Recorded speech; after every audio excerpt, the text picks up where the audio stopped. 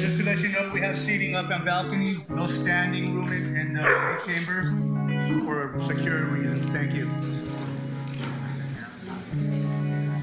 Good morning. I am going to call our council meeting to order. It is 9:02 on Wednesday, May 21st.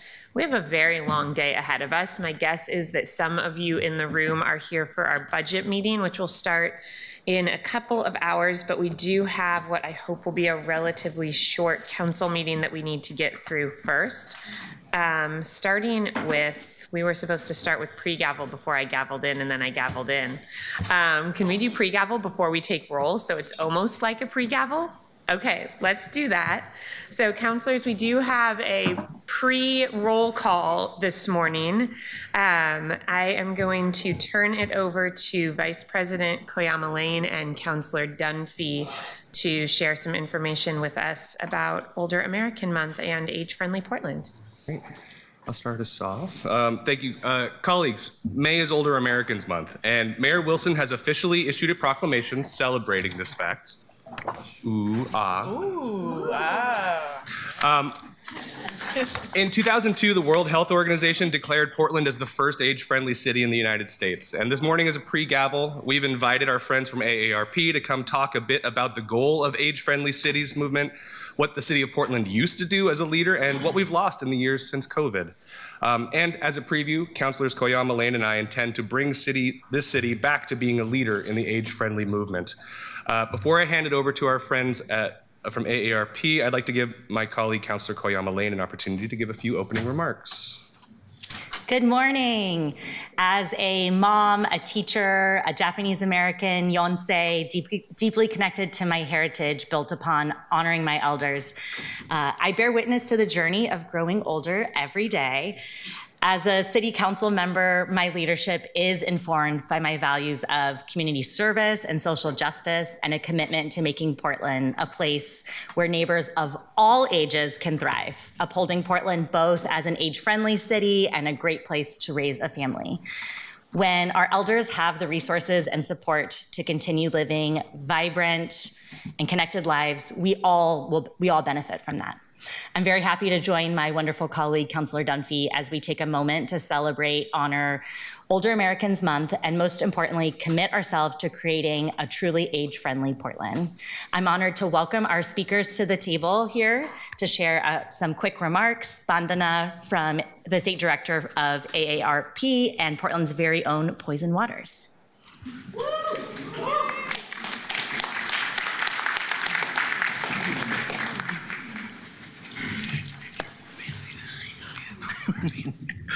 Good morning, Council President and Councilors. I'm Poison Waters from Darcel 15 and Company, the oldest drag club in the whole world, celebrating 58 years right here in the City of Roses. Morning, you have a big job to do, but first a celebration, so let's go. May is Older Americans Month, which I was unaware of. At the age of 57, I am older. This is what 57 looks like, and it's so exciting. It's so exciting. Getting older is a privilege. As we know, many of our friends in the 80s and 90s didn't make it past their early 30s in the community I represent. So each year is a cheer for all of us. Today we recognize those who have been advancing Portland's efforts to become age-friendly for 2 decades now. You'll hear from my dear friend Bandana and AARP Oregon State Director in just a moment. But first, my roll call of early leaders includes some folks here today and online. Jay Bloom, Alan De La Torre, Holden Lung, Margaret Meal, Grady, see this is older, I need longer arms. Grady Tarbutton, Vicki Herson, Ken Calvin, Nancy Chapman, Carlos Crespo, Sharon Baguette, Lydia Lundberg, Neil Nagus, Jerry Cohen, Joyce DeMonin, and Deborah Stein. What do you think they knew in 2006 when this whole thing got started? I would guess they thought Portland could use a challenge to stay on the forward-looking side of planning for our shared future. I'm most excited about what we'll be able to do for age-friendly housing, multi-generational households, because as we are living longer and stronger, livability in our city is more important now than ever. This would be the time we were going to have an audience participation activity, but we don't have time for that. I'm growing whiskers. We got to go. 3 areas to lift up today are housing inclusion and economic security. The City of Portland is a key force in delivering on many of the areas most critical to making aging easier, no matter what age you are now. As we hear so much about, we need housing for all ages and stages. The current bond investments in accessible housing, buildings, and outdoor spaces are making a huge difference for our residents. And land use changes continue to address the needs. More must be done to keep up with the massive demand for homes here, both affordable and accessible. Continuing efforts on inclusion and equity for older adults fights their isolation. The city has been a great option to work for work at any age, volunteering, civic engagement, and leadership roles. With the most age-diverse council ever, we're able to take in many more life circumstances and points of view in addressing public needs. Older adults power make volunteer efforts that focus on quality of life for us all. More than ever, Portlanders fear their ability to afford aging. Here, city leaders promise to spur economic vitality for people of all ages and abilities, are tenuous with the current economic panorama. But we do have many paying attention to city government for the first time in years. These are just a few ways for the city to be age-friendly and a great place for people to live and age. There are so many other ways. Now, Bandana will celebrate older adults, local priorities that push Portland's fine solutions for folks of all ages to thrive here. Thank you for your time.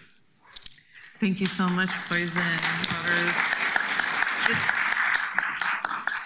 It's such a privilege to be here. Good morning, Council President Bertel Grini. I know I have a hard name and I'm having struggles here, but Vice President Koyama Lane, and members of the City Council, happy Older Americans Month to you. I'm Vandana Shashta, ARP Oregon State Director. It's such an honor to be here today because this is the first observation of Older Americans Month for this council, and it is really a wonderful opportunity for us to be here. ARP is a nonprofit, nonpartisan organization. We have 500,000 members around the state and 80,000 right here in Portland. We're wise friends and fierce defenders of people 50 plus and their families. We work on issues that matter to them, like financial security, health security, and livable communities, making our communities age-friendly for people of all ages. Older Americans Month is a time to honor older adults in our lives, people who have contributed to our, us thriving, our communities thriving, our parents, our grandparents, our neighbors, our mentors. And it's a time when we can really also focus on promoting their inclusion and well-being. This year's Older Americans Month theme is Flip the Script on Aging, and it invites us to challenge outdated perspectives on aging and growing older. It invites us to embrace a new perspective on aging that's focused on assets, because aging is not a decline, despite what we think. Aging is about experience, resilience, and contributions. Older adults, as I mentioned, are caregivers, they're advocates, they're problem solvers for the city, they are workers, they're entrepreneurs, and they are volunteers. We rely on them. They're essential to Portland's past, present, and future. And the great thing here is that Portland has recognized this truth for a long time, as has already been mentioned by Councillor Dunphy, by President Waters. Portland was one of the first cities in this age-friendly movement. In fact, thanks to the Portland Institute on Aging, Dr. Margaret Neal, Dr. Alan Delatorre, who are with us today, we were the only city that was chosen in the entire U.S. to help formulate the age-friendly cities framework. And when ARP and WHO launched the network, Portland was one of the first cities to join that network. And this early adoption, this early joining really sparked this movement to make Portland a great city for people of all ages and galvanized champions across the city. Many of them are here today, and I'm excited to be here in this room to witness this. But our work is not done, because besides the fact that we are aging and becoming an older society, we're also diversifying. We're becoming a more diverse place. But I always like to give a few facts and statistics. By 2034, there'll be more people over the age of 65 than under 18. This is a permanent demographic shift. And in just 5 years, Portland is supposed to have 1 in 5 people being 65 and over. But I think we're going to get there even earlier, because we're already at 19%. And as I mentioned, the face of aging is changing. 40% of older Oregonians live with a disability, and older adults identifying as Black, Indigenous, people of color, LGBTQI, immigrants, individuals living on fixed incomes are growing. And many are navigating aging with systemic barriers and financial insecurity, housing insecurity, and food insecurity. Older adults are the fastest growing segment of those who are homeless in our communities. These are our neighbors, and their experiences matter. So, though aging is not a one-size-fits-all, the challenges we face require solutions that are intentional, intersectional, and equitable. If we want Portland to remain a great place to grow up and grow older, we must plan for it. Each sector, every domain needs to be taken care of and looked at, from housing and transportation to health, emergency preparedness, economy to social connections. And as Poison Waters here said so wisely, with one of the most diverse council in Portland's history, I'm excited for Portland's future and what's ahead.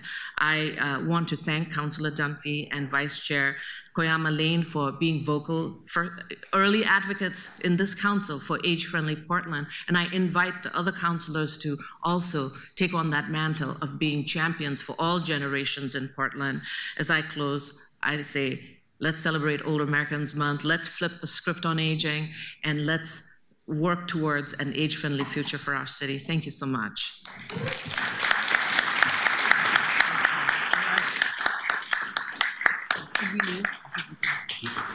Do you have any questions for us?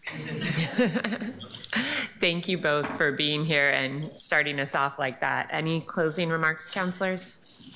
No, I look forward to working with my colleagues and the community on regaining the mantle as a leader in the age-friendly movement. So thank you all for being here this morning, especially on a busy morning. Ditto. Thank you both for Have a good day, everybody. for all of us that this is Older American Month and the importance of the work we have to do here. Rebecca, or Keelan, we have Keelan today. Keelan, could you please call the roll? Good morning. Canal. Here. Ryan. Here. Hamline. Here. Mario. Here. Novick. Here. Here. Green. Present and ready to go. Here. Avalos. Present. Dunphy. Here. Smith. Here. O'Guinea. Here. Thank you. Robert, could you please read the rules of order and decorum? Thank you. Welcome to the Portland City Council. To testify before council in person or virtually, you must sign up in advance on the council agenda at www.portland.gov/council/agenda. Information on engaging with council can be found on the council clerk's website. Individuals may testify for 3 minutes unless the presiding officer states otherwise. Your microphone will be muted when your time is over. The presiding officer preserves order. Disruptive conduct such as shouting, refusing to conclude your testimony when your time is up, or interrupting others' testimony or council deliberations will not be allowed. If you cause a disruption, a warning will be given. Further disruption will result in ejection from the meeting. Anyone who fails to leave once ejected is subject to arrest for trespass. Additionally, council may take a short recess and reconvene virtually. Your testimony should please address the matter being considered. When testifying, please state your name for the record. Your address is not necessary. If you are a lobbyist, please identify the organization you represent. Virtual testifiers should please unmute themselves when the council clerk calls your name. Thank you. Thank you, Robert. And colleagues, I know that there have been a lot of conversations off the dais about our own conduct, and I just want to remind everybody that we have people with a lot of different communication styles up here. It's going to be a long day, and I hope that we can treat each other with respect and also respect the different ways in which we all communicate while we work through everything before us today. The first item on the agenda is agenda approval. Are there any requests to amend or reorder the agenda this morning? Councillor Ryan? Yes, thank you, Madam President. I see that when we passed our much-needed clarity on the mayoral tie-breaking rules, an ordinance that was passed by Governance Committee by a 5-0 vote on May 5th, it's not on today's agenda, which would have seemed like the next spot to do the first reading. Today, we will be fine as the mayor will not weigh in on amendments according to the legislation that we passed. However, we do need this legislation to move forward soon with decisions looming in June, especially with the adoption of a budget on June 18th. Today, Council President, you chose to put this back into your office and you get to do that. And you didn't allow the first reading today. However, can you tell us our plan so we know when we'll be voting on this much needed legislation? And I hope it is prior to June. I hope to bring it forward as soon as possible. I had hoped we could have had it at our last meeting, but our colleagues declined to add it to the agenda on a 9/12 signature. That's to put something on after the Friday deadline. Correct. Which, of course, the meeting was until Monday. So they chose not to allow debate on the first reading 2 days later. Okay. Exactly. And But now it could have been on today's agenda, well, but I get that it's busy. I did try to ensure that so that we could get to budget as quickly as possible. Today's agenda was second readings, which generally move more quickly, and items directly related to the budget or looming deadlines. Okay. And I've not added anything else that didn't fall into those categories to today's agenda in order to try to move us to budget as quickly as possible. It's unfortunate. I'd hoped we would have been able to take it up before today's work. I don't want to promise the June 4th agenda because Why? I need to weigh everything that's coming before us, but I do hope that we can get to it that week. Let's remind ourselves that voters were told when they voted yes on the charter, one reason many I talked to voted yes is that they liked that there was a mayor tiebreaker. Many were disappointed there wasn't the mayor veto. And so I think that we must keep the promise from voters' intent. So I do hope hope that in early June, we have the first reading. I think it's just good government. Understood. Thank you for asking. You're welcome. Councillor Canal, did you have a question or a movement to reorder or amend today's agenda? I have a question that might answer the second part of that, the answer. So my question is, given that you mentioned the first readings, I actually have two questions. Given that you mentioned first readings, I was curious, we have 3 items. The items 7 and 8 are first readings.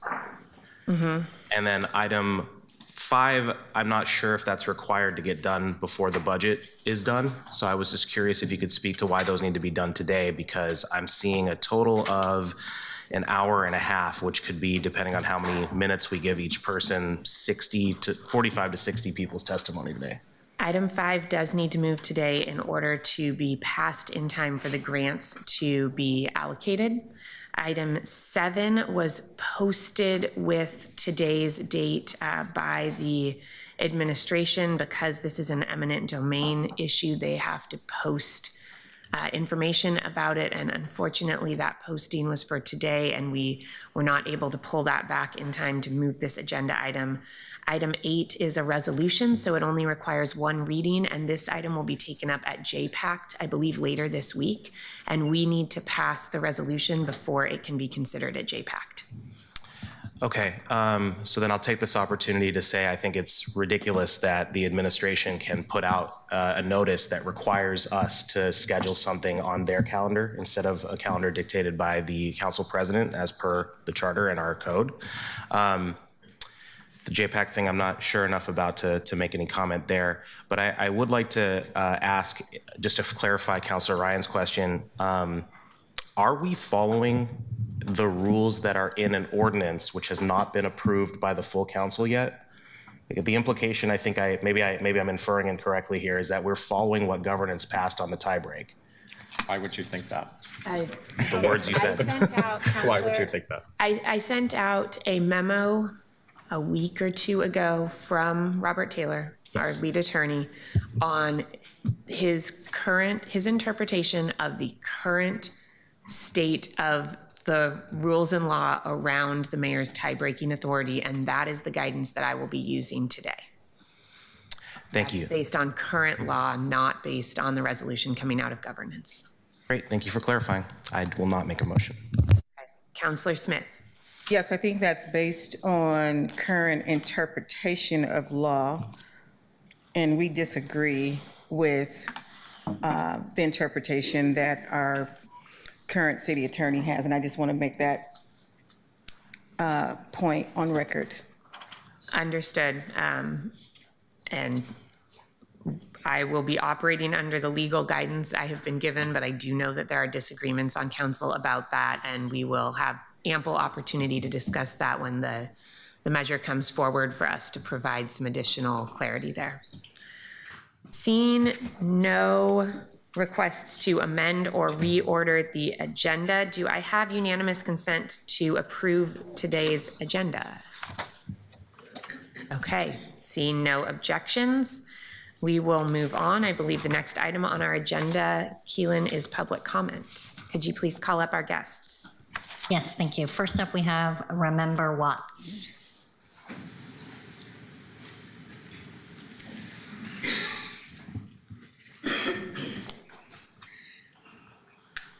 Hello. Didn't know I was going to be up here alone. Welcome. Thank you for being here.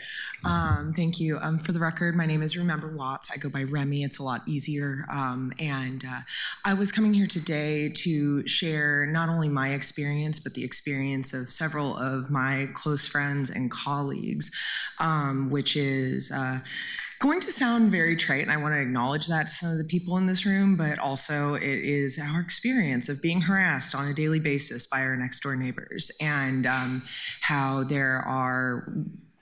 I have been searching for recourse for the last 4 years in a very desperate attempt to get my neighbors to stop harassing me and using public policy and weaponizing public policy meant to protect against me. But I digress. To start, I live in District 3. I'm a very proud Southeast Portland resident. I have been living in Southeast Portland for the last 10 years. I like to think that I am a thriving member of my lovely community. I am also a public administrator in the state of Oregon. And I like to have my friends over sometimes. And I have a couple of dogs who like to bark. And I also have next door neighbors who are very reactive, and I think that they would prefer to live in a rural area. They have, my first time ever having people over to warm people over to my house at 8:30 on a Saturday night, I had my next door neighbor Mert yell at me across the fence about how I was the neighbor from hell, I was entitled, and that she would get her revenge, and I wouldn't know when she would get her revenge, but she would get her revenge. And for the last 4 years, she has been getting her revenge. She uses every opportunity to call 911 when my workers that I have hired touch the fence. It is a waste of public resources. It is a waste of police resources. And I have interacted with the police way more in the last 4 years than I've ever wanted to. And I hear from police that this is a very common issue, that neighbors in Portland harass other neighbors, and there's really no recourse. I have tried to get a protection order, a stalking protection order, and failed because she has never hit me. I am also worried that they have guns, but because the state doesn't allow me to search for that, I am not sure if they have guns or not. However, I have looked up her Portland Police Bureau record, and she has a 20-year history of harassing her next door neighbors, including forcing a young Black family out of her neighbor's house in 2005 after harassing them for 2 years, and getting a stalking protective order against a Black man in 2005 for reasons that I don't understand besides the fact that he was Black. And I bring all this to highlight some oversights in protection policy and waste of public resources in the police. A budget is a moral document. Thank you.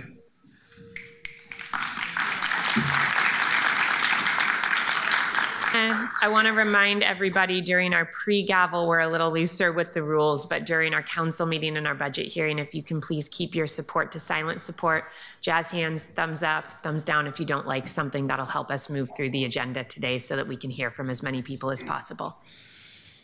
Keelan, go right ahead. Thank you. Next up, we have Alan Combs. Alan Combs. Next, we have Jennifer Hempy. Jennifer.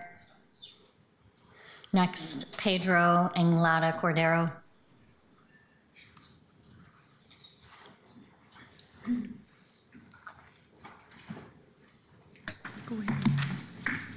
Thank you for being here this morning. Sorry, is Susan also testifying as part of this? Okay, so then the last person is Susan Anglada Bartley. Before we start, may I give you the petition with 1,900 signatures on it? Yes, of course, I can I share only that made one copy. and scan it. Thank you. Thank you.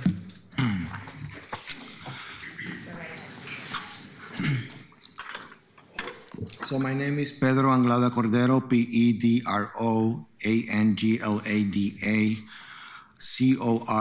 Cordero. Since the creation of ICE in 2003, its presence in every city, including Portland, equals to racial and ethnic violence, constant harassment and intimidation of immigrant communities, violation of human rights.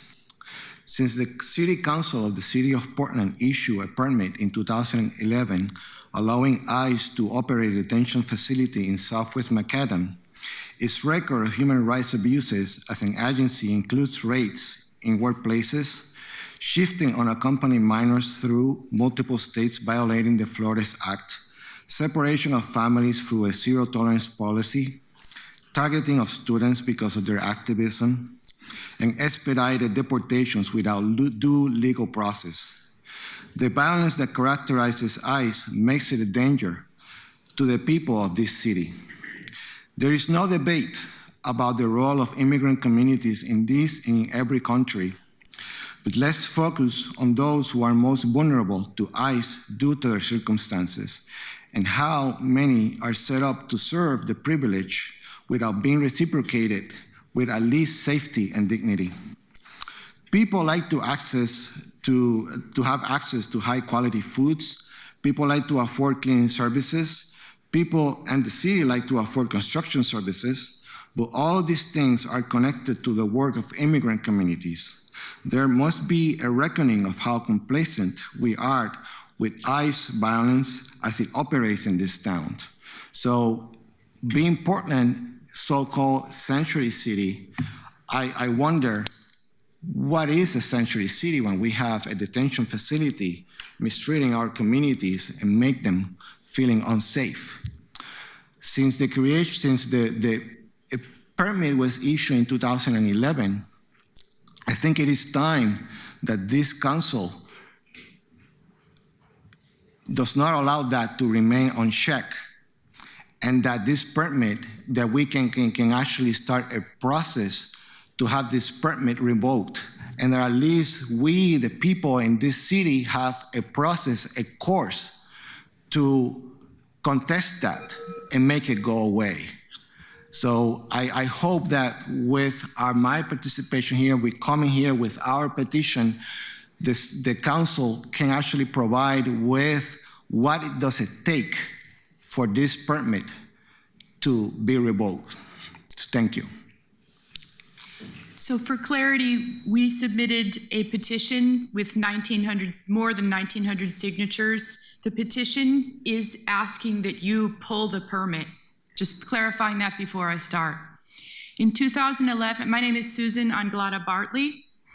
In 2011, an all-white city council comprised of Sam Adams, Amanda Fritz, Nick Fish, Dan Saltzman, and Randy Leonard approved the permit for the ICE Detention Center on McAdam in Portland.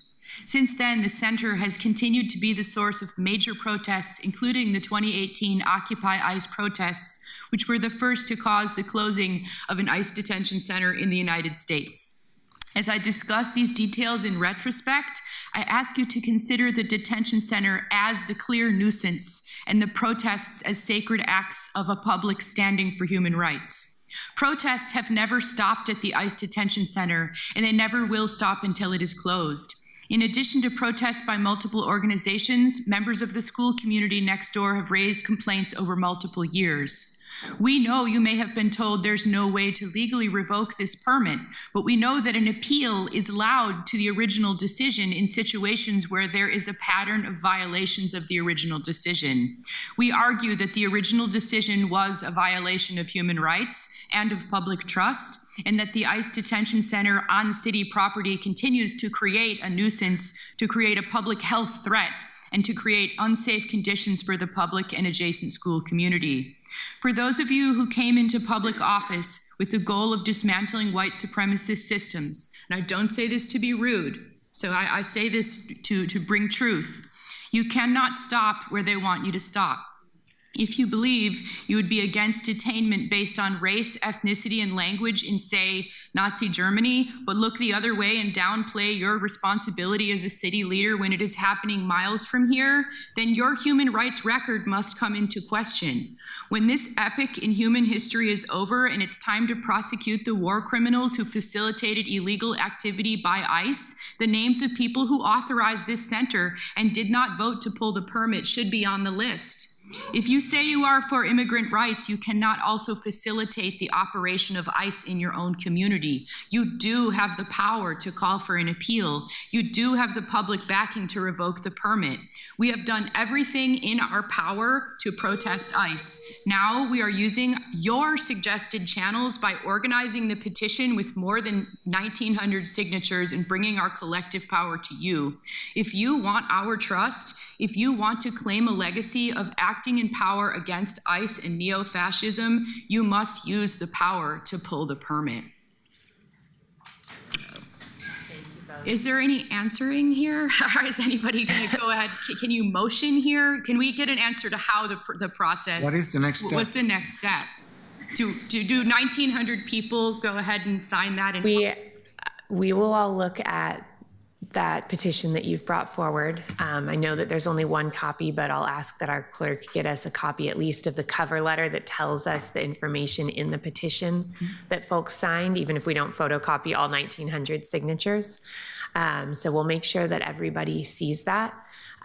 This forum for public communication is to air new issues for us, so it's not a forum where we respond and discuss what action we'll take today. But you've now put this on all of our radars so that we can figure out the best forum to discuss it as we move forward. And I see many of my colleagues who were nodding as you were speaking. So my guess is that we will have further conversation. Thank you. Just one process question, I'll get out of the seat. Is it a matter of a council member or some council members making a motion to appeal that 2011 decision? I'll need to look at what the process is and whether that's something that would come as a policy through a committee, something we would talk to our attorneys and the mayor about, and where the power lies there. But I'm sure that I have some colleagues who are going to want to have that conversation. Thank you. We'll definitely seek the answer to that question. Look forward to that. Thank you very much. Thank you very much for being here. You're signed up for public communication? Okay. Public communications. Councilors, the next item on our agenda is the committee referral report. Since our last meeting, I have referred the appointments to the Mount Hood Cable Regulatory Commission to Transportation and Infrastructure, reaffirming council commitment to the Vision Zero Action Plan to Transportation and Infrastructure, requiring the city administrator to develop a citywide asset management strategy to transportation and infrastructure, grant a cable franchise agreement to Comcast of Oregon to continue access to the right-of-way in the Finance Committee, reappointments to the Development Review Advisory Committee to Homelessness and Housing. I believe that is the end of the committee referral list. The next item on our agenda is agenda item 4. Keelan, could you please read that agenda item for us? Add fair wage policy code for certain city service contracts. Thank you. And councilors, we did discuss this agenda item and hear testimony at our last meeting. This is a second reading. So I would, are there any additional questions before we move forward with a roll call vote? Okay. Keelan, could you call the roll? Canal. Thank you. I would like to first thank Councilors Dunphy in particular for the work on this particular item, as well as Novick and Green. Councilor Dunphy's been focused on this for a while now. I'm excited to see it get a vote today. Thank you also to SEIU, all the folks who've been advocating from the outside for fair wages for contractors. We need to be a city where everyone's job pays enough to be able to afford to live here. That requires ensuring the rent is low enough and that pay is high enough, the latter of which squarely falls within the scope of this document. This is a pro-worker council. I'm a pro-worker councilor, and I'm happy to vote yes. Thanks. Oh, I'm sorry, I didn't hear it. Was that an aye vote? Okay, There was a yes at the end there. okay, thank you. Ryan? Aye. This is so important. Thank you. I'm proud to vote aye. Aye. Maria? Absolutely aye. Novick? Aye. Clark? Aye. Green? Aye. Zimmerman? Aye. Avalos? Aye. Dunphy? Thank you, Councilors Green and Novick, for co-sponsoring this with me. I vote aye. Smith? Aye. Bertolini? Aye. The ordinance is passed with 12 aye votes. Fantastic. Keelan, could you please read our next agenda item? Item 5, approve funding recommendations of Children's Levy Allocation Committee for July 1st, 2025 through June 30, 2028. Thank you. And councilors, because we originally discussed this item in a work session and not in a committee meeting, we don't have a committee staff summary. So I am going to turn to Councilor Ryan, who brought this forward, to see if you have anything that you would like to share with us all. I see our Children's Levy Director up here, but we generally don't do presentations for full council. So I'm going to see if... We don't on a first reading? We don't usually, because we have those presentations either in work session or in a committee meeting. We've been doing committee staff summaries instead. But I'm going to turn it to you, Councillor Ryan, to share anything you'd like to share with the full council. And then I may ask, since we generally don't do a full presentation, but we don't have a committee staff summary, if Lisa would just like to share a few words before we take public testimony. Yeah, going with the flow here. I assumed it was the first reading and we'd do the regular thing. I just want to say it's been a pleasure serving as the chair of the 5-member allocation committee. It's a governing body of the Portland Children's Levy. The levy does much needed work, I think, as all of you know. I also want everyone to remember that it was a really rough year in terms of revenue all over the board. So we found out after the RFPs went out that there's now a 20% cut in those in money available. So imagine that going into it, we already had a big cut. We also had more applicants at a much higher rate than ever before. I want to look at you, Lisa Pellegrino, the leader of the team, and say thank you for incorporating all of the actually tough feedback that you got about 4 years ago from PSU, incorporating it, really living to the values of what you heard from them, and engaging a community council, really listening to how hard it's been for nonprofits to break into the children's levy giving circle, if you will. And I really have appreciated how tough you've taken this. I mean, you've really debated and looked at data and crunched it every different way. And I'm just very proud that you offer one of the best practices available in terms of a thorough and concentrated process. It's really thorough. It's very transparent. It's data driven. And you also have the courage to do dialogue with each and every organization that applied. So thank you for uplifting that integrity in how you make your decisions. I really appreciate you. And I'll now turn it over to you, Director Pellegrino. So do I understand you don't want to hear a presentation with that? Is that preferable? Generally, because we are trying to move work to work sessions in committee, we've not been doing full presentations, but It's about 5 minutes. If you'd like to share just a few minutes of information, knowing that counselors have had an opportunity to discuss this, go right ahead. Okay, I think we'll run through it. It's pretty quick, and I know some counselors were not able to attend the work session, so it's really more just for the public and for them. Erica, do you want to start? Sure. Good morning, counselors. I'm Erica Bridgman-Bugnoli. I'm a grant manager at the Portland Children's Levy. I use she, her pronouns. As you mentioned, Madam President, we did do an in-depth review at the work session, so we just wanted to give a little additional financial context. So the current annual budget for, can you go to the next slide, please? The current annual budgets for large grants is $27.2 million. That's what we're letting out at the moment. The projected average annual budget for large grants over the next 3 years is $21.56 million per year. That means on an annual basis, total funds available for large grants will decline by approximately 21% next year.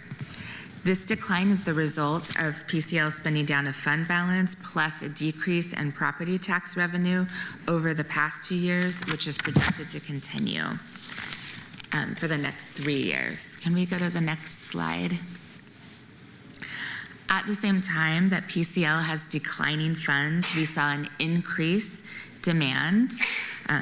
PCL received 168 total applications, which is a 45% increase over the last funding round in 2019-20. More than $3 was requested for every $1 that was available.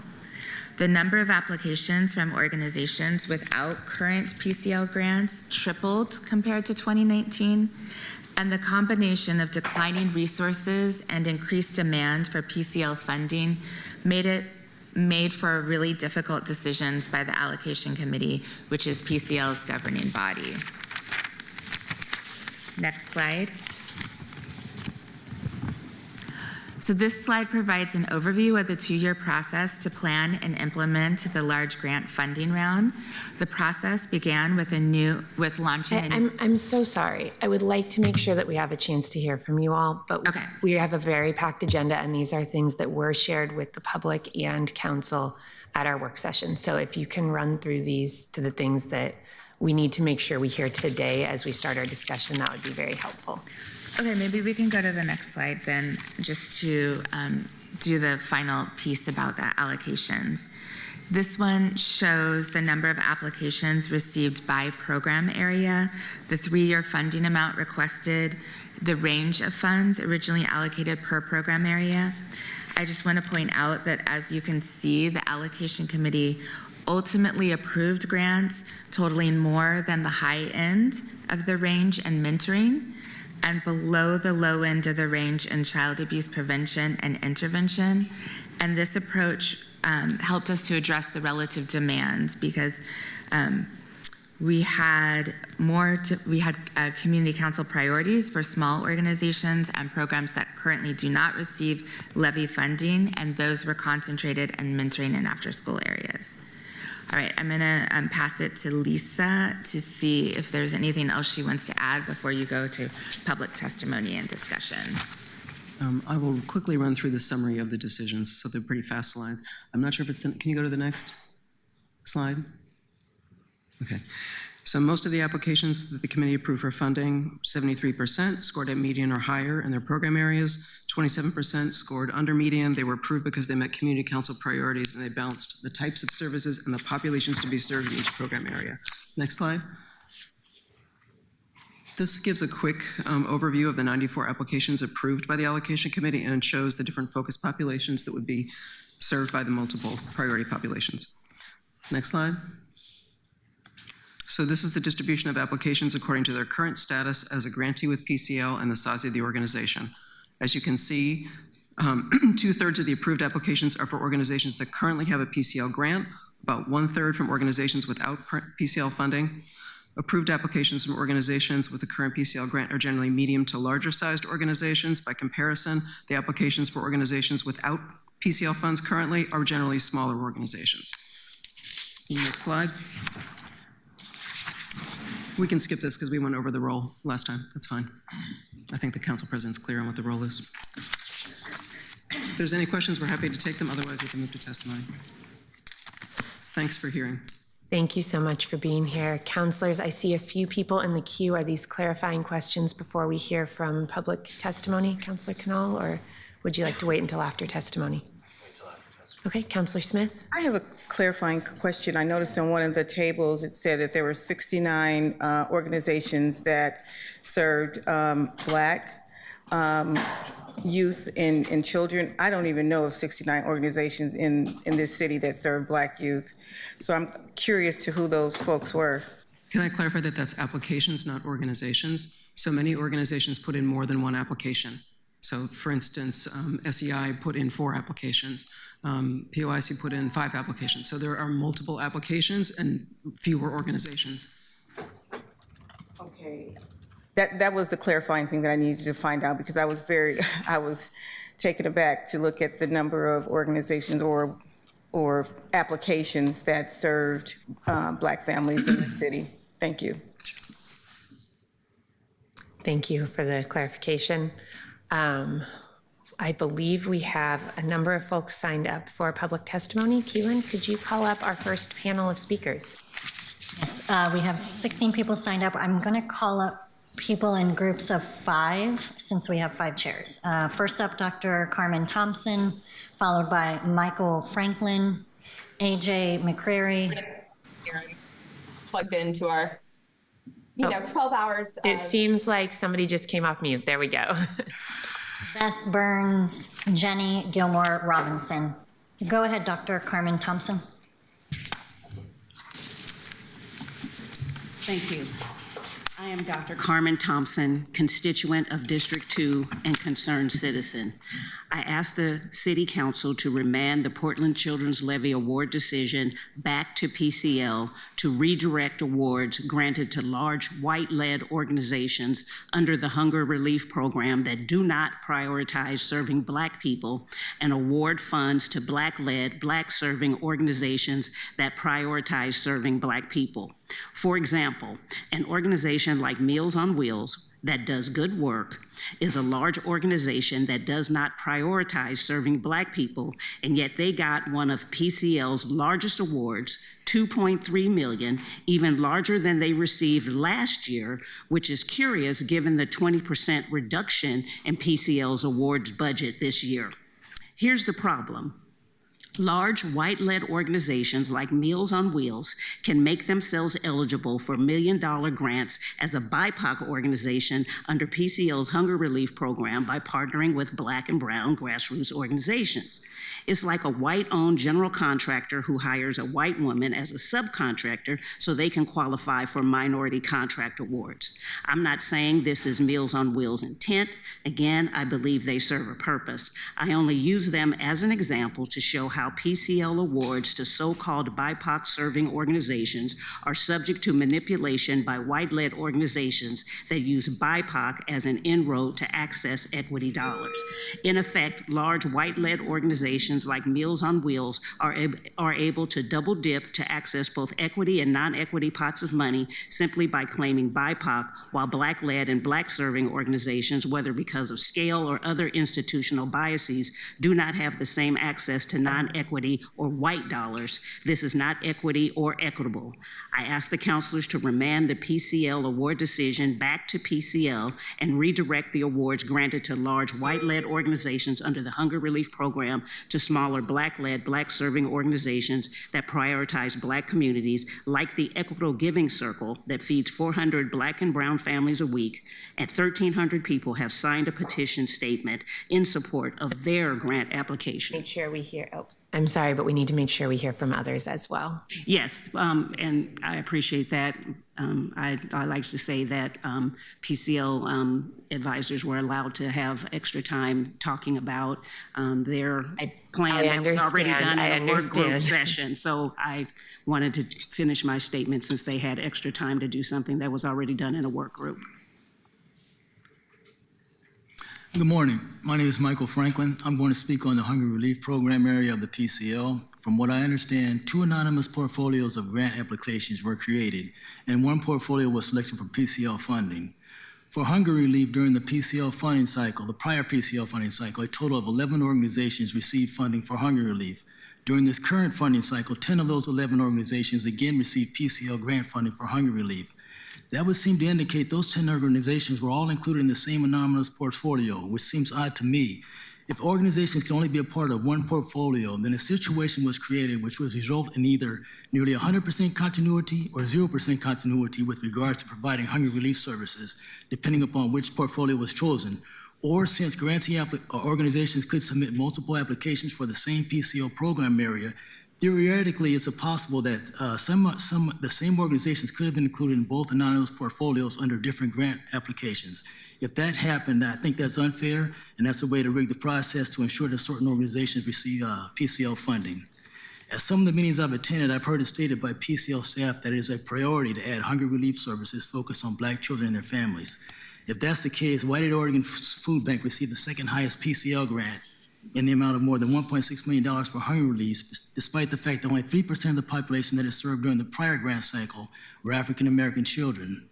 Rewarding OFB with the second highest hunger relief grant doesn't align with your priority of adding hunger relief services focused on Black children and their families. The PCL website, in its discussion on equity, in part stated communities of color should not be involved in planning for services, but should deliver, assess, and evaluate services. Meals on Wheels, OFB, and Sunshine Division received roughly 54% of grants last time and 46% of grants this time for hunger relief. Giving about half of the PCL funds for hunger relief services to organizations not led by communities of color contradicts your stated intent regarding equity. Thank you. Thank you very much. Go right ahead. My name is AJ McCrary, and I'm the co-founder and executive director of Equitable Giving Circle. I'm testifying regarding the Portland Children's Levy grant, particularly the Hunger Relief Grant. This process, which has been racist, anti-Black, and inequitable. For a bit of background about me, I have a degree in African American history, and I've been doing anti-racist and equity work for over 2 decades. In my current work, Equitable Giving Circle feeds over 2,000 Black and brown community members each week with food that we buy from local BIPOC farmers. And we've been doing this since June of 2020, among many other community-centered initiatives. We feed 400 families, and that equates to about 2,000 individuals. Again, we're consistent in this work. Our food programming is consistent, comprehensive, intersectional, and forward-thinking. Again, we feed over 2,000 Black and Brown community members, the majority being children, every single week. Our org, Equitable Giving Circle, was encouraged by many of city employees to apply for this grant as per the Portland Children's Levy values. EGC is the exact type of work that they allegedly wanted to invest in. Turns out that was just typical liberal talking points and just talking to be talking vibes. Same old, same old. This all matters because the Portland Children's Levy is the only designated line item for emergency food system support from the city, meaning that this is the only space that the city is investing in food access work. Food is not a human right, and we should all be concerned about that. The thing that I want to highlight the most is how problematic and harmful this process has been with the Portland Children's Levy. Here are the highlights. The scoring committee did not move through an equity lens. This was witnessed and commented by multiple folks who were on the scoring committee. The allotment committee did not take testimony serious in their process and publicly stated that they knew many of the orgs that were moving forward will struggle with culturally specific equity work. This is egregious and unacceptable. Council should intervene. Reality is the bulk of the funds that the Portland Children's Levy is investing in is into orgs that are white-led and white-serving, specifically the Oregon Food Bank, Meals for Wheels, and the Sunshine Division, which is a division of the Portland Police. This is unacceptable. They shouldn't be accessing these equity dollars. This bond that the Portland Children's Levy stewards should be invested in culturally specific orgs that serve marginalized communities such as EGC, as the fund was set up to do. I'm so sorry, but we need to hear from other speakers and the time is up. I'm so sorry. I've had you run 10 seconds over. Thank you for being here. I'm sorry, but we need to move on so that everybody has time to speak. I know that this is important.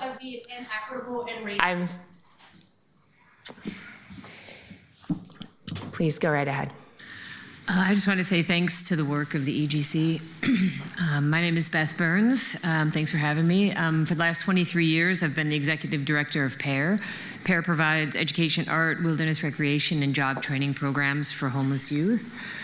Youth homelessness is a tragedy, and it's not just a personal tragedy. It's a tragedy for our entire community. Homelessness is one of the most shameful manifestations of inequality in America.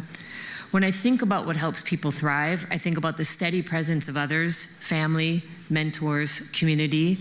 No one does this alone. You didn't, I didn't. None of the young people we serve should have to either. Since 2002, PAIR's Day Center in Old Town Chinatown has been that steady presence, that connection for Portland's homeless youth, a trusted, consistent space offering nutritious meals, wraparound services, and meaningful mentorship. We are often the one constant someone has, and I truly believe this has power. This is resistance. This is how we act now to build a future we need and dream of. PAIR's mentorship is responsive and tiered, meeting immediate needs like food, rest, and safety, and expanding into deeper support like creative expression, emotional regulation, and workforce development. This new investment for PAIR from Portland Children's Levy comes at a critical time as demand for our services rise and traditional funding streams shrink. Our mentorship model is not transactional, it is transformational. And with the support of the Portland Children's Levy, we can build meaningful connections, provide support and direction, and help propel them into their futures. We can make sure that they are not alone. Thanks for your time and for ensuring our communities thrive and our young people have the opportunity to build rich, fulfilling, and luminous lives. Thank you. Thank you all for being here today with us. Jenny Gilmore Robinson.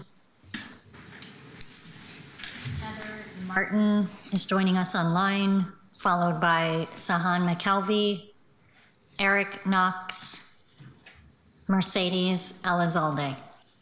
Go ahead, Heather. Can you hear me? We can hear you. Great.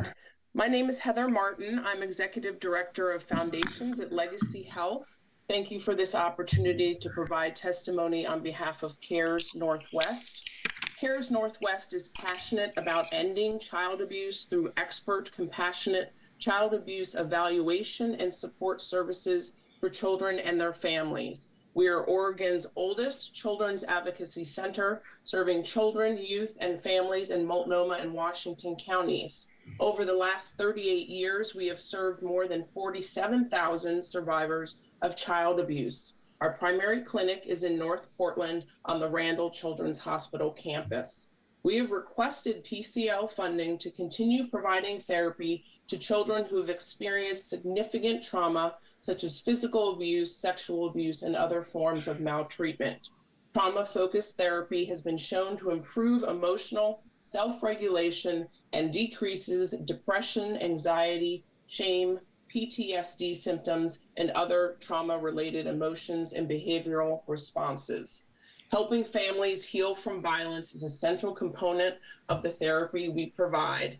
Therapists at CARES Northwest help youth create a narrative of the traumatic events they have experienced, reducing the intensity of overwhelming emotions such as fear, anxiety, helplessness, guilt, and shame. Recognizing the increased risk factors to child abuse among vulnerable populations, our therapy program has made significant progress towards meeting the needs of Spanish-speaking families, families of color, LGBTQ+ youth and their families, as well as children with disabilities and developmental delays. We cannot continue to meet the needs of Portland families and provide this vital community service without funding from foundations, individuals, and resources such as Portland Children's Levy. Thank you again for your continued support. Thank you for being here. Go right ahead. Good morning. My name is Sahan McKelvey, and I am the Director of Advocacy and Engagement at Self-Enhancement, Inc., SEI. I'm here today to call out some of the realities of the PCL funding recommendations and what they will mean for all of our community members, and specifically the African American community that SEI serves. There are 94 programs recommended for funding. Of these 94 programs, 69 specifically serve African American youth, but only 20 of these are with African American agencies. This sends a clear and loud message to our community that the city does not believe that we can empower ourselves, and the city does not value the leadership, ingenuity, and brilliance of our Black organizations. Inexcusably, the highest scoring African American agencies in the mentoring category, POIC, the after school category, REAP, and the child abuse prevention category, SEI, were not recommended for funding. What makes this worse is that in these three categories, 16 mainstream agencies that scored lower than these African American agencies were recommended for funding. And of these 16 mainstream agencies, 9 of them are specifically serving Black youth. This means that there are 9 examples of the allocation committee telling the Black community in Portland that we must look to white agencies to save us, white agencies to teach us, white agencies to mentor us, and white agencies to help us raise our children, when by PCL's own scoring, there are more qualified Black agencies who have built decades of goodwill in our community. I believe in the values that PCL is aiming for. I believe in diversity of service delivery and opportunities for all providers to receive funding. One of SEI's slogans is "Life has options," but new services should be additive for our communities and create more options for our youth. In a deficit budget, when program offerings are being reduced across the board, diverting funding from proven programs that our communities trust is not creating more options, it is eliminating them. SEI is asking that you reject these recommendations and mandate PCL to implement a process that does not result in these gross and racist inequities. Thank you. Thank you. Go right ahead. My name is Eric Knox. I am the executive director and founder of HALA and HALA School. We are committed to the power and potential of Black and brown youth. I just want to start with a story. Our focus is mentorship, and we match Black and brown working professional and college-age students with our Black and brown students and children. One of our process is that we always ask our kids when we interview them, as we look to match, we ask, what do you want to be when you grow up? And I remember one 8-year-old Black girl saying she wanted to be herself. And I thought that was pretty powerful, because she understood that that would be the fight of her life in a world where systems and institutions are not built for her. And because of that, we want to make sure that our Black, brown brothers and sisters don't have to shrink, code switch, survive to thrive. And this young Black girl's statement wasn't just about imagination, it was liberation. And that's the kind of space that we build for Holla Mentors. We're not a large nonprofit. We're not a national brand. We don't have a polished brochure. We're community rooted. We're culturally responsive. We walk alongside 125 Black and brown students and their families in East Portland. We meet our young people where they're at, on school campuses, one-on-one relationships, through campus mentor programs, all built on the foundation of relationship authenticity, growth, and joy. And we're not, like I said, a large nonprofit. We're small. We're like a speedboat. We're nimble. We can move. We're not like a Titanic that's hard to turn. And that reinforces our ability to have presence and proximity and utilize power, not over kids, but with kids. And that's what the Portland Children's Levy allows us to do. It allows us to expand our programming, deepen our connections, strengthen our relationships. Their investment doesn't just keep our lights on, it fuels our dreams, identity. It helps kids that, like this little black girl that grows up knowing that being herself is more than enough. And that's what equity looks like in East County. Thank you for being here with us today. Hello, council members. My name is Mercedes Solisale. I'm the Director of Advocacy at Latino Network. Latino Network is a culturally specific Latino serving organization with a wide range of services for youth and family in partnership with nearly 50 schools across 9 school districts in the metro area. We have deep roots and connection, deep trust with our community, and we're really proud of that. Naturally, we're extremely disappointed that our services through the Portland Children's Levy will be reduced by about 50%. Going into the next fiscal year, we estimate somewhere between 200 to 250 youth and about 100 parents will not receive access to college prep, campus tours, mentoring, homework support, parent-to-parent mutual aid and social support, arts and creative expression, high-risk behavioral health intervention and diversion, early childhood education, and supports for parents to create learning environments for their little one. We're really proud of this work, and we will do it regardless. We are deeply resilient, and we will continue to try to fill the need in the community, but unfortunately this year we will be doing it in spite of the Portland Children's Levy instead of solely because of it. Our greater concern, though, is to see that a process was set in place that appears to, by rule, leave every single culturally specific organization who applied less resilient and immediately in deficit. In reviewing the guides from staff acknowledged that by taking this approach that prioritized quantity, that no organization would be able to do the work they attested to in their application. And in fact, all applicants would be required to rewrite their scope of work and their budget, essentially redoing the work of the application in order to fit into the new budget allocations. It certainly doesn't help that during the process, new criteria was introduced, criteria that was not part of the application. So suddenly having the highest score in the published criteria didn't mean anything because it had to be weighed against criteria that was newly introduced. Criteria that could have been structured in such a way that you would have gathered information to actually judge. An organization's FTE count doesn't matter, it doesn't mean anything, but if you want to know things about structure, internal stability, ethos, approach, you could have asked those questions and used them as the guide in the application in the first place. And lastly, this is not going to be the only cuts budget you experience. This is going to be the first of many. How many is the only question. So when you enter into these processes and you are cutting funding from services, you need to ask yourself, are you leaving anything else more resilient behind to make up the gap? Thank you. Thank you for being here, all of you. We appreciate hearing from you. We appreciate hearing the concerns so that we can work to do better. Next up, we have Jonas Kasi online, followed by Leticia Longoria Navarro, Danelle T, Dorinda Schubert, and Amy Sabine. Can you guys hear me? We can hear you. Thank you so much. Good morning, Chair and members of the Allocation Committee and City Council. My name is Jonas, and I serve as Executive Director of Ethiopian, Eritrean, and Cultural Resource Center. On behalf of our organization and many African immigrant and refugee families we serve, I want to express our sincere appreciation for your past support through the Portland Children's Levy and also to respectfully urge you to approve the current funding recommendation. This funding has had a life-changing impact on our community. Many of you we serve come from families who have experienced war, displacement, and trauma. They arrive in Portland facing significant barriers, language, cultural isolation, and lack of access to support system.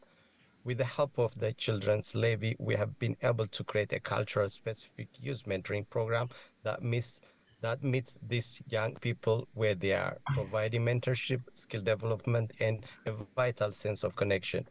While our current resources are limited, they have allowed us to mentor a small group of youth, even with that modest support. We have helped them to stay in school, explore STEM and leadership opportunity, and find hope and belonging. Imagine the broader impact we could have with full funding. Without these support programs like ours simply cannot exist, and without it, many of these young people could go unheard and unsupported. This is more than a grant, it's an investment in the future of Portland. Please approve the proposed funding so that community-based cultural specific organization like us can continue doing the critical work of supporting the young people who need us most. Thank you for your leadership and ongoing commitment to equity. Thank you very much. Letitia. Good morning, members of the council. My name is Leticia Longoria Navarro, and I'm the executive director of the Pathfinder Network. We were founded in 1993 to provide justice system impacted individuals and families the tools and support that they need to be safe and thrive in our community. I know you all aware that individuals who are involved and their families who are impacted by the criminal justice system are some of the most underserved and under-resourced members of our community. With the support of the Portland Children's Levy, at our Center for Family Success in Portland, we have been able to support parents through services that help create stability, reunification in families, and ultimately family resilience that not only keep parents resourced and give them the services that they need through wraparound support and ongoing community connection, also their children as well, to build family, not just family resilience, not just for the family, but for the parents and children as well. Our mission is to provide services at every point of the criminal justice system and beyond. So not just the people that we're working with can be safe and thrive, so that our communities can also be safe and thrive. We work with about 397 parents a year, which make up about 350 families and over 550 children with our services that are supported by the Child Abuse Prevention and Intervention Grant Fund through the Children's Levy. And then our Mentoring Inside Out program, where we serve about 50 young people from the ages of 7 to 18 who have incarcerated parents or system-involved parents. We've been able to see the credible impacts, not just in the people that we serve, but the impacts that those people go on to make in their community, whether it means striving academically for children and reaching new heights in their development, or families and parents being able to be self-sufficient and ultimately be the leaders and making sure that their families can be resilient and thrive. I just wanted to highlight the importance of these programs and the importance of the continued support of the Portland Children's Levy. Thank you very much. Thank you. Danelle. Yes, good morning, Council President and the esteemed rest of the councilors here today. I want to say good morning and thank you for having me. I'm the executive director of an organization called Elevate Oregon, it's an in-school mentorship program that serves the east side of Portland in Park Rose, David Douglas, and Reynolds. I'll quickly just go off and just say when Elevate Oregon first received the Portland Children's Levy grant in 2020, we served approximately 200 students and navigated a chaos of pandemic-era school closures. Those PCL funds were instrumental in helping us maintain meaningful, consistent relationships with our students during a time of extreme disruption. With the support and encouragement of our mentors, our students attended classes significantly more than their peers and stayed connected to their school communities and educators throughout COVID. The small grant also allowed us to deepen our impact and our work in those communities and equity work, and also provided training to our mentors with students of disabilities, and also empower kids without disabilities, giving them empowerment to work with students in those particular classes. And I'm gonna keep it really short right now and say that when I first started Elevate Oregon in 2016, we had 8 employees. We were only in 4 schools, Park Rose High, Middle, and elementary is very, very, very small. Today, I sit here today as the executive director. We've grown from 8 to 48 staff members. We're currently in 10 schools in David Douglas, which we started a pilot in 2023, along with the help with Ms. Tay Smith-Spears, the Vice Superintendent in David Douglas. We also went into 2 schools this year, also in Reynolds. So I sit here today as a Black man, and I see a number of minority people sitting here on this council table. We need your help. We need to continue this, and also to continue to support kids of color. So I just appreciate your time. Thank you. Thank you very much for being here today. We appreciate hearing from you. Hello. Good morning, President Pertle-Guiney and members of the council. My name is Dr. Dorinda Schubert, and I am the Executive Director of Bridge Meadows. Bridge Meadows creates intentional intergenerational communities serving children and families who've been impacted by the foster care system, and alongside them are elders who serve as mentors and support to the families. I want to thank you for the Portland Children's Levy investment in Bridge Meadows. Because of you, we have been able to serve children and help make them stay housed. They know where they are going to sleep. They know where they're going to go to school. They know where their food is coming from. They know where their siblings are. These are often things children in foster care worry about. These children experience stability, and so do the families, ensuring that they have forever families and that they will not return to the foster care system. The majority of the families who come to Bridge Meadows are often grandmothers and aunts and cousins, and now we are seeing older siblings raising their younger siblings. This is the support that your funding provides to these folks. We see the children in Bridge Meadows come in anxious and nervous, and then their mental health conditions alleviate. We see them attend school on a regular basis and graduate from high school. We see caregivers who now have, instead of being isolated, which is a terrible problem in our country, we see them now surrounded by a caring community. I thank you for all of the funding that you've given to Bridge Meadows. We encourage you to continue to invest in the children of our communities. I know that there's a lot of budget challenges and civic stress right now, but it's never a bad decision to invest in children. Thank you very much for your time and your investment in Bridge Meadows. Thank you. Thank you all for your testimony today. Amy Sabine joining us online. Hi, I'm Amy Sabin, Executive Director at My Voice Music, MVM. MVM's mission is to amplify young voices and ignite self-discovery through music. Our purpose is to reach youth with limited access to music instruction, to cultivate self-expression through song, and provide collaborative opportunities for youth. We believe that every young person, regardless of background, socioeconomic status, or mental health, should have the opportunity to find their voice and build connections through music. We serve over 800 youth a year through internal and external partner programs. Roughly 250 are serviced from MVM Studios on Southeast 89th and Stark, a location intentionally chosen to help improve access for youth from East Portland, a chronically under-resourced region of the city, with the most youth of color and the least arts opportunities. Over half of the youth who participate in classes at MVM Studios receive free or reduced tuition. Our approach is designed to foster equitable outcomes using trauma-informed, strengths-based facilitation. We empower youth to express their identities and cultures. Youth tell us they feel more resilient, confident, and connected to others. As one parent put it, being part of MVM has been revolutionary. There's a before and an after of who he sees himself to be, how he expresses himself, and the confidence with which he moves through the world. This funding is coming at a critical time. We've lost federal funding, and demands for our programs are exceeding our ability to meet them. Thank you for making space for organizations like ours to receive this funding for the first time in our 17 years of existence. Please support funding for MVM as recommended by PCL staff. Thank you. Thank you very much. Next up, we have Lynn Tan, and Sonia Damtu.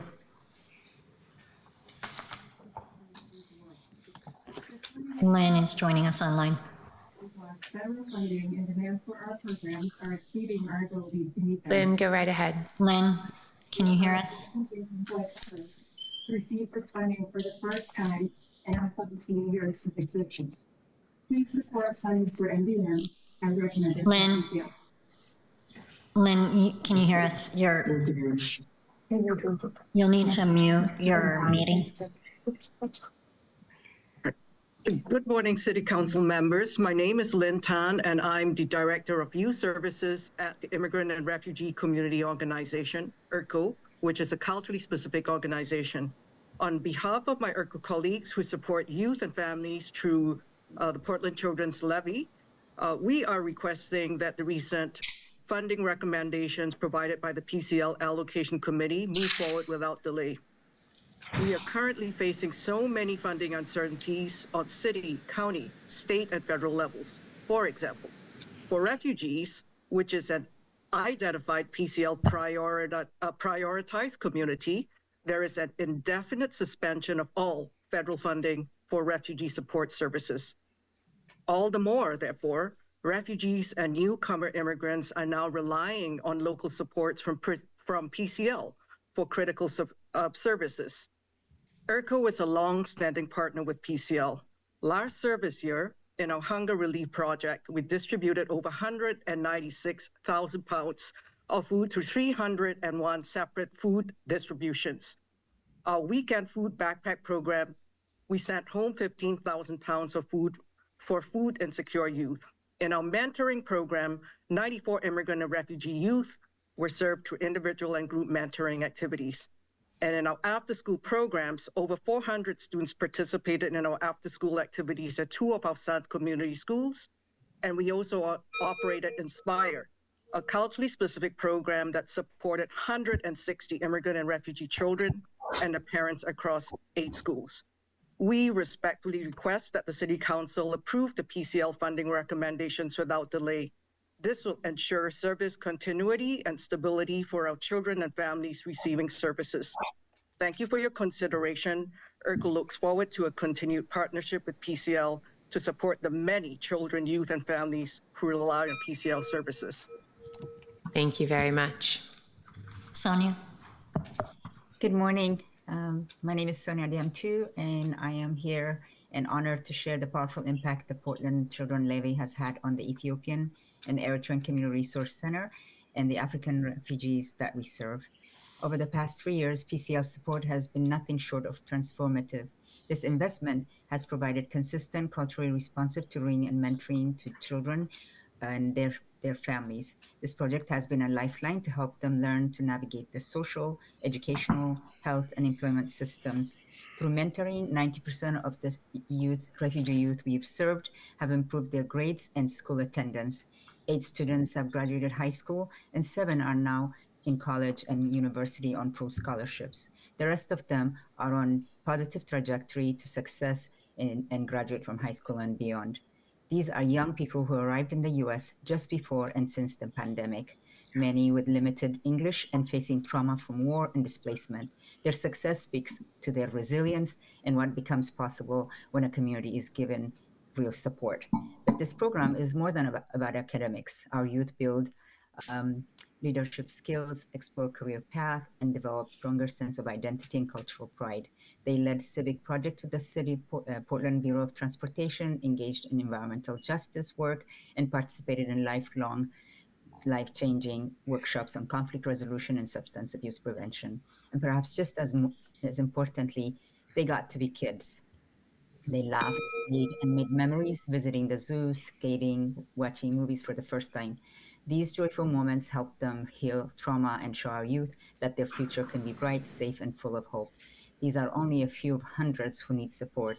We humbly request that you continue to support the PCL programs so that we can expand the vital work, reach more youth at risk, and build stronger, more connected, and resilient generation of leaders. And thank you to all the PCL projects out there to help our youth. Thank you very much for being here. That completes testimony. Counselors, this is a first reading. We are not going to take a vote today, so this is an opportunity for discussion, any questions that folks have before we set this aside to second reading for our next meeting. Counselor Canal? Yeah, I have several questions. I'm not sure if the first one is for PCL staff or the attorney or for you, Madam President. I know the others will be for staff, so if you could come up. The first question is just process oriented. How does this work? Is it that we have to have either a motion to accept or remand, and then whichever passes happens, or is it a vote on whether to accept, and if it fails, it's remanded? How does that work procedurally? I would accept either a motion, not today, but when we do a second reading, either a motion to pass these recommendations or a motion to remand them. Whichever motion is made first, we would take up first. If hypothetically it was remanded, what does that do to the timeline for distribution of grants? I'm going to let staff speak to the timeline and how quickly changes could be made if there was a remand. It would partly depend on what the instructions were on remand, but the allocation committee would need to reconvene and reconsider its decisions. Yeah, I heard that. Thank you. Are we allowed to remand one category, or is it all or nothing? One category, you may remand. Sorry, could you say that again? You can remand one category. Okay, my more substantive questions. Can you tell me about the expected proportion of grant funding that should go towards administration, including administrative staff? Do you have a criteria for how much money goes towards staff payments? We allow up to 15% of the grant award to go for administration, which follows the county's current policy as well. Okay. Can you tell me about the grant to the Sunshine Division specifically? Does any of this pay for administrative overhead? And in particular, does this pay for the 3 city employees who are involved in this work, 2 of them who are board members and 1 who's listed on their staff? No, I would let Meg speak specifically to that grant. It is specifically that grant funds weekend food bags at the Community Transitional School, which is a school for homeless youth. So you want to speak to the staffing for the grant? Sure. Nearly 70% of the grant I'm goes... sorry, could you introduce yourself so we haven't had you up here for the record? Thank you, Madam President. Yes, my name is Meg McElroy, Assistant Director with the Children's Levy. To answer your question, Councilor Canal, 70% of that grant budget is used to purchase food that is delivered weekly to the Community Transition School, which is a school in Northeast Portland in the Cully neighborhood that serves homeless children. Children are bused there from area shelters and other locations around town. So Sunshine Division uses the grant to purchase that food, pack it up into bags that is delivered to the school, and then school staff help send it home with children. So 70% of the budget goes to purchase the food, up to 15% is charged for administration, and the small bit of staff from Sunshine Division, off the top of my head, I don't know the names of the people, but one is a delivery driver who drives the food from Sunshine Division to the school, and the other person is the main point of contact between the school and Sunshine Division. To my knowledge, they are not city employees. Okay, that adds up to 85%. Excuse me? I didn't. You said 70% for the food and 15% for administration. What's the other 15? The little bit of staff, the coordinating program staff who coordinates with a community transition school, and the driver. Thank you. You're welcome. And then the last question I had, I guess, is can you speak to, we had a testifier here who is, I want to point out, someone whose organization is receiving funding, which I think is very notable, stating that the highest scoring African-American-led agencies in the mentoring category, the after-school category, and the child abuse prevention category were not recommended for funding, and that specifically 9 examples of the allocation committee telling the Black community in Portland that African-American-led organizations would not get that there were examples of non-African-American-led organizations getting who scored lower, getting recommended for funding. Can you speak to that? Yes, I mean, there's different reasons for different applications in terms of why the allocation committee did not vote to continue them. So some of the organizations, some of the applications you're referring to that were higher scoring had performance issues because they were ongoing grants, and we did not, the allocation committee did not vote to continue them due to the performance issues. So there were, and I would let Erica talk to in the mentoring area specifically around organizations that are funded. The SEI is recommended to receive $1.9 million over 3 years for funding, so I don't know that that is that the committee perceived that to be substantial support for ongoing programming for the Black community. That they deliver programs with PCL funds in multiple program areas, so not just after school, but also in foster care and child abuse prevention. I didn't actually understand all of that points about the 9 counts that the public testimony made, but what I can say in mentoring is yes, there was one African American specific organization that we had been funding in the prior round that we did not recommend for funding, and that was due to performance issues without getting into it. Like they, for example, had a lot of staff instability in that program, and they were to provide both individual mentoring and group mentoring, and they did 0 mentor to mentee matches in the previous year and provided no individual mentoring. As well as having a lot of staff turnover. So because of the instability in that program, despite the fact that their application was strong, we had concerns about continuing funding for that. The SEI application in mentoring was a new grant to the mentoring category. We had not been funding them in mentoring before. And it was not one of Community Council's priorities to fund new grants to existing organizations. We did fund other 18 to 24-year-old programs that provided a wide range of services and that served African Americans as well as other cultural groups in that age group. The one that received the most was one that could provide they provided GEDs on site or high school diplomas on site or BOLI certified pre-apprenticeship programs on site that were accepted directly into the vocational schools, as well as college and career. So that gave the youth who participated in that program a wider range of options to be able to go into getting living wage jobs after the high school age is over, I guess. Those were some of those reasons for funding. Also, just due to lack of, the mentoring had the lowest allocation, one of the lowest allocations in terms of actual dollars. So to be able to fund an additional large program, we would have had to not fund several other programs. And we just didn't have the money available to be able to do that, to be able to fund that program in a meaningful way. Thank you. In the interest of time, I won't ask any more questions. I'll just note my interest is in getting more information on all this, but in particular the hunger relief section. I found the Equitable Giving Circle component of this pretty compelling as an organization in my district. Thank you. I'd be happy to provide that. Thank you, Counselor. Counselor Murillo. Thank you, Madam President. I have less questions and I guess more concerns to state. I will say I think our procurement and grant process at the city is pretty messed up. And I've heard that across the board for a lot of different things that have come up this week. I find it deeply concerning that so many organizations of color that are doing work for our Black, Indigenous, Latino, Asian American communities are not getting grants. And I've heard a lot of concerns that the majority of the board tends to be, the people reviewing the grants tend to be white. There's just not a lot of diversity as far as perspective for the people that are reviewing the grants. I also have a lot of concerns that for smaller organizations that aren't deeply, that haven't existed for generations, which are obviously going to be white-led, that they sometimes struggle with our grant process because we don't have any way in the city to really facilitate and help people with the grant process. So that in itself creates a barrier.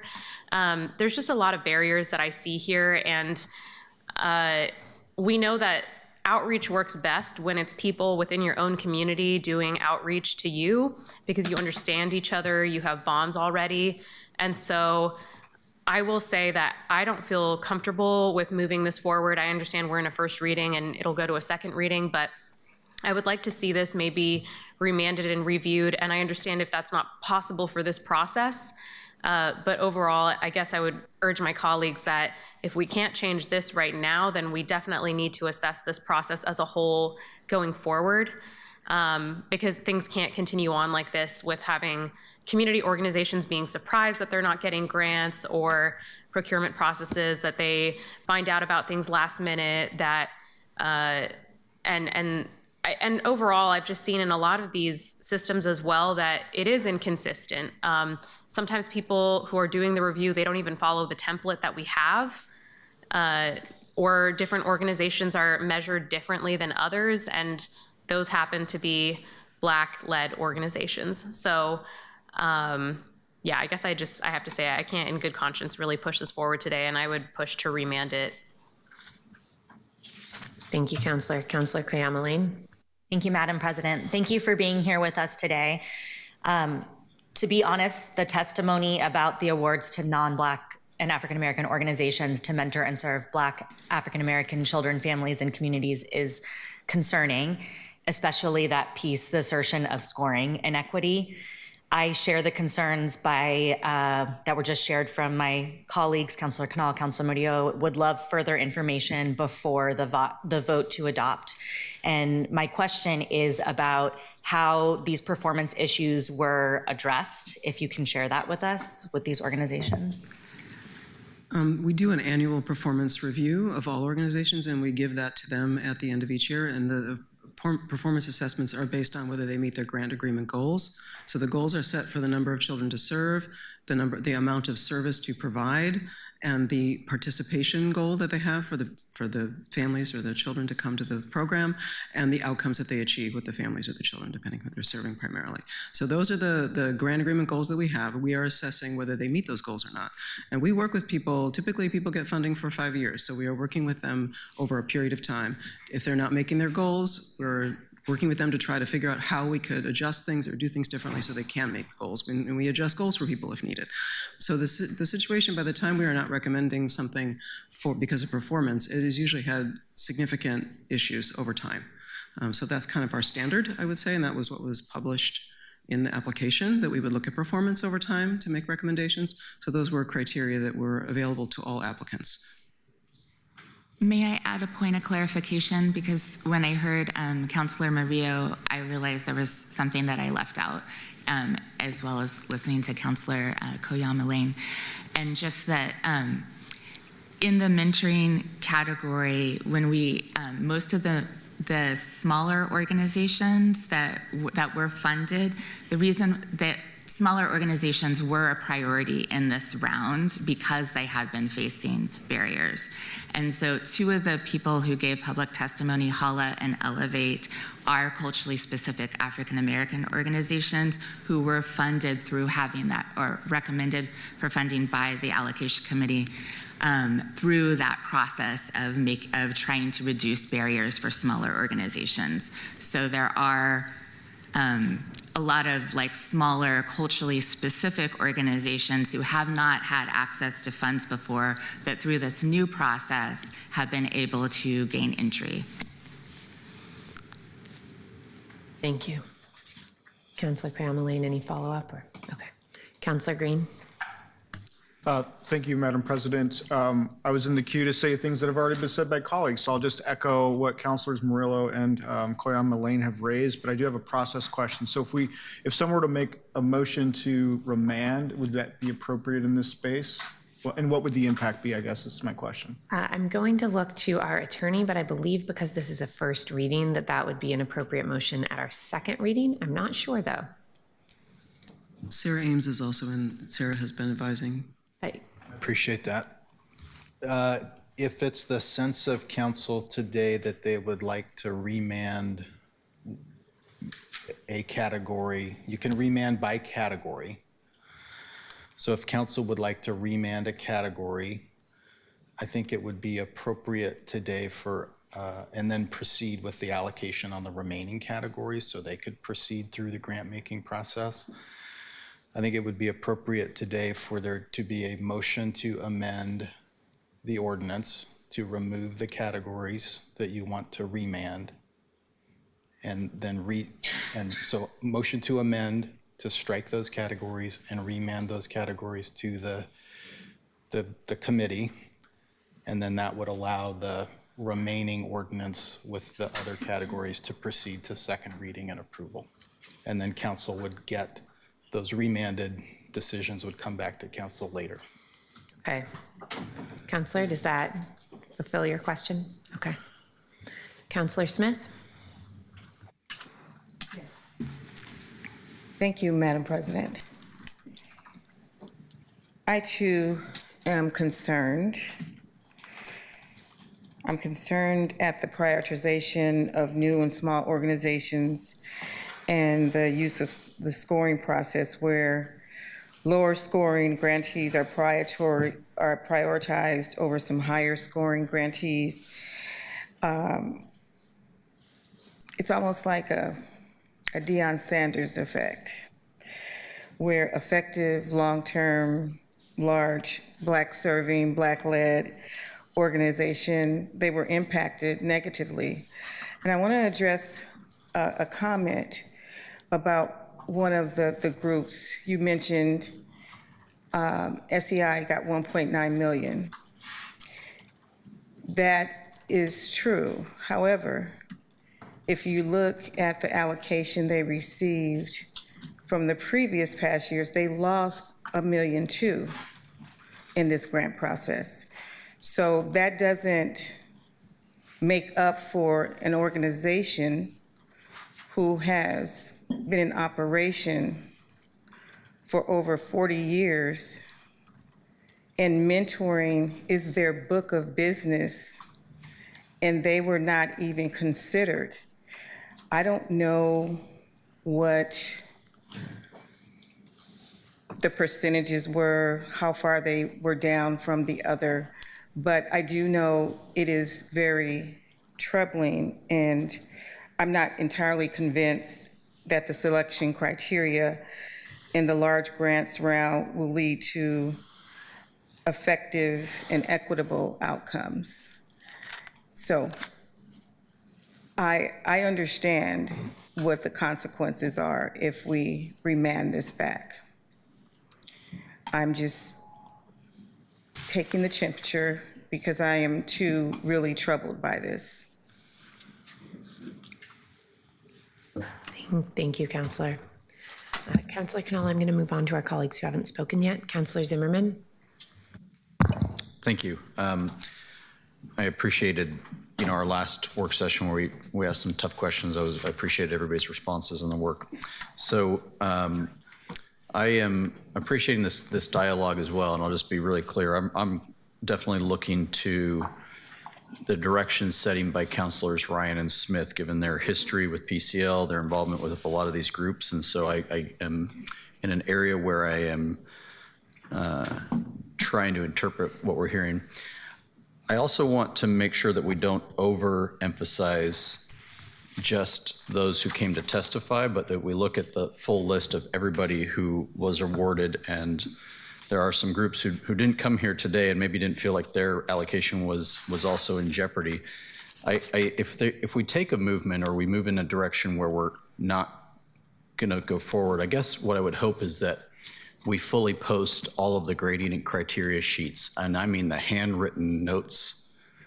And I say that as a person who has graded some stuff, as a person who has read some stuff, but I think that level of transparency will be helpful when it comes to evaluating effectiveness and being clear that sometimes things come off a page, and I think it's just hard to evaluate. This is a long list of a lot of organizations, and I think that I'm very interested in all their programs, what they're doing. But if we're going to truly open this back up, I think that we have to be prepared for some grading criteria or some factual statements that maybe aren't the most flattering that maybe comes off the page, but also it gives us the chance to say, boy, look at this. This looks like skewed grading, but I'm not there yet. I'm looking to see where other folks are at. But if we do that, I would look for that level of transparency, because between those applications coming in and us, this has now gone through some steps of evaluation, and we're the last in many. And so I am not looking to overly open this back up, but I'm sensitive if there are an overriding group of concerns here with my colleagues. Thanks. Counselor Ryan. Yes. Thank you, Madam President, and thank you again, Director Pellegrino. I'm sorry there was a miscommunication about not being able to do the presentation. I know you did it at the work session. The majority were here, some went in and out, and I think that's part of the challenge here today is that you didn't have a chance to, again, fully repeat the process in that presentation. I think all of us are disappointed that there's over 20% revenue drop. And no one saw that coming a year ago at this time. So let's just always remember that's a factor here. I also want to acknowledge that your organization is only 5% on admin and that you walk a very strict talk in terms of how much you can spend on that. And my question to you is how many years have you been hashing out the new criteria? How many years have we been hashing out? This is a new criteria before the last allocation, and when I came into the allocation committee, there was active dialogue about the new criteria. How many years with the allocation committee, with all the volunteers, with the community board, have you been in dialogue about the criteria in which you use as a lens to make these decisions? I mean, 3 years, basically, yes. Okay, so it's been a 3-year process? Starting in late 2022, yes.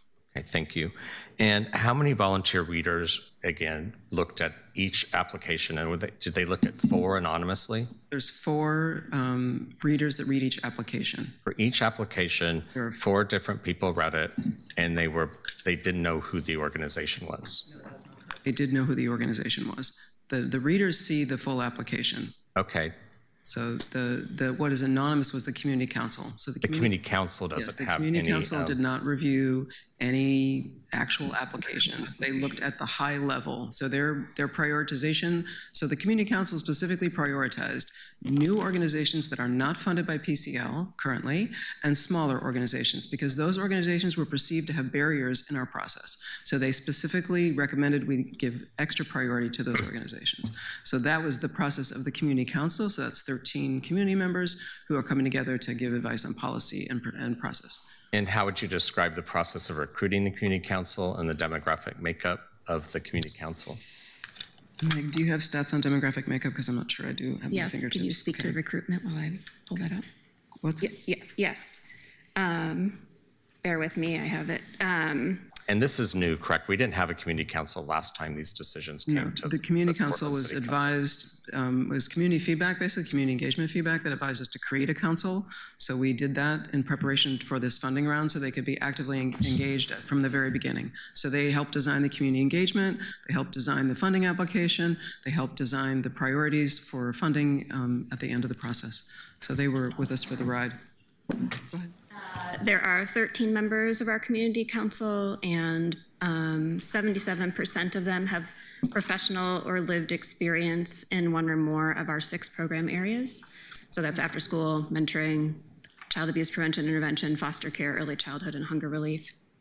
69% identify as Black, Indigenous, or people of color, and 92% have professional experience working in advancing racial equity. 15% identify as LGBTQIA2S+. 46% have professional experience working with the queer community. And 8% identify as having a disability, and 23% identify as a caregiver of someone with a disability. And 31% have professional experience working with the disability community.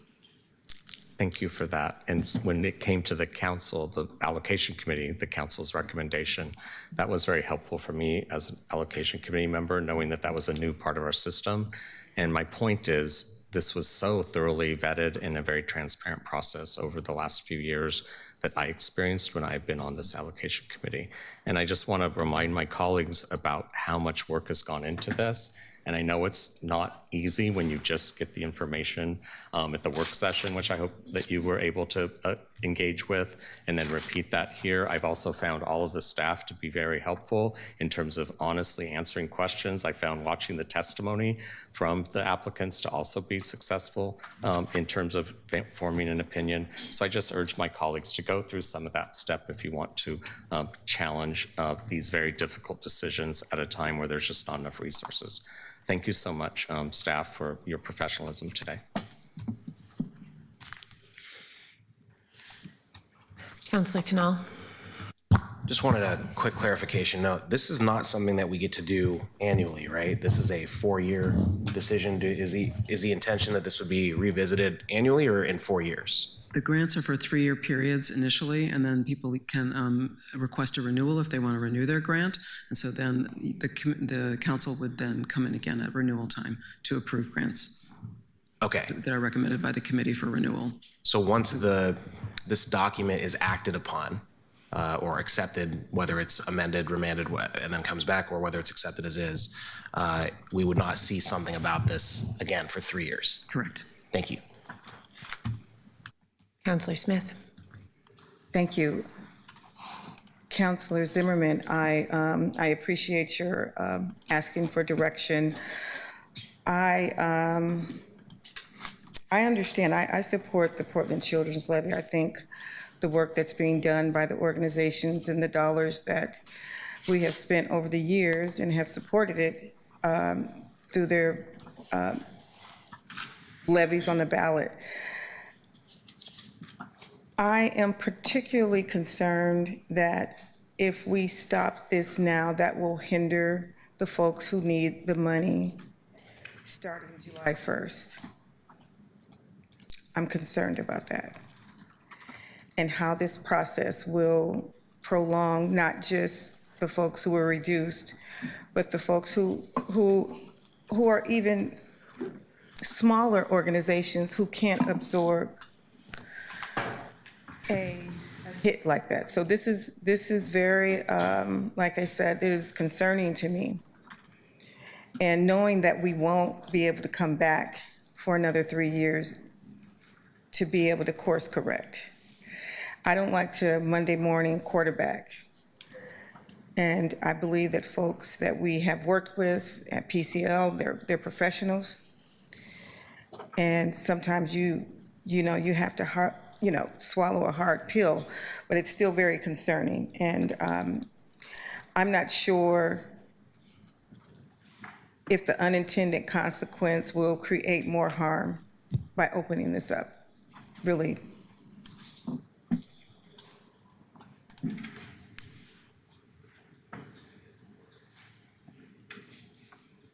Thank you, Counselor. I've been trying to keep myself out of the queue in the name of time, but I do have a quick question. The process of review. Did the community council review happen before the scoring, or was that after the scoring? After the scoring. So there was scoring, and then that was further weighted by what the community council recommended? There was a score for the application. We worked with the community council. They did not review the applications and they did not see the applicants. They made we work with them at a higher level. Here, what are your priorities at the high level in terms of, and the main ones that they came up with were making sure that programs were focused on BIPOC populations, that we included small organizations, and that we included organizations that did not receive current PCL grants. So that didn't affect the scoring, but the reviewers at the level that Councilor Ryan sat on Yes. took that as essentially an overlay to the scoring. Yes. Okay, thank you for clarifying that. Counselors, this is a first reading, so at this point, we can close discussion and pass this to a second reading unless there is any more discussion or debate or interest in making motions. Not seeing any hands in the queue. Councilor Murillo?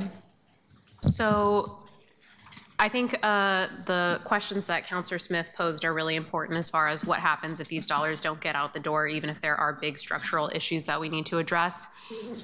If we send it back for review today, well, are we allowed to do that on our first reading? And if so, would that give us enough time to just get that looked at before the July deadline where the funds need to be released? Lisa, I'm not sure how quickly you could pull things together for that. Can you let us know what your timeline would be, and then we can figure out how that would overlay with our council agenda timeline? I think there is at least one more council meeting on June 4th before the July 1 deadline or the June 30 deadline. We'll have two council meetings in June. I'm just trying to figure out when we could have information back from you and your process. I'd have to see if I could get the allocation committee together in time to reconsider based on what you instruct. Counselor I'm not sure if that's a clear answer to your, I don't have, I mean, I can't speak to people's availability because I haven't asked for it. I think that's an unknown is what I'm hearing. Okay. I don't know what to do with that, but yes, thanks. Okay. Councillor Canal? Do we not have 3 council meetings in June? Didn't we add a June 11th meeting? June 11th, we will be meeting as a budget committee.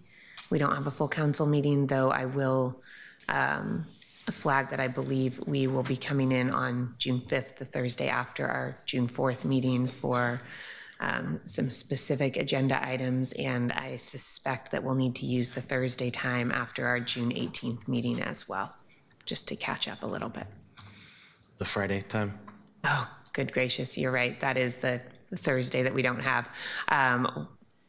We'll have to figure that out. Thank you. Councillor Smith?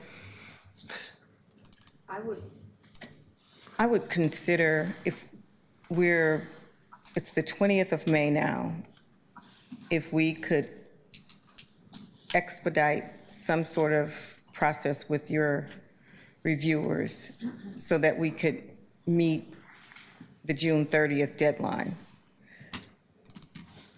I don't want this to be hanging out there as a thing that we did not try to fix. So you would want the allocation committee to meet before June 4th and make different recommendations for you to consider at your June 4th meeting? Not different, but make recommendations and consider the applications fully and consider organizations whose book of business has been with after-school programs who they scored higher than some of the lower, smaller organizations, and still they were not given the funding. And so that's what I'm trying to reconcile with. I can't reconcile that. Is that what I should be asking for, trying to get the committee together before the 4th? Councillor, are you looking for information so that we could remand a portion of this back, which would then lead to a different approach or further discussion by the allocation committee, or are you looking to just have additional information provided to us before the second reading? I don't know what our statutory options are. So we have 2 options. We can pass the recommendations or we can remand them. And we specifically are limited to remand, not because we don't like the results of the review, but if we think that the review is not applied appropriately or that the criteria were not applied fairly or that there was some sort of process breakdown. And I'm sure we can get the specific language. I'm paraphrasing it there. So I think at this point, I hear folks who have a lot of questions about the results, and what I'm trying to figure out is whether there is a question about the process such that folks are interested in remanding part of this, or whether folks are interested in, are leaning toward passage and not remand, but just would like some additional information before the second reading. Does that give you a little more to go off of here? Yes, it does, but it still leads back to the same alternative. If they're not, if we're asking for them to re-review it and take into consideration some different multipliers, I don't know. I don't know if we can actually do that. And Attorney Taylor, could you please advise? It'd be helpful for me to just state the criteria that If you have it in front of you helpful? and would like to I do. read the remand criteria, that would Sure. be good. So the authority to remand by funding category means that the council may send the allocation committee decisions in an entire program area back to the allocation committee for reconsideration if those decisions were not made based on the application scores and other community conditions to foster a balanced and integrated citywide system of services. And as the remanding body, the council does not have the authority to substitute its own decisions for the decisions made by the committee. Does that make it more clear? Yes, and I just want to make sure that the legal counsel is in accordance with this. Is this? Yeah, I agree with that statement.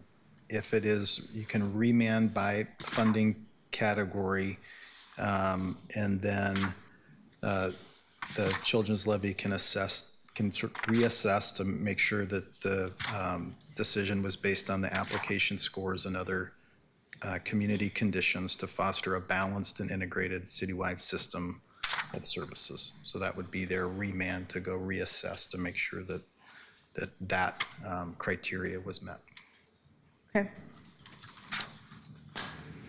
Kunal, we've had you in the queue a few times. Did you have an additional thing? I just wanted to point out that the two things I raised were both process concerns, not outcome-based. One about whether or not we're funding city employees, specifically in the hunger relief category, and one about whether the scoring criteria was applied as the primary criteria. Absolutely. Counselors, I'm not seeing anybody in the queue asking for an amendment to separate this out. So I am going to have us move this to a second reading. I think, Lisa, you've heard some requests for some additional information between now and then to help make sure folks are comfortable with their vote on that day. And counselors will move forward and have an opportunity to consider votes between now and our next meeting. Provide that information to the council offices as you requested. Thank you for your time and your thoughtful consideration. The next item on our agenda, item number 6, the administration has asked for us to pull back. This was a right-of-way agreement that needed some additional information, I believe. So we are not considering that today. That means that the next item on our agenda is item number 7. Keelan, could you please read that agenda item? Authorize the Bureau of Transportation to acquire certain permanent and temporary rights necessary for construction of the Northeast Columbia-Cully Boulevard and Alderwood Road intersection improvements project through exercise of eminent domain authority. Counselors, this is a first reading of an ordinance that is coming out of the Finance Committee, which I believe was also, information was also shared with the Transportation and Infrastructure Committee. We have Christopher Hare here to give us a committee staff summary, and then I will turn to our committee leads to add any information that they'd like to share. Christopher, go right ahead. Good morning, Madam President, councilors. For the record, my name is Christopher Hare, Council Policy Analyst, and I serve as staff to the Finance Committee.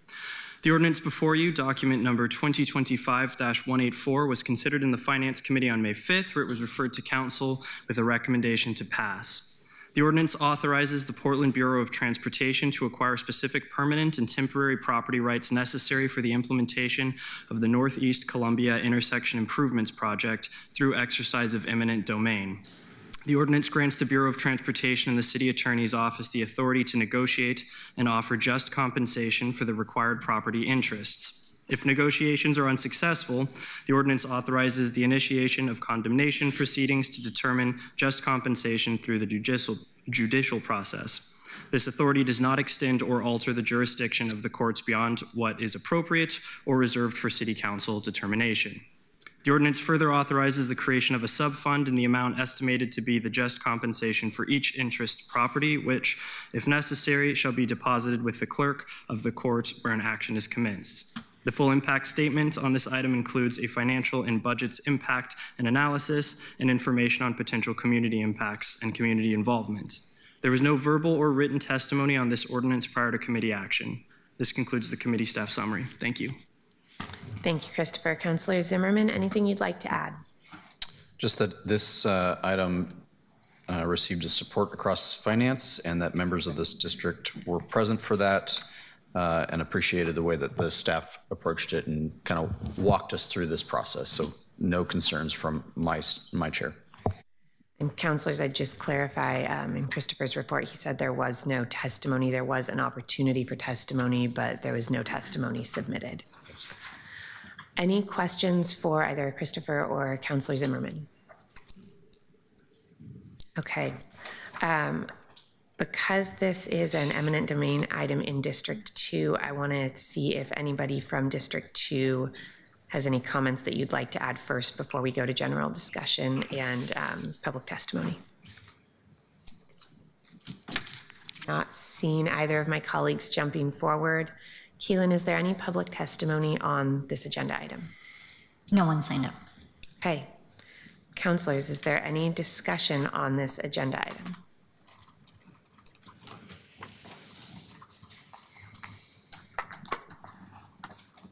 I'll put myself in the queue just to say, as a District 2 representative, I know this area very well. I drive this area regularly. I have crossed one of these intersections with a group of 10 young children that is going to see an improvement.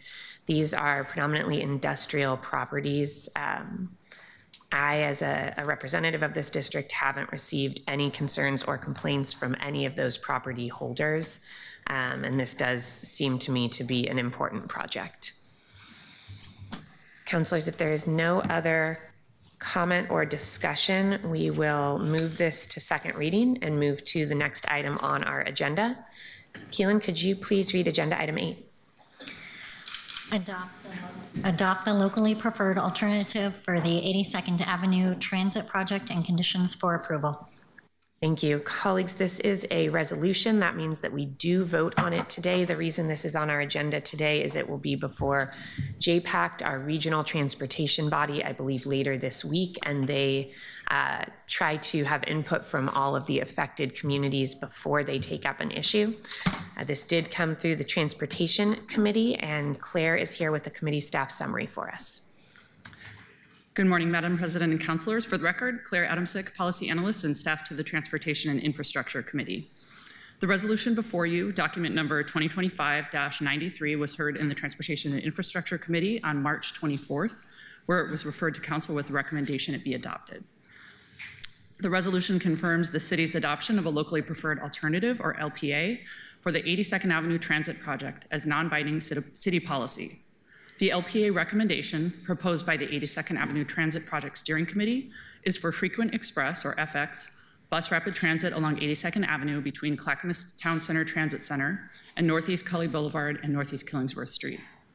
Through this resolution, the city accepts a proposed LPA map and conditions of approval identified by TriMet, Metro, the city, and other regional entities. The full impact statement on this item includes a financial and budget impacts and analysis, information on economic and real estate development impacts, and community impacts and community involvement. 5 people testified during the committee meeting on March 24th. No one submitted written testimony on this item prior to committee action. And the general themes of that testimony the committee heard included emphasizing the importance of sidewalk connectivity to bus stops, in particular if stops are consolidated, highlighting concerns about the potential negative impacts of eliminating bus stops on people with disabilities, and aligning improvements with the 82nd Avenue equitable development strategy to support local workforce opportunities and prevent development-related displacement. And that concludes the committee staff summary. Thank you. Thank you, colleagues. This came out of the Transportation and Infrastructure Committee. Councilor Clark, would you like to add any information to Claire's report? Thank you, Madam Chair. Yes, this is actually a fabulous project. It's really transformational infrastructure. We now own 82nd, by the way. It's been transferred from the state, and improvements were already being made before this proposal came forward. So it's an excellent 10-mile alignment. It's going to do a lot for the community. I do need to offer an amendment to this resolution, however. The LPA, the locally preferred alternative, it currently refers to a community-produced report. It's called the 82nd Avenue Equitable Development Strategy. There is an 82nd Avenue coalition that includes Apano, Verde, Oregon Walks, and other organizations, and they're asking us to change the name of this report to the 82nd Avenue Development Strategy. And I believe we've filed the amendment. I believe that, Keelan, you have the amendment. They feel that they want the change. It's not currently accurate in the resolution. So I would like to offer that amendment to the resolution. Do I need to move that? I will have you move that. I want to make sure there aren't any questions on the committee staff summary before we move that amendment, if that's all right with you. Colleagues, are there any questions on the committee staff summary that Claire has provided or the additional information that Councillor Clark has shared before we get to Councillor Clark's amendment? Okay, seeing none. Keelan, do we have public testimony signed up? We do. We have 2 people signed up. Why don't we have Councillor Clark move her amendment, see if there's a second, and then before we debate the amendment, hear from the public. Go ahead, Councillor. Okay, let me repeat that. So I move that we amend the title to change the name to the 82nd Avenue Development Strategy. Is there a second for this motion? Second. Okay, we're going to hold that amendment on the table, but let folks know that that is there. And then Keelan, if you could please call up the individuals who are signed up for public testimony. We'll hear from them and then move into debate. Thank you. Zachary Lauritsen and Jorge Sanchez Bautista. Welcome. Thank you for being here. I don't see Jorge in the room. Is he online? I'll check. Okay. Go right ahead. Good morning, everyone. Nice to see everyone. Zachary Lauritsen at Oregon Walks. We're also the host of the 82nd Avenue Coalition. We've met with all of you, and we really appreciate your time kind of in the lead up to this. Just a few comments that I wanted to make this morning for you. The first is to just support Councillor Clark's amendment. There's some history behind that, but the short answer is it is the right thing. We'd like for you to adopt that. For a couple years as a coalition, since the transfer of this road, we've been doing outreach along the community amongst the core organizations, but organizations up and down the corridor. We've heard these themes over and over about what people are excited about. They're excited about de-paving. They're excited about trees. They're excited about trails. They're excited about more housing. Seeing 82nd Avenue as a housing spine of East Portland. They're excited about a safer street. They're excited about a street that is a magnet where people can spend time, not a place where they are fearful to spend time, especially with their families. They're excited about this LPA, about this transit project, because we think that that is going to be one of the key vehicles in order to do this work to making 82nd a safer, more accessible, more multimodal street. And as we've spoken to you before, we also recognize that when you invest almost $1 billion of public dollars in a corridor, and that's what we think is going to happen in the coming years, and you do that fairly rapidly, that you can cause displacing pressures. And so we are also, and that's what this development strategy is about. It's about trying to make sure that we allow people who want to stay on 82nd Avenue to stay on 82nd Avenue because we've helped them earn more money through workforce development. We've helped them find places to live because of housing development, that we've done the things so that people can enjoy the investments that we are making as a public entity. The last thing I'll leave you with, which is if you're interested in this transit project and one of the granular things, which is lane dedication about 82nd Avenue, that decision is going to be made in the coming weeks. And so if you're interested, reach out to PBOT leadership and have that conversation, be informed and voice your opinion. We'd love for you to know that because as constituents, that's something we hear all the time. People want to talk about that topic. Thank you very much and for your support. Thank you for being here. Jorge Sanchez Bautista. That completes testimony. Thank you. Councilors, we do have an amendment proposed and seconded on the table. This is a resolution, so we will pass this today. Councilor Canal, are you in the queue to speak to the amendment? Yes. Go right ahead. Question about it. So can you speak to, as I understand it's not, you're reacting to someone else's request. Can you speak to why those groups would want the report to be retitled to not include the word equitable? The list of groups you mentioned that was a little surprising. Thank you, Councilor Canal. I can't give you all of their reasoning behind this. I'm really following their lead. They are the lead on the project, and Pano, Verde, you heard from Oregon Walks. So this is something that they want. I don't know if Zachary wants to address it. Zachary, would you like to come back up and speak on behalf of the organizations, since you may have an answer to this? Yeah, great question. Here's the reason. We are applying for funds from the feds to do this transit project. And as you know, the Trump administration doesn't like the word equitable. Yep, so it's purely strategy. Yeah. Thank you for that concise answer. Councilors, I do not see anybody else in the queue for discussion on the amendment. Going once, going twice. Keelan, could you please call the roll on the amendment? Canal, Yes. Ryan, Aye. Quayama Lane, Aye. Murillo, Let's get that bag. Aye. Aye. Oh, sorry. Novick. Thanks. Clark, Aye. Green, Aye. Zimmerman, Avalos, Aye. Smith, Aye. Fertile Guinea. Aye. With 11 ayes, the motion carries. Thank you very much. Councilors, Councilor Clark, are you in the queue to speak to the underlying resolution? Yes, thank you. Please go ahead. Madam Chair, I would actually, unless people have questions, I would just assume we can move the resolution. Okay, I have a motion. Second. Actually, I don't think we need to do that, though. No. I don't think we need a motion on this, but I am not seeing anybody else in the queue for discussion. Yep. So, with no further discussion, Keelan, please call the roll. Canal, Yeah, thanks, everybody. I will vote aye on this. Aye. Quayama Lane. Aye. Murillo, Aye. Novick, Aye. Clark, Here's to transformational infrastructure investment. Aye. Green, Aye. Zimmerman, And yes on the overall. Avalos. Aye. Dunphy, Aye. Aye. Fertile Guinea. With my gratitude for what I think is the most efficient debate, discussion, and vote we have had yet, councilors, aye. With 12 aye votes, the resolution as adopted, or as amended, is adopted.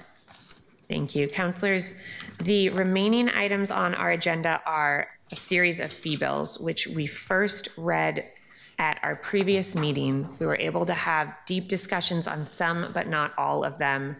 My intent is to move through them as quickly as we can, but leave a few of them open where there might be conversations about fees during our budget debate later today that could lead to amendments. I believe most of these we can close out and vote on before that, but I will be asking us to leave a few open, and then at the end of this meeting, we will recess rather than close the meeting so that we can move back to those if we need to make amendments. If we don't need to make amendments, that's fantastic. We'll move back into the council meeting and just vote them through as is without amendments and close the council meeting.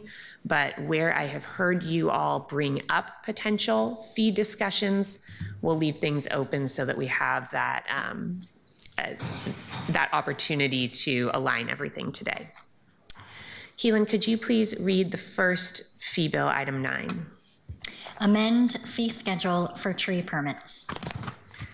Thank you. And because this is a second reading and we did hear the overview at our previous meeting, we don't have a broad overview.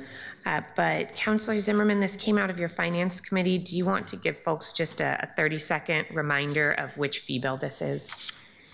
Thank you, Madam President. So just a quick reminder, this is a fee structure that pertains to our Title 11 tree code.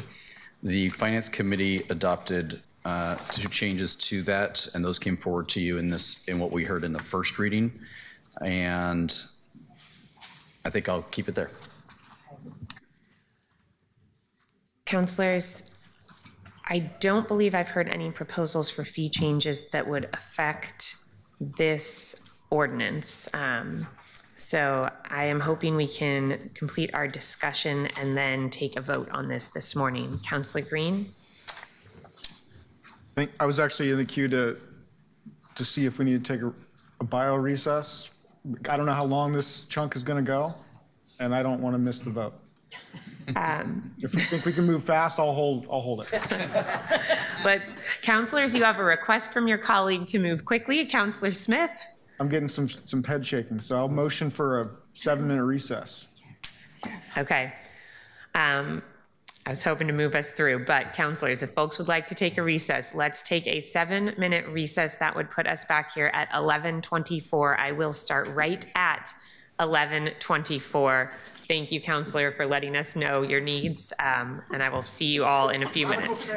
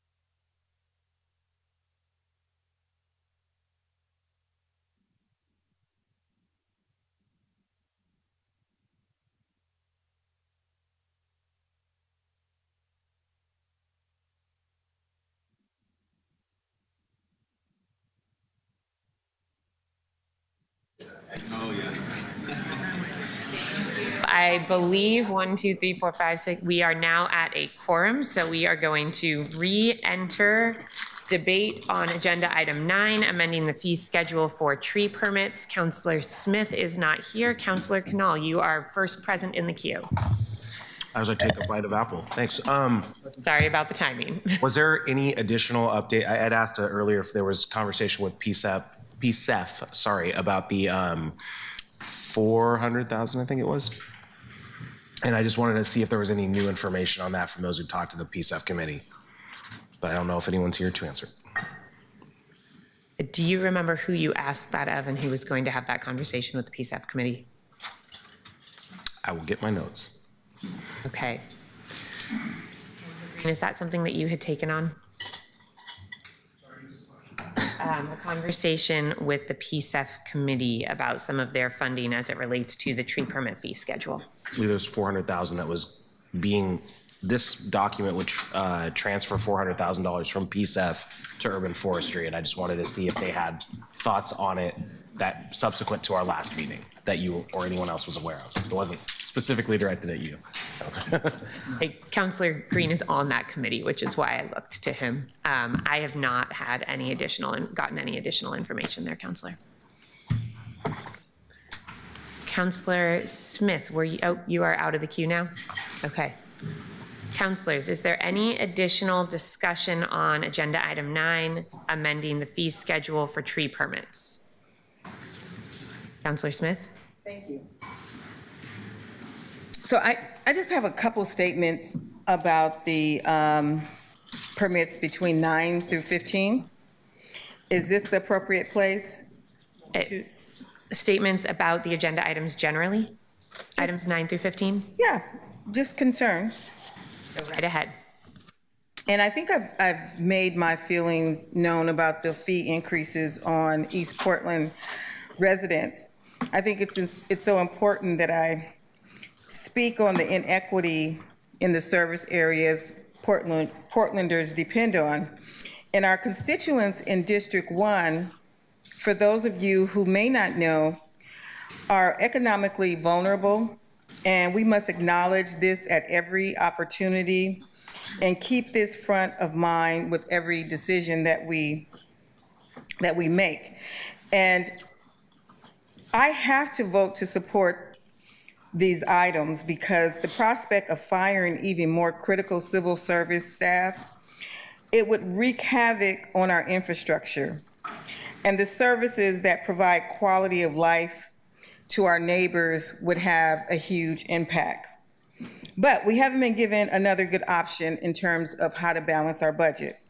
As the mayor's proposed budget depends on these fee increases to balance the budget, I look forward to presenting new bold revenue driving legislation that adds value to our constituents, not just extraction of resources. So I know that we'll never cut our fee the way that many do as a business or to see what's sustainable. But for me, making sure that I speak up on how it is very difficult with all of these fee increases for the constituents in District 1. I invited some middle school students here from REAP in our district. They came to my first town hall meeting, and I told them that I would invite them to the budget meeting, and they didn't believe me. And so they are here today. So I appreciate, these are the folks that I am fighting for. So can all the REAP students raise your hands? Thank you so much. Thank you for attending. And this is what civic engagement looks like. Thank you very much, Madam President. Thank you, Councillor. Councillor Green? Thank you, Madam President. I'm drinking my water, I've had my break, and now I remember how to answer your question.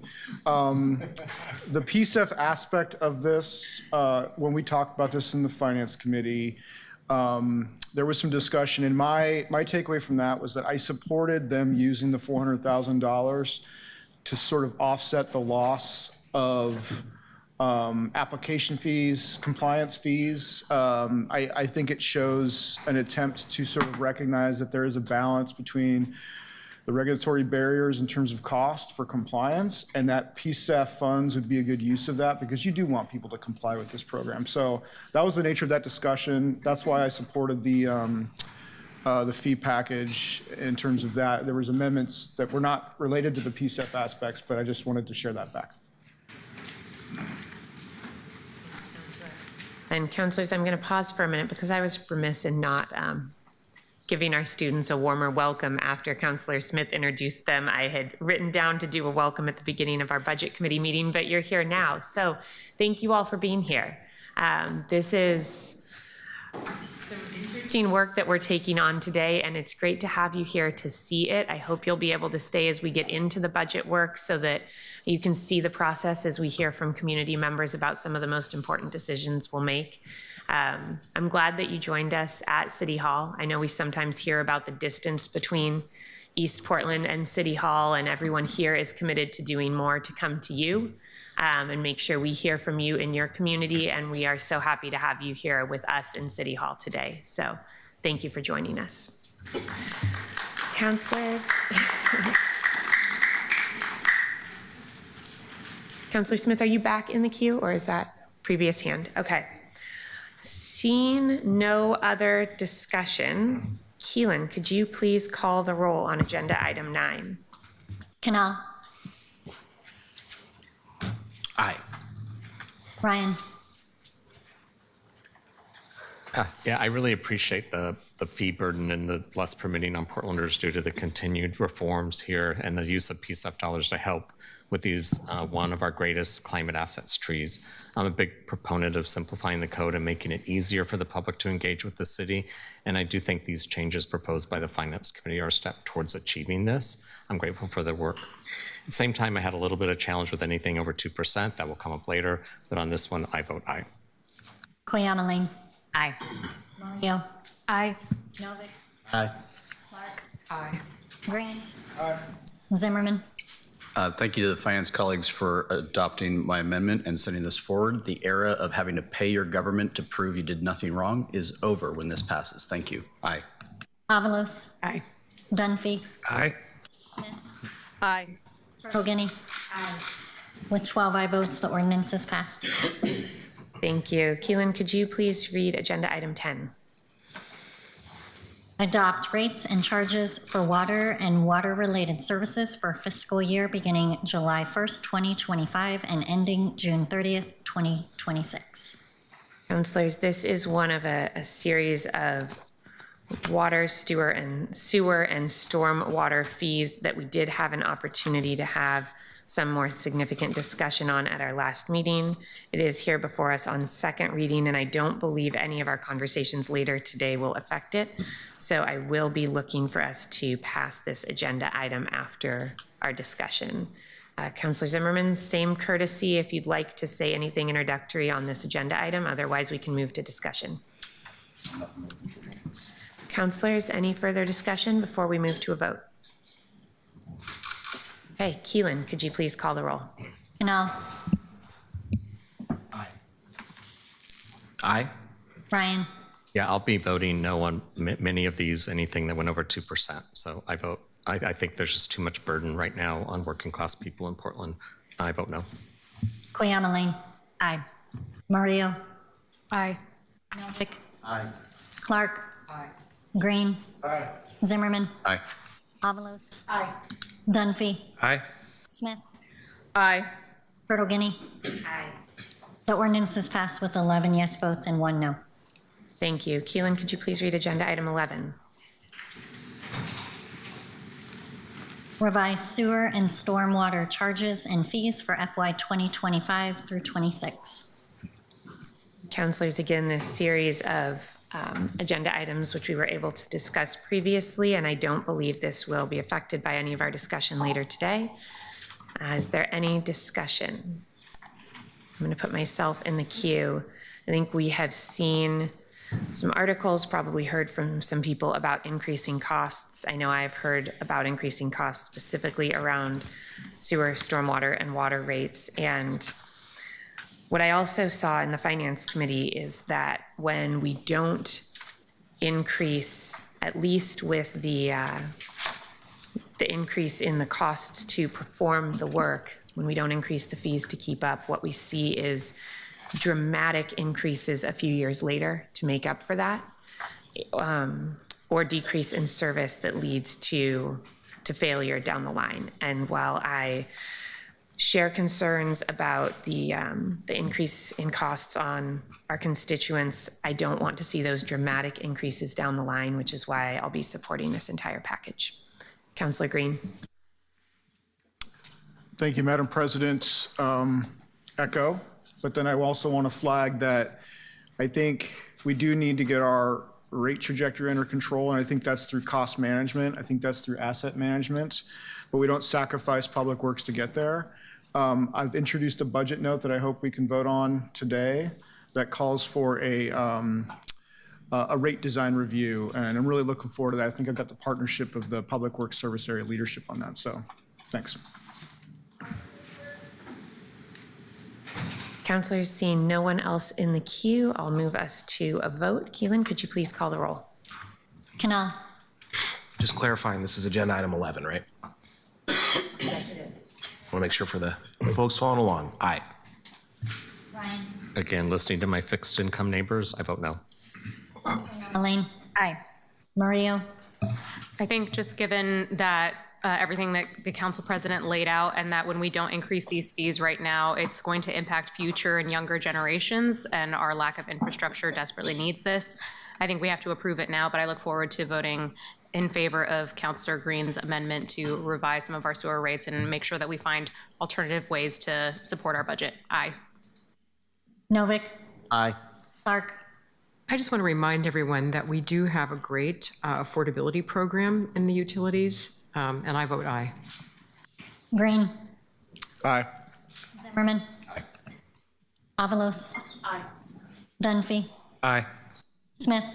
Aye. Turtle Guinea. Aye. The ordinance is passed with 11 yes votes and 1 no vote. Thank you. Keelan, could you please read agenda item 12? Revised sewer and stormwater rates for FY 2025 through 26. Councilors, I am looking for discussion in the queue. This is another that we have discussed in the past. Seeing none, Keelan, could you please call the roll? Canal. Aye. Ryan. No. Koyama Lane. Aye. Mario. Aye. Novick. I apologize. What are we voting on now? This is agenda item 12, which is Okay. the third in a series of 4 water, sewer, and Okay, stormwater. That's what I thought. Aye. Clark. Aye. Green. Aye. Zimmerman. Aye. Avalos. Aye. Dunphy. Aye. Smith. Aye. Turtle Guinea. Aye. The ordinance is passed with 11 yes votes and 1 no vote. Thank you. Keelan, could you please read agenda item 13? Adopt fees and charges for water system development and water-related services during the fiscal year beginning July 1st, 2025 and ending June 30th, 2026. Thank you.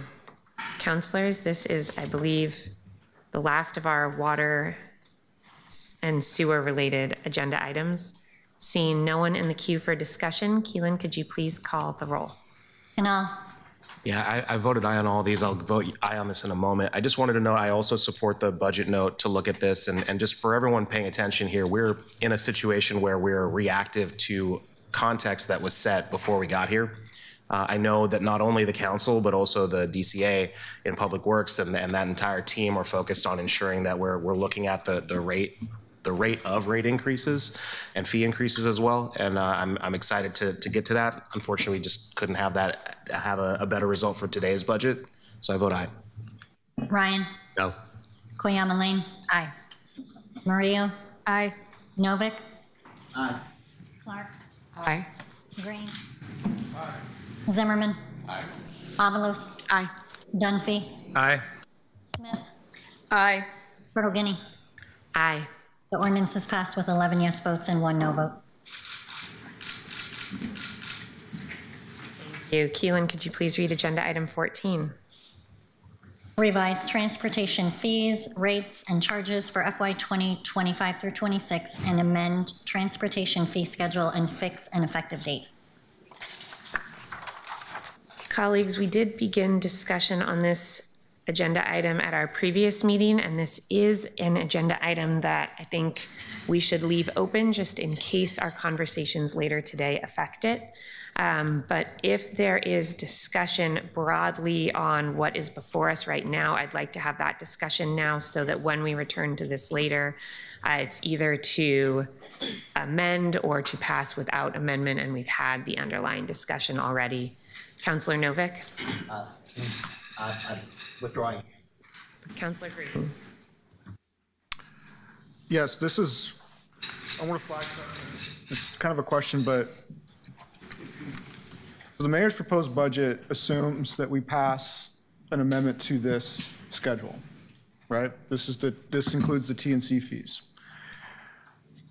This does include the TNC fees, and to be perfectly honest, most of his fees were captured, but there was one that was not, and I had this conversation 2 weeks ago, so I'm now trying to scramble to find the information to remember if this was the one that was not. So let me check that really quickly. Did you have a second question? Well, my second question is a little more philosophical, which is if you propose a budget that doesn't have the resources adopted and that you don't vote on that budget to change those resources before the budget's been proposed, have you proposed a balanced budget?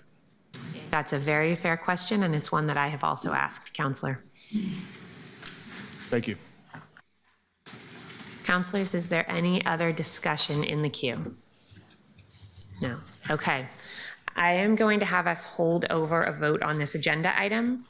We're going to keep that open and move on to agenda item 15. Keelan, could you please read agenda item 15? Amend Portland permitting and development fee schedules to improve cost recovery and service levels for customers.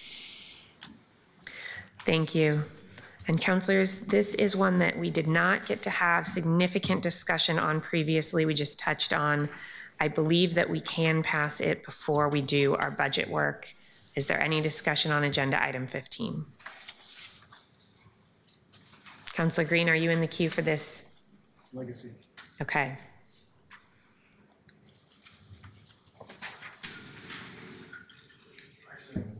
Councillor Green. Thank you.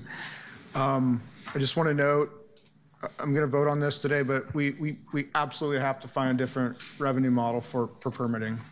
We cannot have a revenue model that is pro-cyclical where, you know, when you have a downturn, you lose your ability to fund your permitting development. You want to be counter-cyclical, I think, in some degree. So let's fix that. Councillor Zimmerman. Answer on the previous. Okay, Councillor Canal. This is the document that has the short-term rentals in it, correct? I believe that's in here, the short-term rental fees. Just making sure I didn't miss. I believe it is. Yeah. Yes. Would you like us to keep this open? I don't know that there's anything specific that has been proposed for this this cycle yet that I'm not aware of one, but I do think that it's worth looking into on those because we've seen in other cities the implications of making policy changes in terms of putting more of the units that already exist back into the market for long-term rental and outside of short-term rentals, and I'm interested in pursuing that here because often we've talked about we have a building problem, and we do, but we also have a distribution problem, and this is the same conversation that other conversations we're having around long-term vacancy rates, for example, long-term vacancy fees, sorry, is designed to address, but the short-term rental usage is also a conversation as well. So I just wanted to flag that if there's something that is being proposed this year, that I'm happy to keep it open, but I'm not requesting that at the moment. Okay. Councillors, anybody else with discussion or any requests to keep this open before we move to a vote? And Councillor Knoll, I hear you on having further discussions on this as we move forward. I absolutely think that that's in order, but if it's not part of what we may do today, then I think we should take the vote here. Can I ask one more question? No one else is in the queue. Go right ahead. Okay. I did also want to ask a question around the noise variance fees, and if the conversation there was just the same as all the others of the blanket increase, or if there was something more to it in the Finance Committee. Or I guess. I'm looking to our chair. I don't remember. I don't remember any specific discussion on that point, Counselor. Okay. Well, I will leave that there then. Thank you. Okay, councilors, seeing no requests to keep this open and no other discussion, Keelan, could you please call the roll on agenda item 15? Aye. Ryan. Aye. Koyama Lane. Aye. Murillo. Aye. Novick. Aye. Clark. Aye. Green. Aye. Zimmerman. Aye. Avalos. Aye. Dunphy. Aye. Smith. Aye. Portal-Guinea. Aye. The ordinance is passed with 12 yes votes. Okay. Councilors, I believe that takes us to the end of our council agenda with one item left open. We are going to recess our council meeting and open a meeting as the Budget Committee of the Portland City Council. And councilors, I know we just took a brief recess, but I know that some folks have materials they need to switch out and may need a break for other reasons. So I am going to have us take a 10-minute recess. When we come back from that recess, just to give a brief run of show before we leave, so pause, please. For folks who are here with us in the audience, when we come back from that recess, we will do a few housekeeping items that we need to do. There are some specific things that I need to read into the agenda. We'll then take public testimony. And I want to say this now so people have time to prepare. We are going to be very tight on time.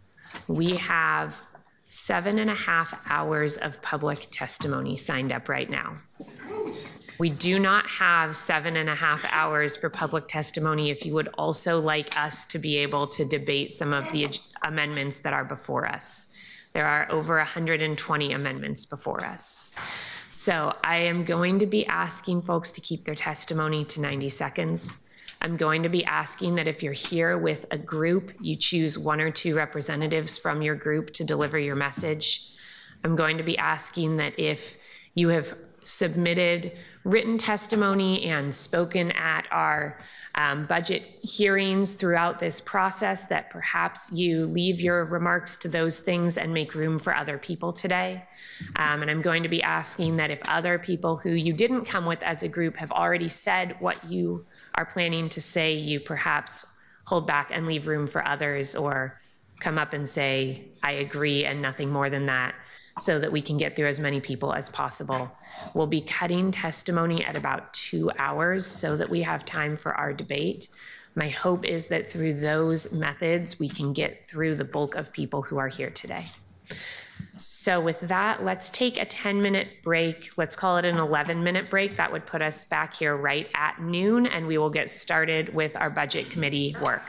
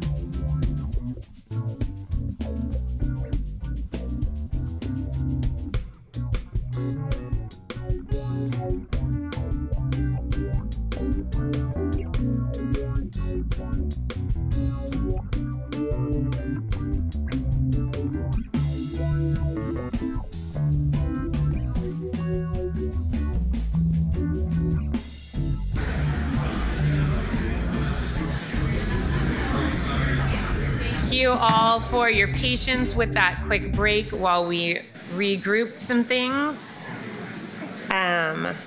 Let's see. So, do we have Ruth in the room yet? Oh, you are here. Perfect. You're up there.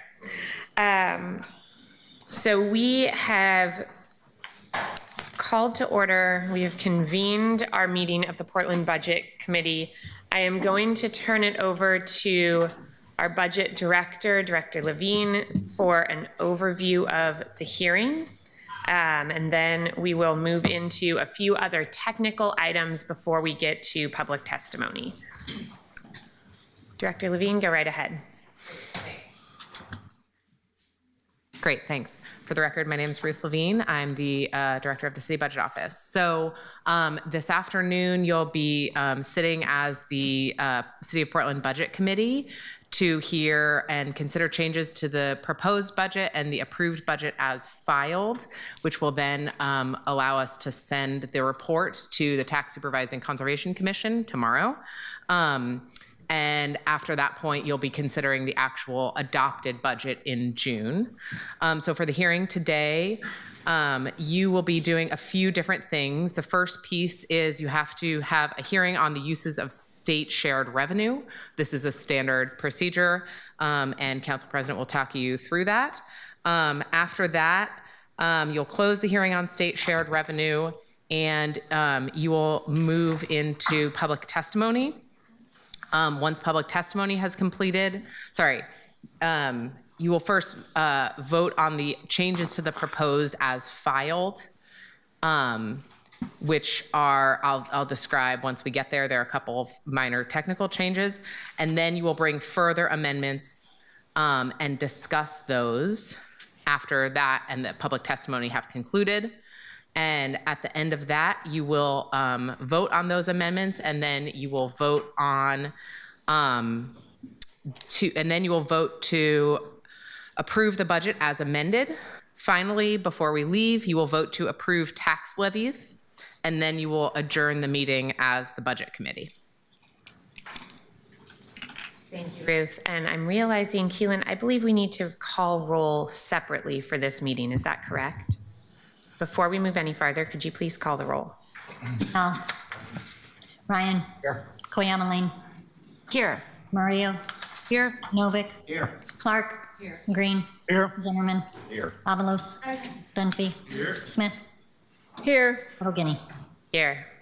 Thank you. So as Director Levine went over, the first thing we do is open a hearing within this hearing to discuss state revenue sharing. So I am now opening a hearing to discuss possible uses of state revenue sharing in compliance with the provisions of state revenue sharing regulations, ORS 221770. This will allow Portlanders to comment on the possible use of these funds in conjunction with the annual budget process.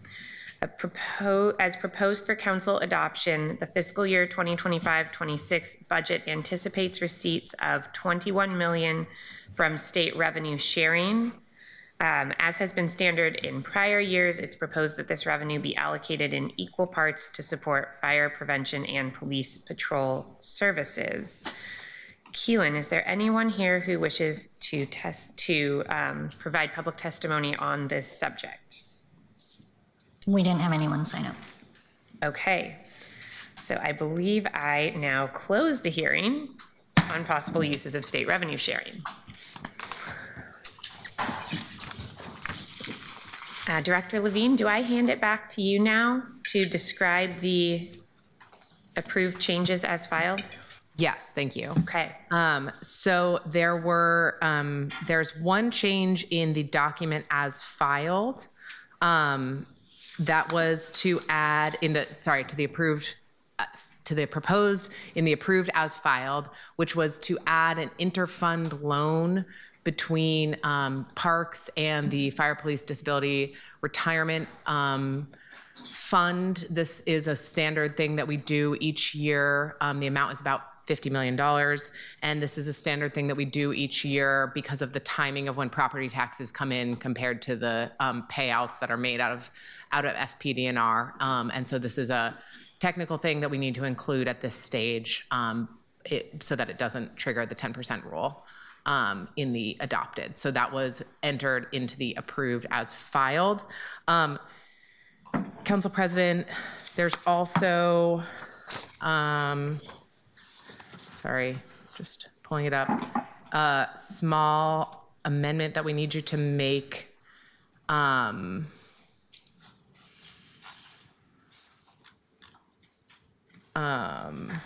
Okay. Sorry. That's okay. To update attachment E. Yes. And is this the technical fix to the TIF budgets? Correct, yes. Okay. So counselors, it looks like attachment E that is listed on our clerk's online system needs a technical fix so that the TIF budgets are in alignment with what council has previously authorized regarding tax increment financing districts. This doesn't authorize any new revenue and aligns with what we previously authorized to the budget. And Ruth, is that technical fix filed online so that folks can see it as well, or can you describe it for us?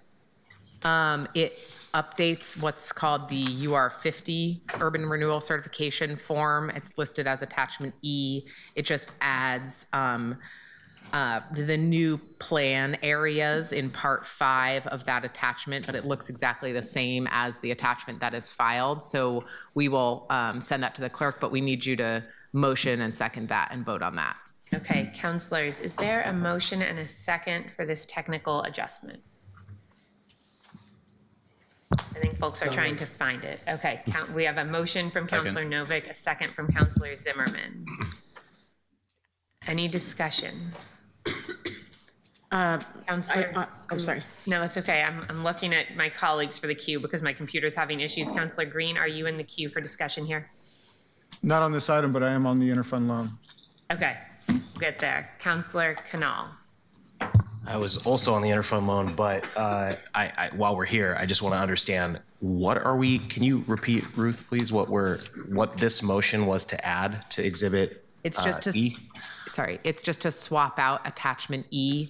It just is to correct part 5 of attachment E as filed to include the new TIF districts. It was an error on our part to not include the new TIF districts in attachment E. So we just need to swap those out. And because we didn't post it, we just need you to vote on it to do that.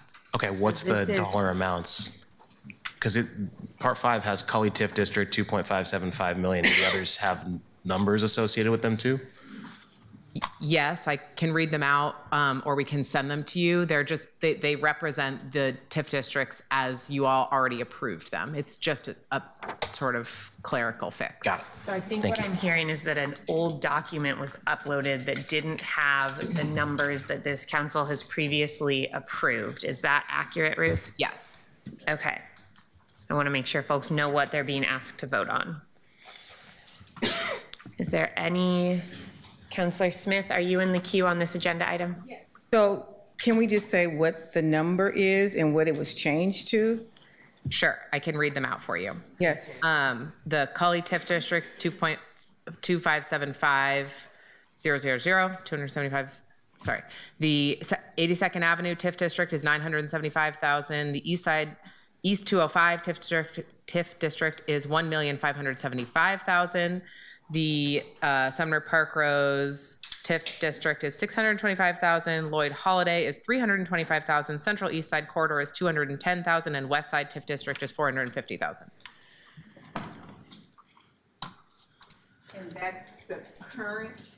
That's the real number, or that's the wrong number? That is the corrected number. Okay. That is what we are voting to amend into, or to replace this attachment with. Thank you. Okay, counselors, we have a first and a second. Seeing no one else in the queue, Keelan, could you please call the roll? Aye. Ryan. Aye. Cleomeline. Aye. Mario. Aye. Novick. Aye. Clark. Aye. Green. Aye. Zimmerman. Aye. Avalos. Aye. Dunphy. Aye. Smith. Aye. Portal Guinea. Aye. Motion carries with 12 aye votes. Thank you. And it sounds like there were a few counselors with questions about the previous item on our list here. So I do want to return and make sure that we have an opportunity to answer those questions. Counselor Canal? So there was an interfund loan from Parks to FPDR, which is because FPDR distributes funds prior to property tax collections. And I just wanted to get some clarity as to whether or not the creation of a separate fund, should it be capitalized at the same level at some point, would offset that, because I have a note to do that, and the goal, so I'm just gonna ask probably Ruth as we get to that point, to note how we make sure that we don't have to do this from Parks in the future by ensuring that there's a fund for this specific use. It's Canal 14 for reference. Jonas, would you like to introduce yourself and answer that question? Sure. Thank you. I would suggest, Counselor, that we probably need to have a more robust discussion. I mean, this is I don't know that I have a lens yet on how we capitalize that, I guess is how I would answer. So certainly appreciate the potential benefit to avoid this annual renewal. It's sort of a technical, the genesis of this need is sort of a technical glitch in the charter language that allows that requires that the dollars that are collected in the levy, so collected in November, only be spent that calendar year, which means we have a gap in funding those benefits technically from July 1 until that collection of the levy in November. This is just a bridge to sort of meet that at a low cost, essentially cost neutral mechanism. So open to entertaining other thoughts, but that's what this amendment does. Thank you. Counselor Green, did you have questions there as well? I apologize that we rushed through that with my computer spazzing. I did not see the hands in the queue. Thank you, Madam President. I do have a brief question. So this, I know we've used this before to fix the very technical cash flow thing. Jonas, is this, so this is governed by Finance Policy 2-2.18, interfund lending. Is this type of interfund loan in the same category that city policy sort of governs? I'm just trying to understand if this is something that can we do interfund loans in this budget amendment process? This would fit in that policy. We don't necessarily always do interfund loans within the budget process. We do some, as Ruth indicated, because this is an annual need, not a one-time event. It is something that's a little more accommodable in the annual budget process. I would also just note for the record, in the past, we've not done this via interfund loan. We've done it via external market borrowing, which has additional cost and additional process. So this strategy both kind of keeps it in a cost-neutral state to the city and produces some efficiencies from an authorization standpoint. Okay, thank you. Okay, thank you, counselors. Seeing no one else in the queue, I am going to move us through these technical pieces. Let's see. Okay, actually, I think that moves us to public testimony. You have to vote on the approved. Oh, we have another vote to make? Yes, you have to vote on the approved as filed, plus the amendment you already voted on. Okay.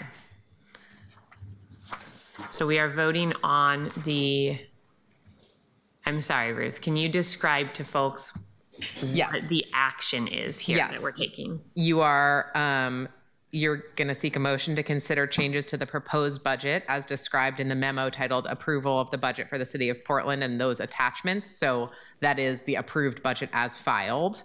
That sort of sets the baseline before you consider further amendments. Okay, so counselors, we are essentially accepting that this is what has been proposed to us, which then moves it into a space where we can amend it. Is that correct? Yes. Okay. Counselor Smith, are you in the queue for discussion on this? Yes, just a quick question. How did we know we had the wrong numbers up? Are you moving back to the previous, the attachment E? Yes. I knew that because I was handed a script 5 minutes before walking in here that said that we needed to make this change. No, but I want to know from Ruth, how did we know that we had the wrong numbers up? When did you discover that? This morning. Sorry, It was just an error in what got uploaded. Okay, thank you. Okay. Any discussion before we vote to accept the proposal before us as the document that we are working off of for any further amendments today? Okay, seeing no other discussion, Keelan, could you please, no? Did we have a motion and a We second? need a motion? Okay, we need a motion and a second on this. So I moved. apologize. So moved. Second. Thank you both, Councilors Ryan and Canal. So I have Councilor Ryan moved and Councilor Canal second. I believe so. Okay, thank you. Canal, Aye. Ryan, Aye. Guillamalain, Aye. Murillo, Aye. Novick, Aye. Clark, Aye. Green, Aye. Zimmerman, Aye. Avalos, Dunphy, Aye. Smith, Aye. Bertolini. Aye. With 12 aye votes, the motion carries. Okay. I believe we now can move into public testimony. I'm seeing head nods. Fantastic.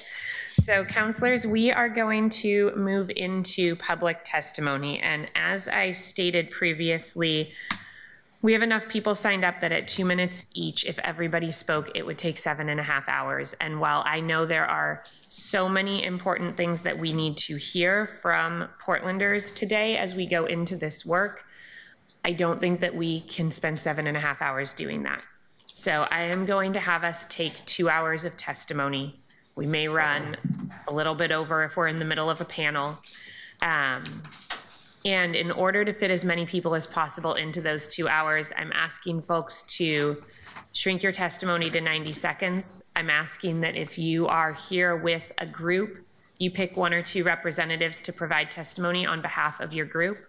Generally, we don't have folks stand in chambers, but as the people who are in your group are coming up to the panel, if you want to stand to let us know how many people they represent, and then please sit back down as they start speaking, or as the panel starts speaking. They may not be first on the panel. That's fine. The jazz hands and thumbs up are a good way to let us know you agree.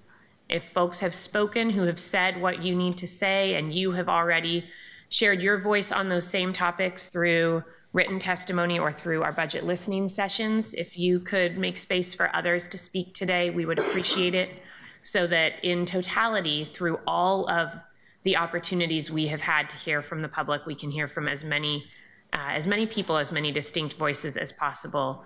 I know I would appreciate it. I'm sure my colleagues would as well. So with that introduction, Keelan, if you could call folks up 3 to 5 at a time so we can move as quickly as possible, that would be fantastic. Great, thank you. Our first 5 testifiers are Sarah Fisher, Brian Owendoff, Jill Swade, Nathaniel Hudson Hartman, and Travis Johnson.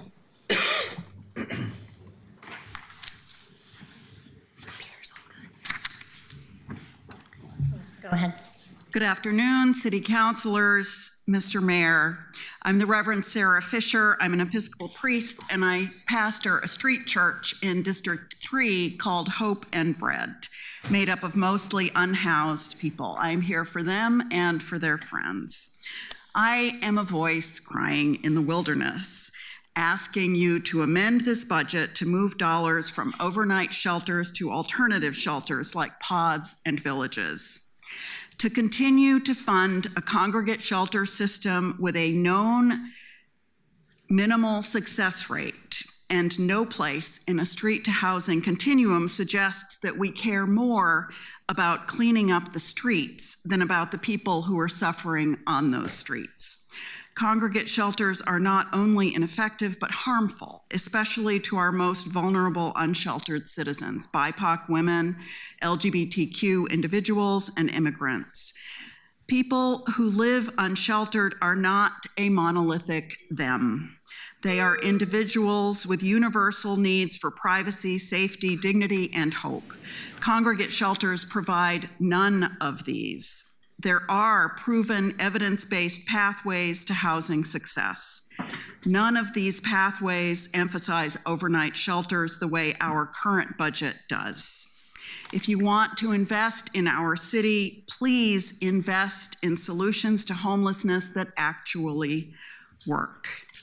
We have all heard that budgets are moral documents. Please do the right thing. Thank you. Thank you, councilors, for your time. Brian Owendoff, District 4. Portlanders have made their priorities clear.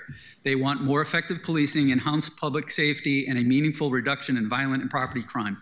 According to an April 2025 polling by DHM Research, 69% of voters support a ballot measure to require the city of Portland to maintain police force no smaller than national average for a large U.S. city.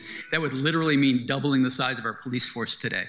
Despite this, some on council are proposing to slash critical public safety funding by redirecting portions of the police and fire bureau overtime budgets into discretionary council-controlled fund.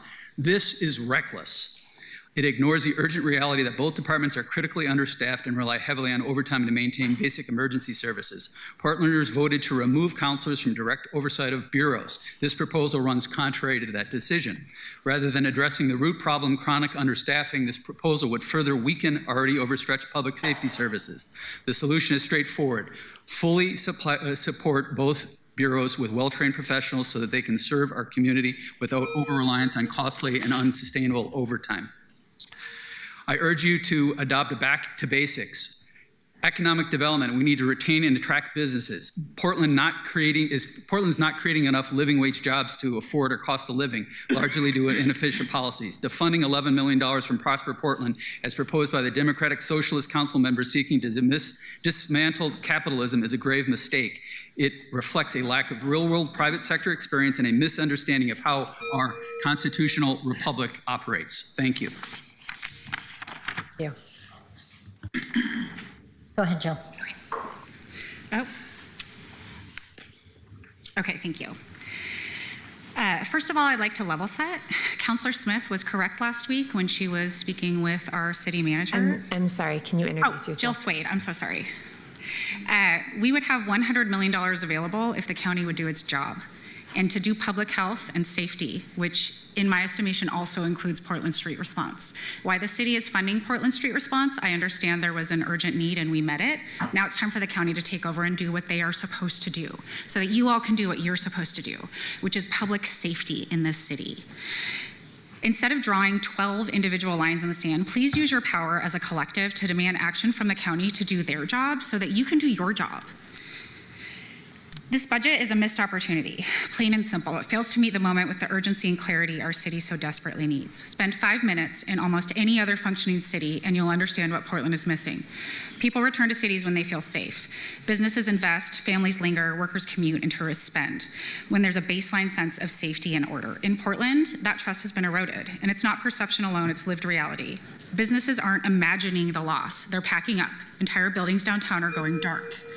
Let me remind you, councilors, 94% of all establishments in Multnomah County are small businesses.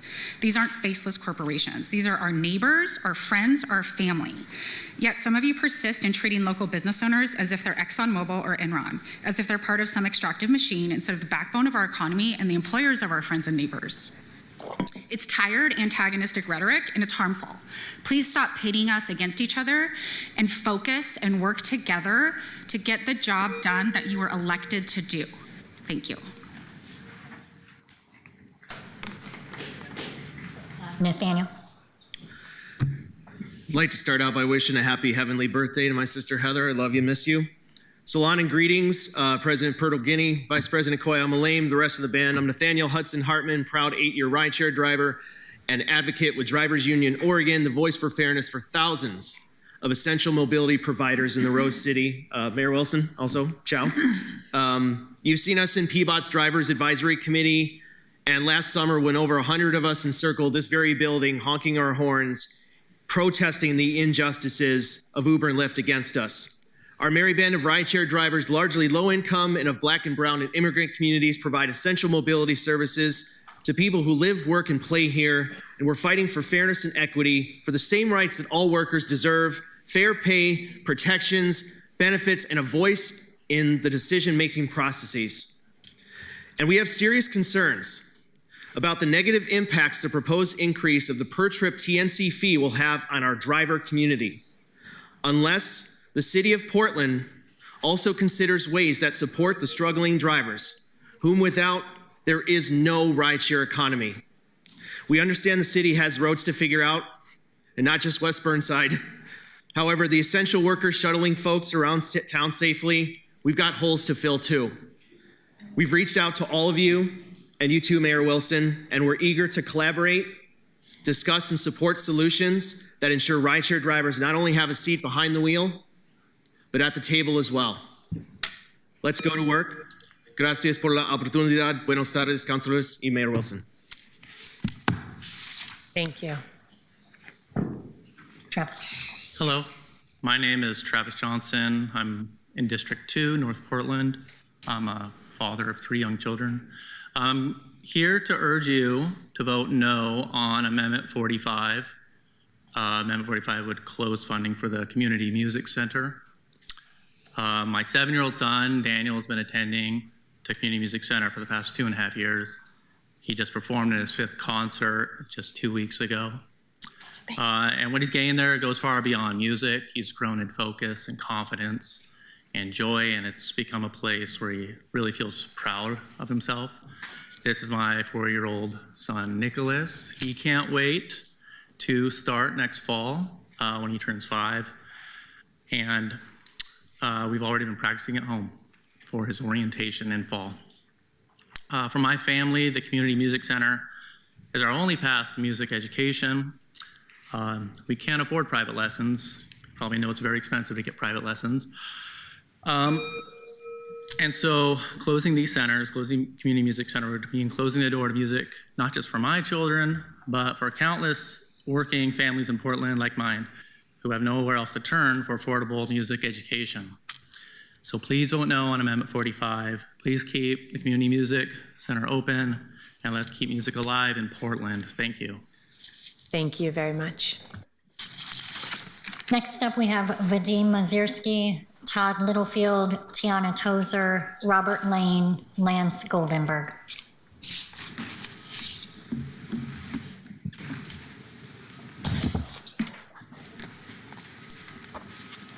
Go ahead, Vadim. Oh, thank you very much, city councilors, mayor. Appreciate it very much. I'm here speaking on my own behalf, but as you all know, I'm part of a neighborhood association system and have been a long time. Many of y'all have been in front of neighborhood associations. Councilor Zimmerman is actually supporting them in some of these amendments.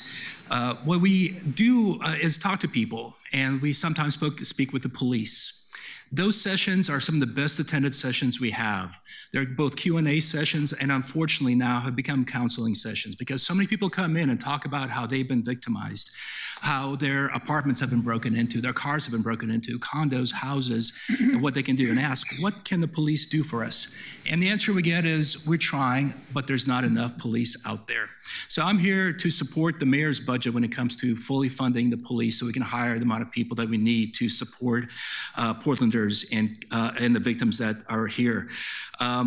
As you all know, the police are understaffed. We have 1.2 police per 1,000, which is half the national average. It's odd that after the police budget has been cut in recent years, once again, we're talking about defunding. And so Mayor Wilson is upholding the promise that was made of a prior city council, prior mayor, to fully fund the police.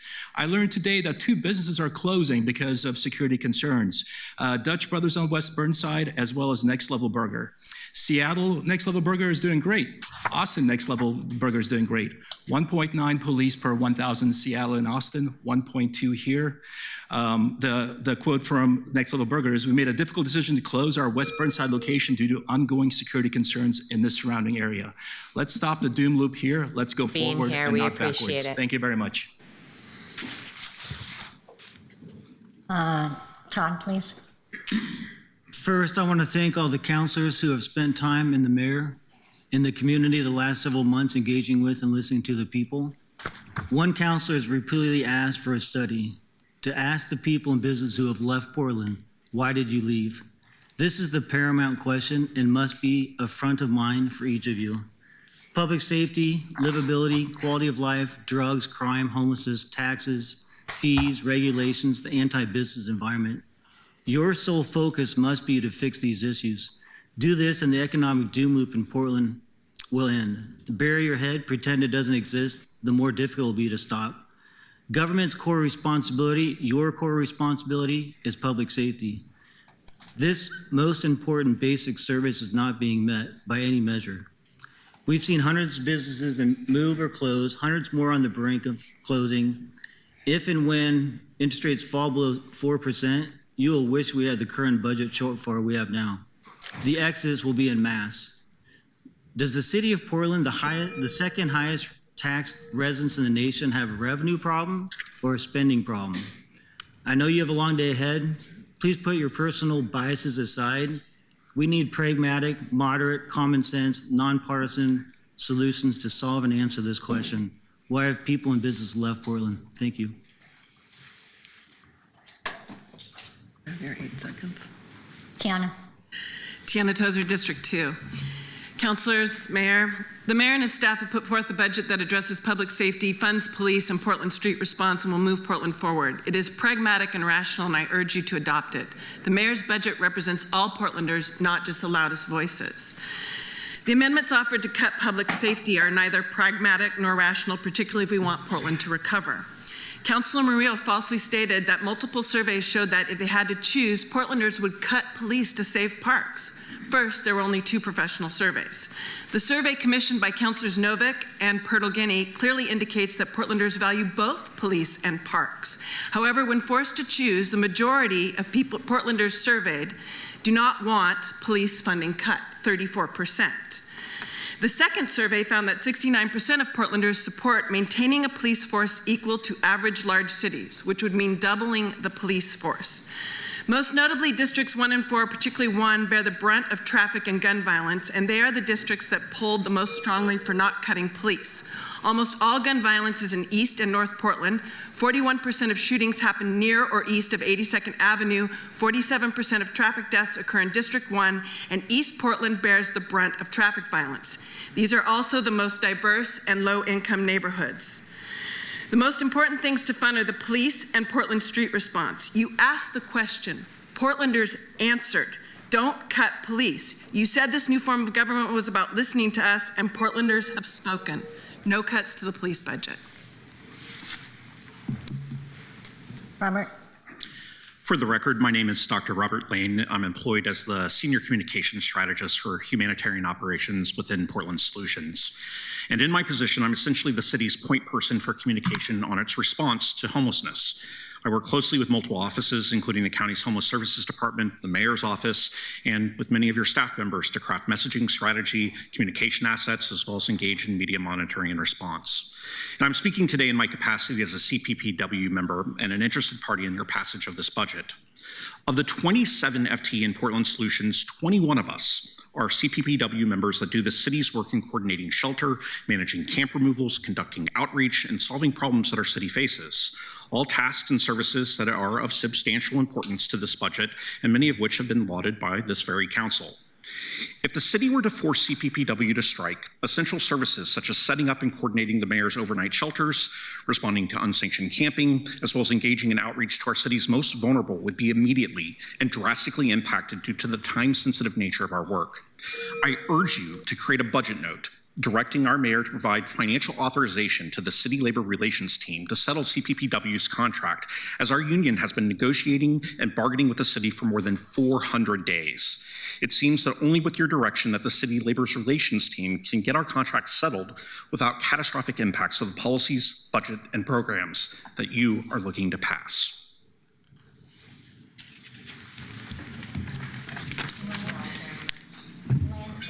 Is joining online. Lance, go ahead and unmute.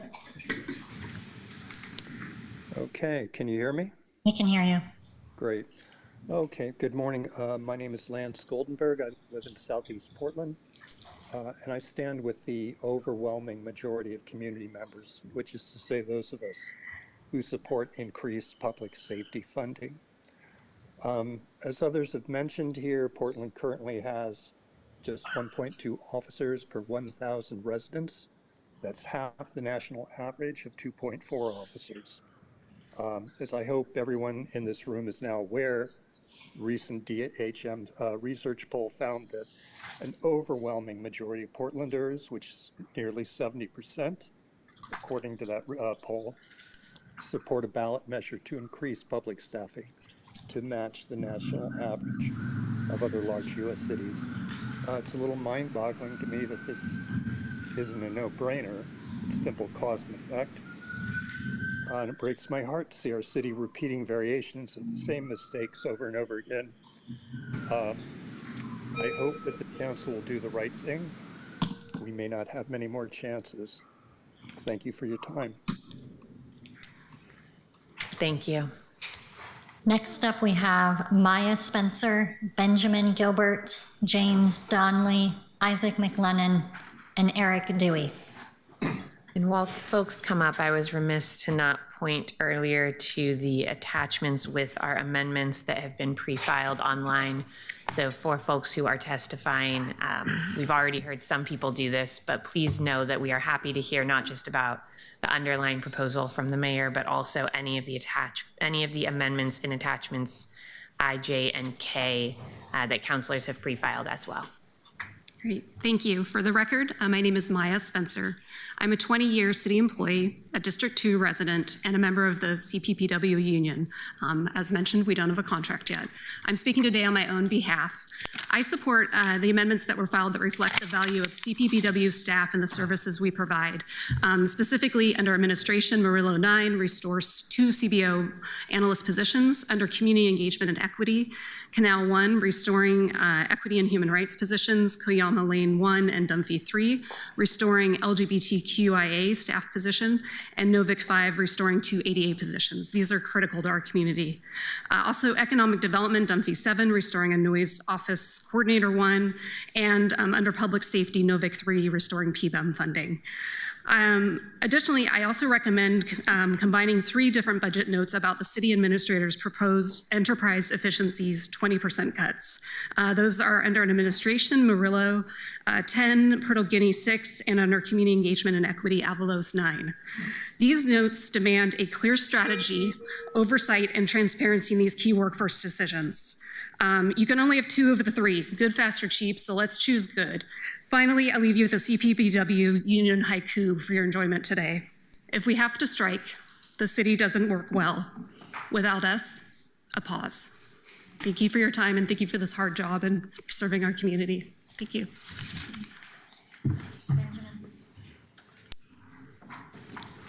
My name is Ben Gilbert, and I'm a tenant in District 4 and a member of the Portland Democratic Socialists of America, who brought out, I think, about 20 people to testify today.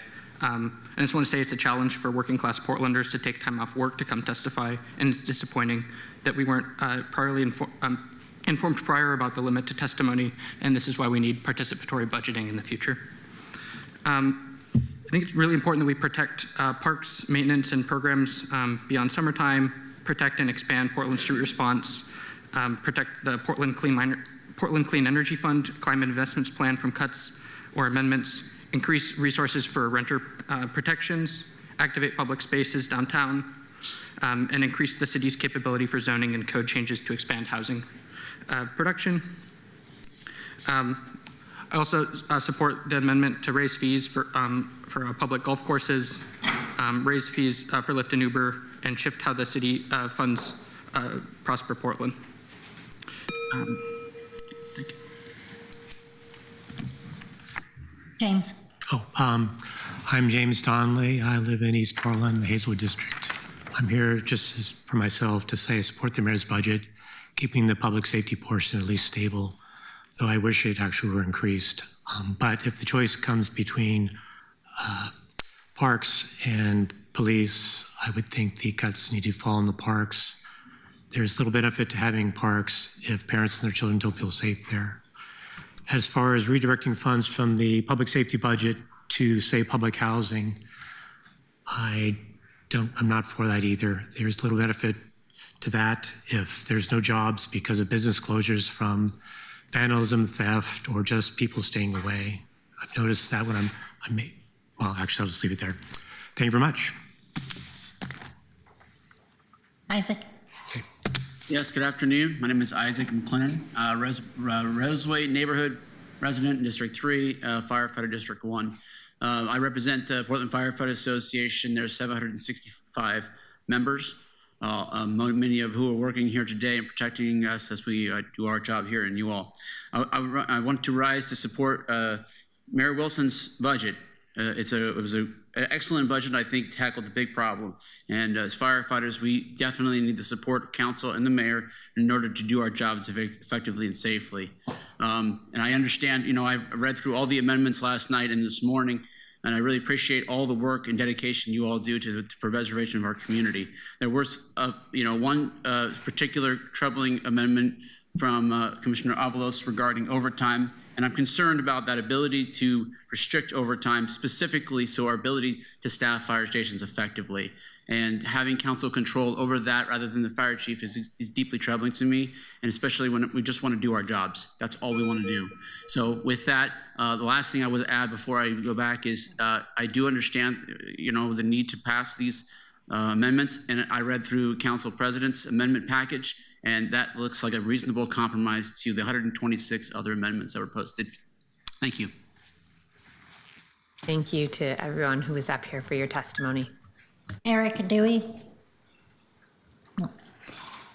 Next, we have Karen Sumter, John Alston Jr., Jesse Bontico, Rachel Muni Yersey.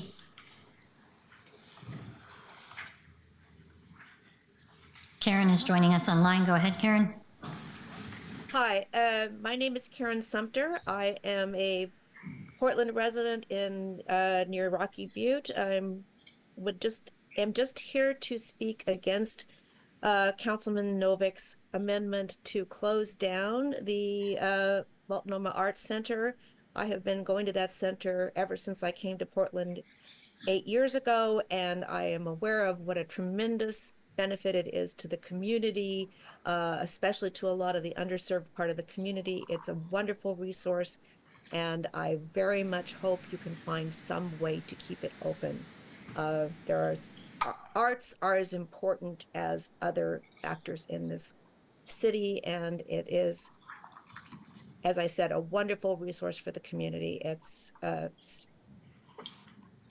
I can't say enough about how much it has meant to me in my life, and I hope you will consider keeping it. That's it. Thank you. Go ahead. Excuse me. Go ahead. Hi, my name is Rachel, and I'm here also to speak on the closure of the Multnomah Arts Center and the Community Music Center. My children have participated in both, and I participate.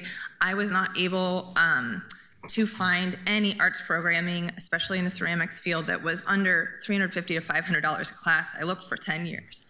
And this has been an opportunity for us to be engaged in a community. We're in an incredibly diverse body of people. We have access to elders, and those elders also depend on this center. There's a senior center there. I don't know if there are plans for something that would replace it, but I know that they rely on community and senior services that they get there, as well as all of those of us who rely on the arts programming. The loss of this would be huge to the community in terms of, I believe, community health, equity for those of us who can't access other things, and also despair, which causes a litany of other health and social problems that would come. I don't think it will equal out. There is no private sector, nothing that can contribute as much programming that's already here and sustainable, and the taxpayers have voted here and spoken that this arts programming and access to it and equitability is important for our city and important to all of us. Thank you. Thank you very much. All right.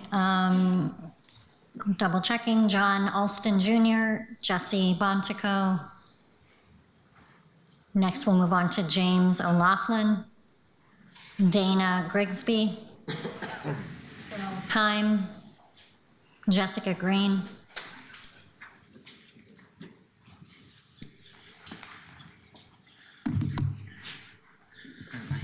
Thank you, Council.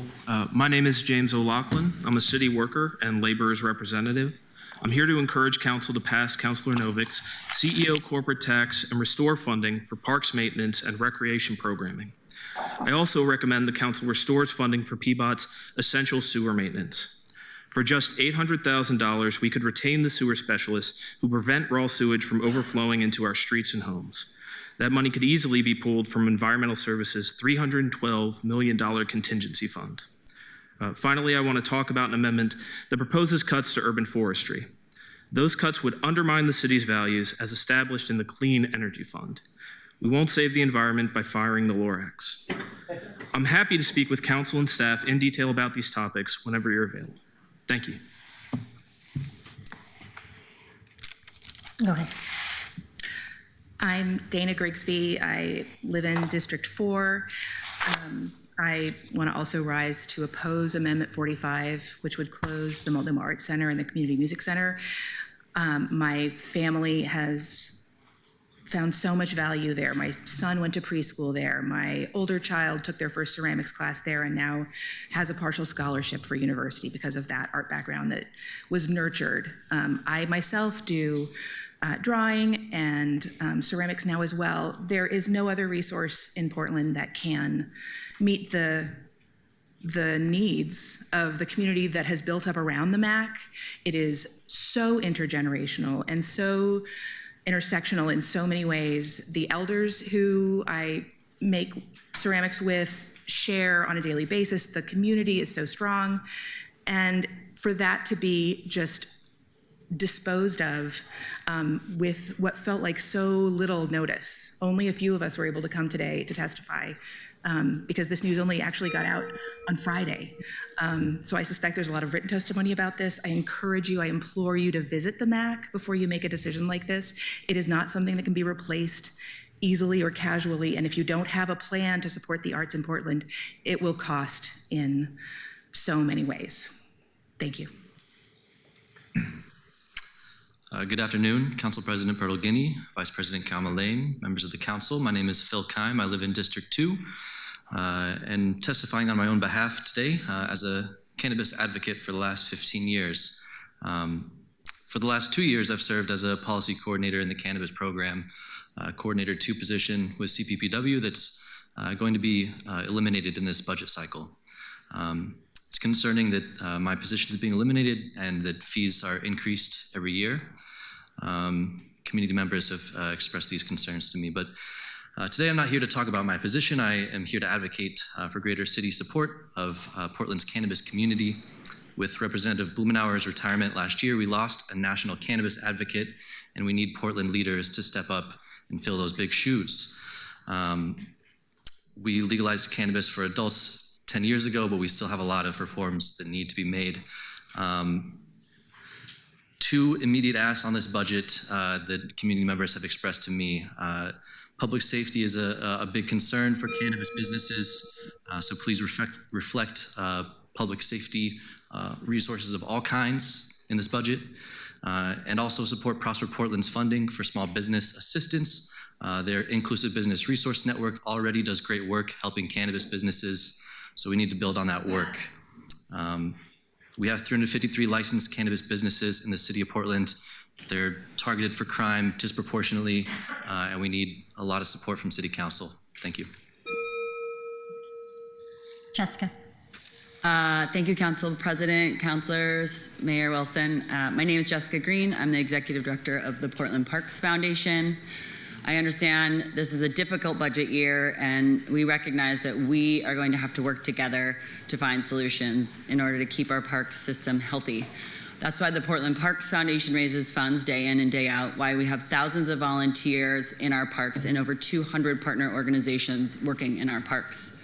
That's why our board voted unanimously to support City Council in a future Parks Levy campaign once referred to voters. We need all of this and we need more, and I'm here to talk to you about the future of our park system even beyond this budget. I'm asking for a unified vision of the park system that we want and to work together to advance, so that we can work together to advance that within city policies, budget decisions, and partnerships. I'm asking you to have bigger conversations about public-private partnerships to identify what's working and what isn't. Be honest, opportunistic, and innovative, and then let's chart a strategic path forward. I'm asking you to stop whittling down the percentage of general fund that goes to parks each year and not to backfill what should be funded by our core budget with voter-approved levy funds. Voter funds should be used to add to a solid foundation, not to fill the cracks. I'm asking you in the future to commit to making the investments in our existing pools and community centers so they don't become unusable hazards. Parks are now part of our infrastructure portfolio, and we need to treat them like critical infrastructure. Even while we're digging ourselves out of this hole, I'm asking you to commit to prioritizing investing in parks beyond today in a way that makes us proud to live here. Thank you all. Thank you. We have Jamie Partridge, Seata Thompson, Akil Patterson, Kola Hash, Gracie Campbell. Go ahead, sir. Excuse me, go ahead, go ahead. Jamie. Greetings, counselors.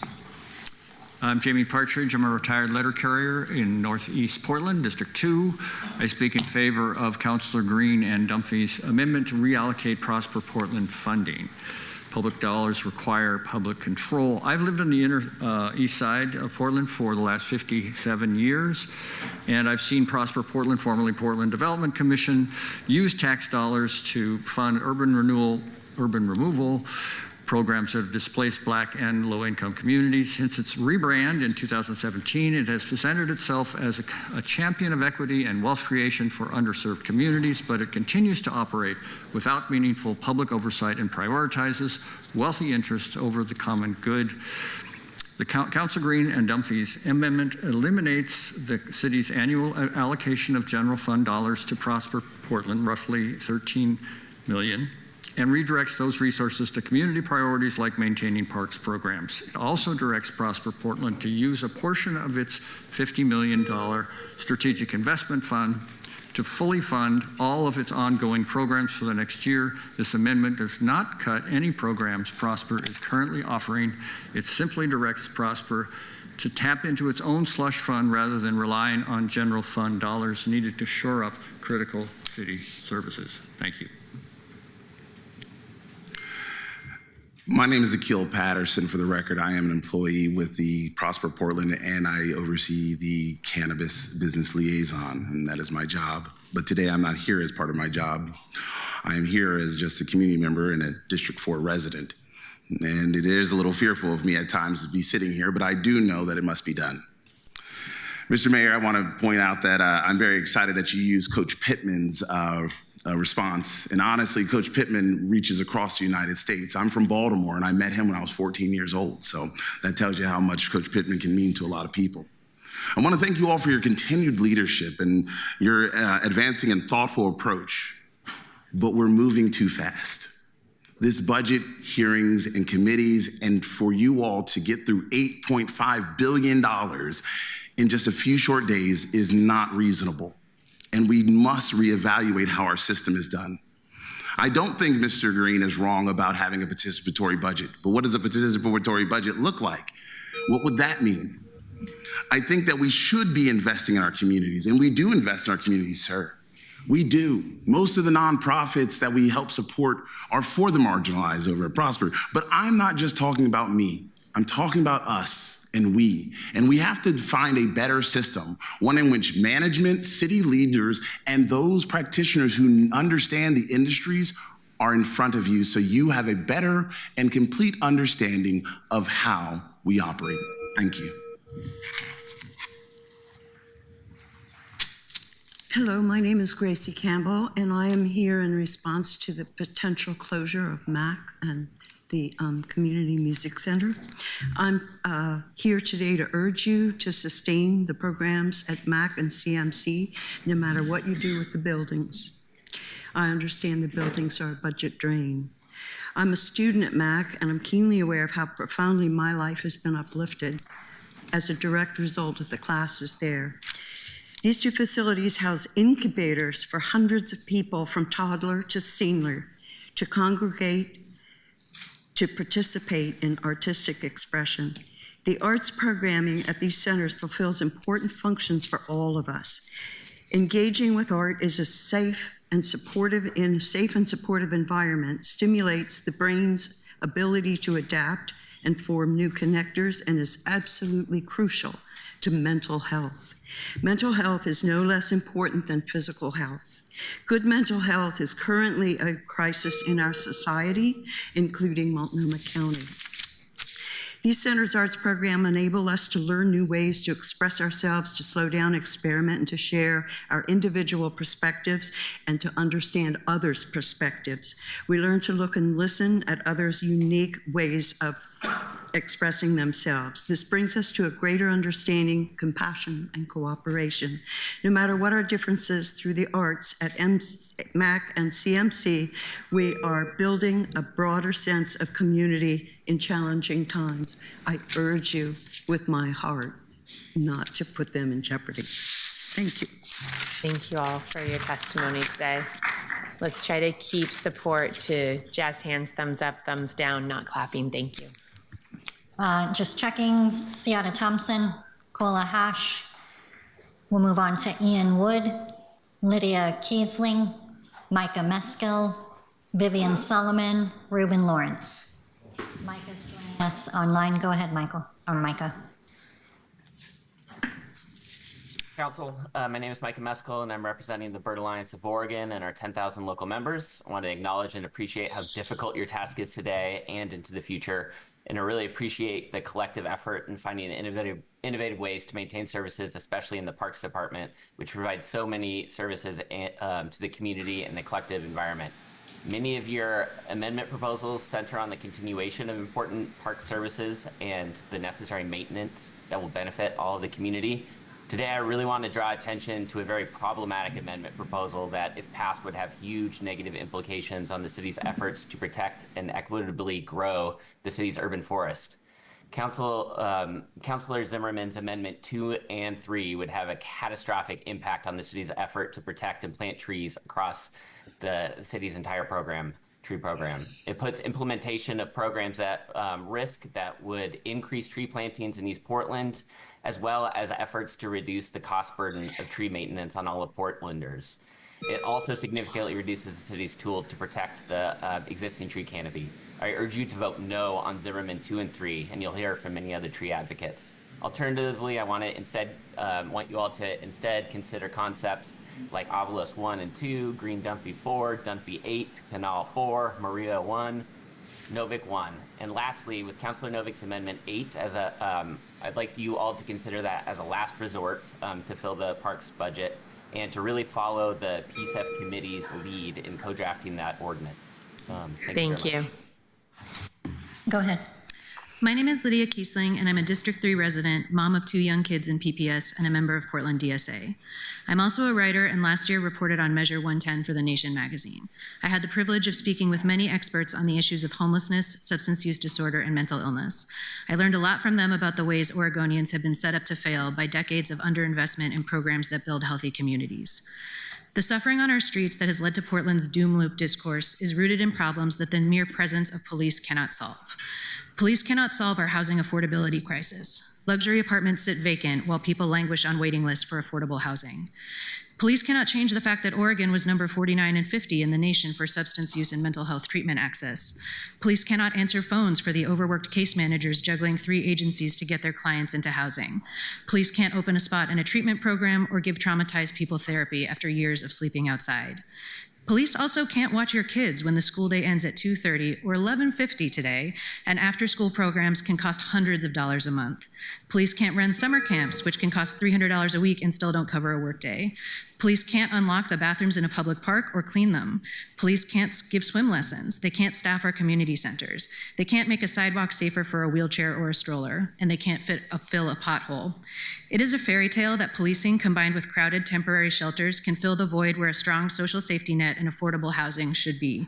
Joyful, accessible community programs and spaces are crime prevention strategies.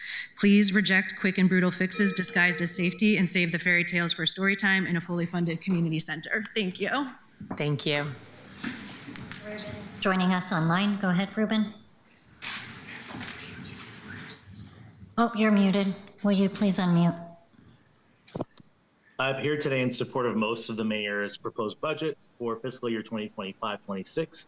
I do support an increase in funding for Portland Police Bureau because they can help get the drugs off of our street, as well as Portland Street Response. I support continued funding for filling potholes, removing graffiti and derelict RVs and vehicles.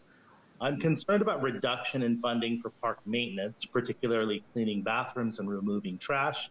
I do support cuts for staffing where it makes sense, like bloated communication staffing members, management-heavy departments, administrative staffing bloat.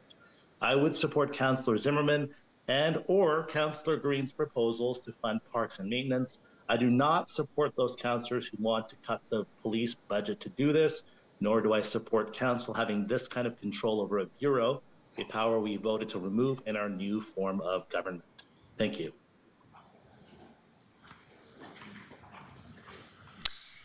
Okay, Thank you.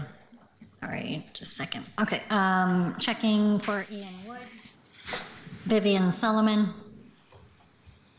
Okay, moving on to Jeanette Ward, Sarah Radley, Jonna Davis, Kelly Ianspa, Mark Mowbray.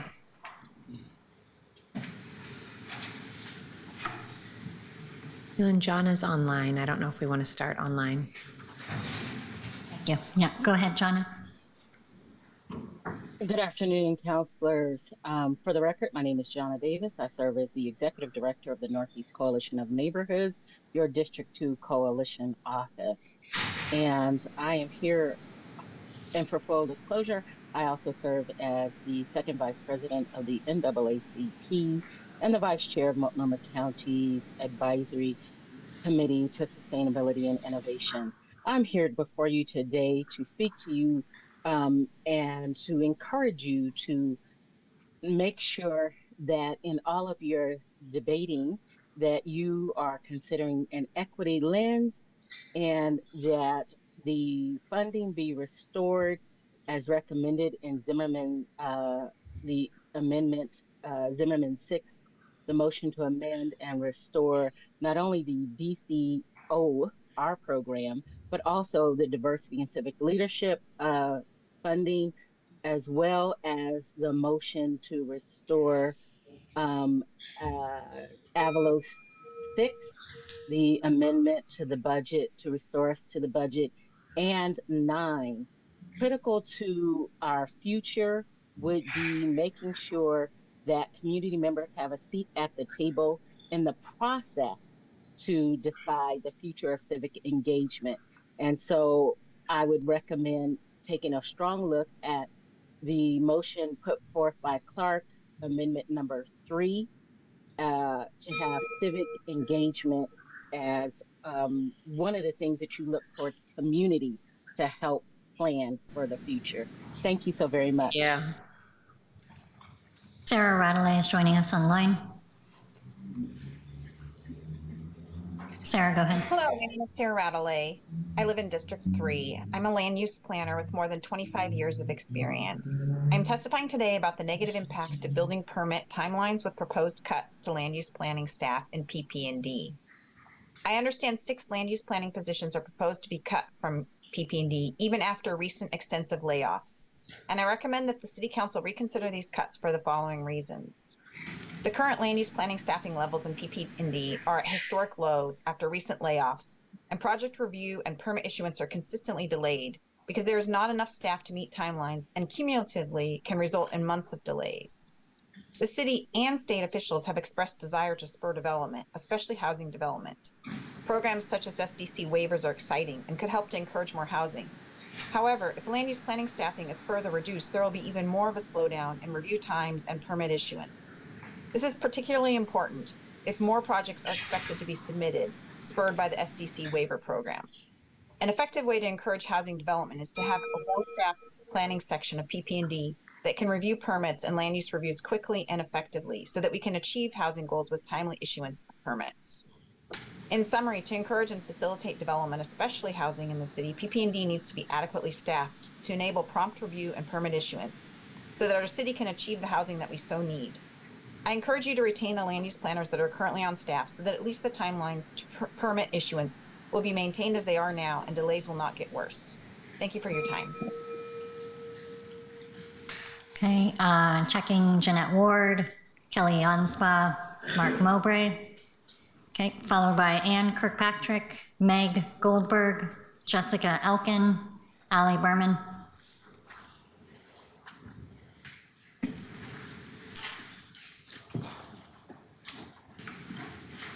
Good afternoon, councilors. I'm Meg Goldberg. I submitted testimony online, so I'm going to go ahead and give up my time. Thank you very much. And I'm opposed Councilor Novik's Amendment 45. Thank you.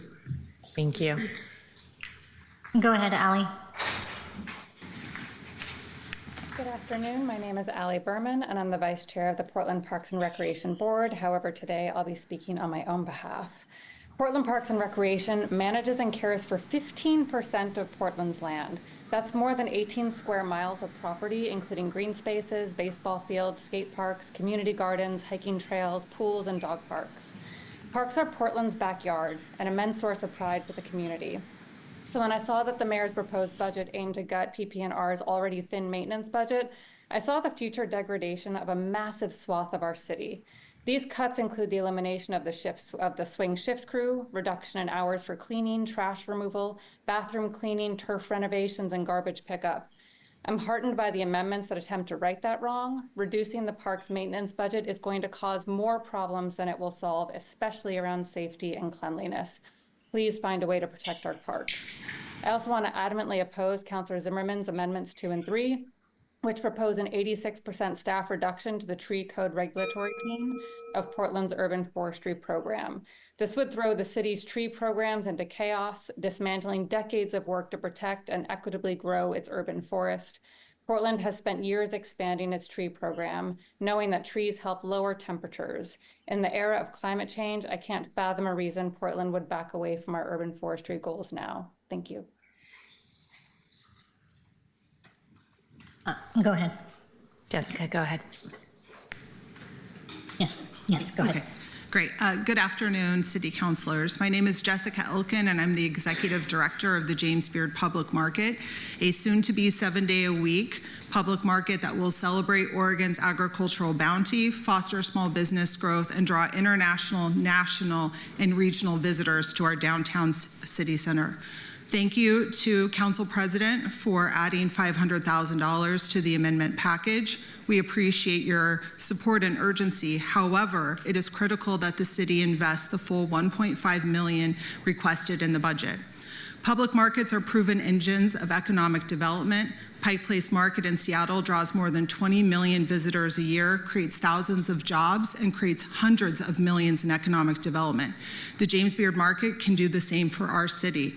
With budget shortfalls looming, we need to act with urgency to make investments that create jobs, support small business, and generate tax revenue. Downtown Portland has long been challenged by the loss of foot traffic and vibrancy. James Beard Public Market is the economic development project that will change that. With investments from private and public supporters, we've purchased a historic building just steps from Pioneer Square. More than 100 small businesses have already applied to be permanent vendors in the market. Nearly half of those are BIPOC and women-owned. These small businesses are ready to invest in our downtown. Now we need to support them and invest in this budget. We are asking for a one-time investment of $1.5 million that will unlock $25 million in funding from the corporate, philanthropic, and state. Please support this critical investment in Portland's people and future. Thank you. Anne is joining us online. Good afternoon, Mayor Wilson, and hello to our City Council. My name is Ann Kirkpatrick. I'm a resident of the Hazelwood neighborhood in District 1. I'm speaking with you today to urge you not to adopt Amendment 45 to the city's budget, seeking to close the Community Music Center and the Multnomah Arts Center. I believe closing the Multnomah Arts Center would be a heartbreaking mistake. I began taking art classes at the Multnomah Arts Center in the fall of 2021 after a year and a half of pandemic lockdowns. I was looking for a way to reconnect with other people and build community after so many months in isolation. It was the best choice I could have made. Since 2021, I've been visiting the MAC on a near weekly basis. Through various classes, I built meaningful friendships with members of the fiber arts community across generations. This past summer, I joined the Portland Hand Weavers Guild, which meets monthly at the MAC and shares invaluable resources and tools among its members in order to pass on knowledge and keep this art form thriving. Closing the Multnomah Arts Center is not an acceptable strategy for balancing the park's budget. Losing a wide array of arts classes and studio space would deal a devastating blow to Portlanders all ages seeking community and connection through creative skill building. Once again, I urge members of the City Council to vote against this amendment. Jeanette Ward has joined us online. Jeanette, go ahead and unmute. Thank you. Thank you, Council. My name is Jeanette Ward, and I lead New Project, a Portland nonprofit. As you look at budget recommendations, I want to speak for the Portland community I serve, small, neighborhood, family-owned cannabis businesses. Each year, Portland cannabis businesses contribute approximately $5 million in taxes, new money, to the Portland budget. Portland City voters approve the collection of tax money because they voted for those taxes to support minority and women-owned businesses. Of the millions in taxes paid by cannabis businesses, last year $420,000 went back to cannabis businesses to fund technical assistance programs and loans and grants. Did you know the City of Portland has a cannabis revolving loan fund for cannabis businesses, a growing pool of money for lending to an industry that otherwise does not have enough outside capital to fund its growth and potential boom? New Project has funded $2 million in loans and grants to Portland's cannabis community. The small dent is a lifeblood for businesses who have used the money to hire employees and expand operations. 80% of loans went to minority-owned, 40% to women. I understand cities have to cut budgets. As you listen to the community, I'm here to say, don't throw the baby out with the bathwater. Portland is funding programs to small businesses that are working. Plus, you don't throttle startups, you feed them seed capital. Increase funding for cannabis businesses so you can invest more seed in an industry economists all agree is poised for explosive growth. Today, we are funded through Prosper Portland and its Inclusive Business Resource Network, which is on the chopping block. I close by asking you to be surgical with your cuts, not blunt. We can find ways to increase funding to cannabis businesses and increase the economic outlook for cannabis tax revenue while meeting city budget demands. Thank you. Next up, we have Melissa Gordon Magnus, Catherine Leather Self, Loretta Guzman, Casey Clapp, Mont Chris Hubbard.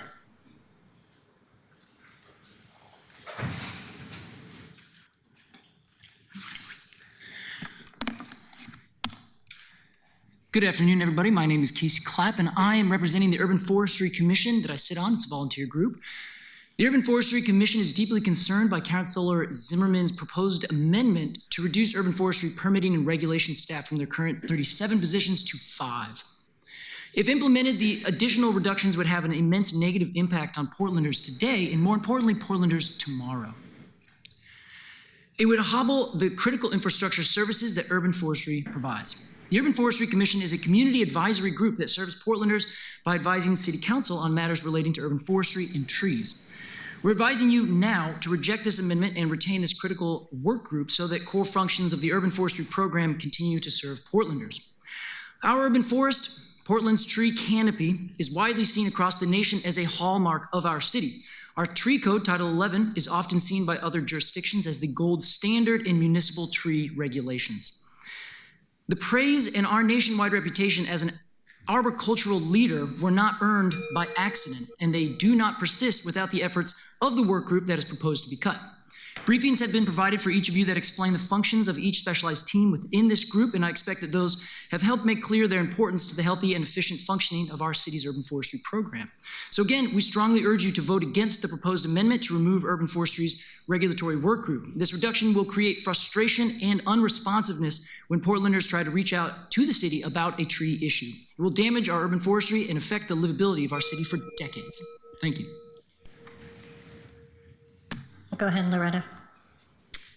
Hi, my name is Loretta Guzman. I'm the owner of Bison Coffee House. I was born and raised here in the city of Portland. I live in District 2 and my business is in District 2.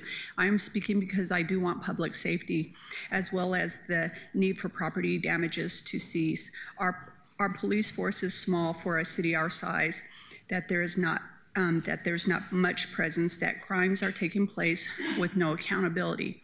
I am not in favor of the council wanting to control the PPB and fire budget for the overtime. Both these bureaus need to be fully staffed, so we don't need overtime. As as overtime causes burnout and then people are leaving. Some of you will not admit that we need public safety, as it is a fundamental right to we the people. Without public safety, I have experienced grave consequences, from my nephew being shot and killed to this day, no accountability. My property was just vandalized again yesterday morning at 1:25 a.m. No accountability. We have experienced common sense in the past, and therefore we know that what works, what gave us safety and a way to thrive. Last month in my neighborhood, I heard gunshots on a Saturday at 3:31 a.m. I went to open my eyes and I was immediately paralyzed. I couldn't move. I see all these amendments and the money involved in wanting to make changes or charge us more on our water and electric. It just keeps growing and no progress. Make the right decision, give us life, liberty, and the pursuit of happiness. Thank you. Catherine is joining us online. Catherine, please unmute.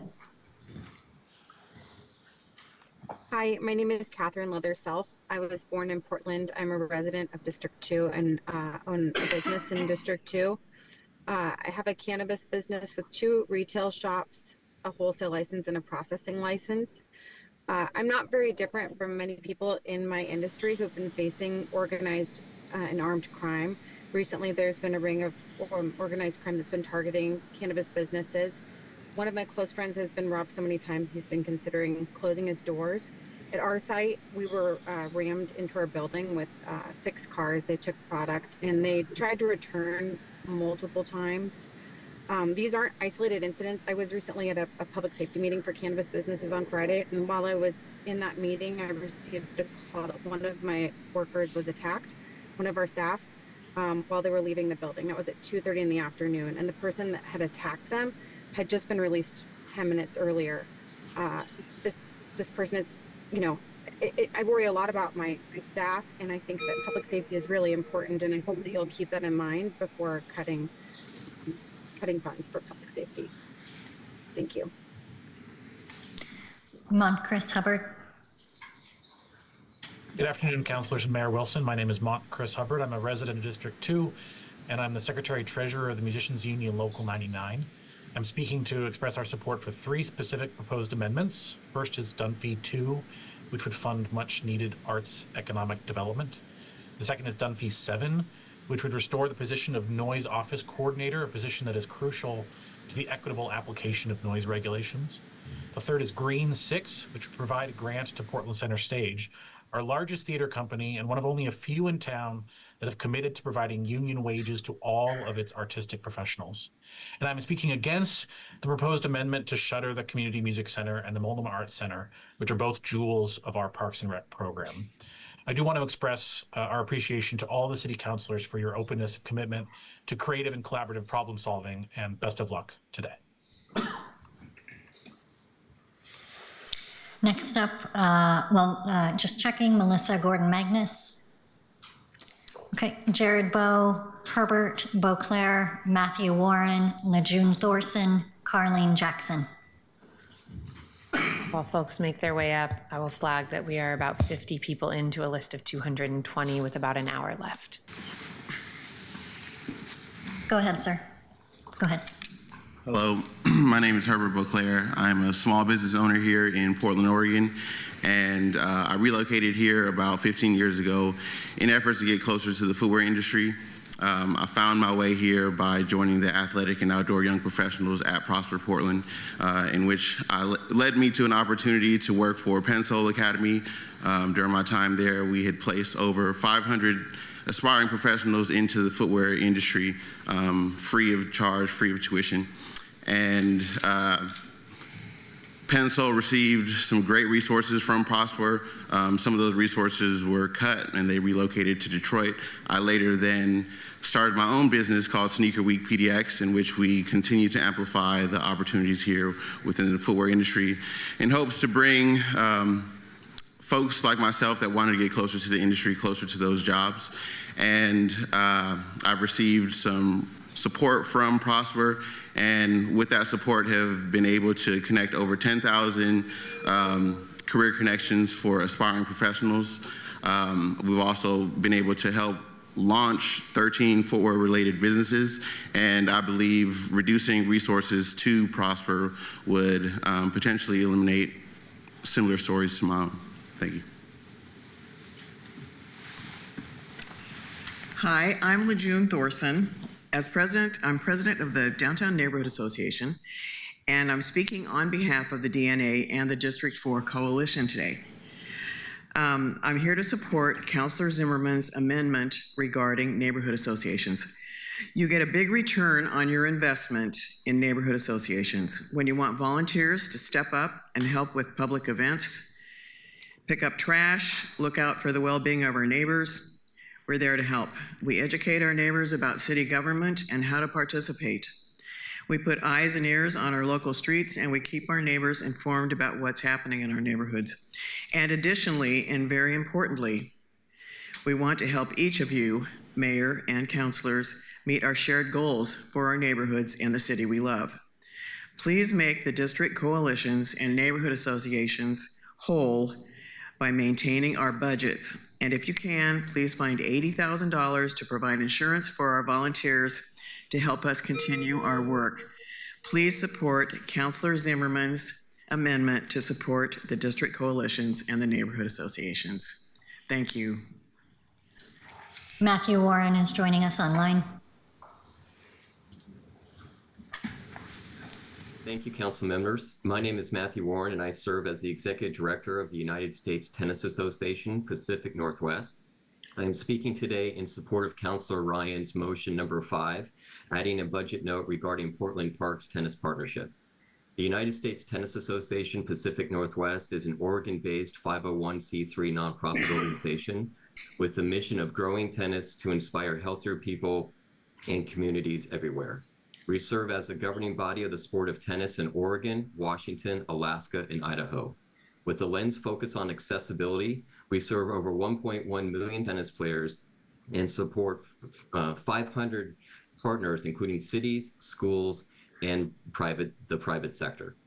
Given the City of Portland's budget constraints and deferred maintenance across all parks, we seek to develop a mission-aligned partnership and provide a solution that will both address substantial tennis-related deferred maintenance costs and build an accessible tennis service model for inclusive, affordable, and high-quality tennis programming across the entire city. There are currently 84,790 active tennis players in the City of Portland, and there are an additional 77,697 residents who are interested in playing tennis but lack adequate access to play opportunities. On behalf of the United States Tennis Association Pacific Northwest and the over 150,000 Portland residents who have an interest in tennis, we are grateful for Councilor Ryan's leadership and ask the council to support this motion. Thank you.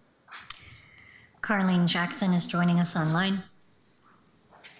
Hello, my name is Carlene Jackson, and I live in District 4. I'm asking you to please vote no again on amendment number 45. Please do not close the Multnomah Arts Center. Part of what makes Portland beautiful is its amazing culture of arts and music. I don't think I would even want to live in Portland if there was no Multnomah Arts Center. I have taken many classes there, and I get an enormous sense of community and well-being while taking these classes. I also think it's important to think about the effects participating in music and arts programs has on our local economy. I have shopped at many local bookstores, yarn stores, music stores, many other local stores to support the skills I have gained from taking classes at Multnomah Arts Center. I would not have been shopping these local businesses had I not learned to weave or play the guitar. So I'm asking again, please vote no on amendment number 45. Please don't close the Multnomah Arts Center. Thank you. Vivian Solomon has joined us online. Vivian, please unmute. Thank you. This is Vivian Solomon. I am a female small business owner in the city of Portland. I'm also a member of, or a resident of District 4, and I agree with the previous speaker. I ask you not to close the Multnomah Arts Center. But the reason for my testimony today is I want to express strong support for increased public safety funding. I believe in maintaining Mayor Wilson's public safety budget.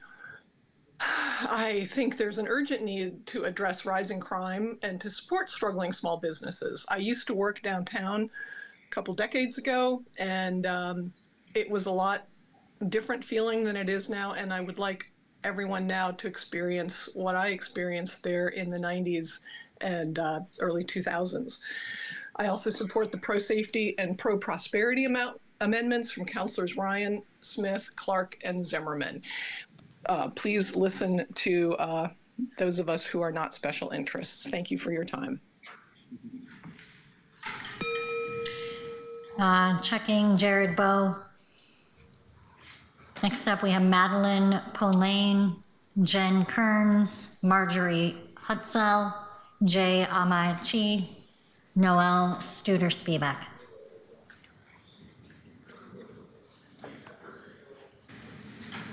Jay is joining us online.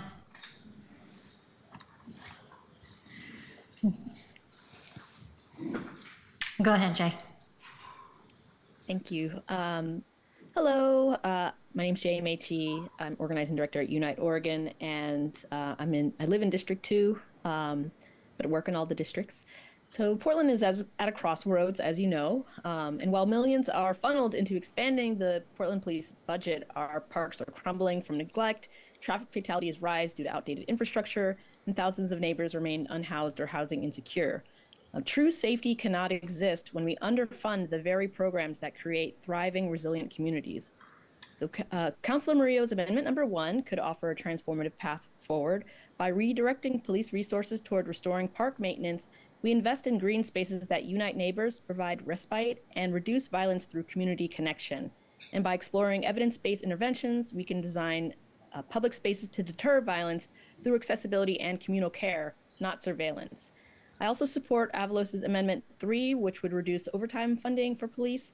The city audit found that Portland Police has continually failed to manage overtime effectively. They continually lack effective data collection and reporting on overtime, making it near impossible to manage costs and identify areas for improvement. We can't afford to be this fast and loose with millions of dollars. And lastly, I endorse Novik's Amendment 2, which calls for redirecting welfare checks from armed police to trained unarmed crisis responders. During these calls, law enforcement, who often lack specialized training in de-escalation or mental health, can heighten tensions and endanger lives. Unarmed responders are equipped to address crises with empathy and expertise and are far more likely to resolve these sensitive situations safely and effectively. That's all. Thank you. Madeline is joining us online. Madeline, please unmute.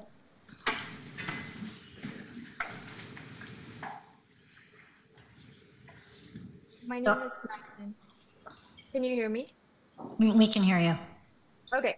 Hello, my name is Madeline Payline. I live in District 3. I just want to echo all of the testimony urging City Council to vote no on budget amendment number 45 and not cut the Community Music Center and Multnomah Arts Center. Similarly to a lot of people who have spoken, I took lessons there when I was a kid. I've been taking adult group classes and utilize the access discount program so I can afford these classes. It brings me so much joy and community connection with people of all ages. So many kids in every council district would be impacted if these sites were to be closed. Also, so many seniors would be denied this continued skill development and social interaction, and many teaching jobs for Portland's musicians would also be taken away.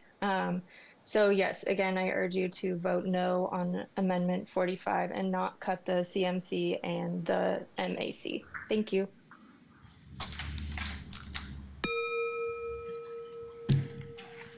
Go ahead, ma'am.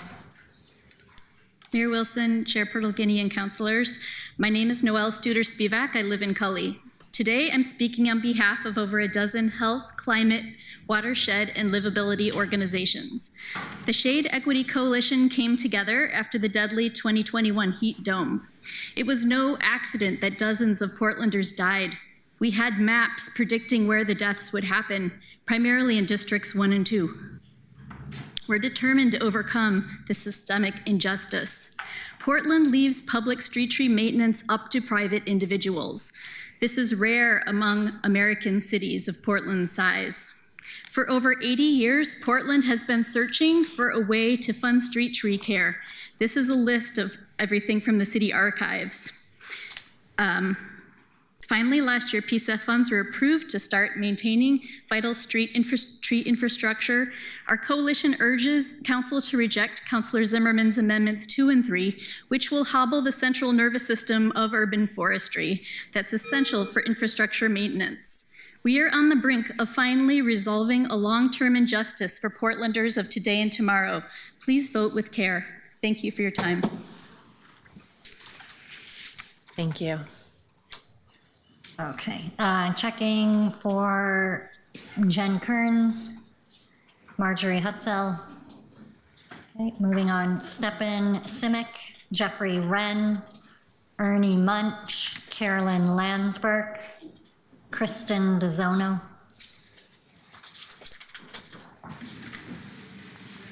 Go ahead, sir. Hello. My name is Stepan Simic. I live in District 2, and I'm here to vehemently oppose the amendment calling for the closure of the Community Music Center and the Multnomah Arts Center, and I do urge you to vote no on it. You have already heard some very heartfelt testimonies about the importance of the two institutions, and I'm sure that you will be hearing more.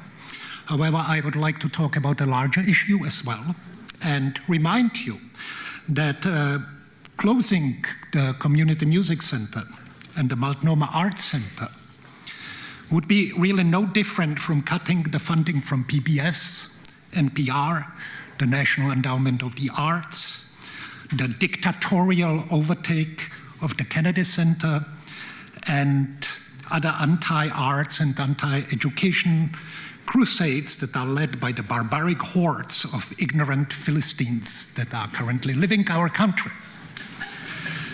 Were the council indeed to accept the amendment, it would also partake in the wholesale destruction of culture, arts, and human decency as perpetuated by the federal administration, and it would ally itself with the totalitarian regime in DC. Portland is better than that, and I urge you to vote no. Thank you. Kristen is joining us online. Go ahead and unmute. Kristen. Go ahead, Kristen. You're muted. Oh, maybe she can't hear us. Sorry, I thought I was like 6 people after. Hi, my name is Kristen DeZono. My first time here, and kind of nice to be able to hear everybody talk. I'm speaking because I'm on the Golf Action Committee. I just rejoined it and am been told that there is an amendment to move $5 million from our reserve fund over to fill some gaps in budgets for parks. I'm super disheartened by this. In the last like 10 to 15 years, we've worked super hard to have golf be seen as something for everybody. Our public golf courses are a really great example of that. When I joined the golf committee maybe 15 years ago, the city took $500,000 of our piggy bank, which I believe was half of what we had, then proceeded to kind of talk about golf course shutdowns, and we thought golf was dead. So we've worked so hard to make it accessible to everybody and affordable for everybody. And I feel like we're just now starting to look at golf as something that everybody can do. A friend of mine went out the other day and was so surprised that she could pay like $12 and hit a bucket of balls. So I'm really against raising the fees. We're just starting to overcome the stigma of golf as just an all white man sport. There are Leisure Hour Junior, an African-American golf group that practices in our public courses, and we have a mentorship program between public golf and Leisure Hour Junior. There's also First Tee, which is for youth, lots of women's groups. Again, this is just something that I feel like we're being punished for saving money, and we've got a lot of deferred maintenance as well. Thank you very much. Thank you.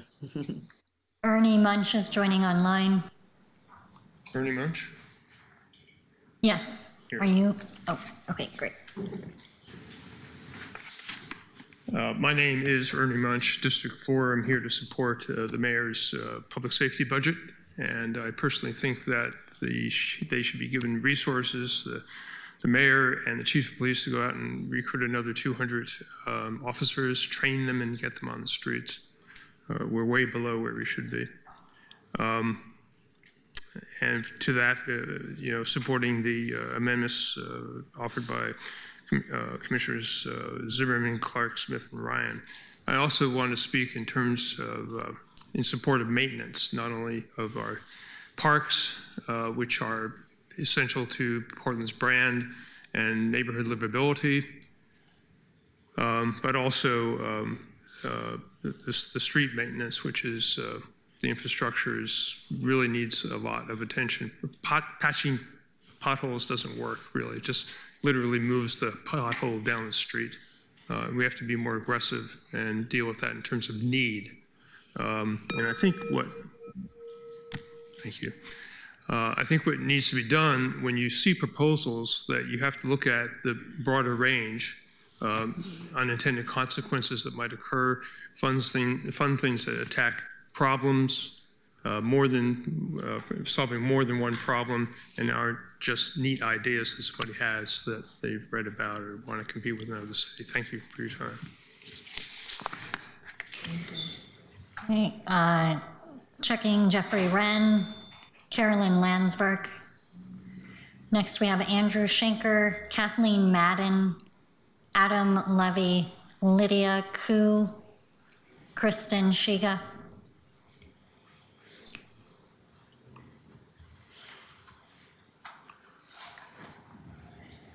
Go ahead, Kristen.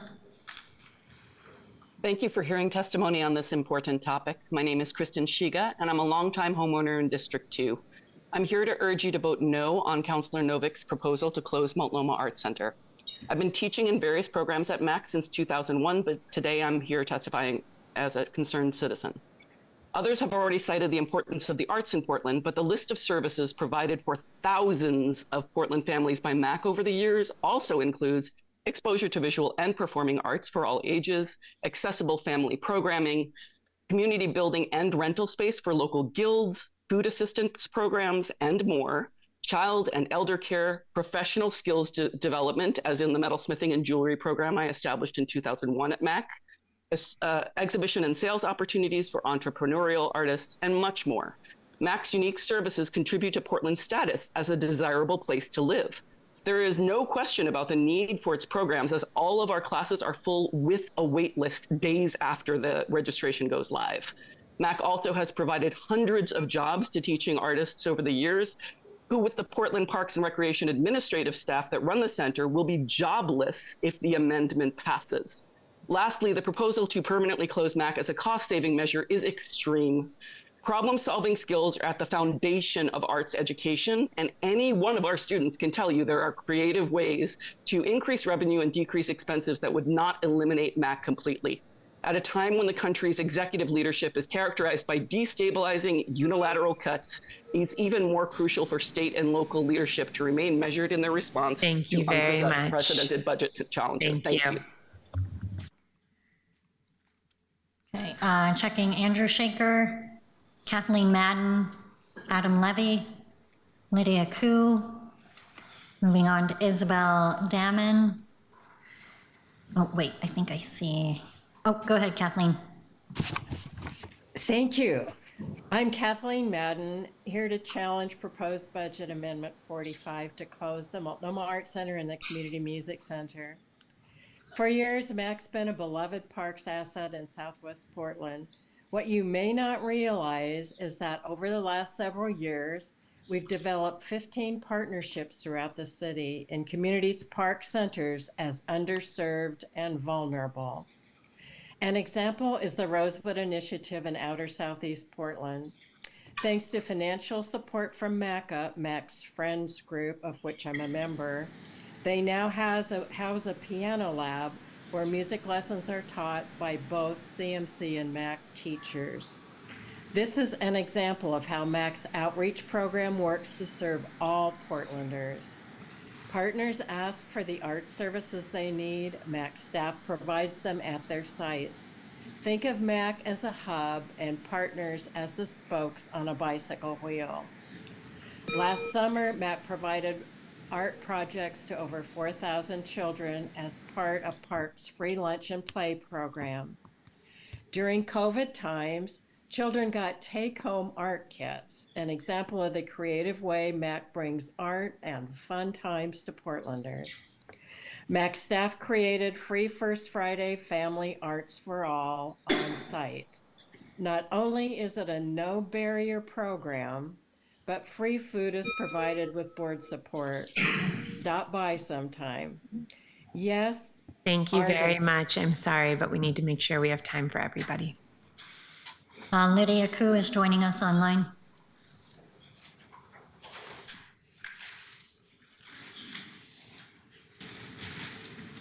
Hello? Can you hear me? Yes, we can hear you. Oh, great. Hi, so my name is Lydia Koo, and I have my son Addison Kutch with me. We live in District 3, and I'm here today to urge you to vote no on Amendment 45, which threatens to eliminate the Community Music Center and the Multnomah Art Center, two programs that are absolutely essential and truly irreplaceable. My children have been students at the Community Music Center for years. It's where they discovered their love of music, gained confidence, and found a creative outlet. For my family and for many others across our city, this center is the only affordable access to music and arts education outside of school. With school-based arts programs shrinking due to budget cuts, these community centers fill a critical gap. Their sliding scale tuition and income-based discounts ensure that families of all backgrounds can participate. That's what true equity looks like. A great city invests in its people. Our music and art centers have created safe, inclusive spaces where youth and families and seniors are engaged and supported and inspired. These centers offer a positive alternative to isolation and a meaningful path forward. Passing Amendment 45 doesn't just remove a budget line, it removes access to the arts for low-income families, opportunities for youth to grow in enriching, structured environments. And then, Addison, read this. Read it. Community music arts centers are making cities stronger, more vibrant, and more humane. Once they're gone, they're incredibly difficult to rebuild. Please vote no on Amendment 45. Protect the Community Music Center. Thank you. Go ahead. Hello, my name is Isabel Damon. I'm a resident of District 3, and I am an employee of the City of Portland at the Community Music Center, but I am testifying today as a private citizen to vote no on Amendment 45 again. I began weekly violin lessons at the Community Music Center in 1999 at the age of 5, and I went back every Tuesday for 14 years until I graduated from Cleveland High School in 2012. Through these lessons, I gained a love for music, and I formed lasting connections with both my teachers and a lot of other students. My lessons at the Community Music Center were heavily subsidized, like they are for so many CMC families, and are what allowed me to gain a scholarship to a music conservatory and go on to perform professionally and teach students of my own, which I have now been doing for the last 8 years. My family would not have been able to afford private lessons without the Community Music Center. I owe my entire career and my musical upbringing to this place. The CMC has been a key resource for affordable and accessible lessons for 70 years. We just celebrated 70 years this year. Please vote no on Amendment 45 to close the Community Music Center and Multnomah Arts Center. These are such important places so that students from low-income families like myself can continue to learn music for generations to come. Thank you. Next up, we have Meg Doherty, Brianna Tarnauer, Nora Gessert, Catherine Fukuyama.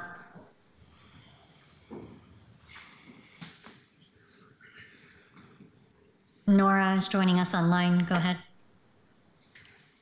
Yeah, my name's Nora Gessert. I'm the resident of Portland District 1, and I'm the president of the Portland Handweavers Guild, and I'm also here to talk about a vote no on Amendment 45 at Multnomah Arts Center.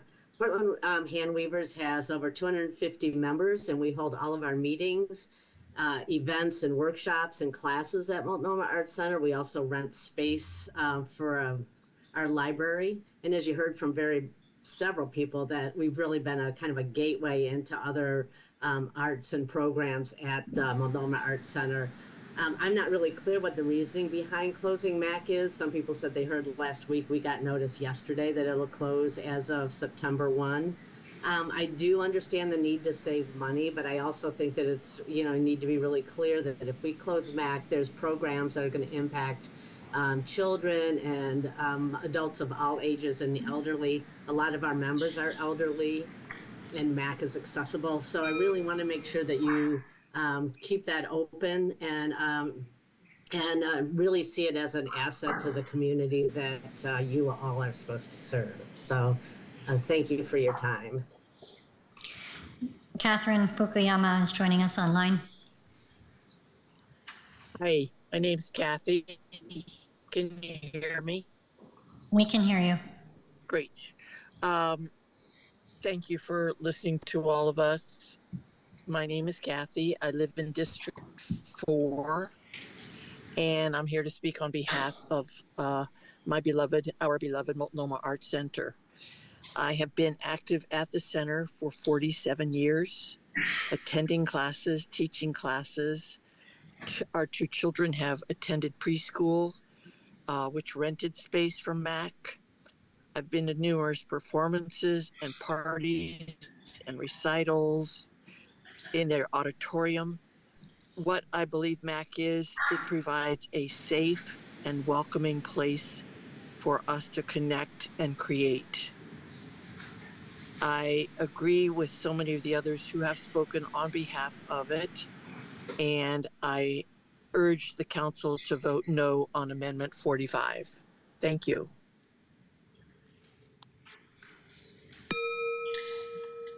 Okay, checking for Meg Doherty, Brianna Tarnauer, Suzanne Bishop, Christopher Myers, Michelle Crimmins, Kayla Sanford. Go ahead, Michelle.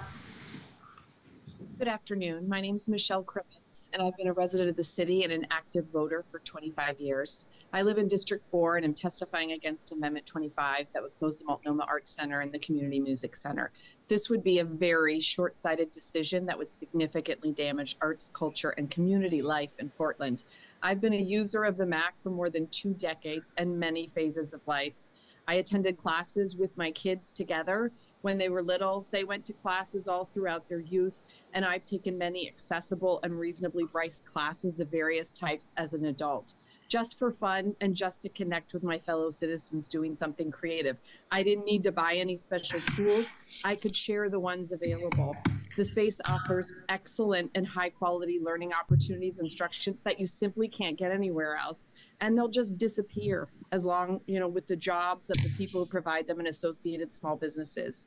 I attend classes, as do others, to learn something new and challenge myself in a positive environment.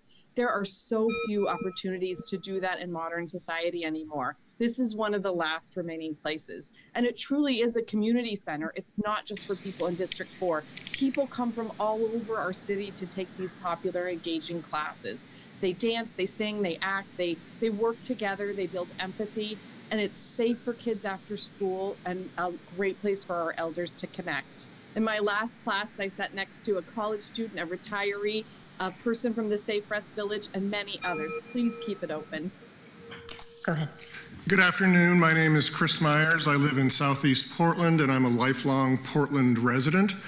I'm here today to add my voice to the robust chorus urging you to fully fund the Community Music Center in the next budget cycle so that Portlanders of all ages and from all socioeconomic backgrounds can continue to benefit from this rich, unique, and important cultural and educational institution.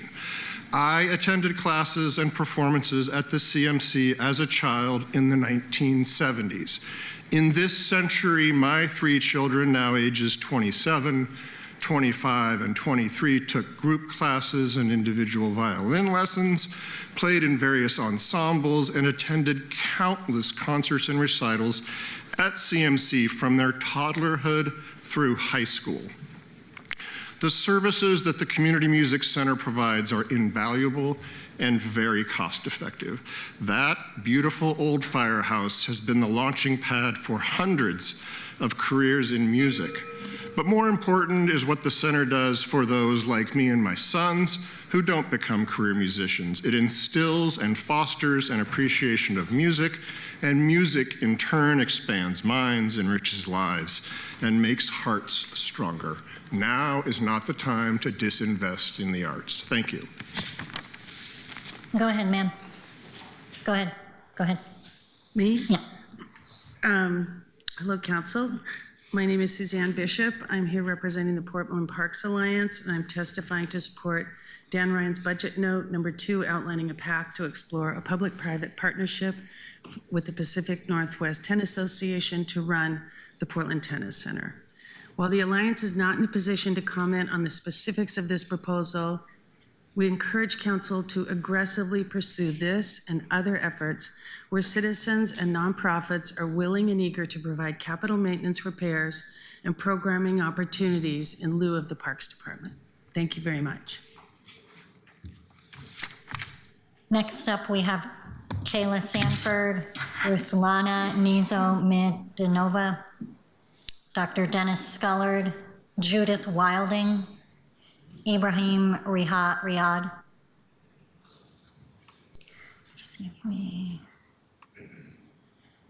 Dr. Dennis Scullard is joining us online. Go ahead and unmute.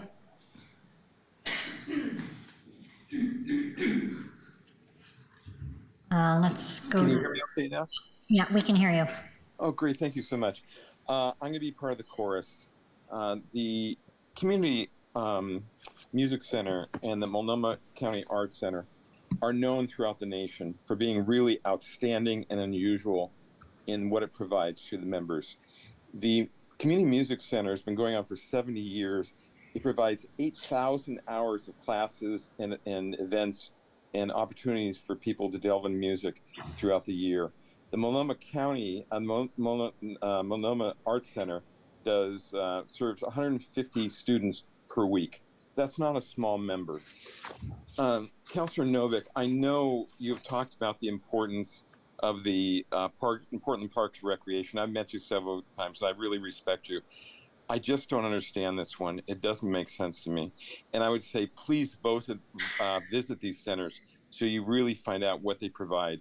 I treated brain injury patients, many of whom I could refer there to receive services and enjoy meeting other people and learn ways of communicating and interacting with people despite their brain injury through music and art. And thanks everybody for your hard work. I really appreciate it.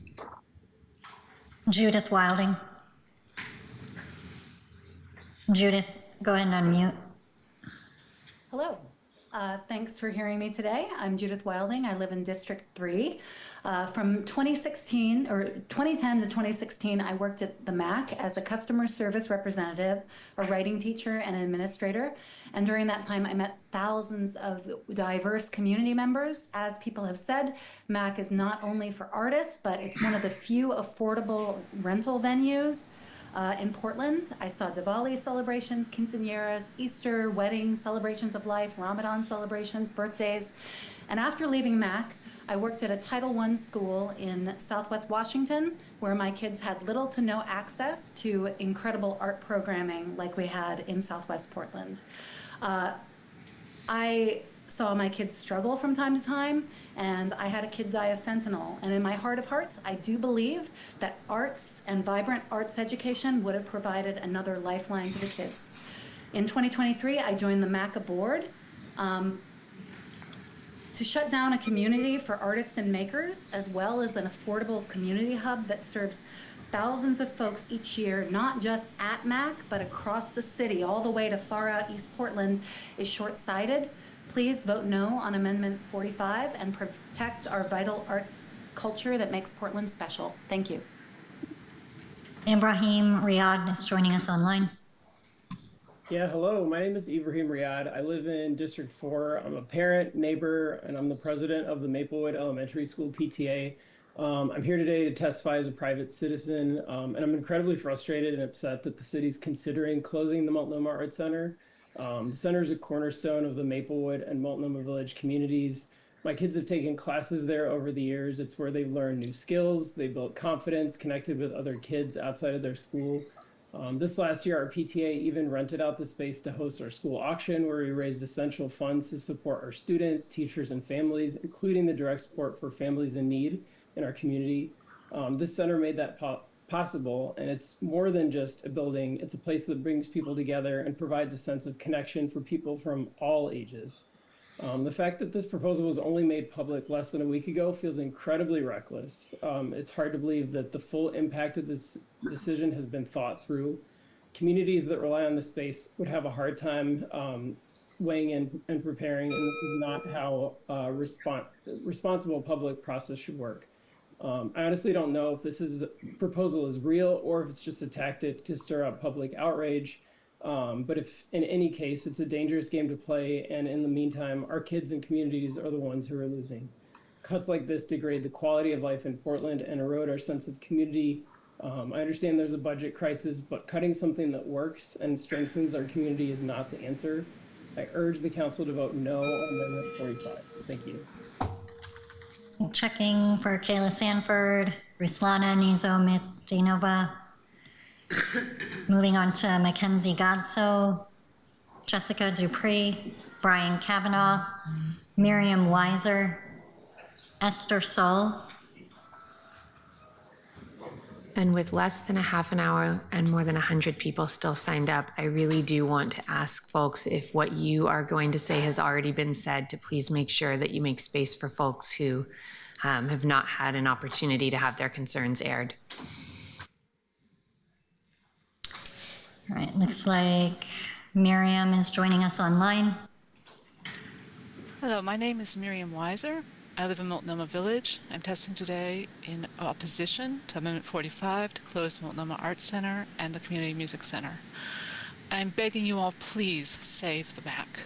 The Multnomah Arts Center is a cornerstone of our community. It provides classes to all people for all ages, social connection for seniors, many of whom are on food stamps or have disabilities, and employs artists and teachers from all over Portland.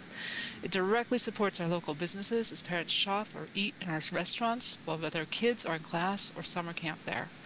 I personally have taken classes in painting and ceramics there, and I sing in the Multnomah Chorus, a community choir with members of all ages and demographics, which has been gathering at the MAC for going on 15 years.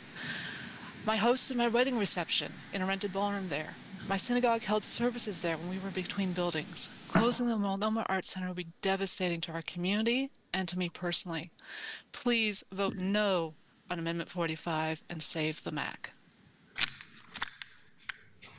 Brian Kavanaugh is joining us online. Hey, thank you. Good afternoon, Mayor and council members. I'm testifying today to urge you to vote no on Amendment 45 proposed by Councilor Novak, which would permanently close the Community Music Center, CMC, a vital part of Portland Parks and Rec's music programming, an irreplaceable resource for our city's youth and families. My own daughters, age 18 and 15, have been going there for over 10 years and continue to do so, and their music education would not have been possible without CMC. CMC provides critical access to music education for Portlanders of all backgrounds. As part of Portland Parks and Rec's music programming, CMC offers affordable rental instruments, lessons, ensemble experiences, public concerts, while its financial aid program ensures that no student is turned away due to inability to pay. Eliminating CMC would directly harm hundreds of families across all districts who rely on this access for their children's artistic and personal development. And it should be said that the benefits of early music education are well documented. It enhances brain development, improves academic outcomes, fosters creativity, supports emotional well-being. CNC's programming supports these outcomes in a welcoming, community-based setting, a model of public service that reflects the values of inclusion and opportunity that Portland holds dear. Closing CMC is a short-sighted decision that undermines the long-term educational and cultural health of our city, I ask you to preserve this decades-old institution and protect equitable access to music in future generations. Please vote no on Amendment 45. Thank you. Go ahead, ma'am. Oh, yeah. Hello, my name is Esther Saule, and I'm a resident of District 2. I'm here to urge you to vote no on Councillor Novik's ill-conceived amendment calling for the closure of the Community Music Center. For the last 26 years, I've been taking classes at the Community Music Center, and I got hooked on playing Renaissance music. As a newcomer to the city, I made lots of connections in the music world by taking classes with Phil and Gail Newman, and I felt immediately embraced by the community. I'm now playing music with various music ensembles and groups where all my fellow musicians are in one way or another connected to the Community Music Center. In fact, more than half of my closest friends are those I met at CMC. When I was younger and had small kids and had to organize a babysitter, it was extremely daunting for me to make it to my weekly classes. I often arrived harried, worried, exhausted, tired, but I always left my class in an elevated mood. Happy, restored, and feeling reinvigorated. The classes at CMC were better than any therapy, and I will forever be grateful for every single minute I spent in that building. While this is a personal recollection, I'm more than certain that anyone you talk to about their experiences would tell you the same story. CMC creates a world of music making, friendship, community building, continuity, and closing it down would deprive the city of an important cultural and community hub. Thank you. Checking Mackenzie Gazzo, Jessica Dupree.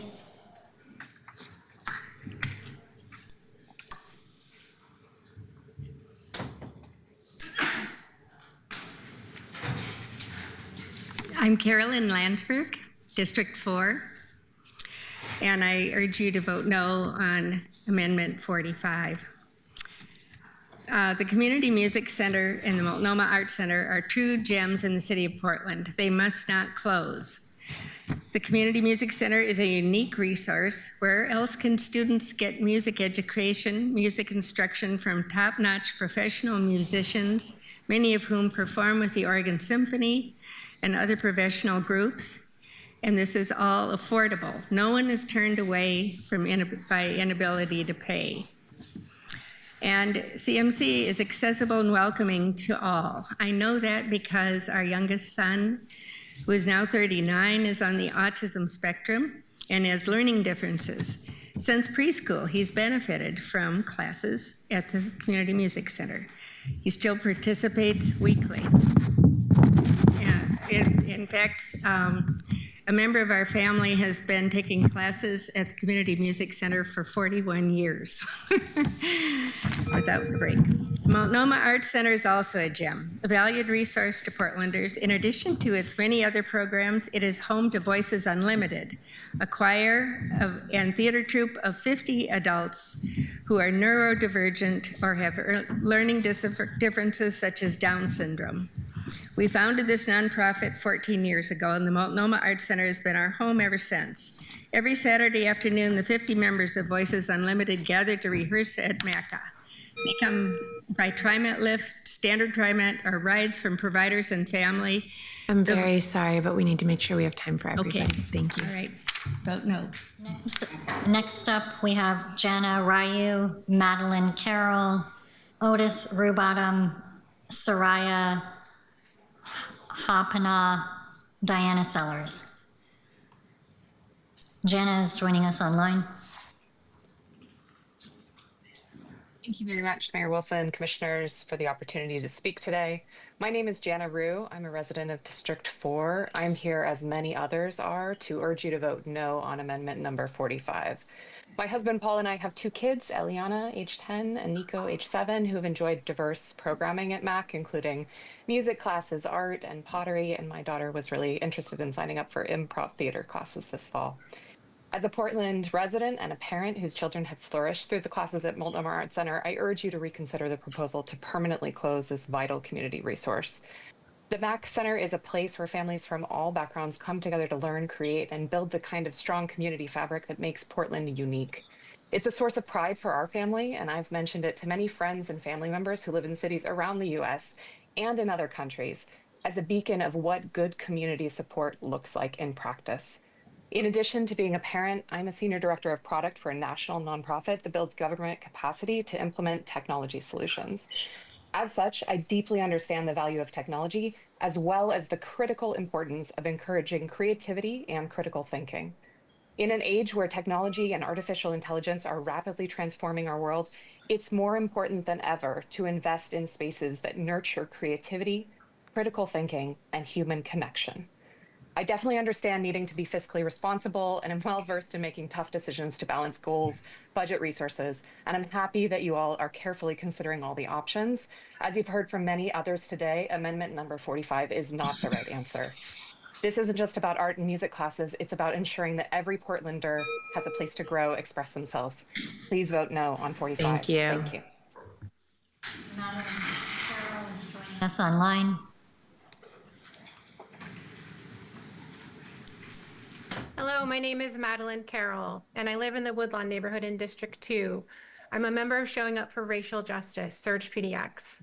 The new city charter in this city council marks the first time in my 20 years in Portland that I and many I know have felt real hope that we may have a budget that reflects the progressive values we hold. This shared hope has brought people out to engage in this budget process, many of us for the first time. Please cut the police budget and tax the wealthy to fully fund parks, housing, and social services, fully fund the new Police Accountability Board as required by the charter, and please fully separate Portland Street response from the police. We want alternatives to the systems of the policing that, despite the huge proportion of funds they continue to spend, even the people here in support of police have admitted they cannot solve. Invest in the things that can. I'm here to remind this new council that we know the solutions the criminal legal system offers actually make systemic problems worse. We know that police have broad immunity to harm and kill community members without accountability. We know that most people the Portland police arrest are homeless and otherwise vulnerable. Police and the systems that they are a part of ultimately make us less safe. The safest communities have the most shared resources, not the most police. Thank you so much. Next up, checking Otis Rubottom, Soraya Hopna, Diana Sellers, Erica Schnatz, Emmeline Liu, Michelle Miller, Genevieve Gahagan. Michelle is joining us online.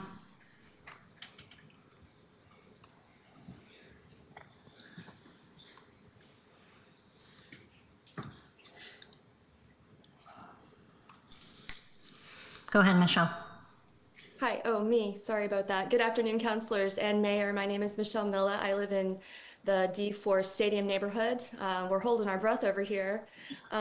Councilors Avalos and Murillo are crossing a line right now and steering money away from the police bureau in their proposed amendments. They're pushing their DSA agendas by trying to control public safety funds and funneling them into pet projects. And that's exactly the kind of political overreach that voters rejected when we chose to limit council control over city bureaus. The recent DHM research poll shows nearly 70% of Portlanders support a ballot measure to increase police staffing and to meet national averages. That support stays strong even when voters are told it could impact other city services. In the Stadium neighborhood, the Civic Retail Center now has 0% occupancy, and we just learned that the Dutch Brothers coffee place is also closing, citing safety concerns. Safety is a prereq for every city service to function. If you cut public safety now, you're greenlighting collapse. Wilson's safety budget gives us a shot at rebuilding prosperity. The amendments from Councilors Smith, Ryan, Clark, and Zimmerman, however, point us in the right direction. You all get to decide whether Portland pulls itself out of this doom loop. Please protect and augment our safety budgets. Thank you. Okay. Checking Erica Schnatz, Emmeline Liu, Genevieve Gahagan. Moving on to John Hook, Joan Glassel, Sarah Salvi is joining us online.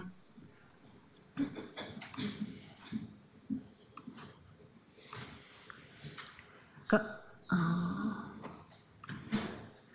Sarah, please unmute. Why don't we go to Soraya Go? My name is Soraya Go, District 4, a lifelong citizen of Portland and specifically Multnomah Art Center. This center nurtures the health of every person who walks through the door, brain and body. As a rainy state, it's an indoor sanctuary that keeps people moving through the dark months and allows people the bravery of showcasing what they've learned when spring comes with all their loved ones. It's a place to learn, express, recover, and build friendships and identity. And as a registered nurse, I can't emphasize enough how the Multnomah Arts Center supports mental and physical well-being through the social connections and the sense of community it creates. This is evidence-based practice, with results from over 3,000 studies identifying a major role for the arts in prevention of illness, promotion of health and management and treatment of illness across the lifespan. This is not just evidence-based practice. This is my practice with my patients and my family member with dementia. This is your practice if you've ever sought relief from a long day in music, dance, or any other medium. This city needs an expansion of community centers, not an erasure of them, and I testify in supplication that you consider how many lives you will be altering for the worse if you decide to take away a center that is a source of education, friendship, and activity for many.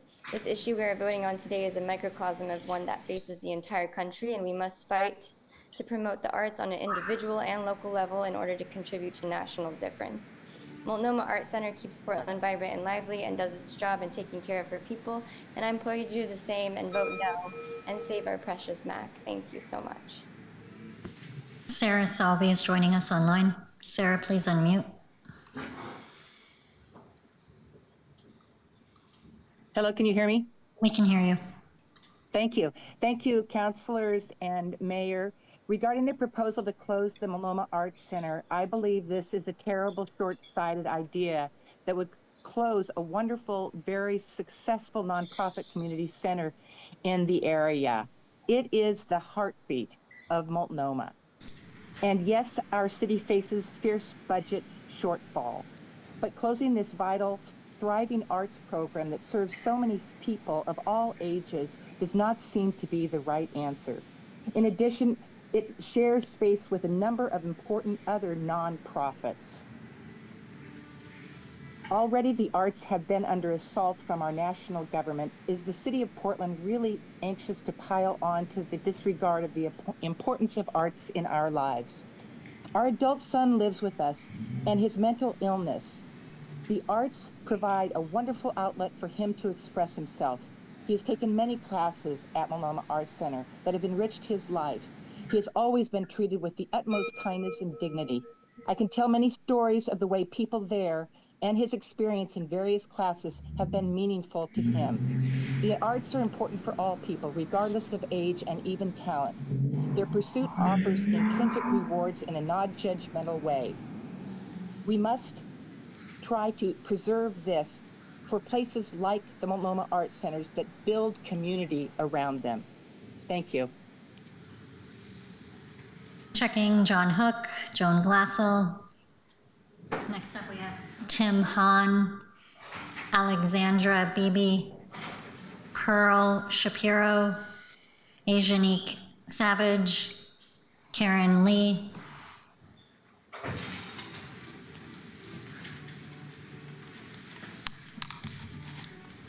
Please. My name is Alexandra Beebe, and I'm a junior at Mount Holyoke College. I am speaking up against a closure of the MAC and the CMC, and I feel the need to speak today because the kids from the studio theater program at the MAC sent me here. After I joined that program as a fourth grader, it carried me through elementary, middle, and high school. I have been in over 30 fully staged, fully costumed plays there. I met all of my best friends there. When I was a senior in high school, I started mentoring the current students, and it's been the most rewarding experience of my life. 3 middle schoolers once made me a bead bracelet that said "Mom." The MAC has always been a place for outsiders, for people who feel misunderstood or discarded. It is a neighborhood bastion. I often hear people older than myself talk about how we used to have communities and people used to care about each other. The Multnomah Arts Center is the only place where I have found that. To put it bluntly, my entire life was built in that building by the people inside. I work with so many tweens who deserve to also have 10 wonderful years there. These are kids who are bullied at school. These are kids who spend lunch in the library. These are kids who have lost a parent or whose parents are divorcing. They count down the days until they can come back to the MAC. I want it to be there when they arrive. Today, you will make a decision that will define their lives, and tomorrow I will have to go to rehearsal and explain it to them. I really, really hope I can give them good news. Thank you for your time. Go ahead, sir. My name is Tim Hahn, and I'm in District 3, and I brought along something to share, but I have heard so many voices raised against Amendment 45 that I have nothing more to say. If you aren't convinced by the voices you've already heard, there's nothing more I can say. Thank you. Checking Pearl Shapiro, Ajanique Savage, Karen Lee. Next up, we have Lawrence Kuzak, Rebecca Heisel, Samantha Knopfler, Martha McCall, Stacy Clark.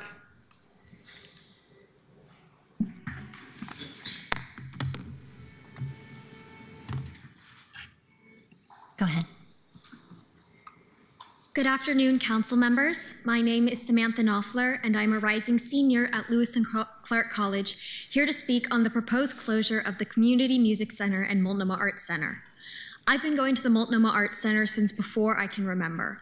I was a shy kid and had trouble making friends, so my parents, both public school teachers, signed me up for a bunch of camps to help. I remember years of looking through the catalog with the lists of classes and circling which ones I wanted to take like toys at Christmas. They were right. I did find my friends at the MAC. I found an incredible community in their theater and music camps that brought me out of my shell and introduced me to wonderful people who, over a decade later, I still consider to be my closest friends. One of them testified earlier today. I cannot count how many plays and recitals I've had at the MAC, nor can I count how many Saturday mornings and weekday evenings spent in rehearsal or classes. When I was at my lowest, I always felt at home at the MAC.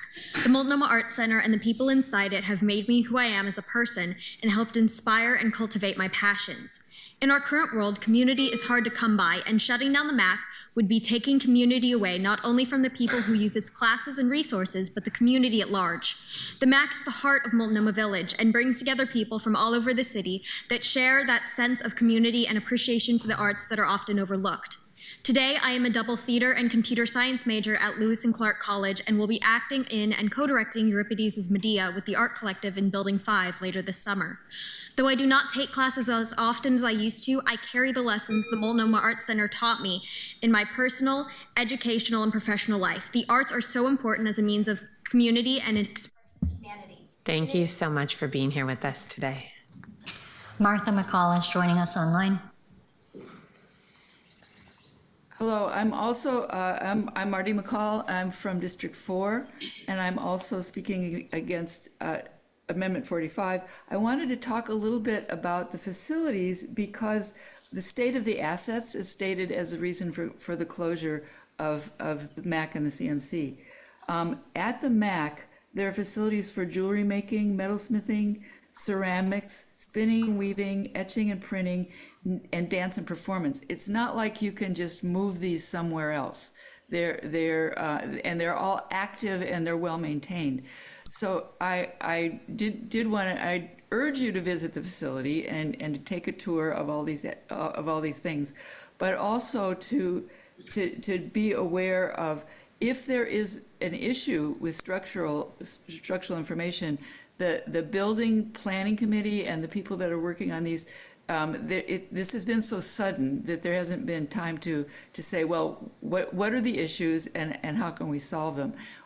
I'm confident that we can and that we don't have to pit the existence of the CMC and MAC against park maintenance.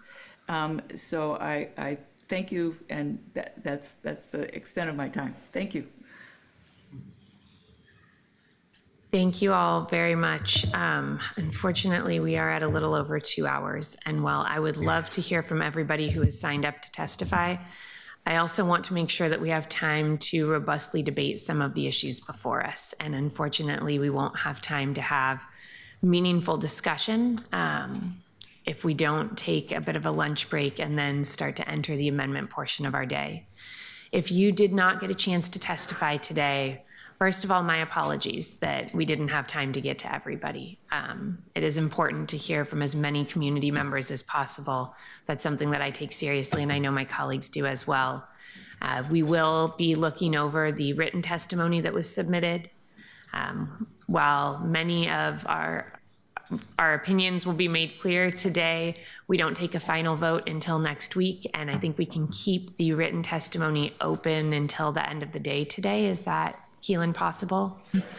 So we'll keep that written testimony open until the end of the day today, so that if you are not able to testify orally, you can submit something in writing for us to look at before we take our final vote.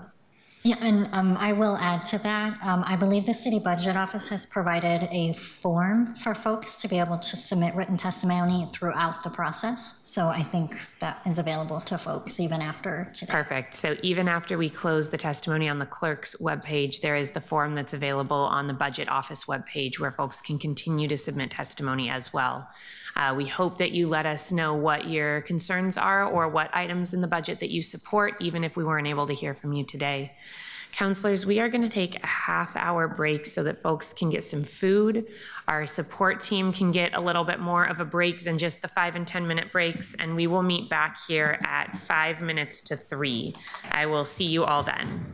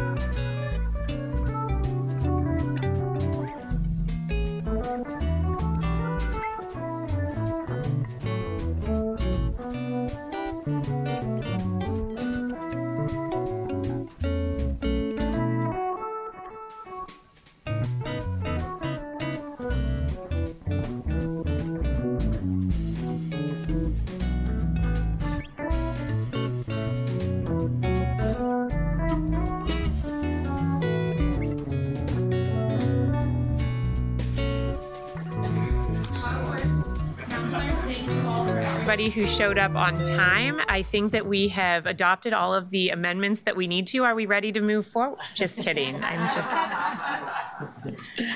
folks who show up, it matters. Thank you all. Welcome back. Folks are trickling in from a quick lunch break. I will talk a little bit about what we're doing next. So it's 3 o'clock already. We need to talk about some amendments. We need to hear the Prosper budget and actually make final decisions there today. The most important things for today are the things that could throw a fund out of balance. So what I think I'd like to do so that we can get through our must-dos is talk very briefly about the president's package, and then talk about the things that could, I know I said we were gonna do these in order of policy area, but I think that at 3 o'clock we can't do that. So talk about the things that could lead to some big swings in funds. Talk about open up Prosper Portland, and then go back to talking about things by policy area. Councillor Clark, I see you in the queue. If we have things that don't knock the balance out, are we going to be able to propose those or to move our amendments or budget notes? I sure as heck hope so. Okay, because there are those that don't do it. There are. Okay, There are. thank you.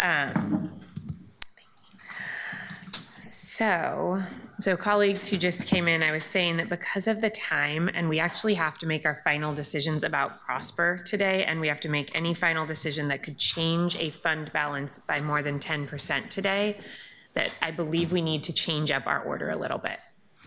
So I would like to talk briefly about the president's amendment that was filed last night. I apologize that that was filed so late. And then talk about the things that, rather than go in order of policy area, talk about some of the funds where there could be big shifts, and see if folks want to introduce any of the amendments that would affect funds where there could be big shifts. Then come back, and depending on the timing, talk through potentially a couple of policy areas, and then get to Prosper as soon as possible, because today is actually our one shot with Prosper, whereas we will return to amendments to our budget on the 11th, rather, I apologize, on the 11th. I hope we can get through a fair amount still today, though. So I had told you all that I would try to bring forward a president's amendment that captured things that I thought had pretty broad support based on how I saw folks react here, what folks flagged for me as things of concern, what folks flagged in your public communications as items of concern, and some conversation at the Finance Committee. And that got posted last night. It is an amendment that is slightly net positive. It balances with a little bit of extra money. It did not include some things that I thought there might be broad support for, but that were going to be harder to balance. It is an amendment that actually leaves us a little bit of flexibility, because while the total dollar amount is only slightly net positive, it shifts a fair amount of funds from ongoing to one-time, which either gives us flexibility in other fund areas this budget or starts us off next year with less of a cliff. And I focused on things that I've heard many people talk about across this dais, things that I think increase oversight, accountability, and good government, things that especially look at accountability within our park system, that begin to address some of the economic development pieces that I know folks were concerned weren't in the mayor's budget, and that takes a stab at the park maintenance issue that I know many of us would like to fill the gap in. The goal was to offer something that could cut down on the time for debate, because we have 120 amendments before us. So what I would like to do is get a sense of whether this can do that or not. Because if this can't cut down on debate time, then it's probably not worth moving as a package. But if it can, then that might save us a little bit of time and get us started on our work. So I guess what I'm looking for right now, and I should say, in light of the fact that I heard just this morning that there is a piece in there that some folks had concerns with that I hadn't heard in any of those formats, what people have said publicly before today, but I don't know how broad that concern is. So what I'm looking for before we start to debate on this is a bit of a head nod of if this feels like something that could cut down on time or not. So if this looks like an amendment that you think might cut down on time, if I could just get a head nod yes, that'll help me get a sense of where we're going. Mixed bobblehead. I'm seeing a lot of mix. I'm seeing a lot of split here. And I see, are folks in the queue on this amendment, or are folks in the queue generally? Just point of information, when you say amendment, do you mean the president's package? Yes. Okay. I do. Which I believe is posted as Purtle Guinea 13. Councilor Clark, were you in the queue on this amendment? Yeah, I'm thinking that we don't have the go-ahead that it's going to free up time, but why don't you? Well, thank you, Council President. I just wanted to say that I appreciate your effort here, that I don't agree with everything that's in here, but I'm willing to suspend my feelings about it and move ahead with this, and because I think it's very balanced. I don't feel like I need to pick it apart at this point, and it leaves us time to actually go through other people's amendments. Councilor Smith, were you in the queue on this or on something broader? Yes. Yes, Madam President, thank you. I do agree with Councilor Clark, ditto. I could support this. I have some concerns about a couple things, but it's not a deal killer, so. Councilor Dunphy, were you in the amendment on something broader? No, it was to the amendment. Okay. I'm not able to support the package of this. I do appreciate the effort that you've tried to put into this, but there are just a few things in this that I can't support. I also have some concerns about the framing of it. It looks as though there are a lot of our colleagues who did not have almost any representation in this. There are many major agenda items that are from other committees that are not present, and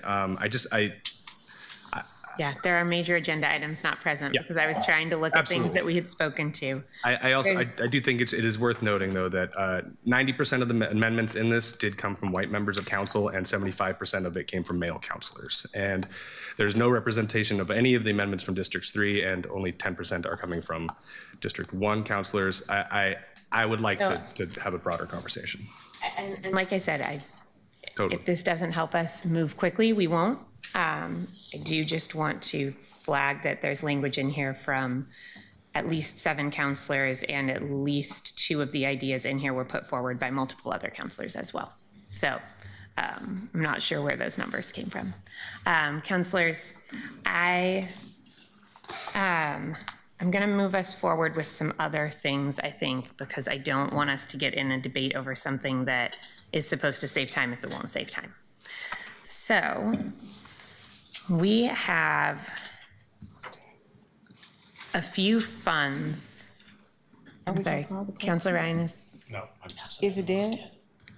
I haven't asked for a second on it, and I saw in head nod that I don't think it's going to save us time. So while I would love to consider this at some point, I want to move us to things that are time pressing first if it's not going to save us time. Okay.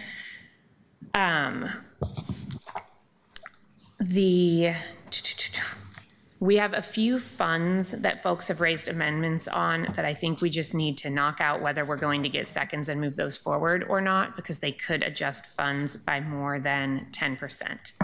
So I know we're taking this out of order from what I suggested we would do, but given where we are at time-wise, I think we need to do that.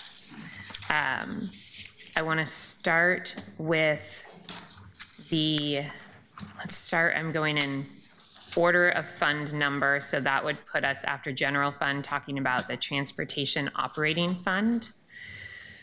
And Director Levine, I'm looking to you. You had said that a 10% here was $35 million. Are there any amendments on the table that would adjust that fund by that much or more? I don't believe so for the transportation operating fund.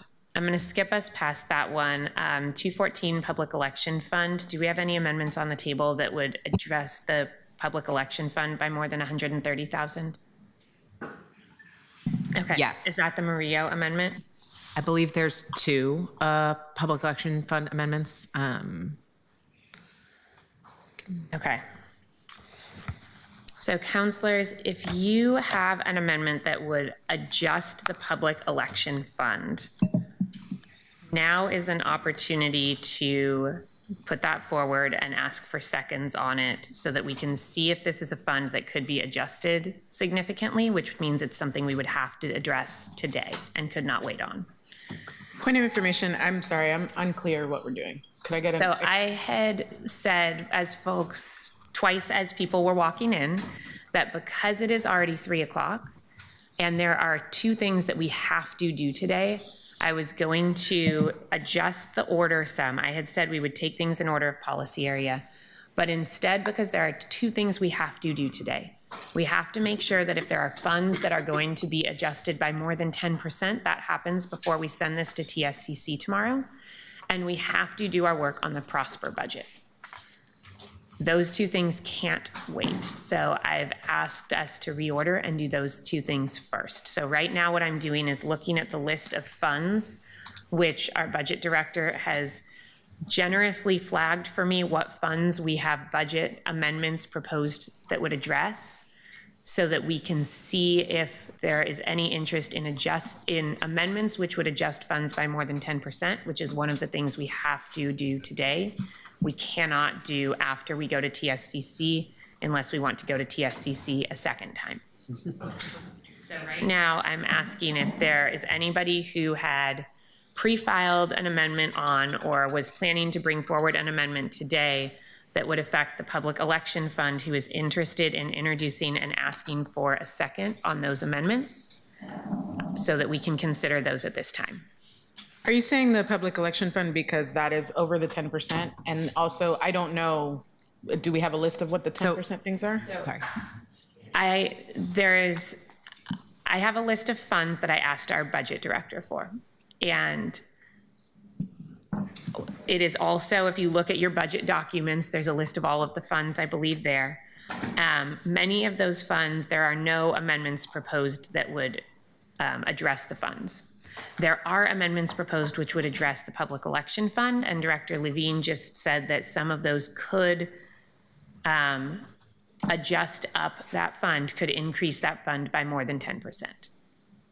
Yeah, so just to clarify, I believe the only 2 amendments that would trigger the 10% rule, as we call it, are Murillo 6 and Avalos 7. And those both concern the public elections fund. And that's just because it's a smaller fund. So at this time, if either Councilor Murillo, you are interested in introducing your Amendment 6, or Councilor Avalos, you are interested in introducing your Amendment 7, or if anybody else was planning to bring a floor amendment that addresses the public election fund, the small donor election program, now is the time to do that. And I'm sorry for the change in order. I hope this makes sense to folks, but I want to make sure we get through the critical things today that have to be done today. Okay, I'm happy to introduce Murillo Amendment 6. It supports the small donor elections program, and it's a motion to allocate $825,525 of one-time resources to the small donor elections program. Second? Is that what we're doing? Second? Do we have a second for that motion? Second. Okay. So, Councilor, would you like to speak to this amendment? Yeah, this is so this is going to be funded. My amendment is funded from the golf fund, which I know is somewhat controversial, but it's in the amendment as written right now. And it would, the golf fund currently has $7 million in the bank in their contingency. They're only required to keep $1 million there. We've cleared it with the city attorneys that it is okay to move those expenses. I think at a time where our democracy is at risk, this is a really highly important thing to push for in the next year. We have seen a level of engagement and a different type of person being able to come into office because of the small donor elections program. So I think it's really important. This is a very small amount of money to ask for in exchange to preserve our democracy. Thank you. I see hands in the queue. Councilor Smith, are you speaking to this amendment? Councilor Murillo, you just spoke to the amendment. Councilor Clark, are you speaking to this amendment? Go right ahead. Thank you, Madam Chair. I just wanted to ask Councilor Murillo, what does this do to the overall budget for the SDE? I'm not sure. These funds, are they needed? Is this Because I'm not sure what the impact would be of the current budget proposal. Could you give me some context, maybe? Yeah, I believe during the last administration, they really greatly reduced the small donor elections program, which essentially guts it in a way that makes it ineffective. I think the point of the small donor elections program is sort of to equalize voices across the city and make sure that we have a democracy that is led by people that are not bought by big money. And it was specifically requested from the small donor elections office as well. Councillor Green. Thank you, Madam President. Just to follow on to Councillor Clark's question, the next election's in the fall of 2026, and I think it'd be difficult if we waited a year to consider making sure that fund was whole. And so I think taking from the golf fund at that level doesn't obligate sort of general fund allocation this year or next year. I think that's why it's a little prudent. That's why I'm prepared to support it. Councillor Murillo, did you want to add something? Yeah, sorry, just to make sure I articulated it correctly. So this one-time funding to meet demand and not have to, this is a one-time funding mechanism to meet demand and to not have to substantially lower match cap and match rates in the upcoming election cycles. So this is pretty critical to ensure the stability of the small donor elections program. I have myself in the queue. I'm not sure if we have anybody here who can answer this. Councillor Murillo, maybe you can. I'm looking to see if there's anybody. Yes, I do. Great. If you want to come up, that would be great. I am wondering, to the point about the caps that you just mentioned, I remember when we got the presentation about this fund thinking it's lower than it was previously, but last year we had 4 seats up, and this year there will only be 2 seats up. And I'm wondering at current funding level, what, and we're extrapolating because there will be funds in next year's budget too, but at current funding level, what the expectations are around matches and caps and how that would change under this amendment. Sure. It's not turning on. Can you hear me? Lean forward a little more. It should pick you up, and go ahead and introduce yourself. Okay, there it's on. So the program has been... I'm sorry, can you introduce yourself for folks who are watching online? So, Susan Mattei, Director of the Small Donor Elections Program. The Small Donor Elections Program, when it was passed in 2016, was estimated to need 0.2% of the general fund annually to be solvent through the 4-year election cycle, during which all 14, or well, at the time, not 14, but now 14 city offices are elected. At 1.3 million, which is what its proposed funding level is, that is 0.13%. It's almost funded at almost half of what it needs to be. So as a result of this funding level, it's just received cut after years, and it all compounded together. At this funding level, the Portland Elections Commission has already announced that unless it receives increased funding, the match caps for 2026 and 2028 have been lowered to 35% of the total, down by 65% to 35%. With an additional approximately $900,000, the estimate is that the match caps for 2026 and 2028, if that were ongoing, not one time, would be able to be 100%. When you say 35% and 100% of the total, can you help me understand? Oh, sure. So in the statute, the mayor's match cap is $750,000, and the auditor's is $100,000, and council's is $100,000, $200,000, $300,000, depending on if they're in tier 1, 2, or 3. So 100% would be the statutory amounts. But because of consistent program underfunding for the last few years, those caps have been reduced by 65% down to 35%. So for the, I can't do the math. I don't remember the number on the fly for the mayor. And instead of 100, 200, 300, it'd be for 35, 70, 105,000. Okay, thank you. Sure. Councillor Canal. Yeah, I just want to say that as someone who this will not directly affect for a while, because to the left side, as the viewer looks at it, we're not up in 2026. The 6 colleagues on your right, our left, as well as the auditor are up. I I think it's really vital that we continue to have a representative council, and a functional small donor election program is vital for that. We may disagree with each other up here, but I think it's really important to remember that all 12 of us represent a real constituency, and I don't know that it's always been true in the past. And I think that that's because of the reforms to our elections that have happened over the last several years. And so, although this will not directly affect D1 and D2 in the 2026 elections, I'm strongly supportive of ensuring that small donor elections can be successful, and I'm grateful for the amendment coming forward. Thanks. Councillor Avalos. Yes, thank you. Definitely ditto to what my colleague, Councillor Canal, said. And I think ultimately, one quick stat that I'll say is out of everybody that was elected here, 87% of Portland voters have at least one person on this dais that they voted for. That's huge. That is a big increase in representation. It is felt in our community when people feel like they have somebody here. And in order to continue to encourage that kind of representative government, we need to make sure that we have a strong small donor program, especially in the face of gestures at everything.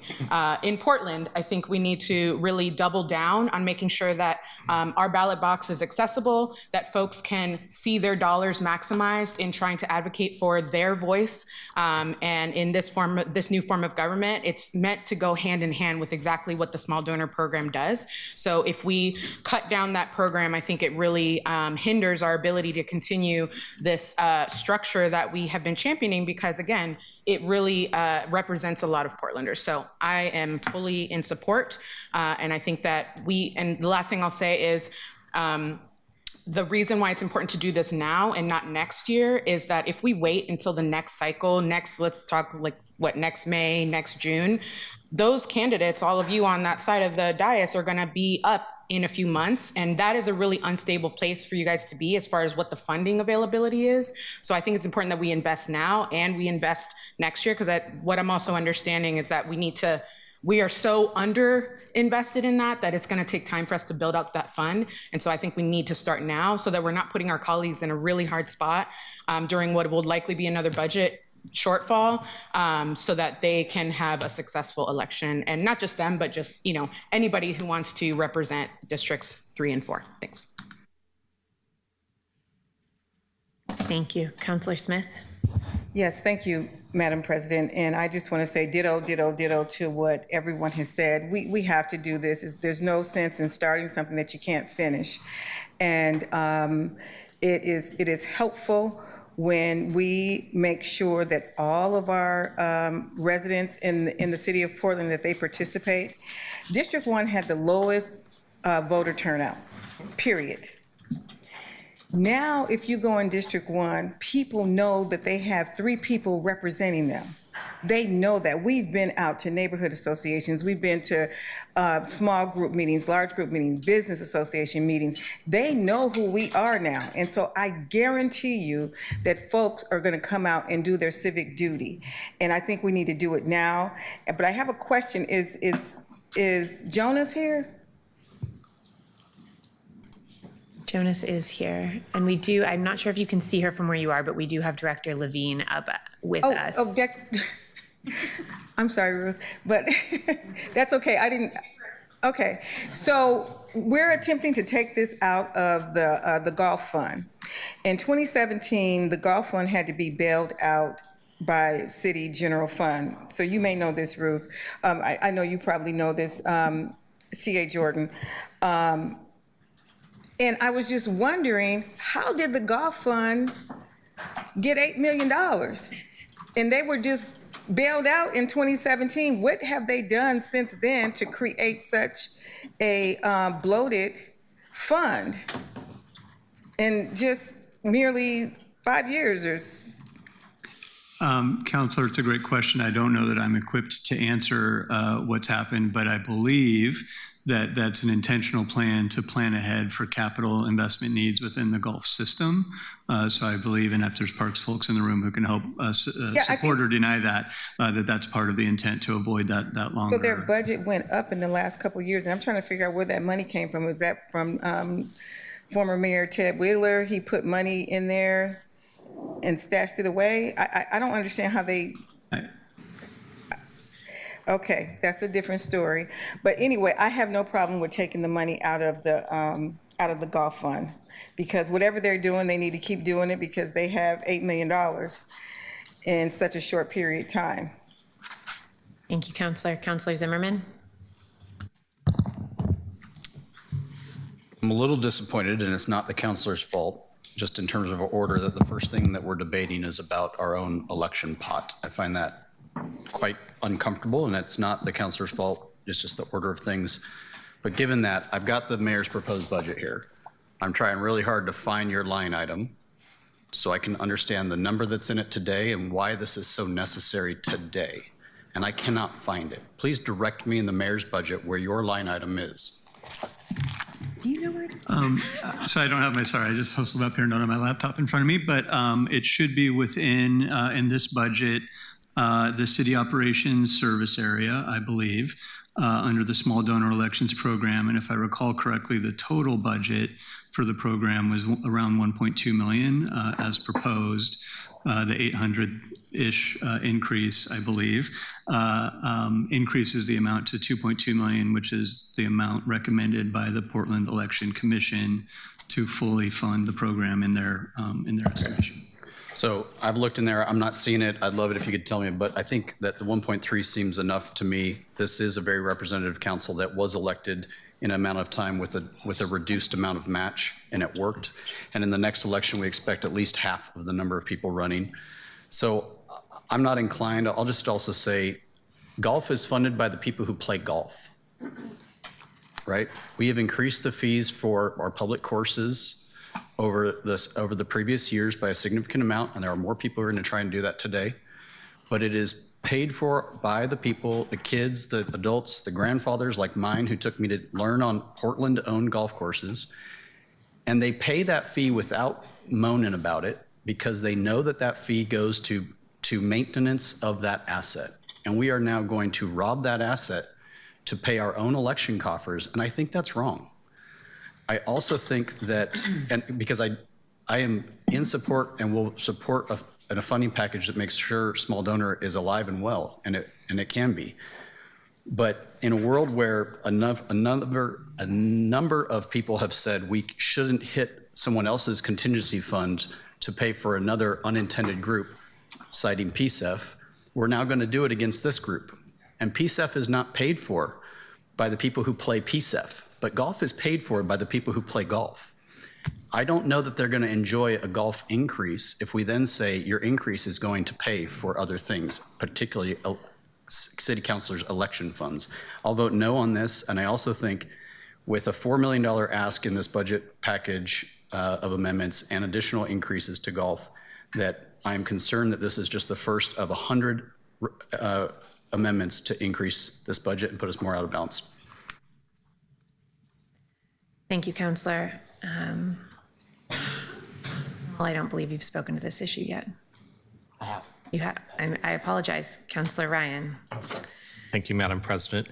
I don't disagree with the concept of what we're discussing right now. I don't feel comfortable with where we're taking the money from. It seems like supporting it from using the program revenues for a totally different purpose. It just seems like a slippery slope. I'm trying to just second what I just heard from Counselor Zimmerman. And again, we're going to have much less than half the amount of people, and there's no primary, correct? Correct. Still no primary, okay. That's all been lower participation, fewer seats elected. All of these things have been factored into what is a very conservative estimate for what they need. I just think it should go against, it seems like it goes against policy to take money from an existing program, like it was said earlier. Thank you, Counselor. Counselor Green, I don't believe you've spoken to this issue.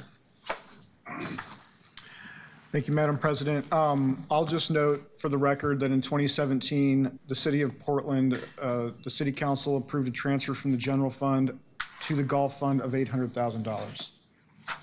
That's it. Thank you, Counselor. Counselor Murillo, you're back in the queue. Yeah, thank you. That is correct. When the golf fund needed bailing out during an emergency, which is nothing like the level of emergency that we are seeing in our city today, they did get that $800,000 bailout. And that's okay, because I think part of making tough decisions with our budget right now means that we are making a lot of tough decisions with a lot of beloved services. And we are in a moment of crisis, or else we wouldn't be having some of the unsavory conversations that we are about to have. And part of leadership is making those tough decisions. And I just want to flag that all of these points were articulated in the Portland Elections Commission letter that was submitted to the mayor and council that was titled, quote, Annual Small Donor Elections Funding Needs Notice, March 20, 2025. So this is a critical and articulated need to get us closer to a people-centered election. And we are allowing neighbors to help neighbors. When Parks bailed out golf, guess what? Golf is Parks' cousin, okay? That's what we're doing today with a lot of our resources. And this is democracy in action. So people can hem and haw, but we don't have a lot of good choices before us. And I think that this is really critical. And I bet all the people that golf love to vote. So I hope that they'll get to use this fund. Thank you, Councilor. I'm back in the queue just to echo my colleagues who have concerns about pulling from this specific source. I'd be interested in additional conversations about a different source, but when we are saving for a rainy day, I struggle to pull from that for something like this. Councilor Canal. Yeah, I think there's a couple things about this in the special appropriations on city operations, but that's separate from the fund itself, and I also can't find the fund in here, but I did read the document, and so that Councilor Murillo was talking about, and I think as Ms. Matei put it, is relatively conservative and based off of the number of positions that are up, which again is 7, the auditor is up as well. I think I'm very interested in the conversation about another funding source, but I also want to note that if this is not a rainy day, I don't really know what is. The broader context of the budget, it's pretty rainy.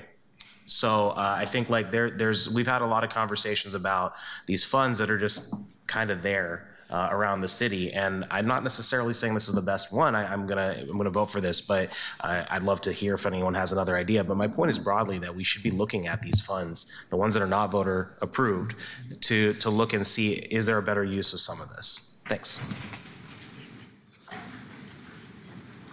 Councilor Ryan, are you back in the queue? Yeah, I just want to say 2 things. 1, I don't golf. I think there's sometimes assumptions. And 2, I just can't get behind taking revenues from a totally different purpose for elections. So golf, elections, it's just such a stretch. And this council in the past has gotten in trouble for doing just that. And so it doesn't pass the smell test for me. Thanks. I'll be voting no, though I get the need. Thanks.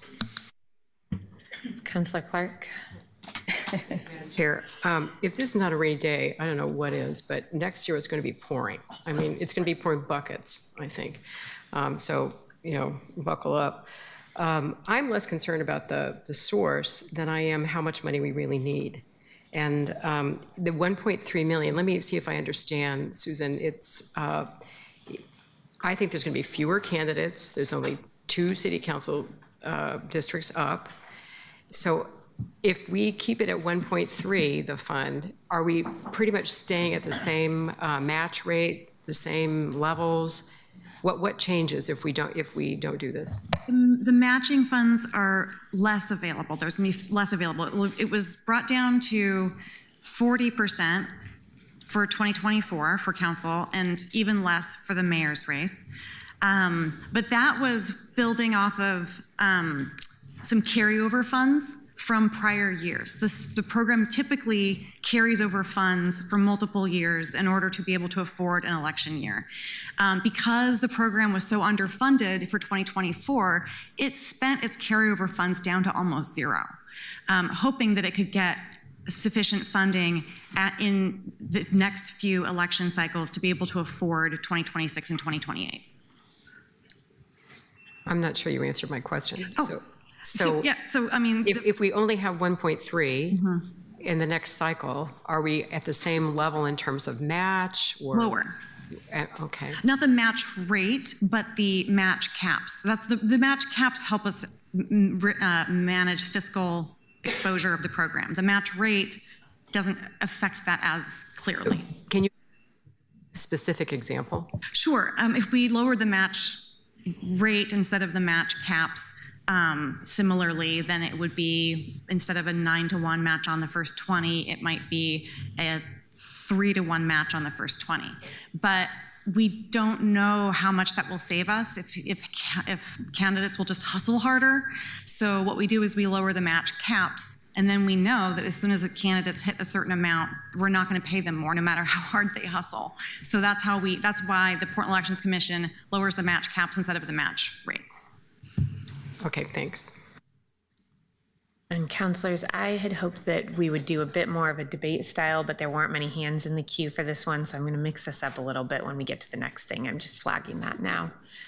Councilor Smith and then Councilor Murillo. Thank you. I just want everybody to understand that all of this is general fund money. And the small donor elections is just another bureau. You're putting more into it than need be. It is a bureau that is legal, that has to be funded just like any other bureau. Take the politics out of it. But what you're gonna do is, if we don't fund this, out of state and in-state super PACs and dark money will control our city council races. I guarantee you. So we better get smart and fund our own elections. Thank you. Councilor Murillo, you're the last one in the queue. Thank you, Councilor. Thank you, Councilor Smith. That was beautifully said, and I completely agree. I really appreciate that. I agree. This isn't my first or favorite thing to have on the agenda, given all of the things that we have moving forward. But I think we should call the question because we have a lot of other hard things to bring forward today. Thank you, Councilor. We do have a first and a second on the table. There is nobody else in the queue for debate. And councilors, I apologize that this is the first thing in starting with funds. This just happened to be the first fund that Director Levine said, yes, we could be hitting the cap too. So it was not at all intentional to start here. Keelan, could you please call the roll? Canal. Thank you for this amendment. I vote aye. Ryan. No. Cleamaline. Aye. Murillo. Aye. Novick. I certainly agree that we should keep the small donor elections program going strong. I hesitate to use this funding source for that purpose. I'm interested in the argument that the parks bailed out the golf fund in 2017, but that makes me think that we should think about having golf repay parks for maintenance rather than for elections. But I look forward to thinking about other ways to raise the money for this purpose later on. Nay. Clark. No. Green. Because Councilor Ryan said it, I can't resist. Appearances can be misleading. I am a golfer, but I'm also one of the DSA people that's been mentioned times. I vote yes. Parks repaid the loan that was noted earlier, all 800 of it. I vote no. Avalos. Aye. Dunphy. Yes. Smith. Aye. Fertile Guinea. No. The amendment is approved with 7 yes votes and 5 no votes. Colleagues, we did something. I'm not, no, you can do this. Okay, I'm looking through this fund list for, Councilor Avalos, you did have a related amendment. I'm assuming that you are not putting that on the table? Okay, so that's Avalos 7, I believe. Okay. The next fund highlighted here is the Citywide Obligations Reserve Fund. I think we're going to come back to that because what we do with reserves will probably be affected by other things that happened today, and I haven't seen any big amendments to put things into reserves unless somebody has something they were planning to bring from the floor to put over $1 million more in reserves. Councilor Canal, are you planning to put more than $1 million more into reserves? So I have an amendment that I have pre-filed. It is, I'll give you the number in a second here. For 7. Yeah, so my understanding, it's Canal 7. It adds $3.4 million of one-time funding to the citywide obligations reserve fund into the Community Board for Police Accountability sub-fund. And then it also directs us to stop designating the $3.4 million of ongoing dollars that are going to independent police review as part of the OCPA budget, the Office of Community-Based Police Accountability. And I am happy to give just a little info as to why, and then ask for a second. The plain text of the charter says that the board, the new Community Police Oversight Board, which is now called the Community Board for Police Accountability, must have a budget that is proportional to 5% of the Portland Police Bureau's budget, which is proposed at $318 million, which makes $15.9 million the city obligation. They've set aside $10 million for it in a fund and budgeted $2 million for it, $2.1 million for the actual bureau. The remaining $3.4 million they're using to designate it for something outside of the scope of the board of the Community Police Oversight Board, which is the old system of police accountability that's being replaced. The charter does not allow for that in a plain text reading of section 2-10. And so my amendment is to restore that funding. With the help of the city budget office, I was able to understand that that would only require one-time funding, and that's good to know. And so that was what the amendment does. And again, this is not about, should we or shouldn't we, we have to comply with the charter as far as I'm concerned. And I'm gonna give you the exact section here. It is section 2-1004. Funding for the board shall be proportional to no less than 5% of the Police Bureau's annual operational budget. Thank you. Thank you, Councillor. Now would be the time for a second if anybody is interested in seconding Canal 7, the motion to amend the budget to comply with the charter on funding requirements for the Office of Community-Based Police Accountability. Second. Thank you, Councillor Avalos. Councillor Smith, are you in the queue on this amendment? No, ma'am. Councillor Zimmerman, are you on the queue on this amendment? We've heard time and time again from our city attorneys and from our deputy city administrators and our city administrator that we are meeting the need.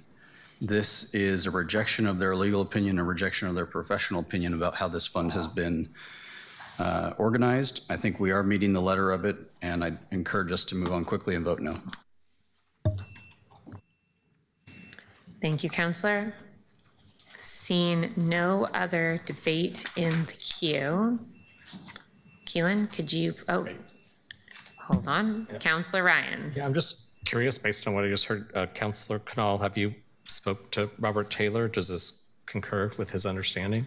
I think what Councillor Zimmerman said is accurate in the sense that I do disagree with that legal advice because, again, I read the exact words, funding for the board shall be proportional. And when we had a work session on this, we invited up Heidi Brown from the city attorney's office, who also did note that the independent police review is not subsidiary to the board in any way. So it's not something that could be considered a part of it in an org chart sense. My concern with this is broadly that at some point when you start wearing down what can be considered allowable or what is not allowable under the charter, we start to think about things like, could we start to say, oh, it's okay if it funds our compliance with the settlement agreement? Oh, is it okay if it funds some of the other advisory boards which are run out of a different bureau? Oh, is it okay to fund body cameras? Right? These are the sorts of things that are completely outside of both the spirit and letter of the charter. In this particular case, it is definitely outside of the letter. So this is that, and the way to get around it is, and to comply with the law, is the $3.4 million of one-time funding. So I asked Councillor Canal a question, and you said that, in fact, our legal counsel did not agree with you. That is correct. Thank you. Councillor Murillo. So to clarify, where is the funding coming from? Or is there no funding source? As I said in the last work session, there is not a funding source for this because this is something that the city is obligated to do. This is something that I believe the mayor's proposal should have had funded in a different way, because again, to comply with the law.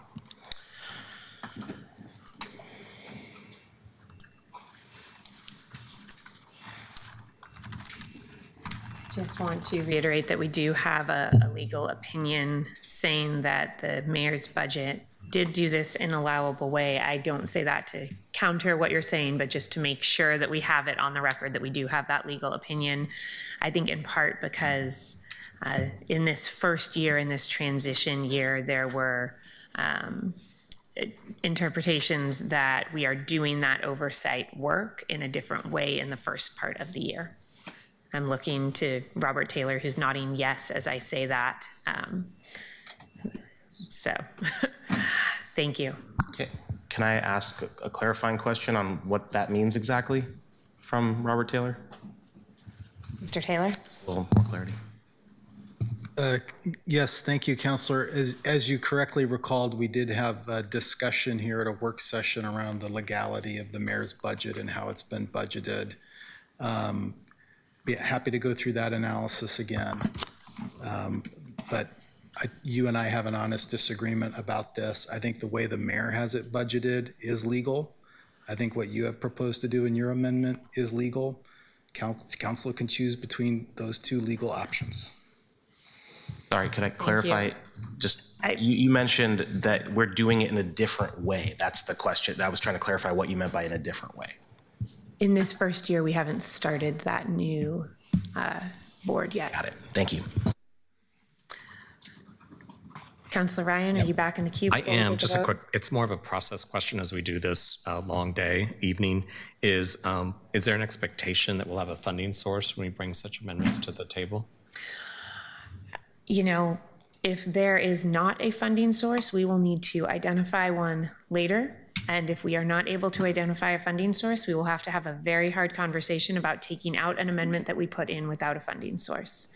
So I am not going to require that everything we consider have a funding source, but if at the end of the day we are not balanced and we have been able to say yes to more than we've been able to say no to, okay, I will ask us to start voting to remove things. As I said last week, that's a discipline that I'll put in motion. Thanks. Councilors, seeing no one else in the queue, Keelan, could you please call the roll? No. Yeah, thank you. This is a deeply held belief for me, and that's why I put this forward. I recognize that there's a challenge with the funding, and this is my only unfunded amendment, unbalanced, amendment. I vote yes. Ryan. No. Cleameline. Aye. Murillo. I hope that we can talk about some of the cost-saving options that we have soon, because I think that will inform the rest of our discussions. But with that, I vote aye. Novick. Nay. Clark. No. Green. Aye. Zimmerman. No. Avalos. Aye. Dunphy. Aye. No. Hartle-Guinea. With the direction from our attorneys that what is currently there is okay, I vote no. The amendment fails with a split vote of 6. I don't believe we have anything else that would affect our reserve fund by more than 10%. Seeing nobody bringing anything from the floor, the next fund that is touched by some of the amendments that have been brought previously is the Gulf Fund. If the Gulf Fund is increased by more than 1.6 million, it would affect the 10%.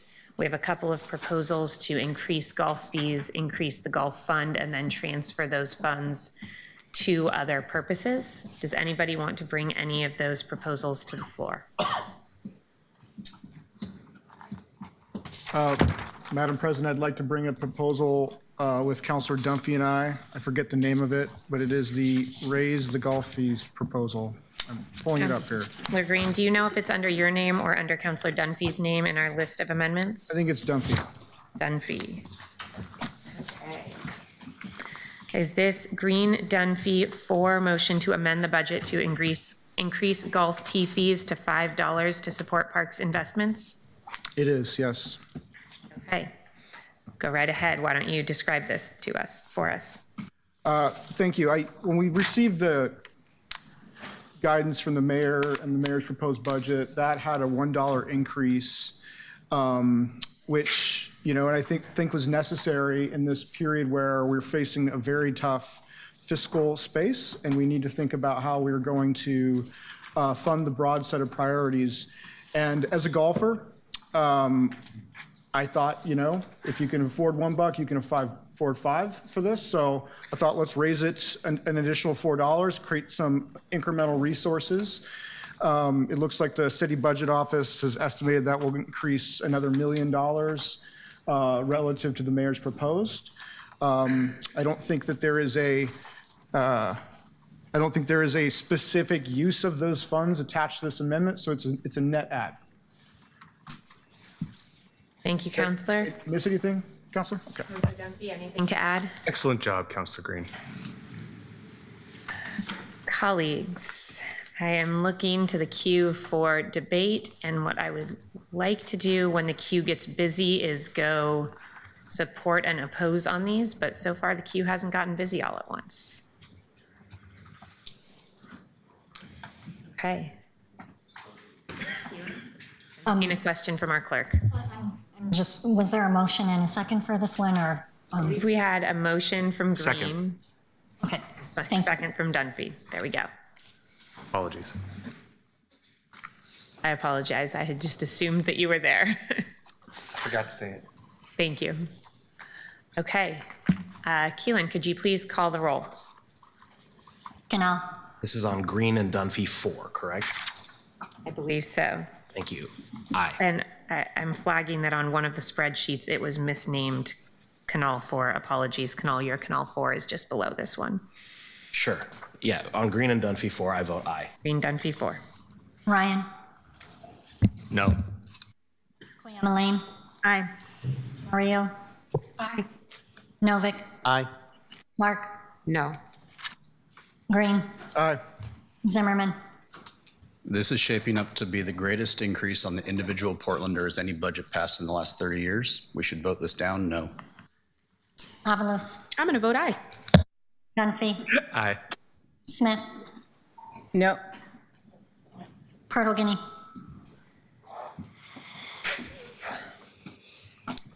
No, though, colleagues, I want to flag that I would consider a smaller increase as we move through the day if we need more revenue.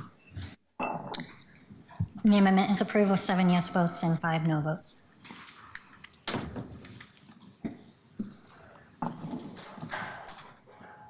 Councilors, I believe that is the end of the funds that there are significant amendments around. So, at 4 o'clock, I think we have a little bit more time to start working through things before we need to open up the Prosper budget. So I'm going to move us back to some conversations around budgets. Oh, wait, I have another golf amendment. Okay. Do I do it now? I apologize. No, sorry, that was my bad. Let's hear your golf. Let's hear your golf amendment. Sorry, guys, it's a golf-heavy day today. So this, Give us the amendment name, please. yes, this is Murillo for Golf Fund Reduction to Support Park Services. So this is a motion to allocate one-time resources from the Golf Fund by $4 million to fund parks maintenance within Portland Parks and Rec. If the parks maintenance deficit is filled by other measures, these funds will be available to offset other amendments 5 and 8. Right now, it's important to know that the Golf Contingency Fund has $7 million in it. They are only legally required to have $1 million in it, and that, in my opinion, our golf courses and our parks are the same thing.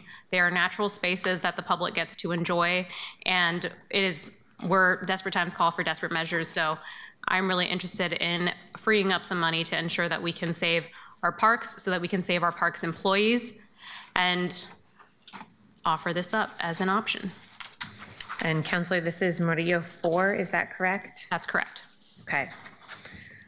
So is there a second for this motion? Second. Okay, thank you.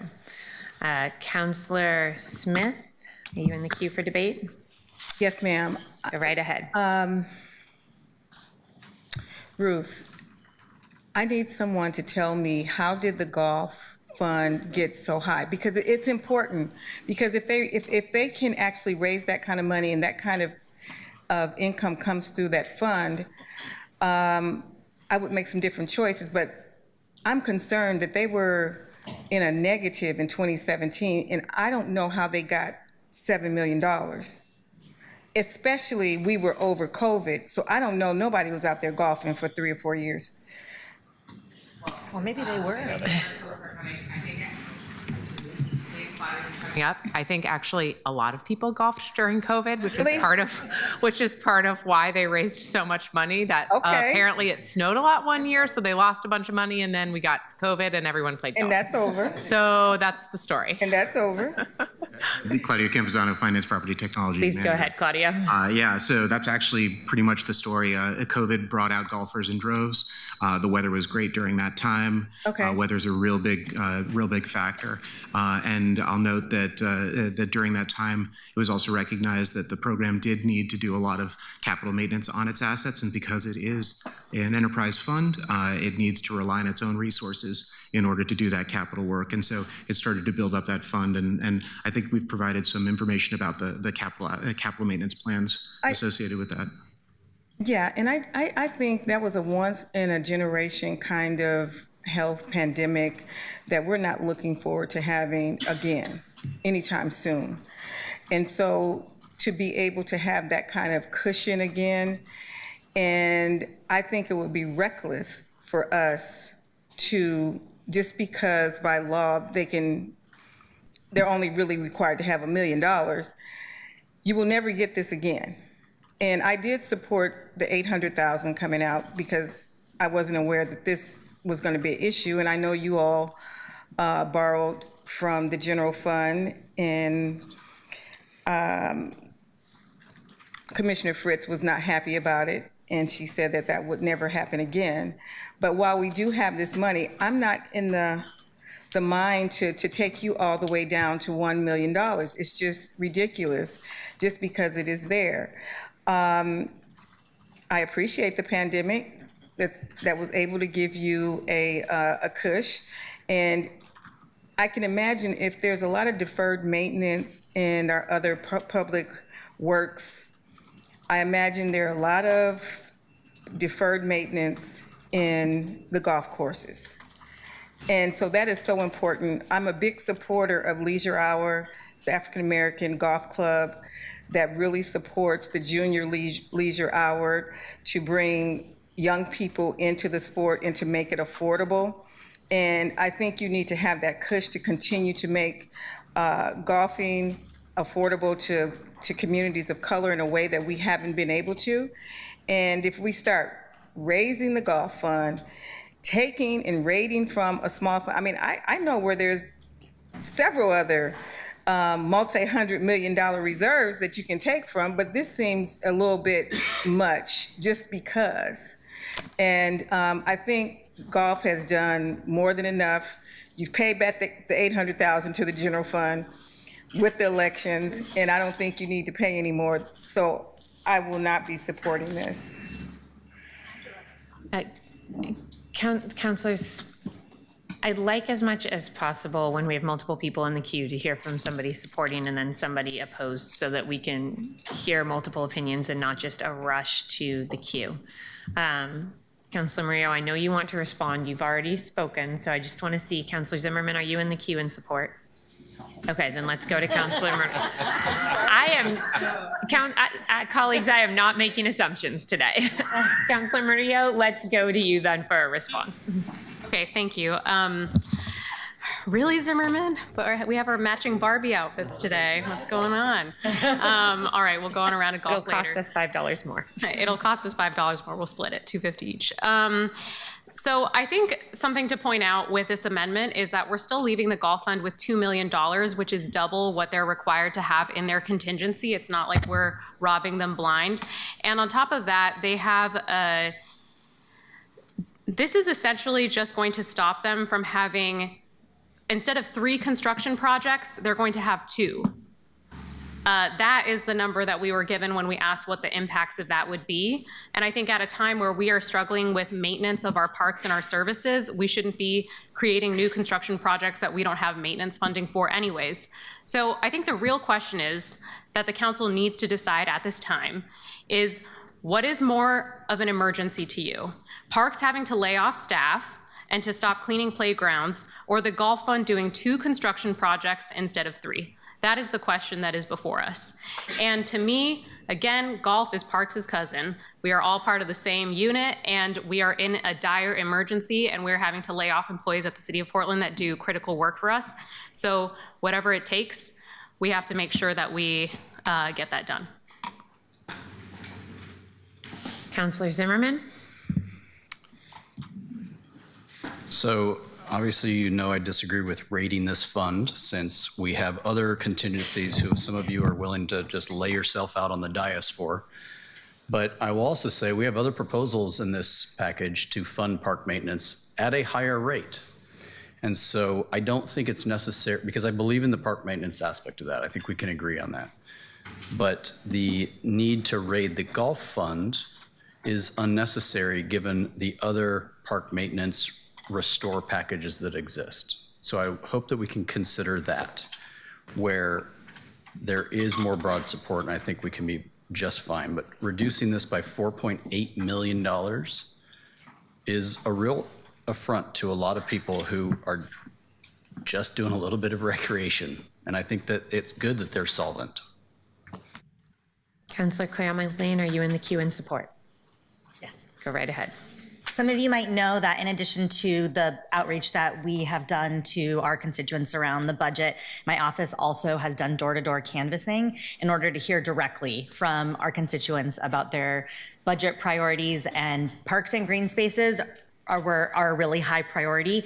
And specifically, something that connects to this is I heard from folks in Madison South who live near the Rose City Golf Course that they specifically value that space as an accessible green space for the whole community, not just for golfers. So I appreciate Councilor Murillo's comment that our golf courses are part of our green space network, and that our parks have supported our golf courses when it needed to. So for those reasons, I intend to support this. Councilors, I'm in the queue in opposition. When I read the full amendment, it says that if parks maintenance is funded in another way, these funds would be redirected to other amendments that we haven't yet considered. I also think it's too high a number. I will flag that we just raised golf fees by $1 million, and if we wanted to talk about diverting $1 million to parks maintenance from this fund, I would be supportive of that, but I'm not supportive of taking $4 million that at some point we know we will need, and we probably won't have the money to put back in, which means we will have another failing asset in the future if we take these funds at this level. Councillor Novick, are you in support? No, opposition. So, Councillor Green, are you in the queue in support? Go right ahead. Thanks, Madam President.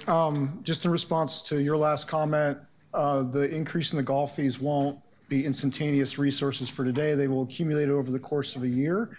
And so we can't really fund parks maintenance right now with that money, but the increase in the golf fees raises $1 million per year. So that's enough to replenish the golf fee fund. So there is a revenue source backing up the golf fee fund, and that's why I support it. Councillor Novick, you're in the queue in opposition. yes, thank you, Madam President. I don't give a darn about golf, but I'm persuaded on this issue by the email some of us got from Zari Santner, the former Parks Director, who cares deeply about parks maintenance. And she said, look, the golf board did what the city as a whole should be doing on everything, transportation, parks, et cetera. They were responsible. They started saving money in order to address their own maintenance deficits. And my understanding is they have about 22 million of deferred maintenance. This would cover 7 of it, which is a minority, but a lot larger percentage than we have teed up to pay for any other kind of maintenance. So just as a principle that I don't think we should, as former Director Santner said, we should not be punishing people for being fiscally responsible.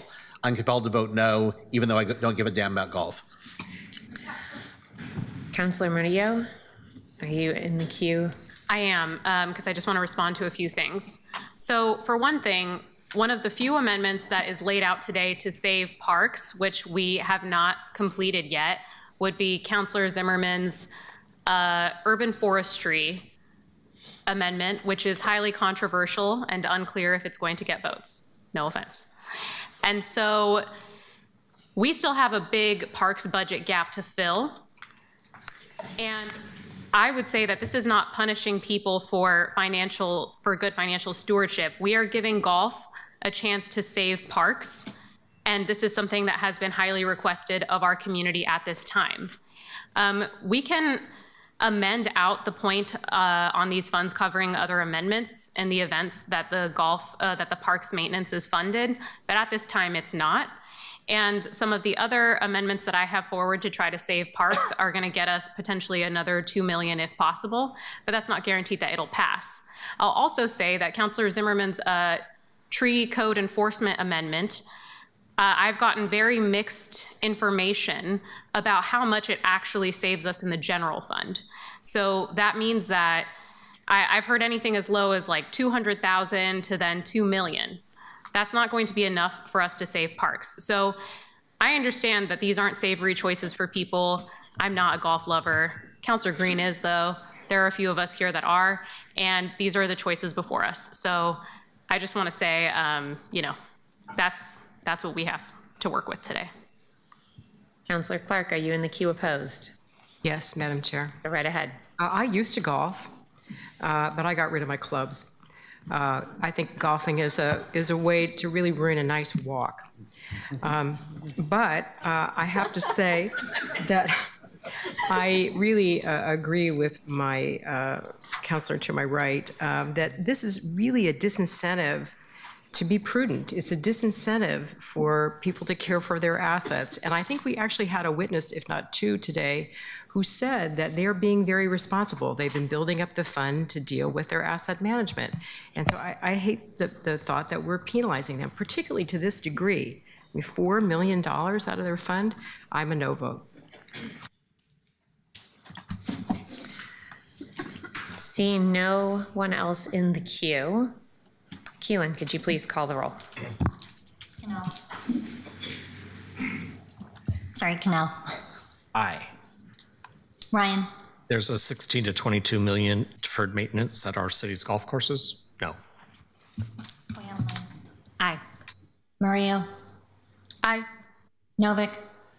I first just want to note that the phrase "golf is a good walk spoiled" is a quote attributed to everyone from Mark Twain to Oscar Wilde. It's true, Arjun is uncertain. Nay. No. Green. Yes. Zimmerman. No. Avalos. Aye. Dunphy. Yes. Smith. No. Hurtle-Guiney. No. Point of order, Madam Chair? Yes. I would like to change my vote from a yes to no. Okay, go right ahead. I'm going to vote no on this so that I can move to reconsider in a moment. Thank you, Councilor. The amendment. One can only, I'm sorry, go ahead, Go Keelan. ahead. I was just the amendment fails with 5 yes votes and 7 no votes. Colleagues, one can move to reconsider a motion later in the agenda if one has voted no, but only somebody who has voted no under Robert's rules can move to reconsider a motion. I saw a few people ask why when Councilor Canal changed his vote. Councilor Clark, are you in the queue for something before we move on to the next? I am in the queue. Okay, Councilor Canal, are you in the queue for something before we move on to the next I have a point of item? information and then possibly a motion. ahead. Madam President, you mentioned that if we were going to take $1 million out, you would support it. This would have failed 6-6. So I would like to move to, I'm considering moving to reconsider to amend it from 4 million down to 1 million if that would affect the outcome of the vote. Is that, am I explaining that clearly? You are explaining that clearly.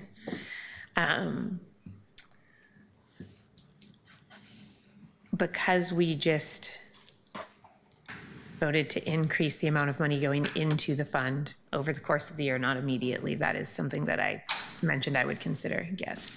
I move to reconsider. With the, Council President, sorry. Keelan, we have a motion to reconsider by Councilor Canal, but I don't but we think I need a heard. second. I'm sorry, who But was we it? would need a second in order to reconsider. Exactly. Yes. Second. Okay. Call the question. Well, you're calling the question on the original. No, on the There was a motion to reconsider and a second. So I want to be clear, you're calling the question on the original language. Isn't that what we were reconsidering? Yes, we are. No, aren't we calling the question on the amended 1 million instead? We have not debated, we have not had an amendment presented, debated, or adopted. We just had the question called. I'll call the question until the amendment is properly read in, if there's a change. Okay. And then I would like to call. So we are under reconsideration of Murillo 4, as moved by Canal and seconded by, was that Murillo or Koyama Ling? Okay. Point of order, Madam President? Yes. We have a confirmation, because this will likely come up again. Do you need to have the floor in order to say call the question? No. Yes. Yes, you should be recognized by the chair to call the question. It's not. Also, right now, I believe there's a motion to reconsider that's been seconded.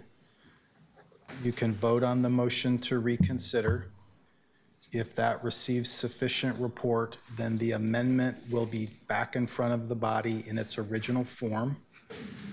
Then that could be amended to reduce the dollar amount, and then you can take action on that amended proposal. So we have a motion before us to reconsider. Keelan, can you please call the roll on the motion as to whether or not we should reconsider Murillo 4? Canal. Aye. Ryan. No. Koyama Ling. Aye. Murillo. Aye. Novick. Nay. Clark. No. Green. Yes. Zimmerman. No. Avalos. Aye. Dunphy. Aye. Smith. No. Myrtle Guinea. Aye. An aye. There's an aye and a sigh. The motion carries. Councillor Canal, you have moved that we can reconsider this. The floor is yours. I move to amend the amendment to reduce all iterations of 4 million to 1 million. Are you also moving to remove the last clause here or not? The update attachments at H. If the parks maintenance deficit is filled by other measures, yes. these funds. Yes, thank you. So would you like me to repeat the amendment? The amendment is to reduce the expenditure to 1 million. So motion to allocate one-time resources from the Gulf Fund by 1 million to fund parks maintenance within the Portland Parks and Recreation, and then to strike the next sentence, I believe, which currently says if parks maintenance deficit is filled by other measures, these funds shall be used to offset Murillo amendments 5 through 8. That would be struck. And in the next two bullets, 4 would be decreased to 1. Increase one-time cash transfer by 1, decrease Gulf Fund contingency by 1. The third and fourth bullets would remain the same. Is that accurate, Councillor Canal? Second. I don't know Is there any discussion on the amendment before we vote on the amendment? Seeing none, Keelan, can you please call the roll? Canal. Aye. Ryan. At this point, I need to go golfing. No.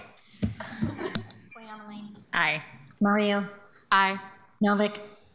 Forgive me, do we vote on the amendment and then vote on whether to pass it as amended?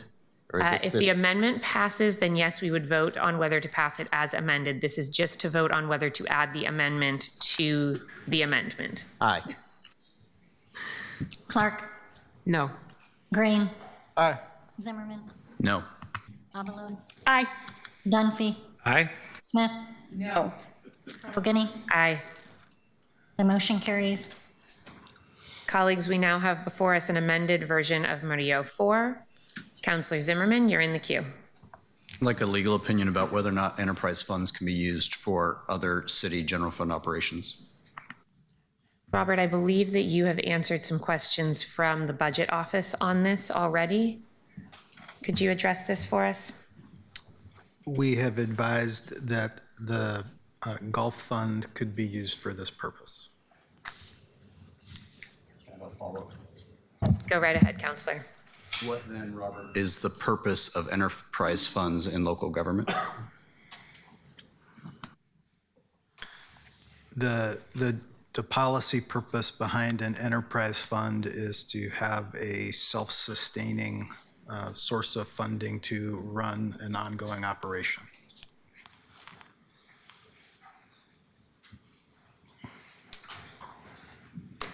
Counselor Murillo? Golf is also quite literally part of parks. That's all. Counselor, you're not in the queue right now.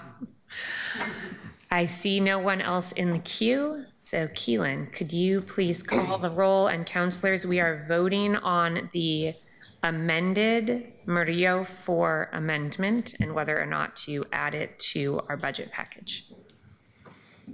Canal. Aye. Ryan.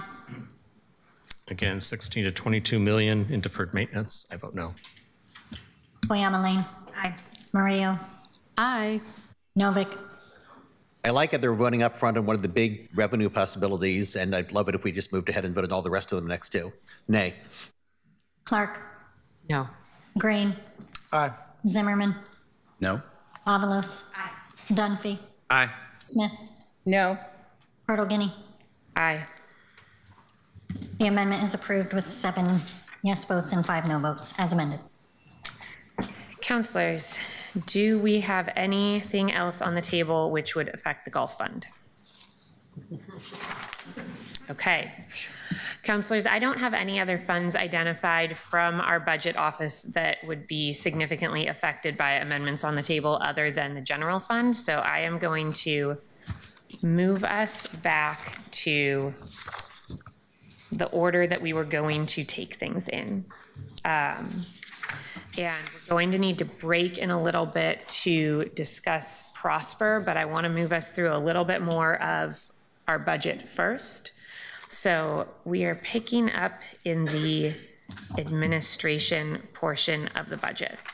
And we have a number of folks with amendments in the administration portion of the budget. What I'm going to do, there are some amendments that work together as a package and some that are standalone. I'm going to ask that if you bring forward an amendment or a package of amendments related to administration, that you then, after we debate that, wait until your colleagues who also have amendments here have a chance to bring forward their top priorities so that we can hear from a number of our colleagues. So I would entertain a motion to discuss amendments that fall within the administration category. So moved. Are you moving a specific amendment? No, I thought you. No, I'm looking for somebody who has an amendment. Counselor Zimmerman. Madam President, I would move to hear Purtle Guinea, I think you cited 13, the package. Okay. We have a motion on the floor. Do we have a second? Second. We have a second. Purtle Guinea 13 is the president's package, so it is not in the materials that you likely printed that were posted previously. It is posted separately online.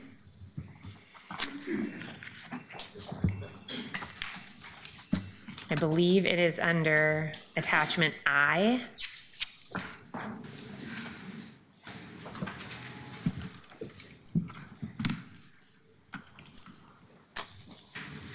I'm giving people a minute to find that. So motioned by Counselor Zimmerman and seconded by Counselor Smith. Point of information. Is this the version that was updated? That's on the internet? There were some changes to some of the budget numbers around the parks portion of this amendment. It did not change any of the functional narrative portions. It just had to do with the numbers around some of the numbers that moved.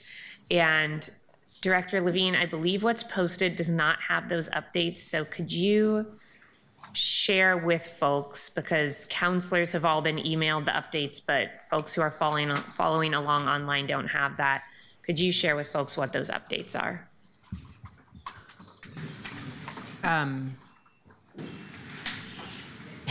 I can. I'm wondering, Councilor Zimmerman, do you want to speak to it, because it changes to the ones that were originally filed under Zimmerman? Okay, Councilor Zimmerman, then why don't you speak to your motion? Thanks. So I just appreciate the work that went in by the council president to bring together this package. I thought that a package that generally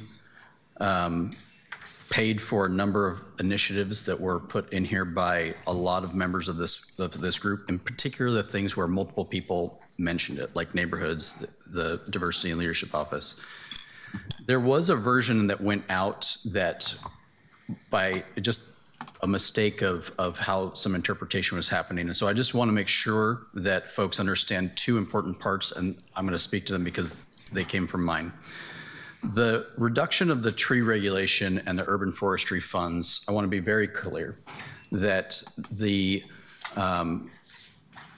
reduction, urban forestry is three main divisions. You've got the tree maintenance division, you've got the science outreach planting, right, the people who are increasing the canopy, and then we've got the regulation division. Within that, Council President accepted an amended version of what I've read last week, which is continuing to have code compliance and continuing to have the capital projects team that exists. That's the ones who help protect trees when there are capital projects or sidewalks going in, and moving them to PP&D. That's a $1.5 million move. It's not a decrease, it's just a move from regulation over there.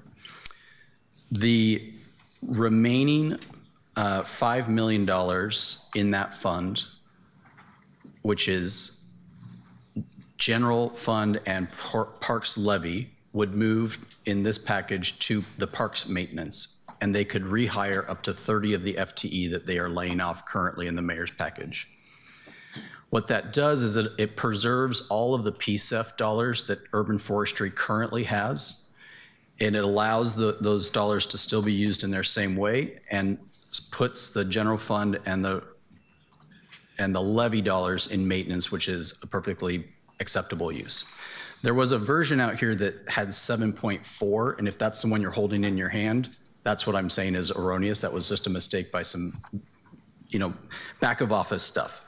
But the real numbers, though, are a $5 million restore package to the cut package the mayor had proposed to parks maintenance, and a reduction of the tree regulation division within urban forestry, and the duties of tree regulation for code compliance moved to PP&D, where my opinion for that is that I think they can be done in a little bit more of a holistic manner related to other code compliance and other permitting operations. So I just wanted to clarify that. I care about it a lot, but given what we've seen. I care about preserving the urban forestry mission of tree canopy, tree maintenance, and education and planting.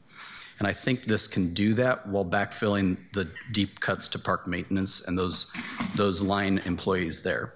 The rest of it, I appreciated that the council president included a number of items I think that get us a little bit further on a number of initiatives that this group went forward, and I would appreciate conversation regarding the package overall. Thank you. Thank you, Councilor. Councilor Murillo, are you in the queue to speak for or against this amendment? The amendment being the entire president's package? The package, yes. Okay. I appreciate the work I'm sorry, we're switching for and against, so I'm trying to figure out if you're in the queue to speak for or against it. I am against it. Okay, go right ahead. I appreciate the effort that was put into this and the attempts to save us time through a very difficult discussion. Part of the reason I am a no is some of what was stated earlier by Councilor Dunphy, which is simply that not all of our councilors had any say in what was in this package. It's my understanding that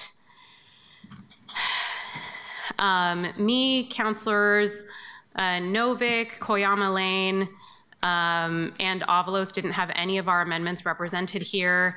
I know it was a tricky situation with some of us reading things in committee, some of us reading things during council sessions, and then I would say, frankly, a kind of questionable head nodding gauge metric to figure out what had popular consensus. But I frankly have things that have at least 7 votes that are going to get passed today that are not included in this. So I don't think it's reflective of consensus. And some of the things that are listed in here were shown to us just yesterday or sent out to us just yesterday. So I don't know how that could have possibly been viewed as an item that has consensus, given that we weren't all given time to discuss it on the dais. So for those reasons, I'm gonna be voting no on this package. Councillor Clark, are you in the queue to support the amendment? Yes, Madam Chair. Go right ahead. Thank you so much. Again, thank you for bringing this together for us, pulling all these disparate pieces together. I think you've done a great job. And like Councilor Murillo, not all of my amendments are in here either, but I think we still have time to deal with them all separately.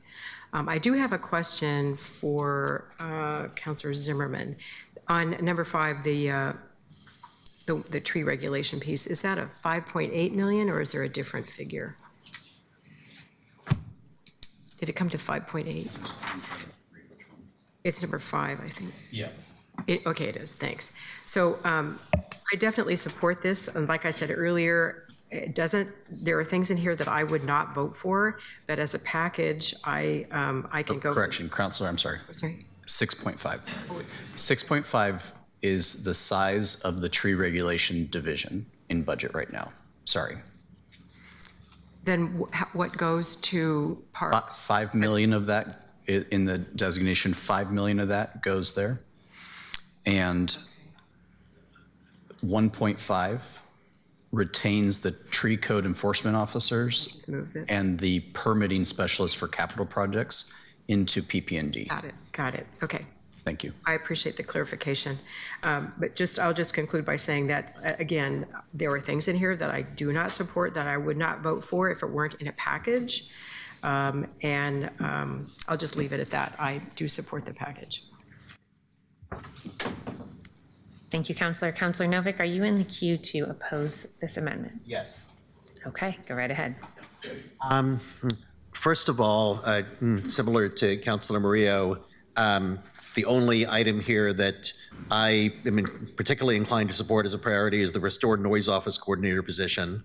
But also, I'm still really confused about Councilor Zimmerman's amendment.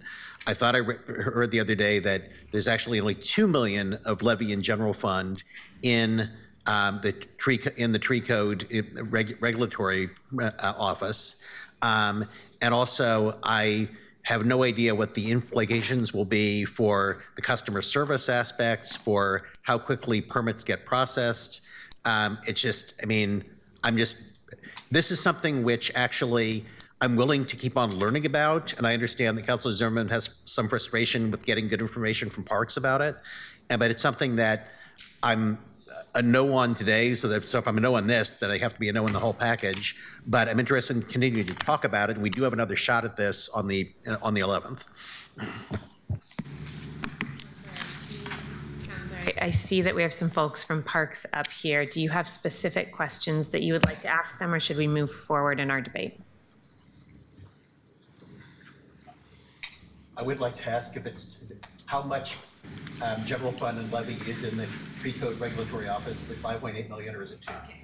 Sorry. I believe that's actually a question that we can direct to Director Levine because there's some fund movement here. Yeah, and happy to have you all jump in. Because I was involved with helping provide the numbers for the package, I just wanted to be clear about what was moving in the package. So the way these numbers came about is the levy, so it's $756,398 of general fund discretionary. That is the total general fund discretionary that exists in all of urban forestry. So for those who are not intimately familiar with the urban forestry budget, as Councilor Zimmerman said, tree regulation is a subset of urban forestry. So we looked at across all of the urban forestry program, how much general fund discretionary is there, 756,000. How much parks levy is there? Currently in the mayor's proposed, it's about $5 million, just over $5 million. And so we took those numbers as the full sum total that would be reduced out. The third piece of this puzzle is the PSEF. So there's about $15.7 million of PSEF in the urban forestry program in the proposed budget. Of that, $3.6 million lives in tree regulation. This amendment, as Councilor Zimmerman spoke about it, would move 1.5 million of that PSEF that currently supports tree inspectors over to PP&D with those same tree inspectors that it currently supports. The rest of it would be left in urban forestry where there is other PSEF supported activity already happening. So the reason that the numbers you've heard are smaller than the total numbers is because of the way that it was budgeted within urban forestry. So I just wanted to clarify the sort of three pieces of the puzzle that we're moving in that amendment.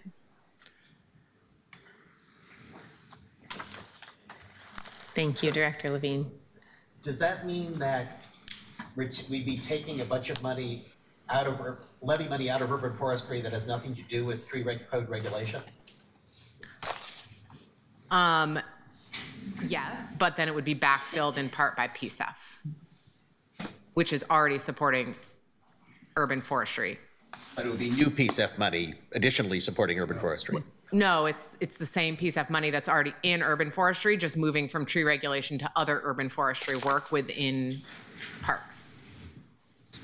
There are 4 divisions within urban forestry. What this would do is it would shift around some of the fund types within urban forestry. Parks has multiple funding streams, including levy, general fund discretionary, and PSEF, which can be used for different things, but also can be interchanged a fair amount. And this would retain PSEF money for urban forestry within urban forestry. In order to do that, there would be some shifting, it sounds like, between the divisions within urban forestry in terms of the makeup of PSEF versus general fund discretionary versus levy funding. Is that accurate? Correct. Counselor, does that help? Not much. Not sure. Okay. Do you have additional questions, Counselor?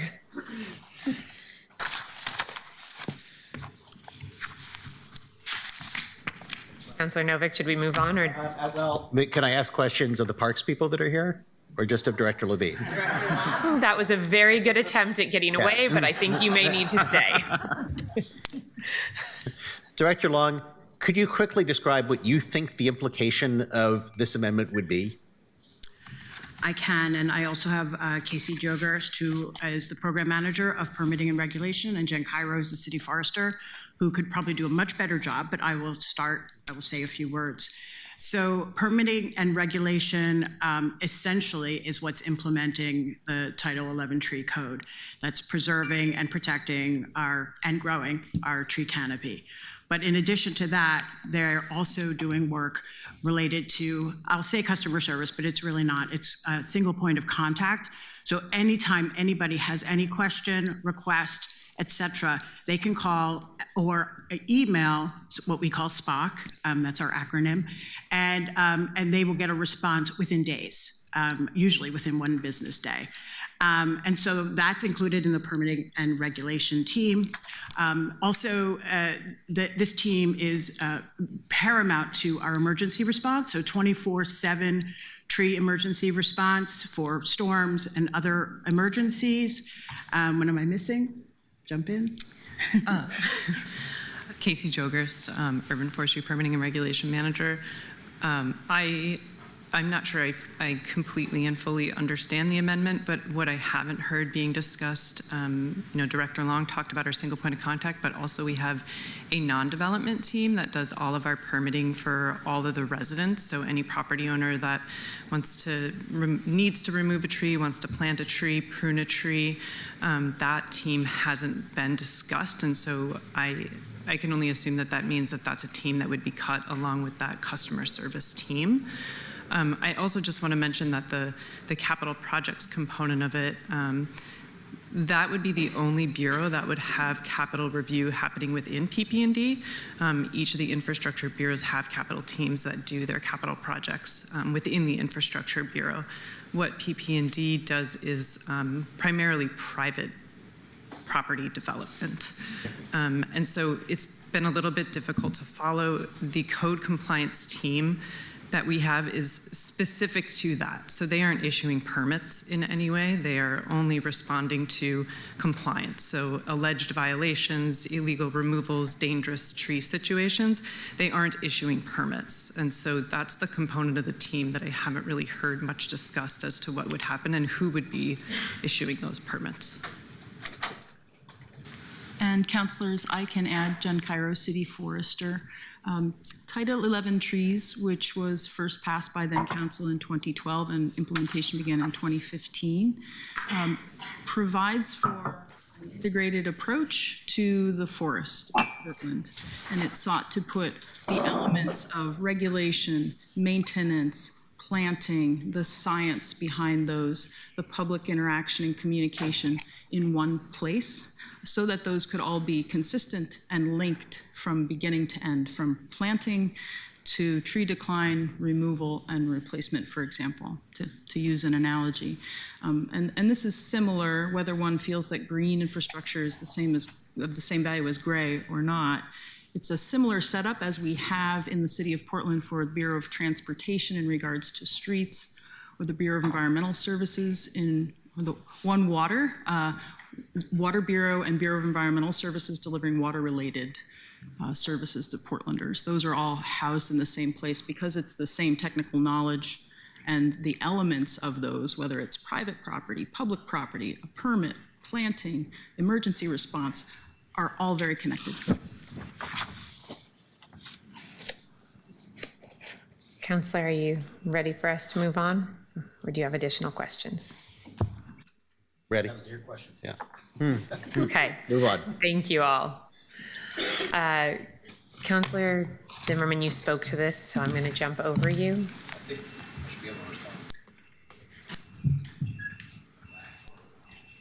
Well, we've been going back and forth with different speakers.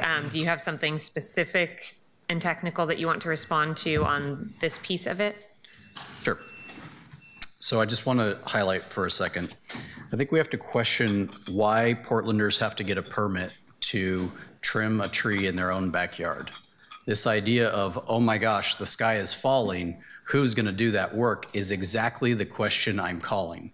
Because I don't think that that work is doing right by Portlanders today. In fact, I think that the code changes that we're going to see likely in September are probably going to tell us that.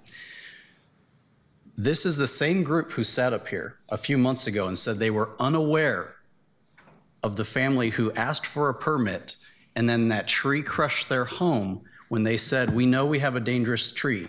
I'm sorry, that group is uncredible. They lied about the number of inspectors at the Finance Committee. Let me tell you about the doubling or more than doubling of their staff since 2019 in a few sections. Can you please keep this to a technical response so we can continue through the debate? Technically, they have more than doubled their staff in their. Counselor, how about, let me say an abbreviated response. How about that word? An abbreviated response. Technically and abbreviatedly, they have more than doubled their staff in non-permitting inspections since 2019 and in capital and in the 823 tree line, which by the way is a duplicative service to 311. So when I tell you that they have increased their footprint and served Portlanders poorly, I am not lying to you. Lastly, I want to respond just a couple things, not in the tree part of this package. This is the other thing I'm a little disheartened about that's being read in about the president's package. First, I also asked for a lot of options and got nothing back from Parks. I tried.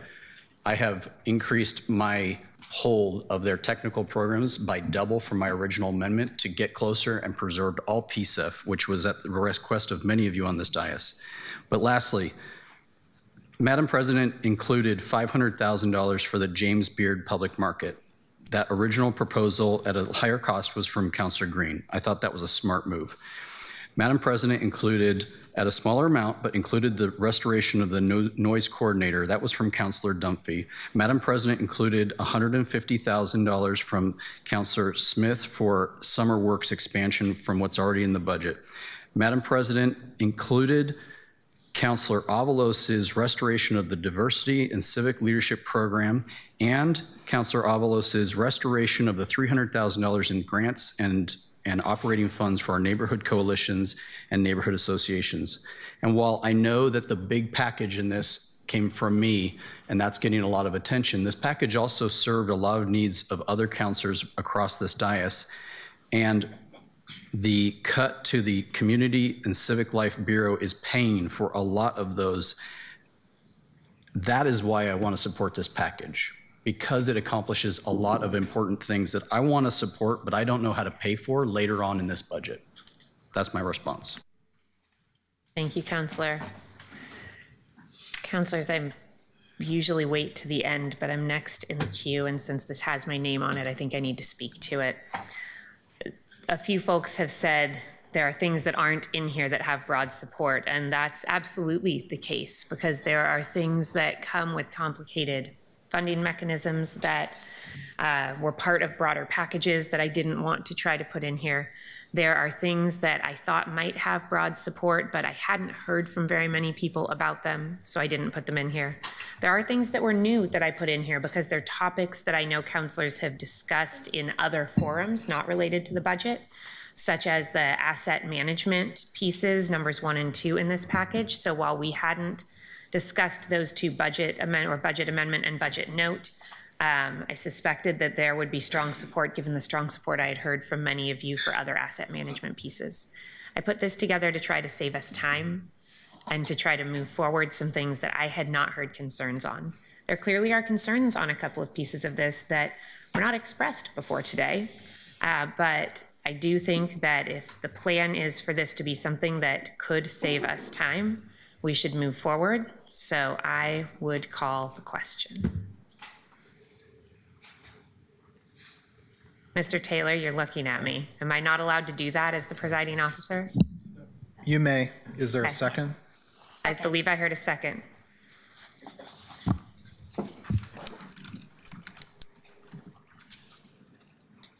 Canal. This is to vote on the motion to call the question. Correct. As per usual, I'm going to vote no on every motion to call the question. I encourage someone to move to limit debate to those currently in the queue after this, if it should fail. No. Ryan. I have to, excuse me, I have to vote no because I'm undecided about something and I didn't get a chance to ask the question. Aye. Maria. I'm happy for us to move along from this because clearly the fact that the biggest item in this package has garnered this much debate means that it is not a consensus package and that people don't understand what's being brought forward and that there's even debate within parks and other experts about what this amendment, one of the biggest amendments in the package actually does. But I also think that this is an immense waste of time on a day where we have to get out of here by midnight at most. So yes to, what am I voting on? Yes to end this? Yes to call the question. Let's end this. Novick. Aye. Clark. Aye. Green. Aye. Zimmerman. I'll go ahead and respect Councilor Ryan's question. I vote no. Avalos. I'll vote no. No. No. Okay. Dunphy. I vote no. Smith. No. Bartolini. Aye. The motion fails with a split vote. Sorry. Okay, Councilor Murillo, are you in the queue to speak against the amendment? Yes, okay, I'll just say more then. Were you not in the queue? Sorry, your hand was No, up I there. was in the queue and then we called the question. So I'll stay in the queue and answer this then. Yeah, I think the fact that there is this much debate about the largest item in the package means that this is not a consensus package. And again, I understand, you know, Councilor Clark said, okay, this isn't my dream package. It's not everything I want, but you do at least have a few amendments in there. There are some of us, namely me, Councilor Novick, Councilor Koyama Lane, and Avalos. I think maybe there was one that was kind of combined with Councilor Zimmerman, or you guys had the same idea on something and that's why it's in there. But this is largely reflective of folks who sit on the Finance Committee. There's a bunch from Councilor Zimmerman and very few from other people. And that's fine. I think it's great that there's a lot of research done, but I just don't see this as reflective of the whole. And I think the fact that the majority of the amendments, when broken down by race and ethnicity as well, majority come from white councilors, 18 from white councilors, 2 from councilors of color, 14 from men, 6 from women. I think people did this breakdown earlier. That just cannot be reflective of what we need to do. So to me, this is actually, at this point, I think a strategic time-wasting measure, and I would like for us to end the debate on this package that is not going to pass, and we already know is not going to pass, so that we can start talking about the real amendments. Thanks. Councilor Ryan, are you in the queue to speak for or against the measure? I'm undecided, and here's why. I found out the big concern I have is I was just made aware this afternoon that the police funding swap of ongoing to one-time general fund will result in 17 officer positions being cut. What? I think we have folks who are trying to make a little more space in the gallery, and it was getting a little bit loud. Okay, go ahead, Councilor. Okay. Yeah, I'm undecided, and here's why. I have a big concern that I was made aware of this afternoon, and that is the police funding swap of ongoing to one-time general fund will result in 17 officer positions could be cut. Can someone from public safety come up and speak to this? I think I see you, Elizabeth Perez. Is it okay for you to come to the dais? Councilor, we actually have a response from our budget office on the budgetary impacts here. So while I would welcome having Elizabeth come up, while she does that, I'd like to ask Director Levine to respond as well. Sure. So I think the question that got posed earlier was whether this amendment would sort of force police to take ongoing funded positions and convert them to limited term. And I think the answer is no. And here's why. I think basically the way that police budgets their overtime in part is by pulling from their vacancy savings. So they have an estimated $24 million of vacancy savings this in the proposed budget that back ongoing expenses. Of that 24 million, 14 million goes into the overtime expense. So the rest of their roughly $20 million in overtime, so about $6 million, is backed by one-time funding. So this would sort of, I think in essence, there is a fiscal cliff for the police budget in 26-27. That was already true. And the idea, as sort of posited in the mayor's proposed, is that they would reduce their ongoing overtime expenses beginning in 2026-27 in order to reduce their expenditures. And this would kind of make that cliff bigger, or in other words, increase the pressure to reduce their overtime expenses, to reduce their expenses in 2026-27.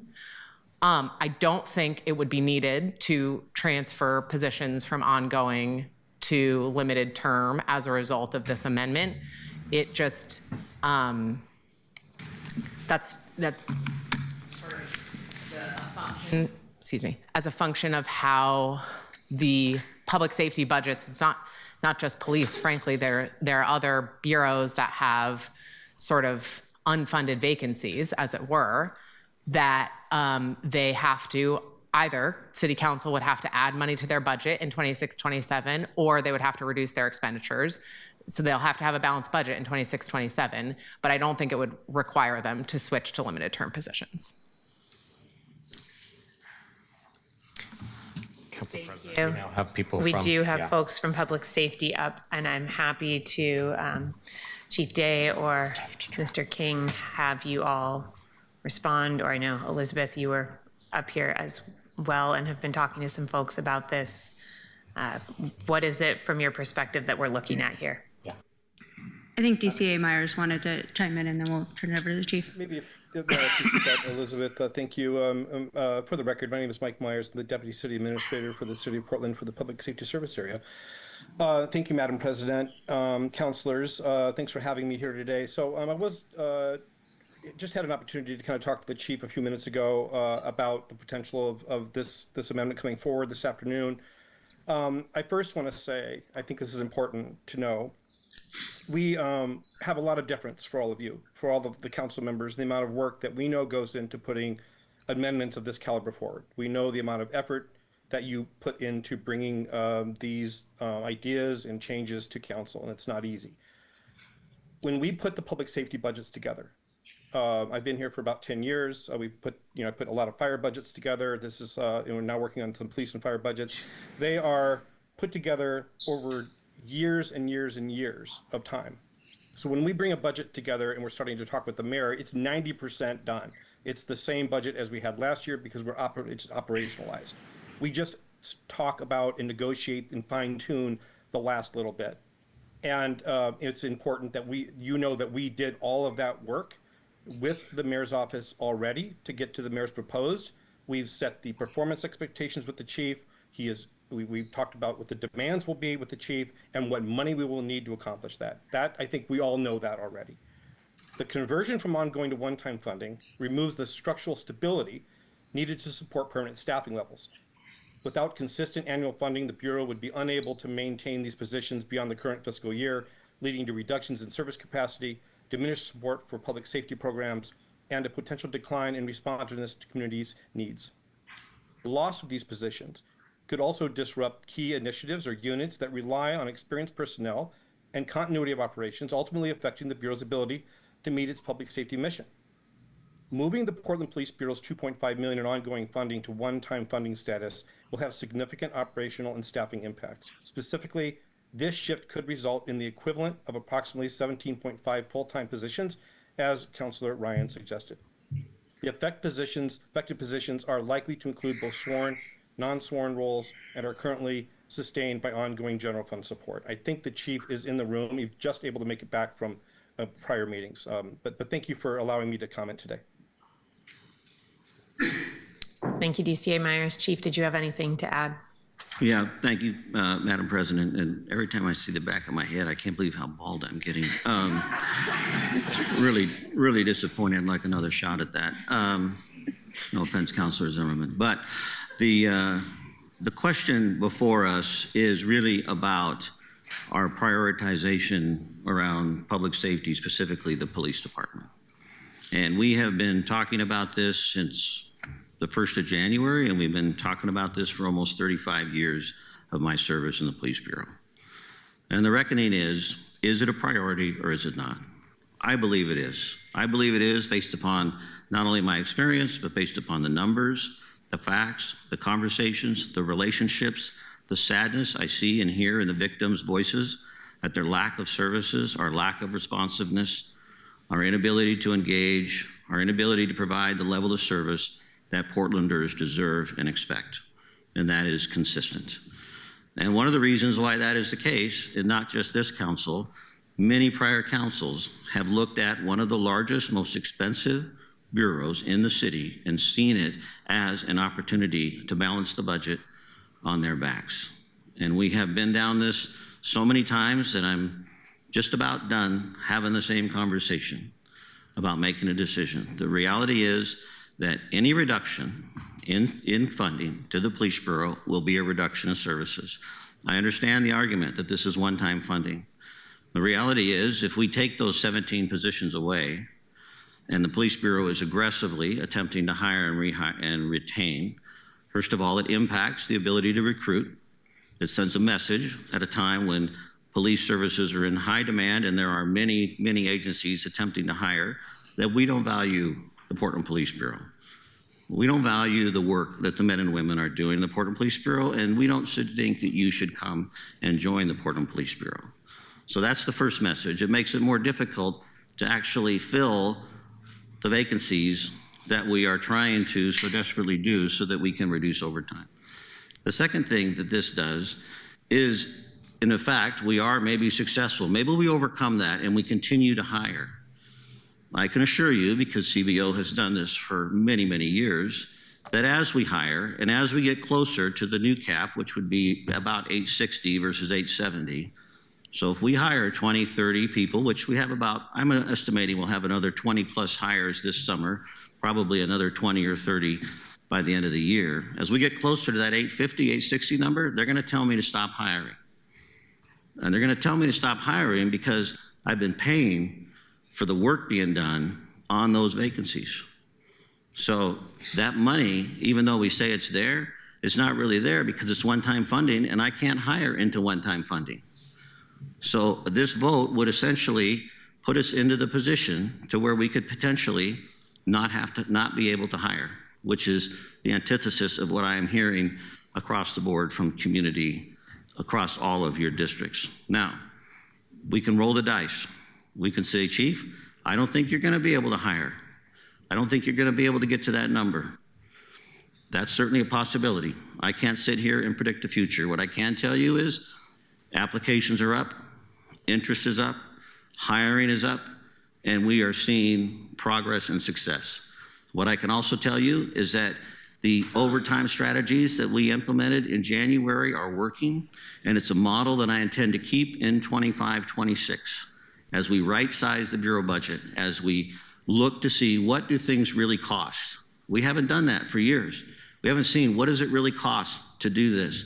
I had a conversation, or at least an voicemail exchange with Councilor Novick. I'm looking right now at a burglary program. But before I can commit to a burglary program, I want to know what's it going to cost. Years past, we need a burglary program, we grab a bunch of people, and we just do it. And we maybe drive burglary down, but we also blow out our budget. So we are taking practical fiscal steps. But this amendment will in fact reduce services and will not allow us to be able to continue to be effective. And I'm going to use one real-time example that's happening right now as we speak. Commander Hughes at Central Precinct has taken on an incredible initiative this week. 5 days straight, focusing on various parts of District 4. With the mobile precinct, with officers that have adjusted their shifts to limit overtime. I appreciate their sacrifice. But still, when I called him on Monday, and we've already put over 20 people into deflection in the last 2 days, we've seized firearms and guns and made several successful cases with a focus on outreach, but it's costing about 30 hours of overtime a day. But before he launched that, we looked at the numbers. Can you do this? Can you absorb it? And he's staying within his budget. So this is not, those programs we would discontinue because we need the overtime. And we could say it's one-time funding, but if I continue to hire, I'm going to be told I can't hire. I'm going to have less money in those vacancies. I'm going to have less money to be able to do the work that we're doing. So I appreciate it. I understand the conversation. I understand the argument that Councilor Knoll is making. I understand the points that Director Levine is making, but I fundamentally disagree with the ability to continue to maintain the level of service that we have been providing if any cut is made and lessens the number of officers or the ability to do our job. Thank you. Councilors, we are debating Brittle Guinea Amendment 13. We clearly on a piece of this have a difference in opinion between how the budget is looking and what the impacts of that would be between our Bureau and our budget director. This is one piece of the program. We are in the middle of debate. Councilor Ryan, did you have additional comments or questions? Or should we move on to your next colleague? This stays in the package. I would be a no if I could do an amendment to pull out item 13, and I'll go ahead and put that on the table. Second. We have an amendment and a second before us. Councilor Novick, are you in the queue to debate the amendment? No. Councilor Knoll, are you in the queue to debate the amendment? Sure. I'm going to just ask 3 questions, and 2 of them are going to be to Director Levine, and they're going to be the same question. So the first question is, could you repeat what you said about whether this amendment would cause 17.5 positions to be converted into limited duration? I don't think that would be, I don't think it would be necessary to convert the positions to the limited duration. I defer to Chief Day on the impact on hiring, obviously, is his ability to recruit. But in terms of actually managing the positions, I don't think it needs to be limited duration. Again, there is already one-time funding that will go away at the end of 2025-26 in the Police Bureau's budget, and they already have unfunded vacancies based on their ongoing funding level. So even without this amendment, as it is, they would have to hire additional officers on the expectation that either they would reduce their overtime budget in 26-27 or council would provide them with additional funds. And so I don't think that this fundamentally changes that relationship. It increases the magnitude, but the relationship is already, that issue is already there without this amendment. Thank you. So my next question is going to go to Chief Day. Thank you for being here, as well, Mr. King. There's a decision package on page 20 of the decision packages in which the requested budget added $9.35 million to police staffing of ongoing money. That was changed by the mayor to $8.05 million with an additional $4 million hired in one-time funding. So again, in aggregate, that was $9.35 million of ongoing replaced by $12.05 million in one time. That is a very large number. How many positions would you have to convert from permanent positions to limited term as a result of that change? I don't know. I'd have to do the math. I can't do the math in front of me right now, so I don't have a number for you for that.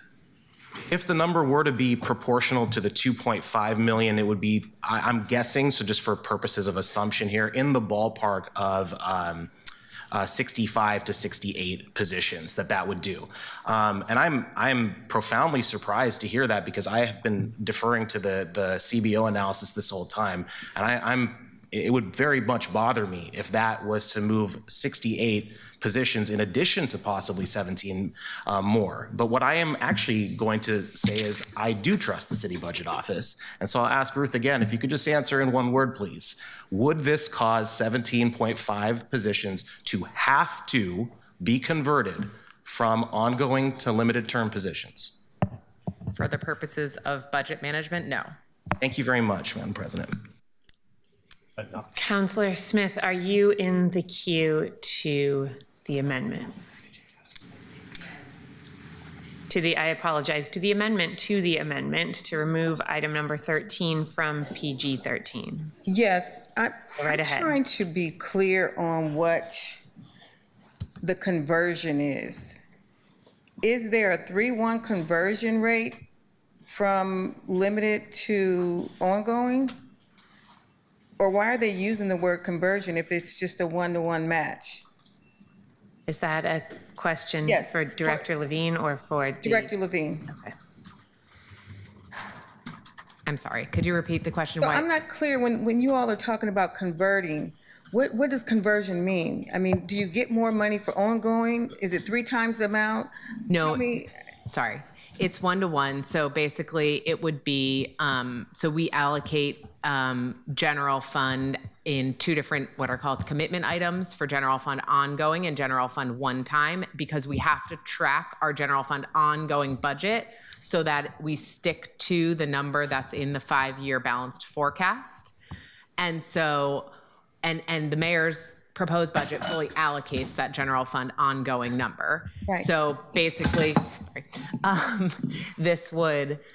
it would just swap the revenue that backs the expense for overtime in the amount of $2.5 million, so that the what's currently backed by general fund ongoing would be instead backed by general fund one time, which allows that ongoing to be spent somewhere else that would otherwise only be backed by one time. And so the way I understood ongoing was that you had to back it with 3 to 5 years of future operating expense. That's right, and that's why in the 5-year balanced forecast, there is a total general fund discretionary ongoing figure of about $750 $52 million. And that number assumes 5 years of inflation into the future, and that's how we balance our forecast. So we look at the whole general fund, we say, do we have enough revenue projected in this forecast to support this expense into the future for 5 years? And that's why we track the ongoing number. Right, we used to track it by 3 at the county. I just wanted to see if we were on the same page, because I don't think people understand the difference between general fund ongoing and general fund one-time only. That is what I needed to clarify, Madam President. Thank you. Councilor Novak, I apologize. I think I skipped over you. You had said that you were not in the queue for this. Right. Okay. Councilor Zimmerman, are you in the queue for the amendment to remove bullet point 13 or numbered item 13 from the amendment? Yeah, thanks, Okay. Madam President. I think this conversation is enlightening and a little alarming.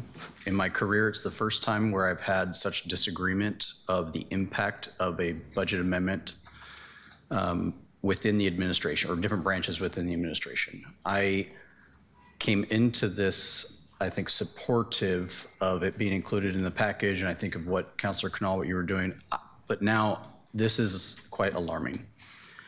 As the person who motioned for the package from Council President to be on this, I'm not sure procedurally here, but I would say I don't feel like the package nor this amendment has support at this point, and I would be comfortable pulling it off the table. But frankly, given this kind of discrepancy between budget office and our departments, it may be more wise for us to take what has already been passed and get back to the main question and pass this proposed budget as amended, because if this type of disagreement occurs all night long, I don't know where we're going to be at. Councilor, I hope that this type of disagreement does not happen all night long, and I certainly hope that if there are disagreements like this, Council is given more than a few minutes' notice about them by the Bureau. If you are the motion maker, I believe that you have the ability, when you are recognized, which you have been in the queue, to remove your motion at any time. So if you would like to do so. I would motion that. You don't even need to motion. You just remove your motion. Remove the motion. Whole thing drops. And we are back to the underlying. Councilors, I was hoping we would get a little bit more done before we needed to move into discussing Prosper. But we do actually need to pass something for Prosper Portland tonight. And then I'm going to finish my sentence. I'd like to request that we limit debate on the underlying motion before we table to the 3 people currently in the queue. The motion has been withdrawn. People are in the queue for the underlying, the mayor's proposed. Councilor Murillo, are you in the queue for the mayor's proposed? Mayor, I don't even know what you're No. talking about. I don't believe anybody. I'm saying don't table it to the last 3. I don't. So I do not want to talk about this anymore. The president's package does not have the votes. we're not talking about the president's package. It's been pulled off the table. Okay. So Councilor Knoll, are you saying that you are in the queue not on any amendment, but to discuss the current proposed, which is what the mayor put forward with, I believe, 3 amendments that have been adopted into it? Okay, Councilor Murillo, are you also in the queue for the, okay, Councilor Ryan, are you in the queue on the mayor's proposed with the 3 amendments that have been adopted into it?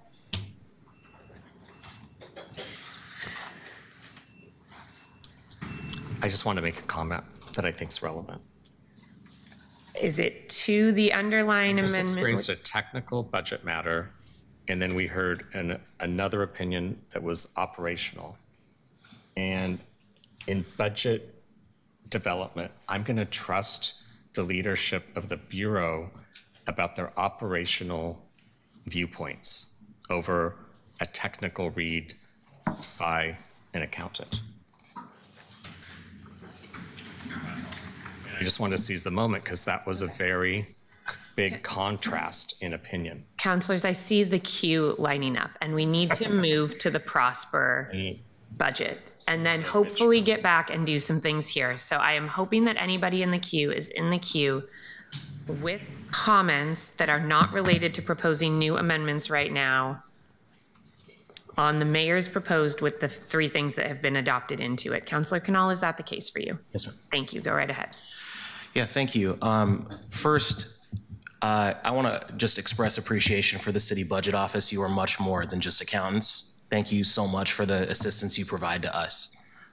Secondly, I appreciate the conversation. I appreciate Councilor Zimmerman's choice to withdraw that motion. I would have voted no on the underlying package for unrelated reasons to either that amendment or the one that you were previously addressing.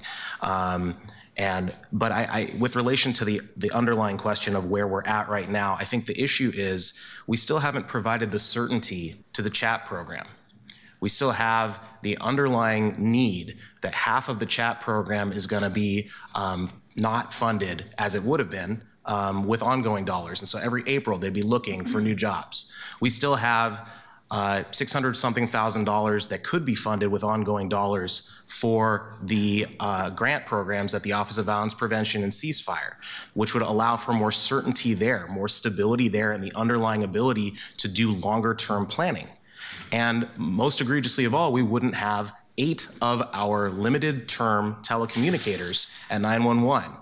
Counselor, I believe you're speaking to Canal 5 I'm at not. this point, I'm saying, and I I'm need speaking us to the move suggestion forward. from Councilor Zimmerman that we would at some point vote on what we have now. And I think those 8 telecommunicators need to be made permanent, because if we're going to talk about response times, the person on the other end of that phone call is the first person we talk to.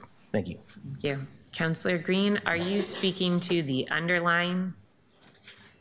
Yeah, Madam President. Please keep it quick.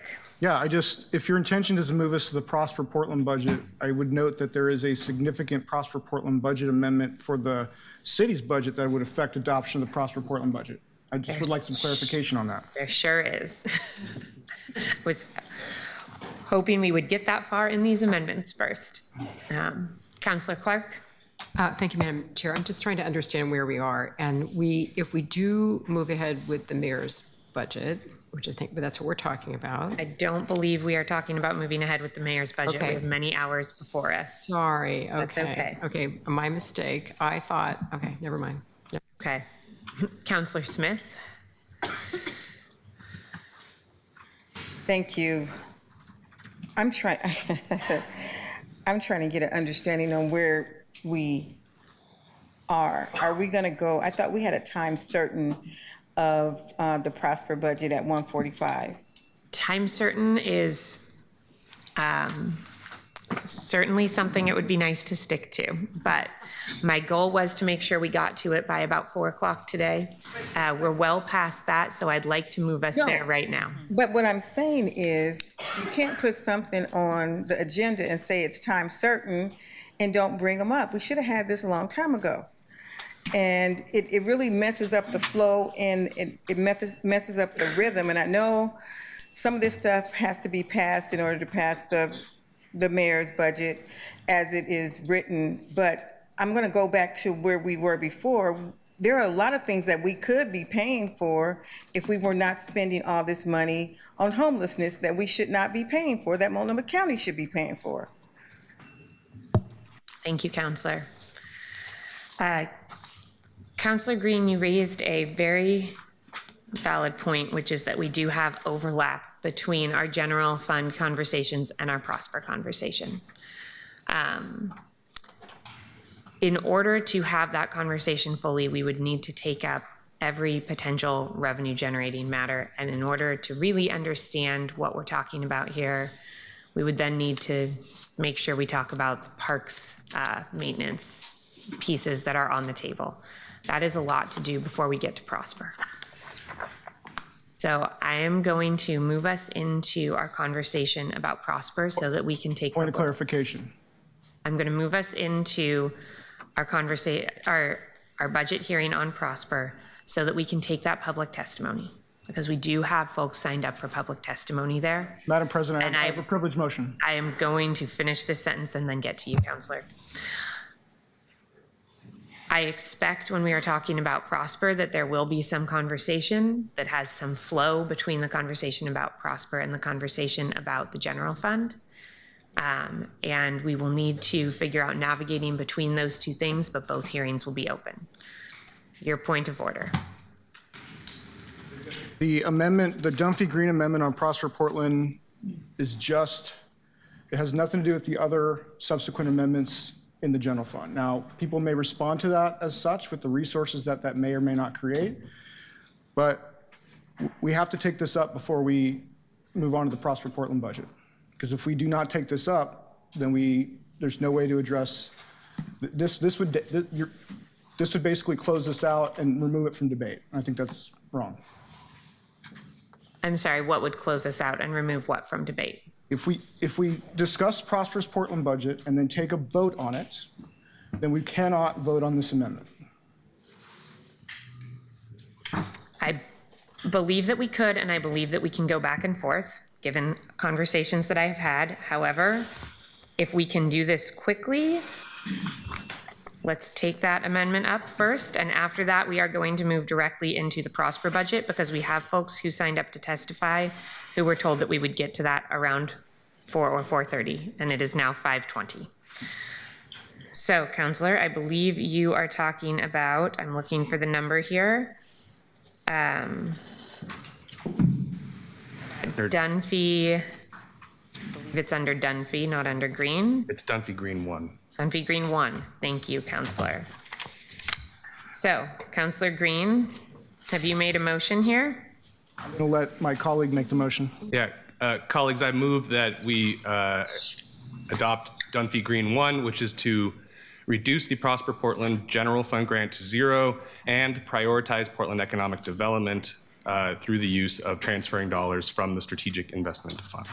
Is there a second? Okay, moved by Dunphy, seconded by Green. This is the Dunphy-Green 1 amendment.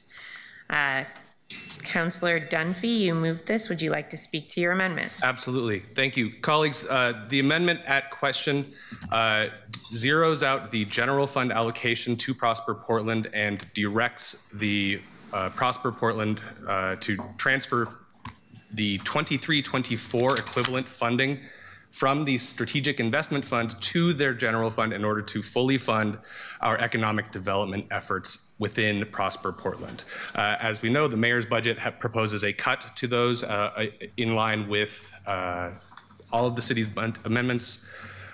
This amendment prioritizes our ability to address the $93 million budget shortfall while preserving Prosper's economic development programs by temporarily backfilling Prosper's budget using this strategic investment fund. This is a targeted, responsible step that allows us to redirect $11 million in general fund dollars to keep Portland parks open, shore up our permitting system, and invest in true economic development. And please let me be clear. Prosper is not being defunded or dismantled with this amendment. But we are in a moment of real financial strain, and every bureau is being asked to do their part. Every couch cushion is being checked. And no one else has the luxury of protecting resources while frontline services are being cut. The SIF has gone from $6 million in 2022 to over $53 million in 2024 from expiring TIF districts and the sale of public property, which we have more on the way. It will be replenished, and no other revenue proposal is going to save the programs that Portlanders depend on at this moment. This is the best savings opportunity we have today to keep our community whole and continue to invest in economic development. And let's also be honest what's happening about right now. No other city agency would blast emails to every past permit holder or program attendee and be disingenuous about a proposal facing this body. That's not collaboration. Prosper must be a cooperative arm of Portland values and priorities, not a siloed entity defending its own turf. This amendment restores alignment between Prosper's work and the city's urgent priorities and gives us time to thoughtfully assess what economic development should look like under our new form of government. Thank you, Councillor. Councillor Green, you're in the queue. Actually, Councillor Green, I apologize. We just had somebody speak to this amendment. Are you in the queue to oppose this? Councillor? Just checking. Okay, given that there is nobody in the queue in opposition, Councillor Green, go right ahead. Thank you, Madam President. I just, echo everything he said, my colleague said. I don't need to reinforce it. I just want to talk a little bit about the opportunity cost and the intent. There's a budget note at least a couple times in this stack of amendments and notes and one of mine calls on sort of council's expectation that the mayor's proposed in 26-27 has ongoing resources for economic development replaced. The intuition here, and I'll just say, I know it's scary to lose ongoing allocation for a bureau. No question. It's also scary to lose your job. There are 145 net FTEs losing their job in this budget, and over 2/3 of those are represented employees. And so we're living in a world of second bests here. The opportunity cost for this, the city chief financial officer did some analysis, and we're looking at the upper end, $880,000 in foregone interest for 1 year. In exchange, we can use $13 million to settle the balance of our amendments that we would like to settle tonight. We can restore the $2 million that was defunded from the proposed budget by Prosper Portland this year. So this is about trade-offs. It is my firm belief that, I'm backing the mayor's sheltering plan because it was sold upon a temporary surge model. And it will not be an ongoing cost in our budgets going forward. And so while we provide those surge resources this year, it's reasonable to have the SIF support that so we can have a foundation for economic development, because there will be no economic development in this city if we cannot address our livability concerns. So that's all I'd like to add to this discussion, and then I'll stop. Thank you. Councillor Smith, are you in the queue in opposition? Yes. Go right ahead, Councillor Smith. So what's not being made clear is that those programs, along with the marijuana general fund money, what's not being made clear is you said that there's $13 million of amendments that we can put in there, but what about those programs that are currently paid for with the $13 million? What's going to happen with them? You assume that they're going to take that $13 million and take it from SIF and replace it with those programs. But looking at a memo that I saw from Shay said they weren't going to do that. So I'm concerned. And I'm very troubled because this is really going to hit vulnerable small businesses, particularly in my district. And that's why I have an amendment to put $5 million from the joint office fund, actually not the joint office fund, but the CDBG, which is the Community Development Block Grant, back in to Prosper. So I'm concerned. They've already put on record, even if we take this away, they're not going to backfill it with SIF. And that's a problem. Thank you, Councillor. Councillor Murillo, are you in the queue in favor? In favor, yes. Right ahead. Well, I think that they're doing what good negotiators do. And a good negotiator is going to say, I'm not going to do anything you want unless you give me 100% of what I want, knowing that you're going to negotiate down, right? So I would call their bluff, because I don't think Prosper Portland wants to be hated by the entire community, because ultimately it is their choice if they choose to defund all of the community programs, the business support that we have for BIPOC businesses. They get to choose what to do with those dollars.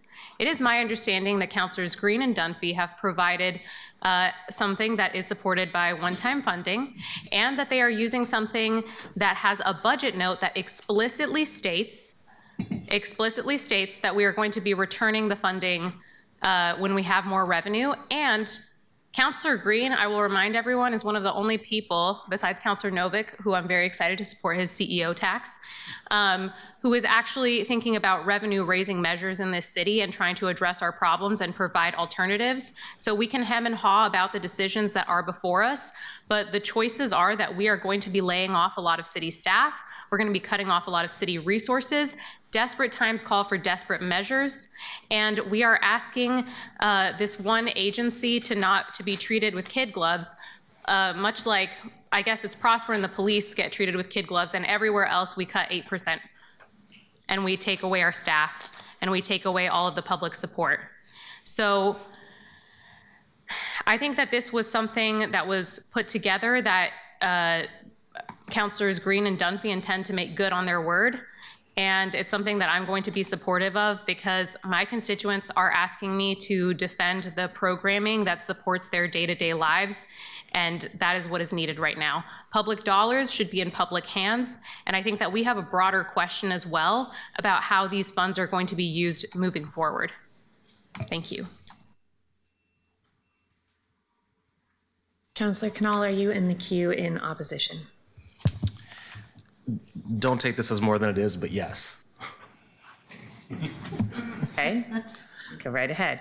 I'm a little concerned about something, and I want to get maybe some clarification.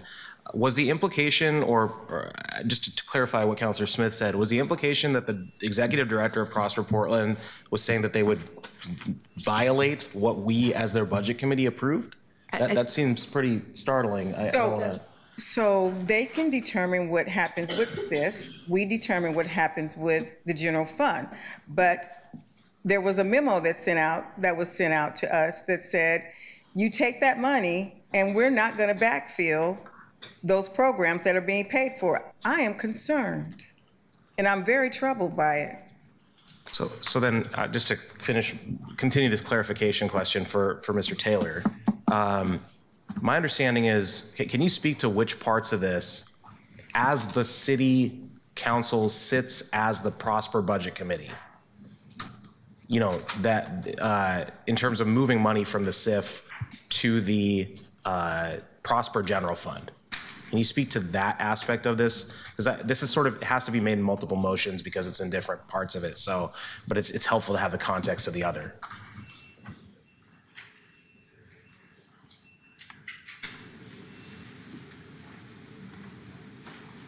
Thank you for the question. As Councilor Smith mentioned, we provided a memo on this topic.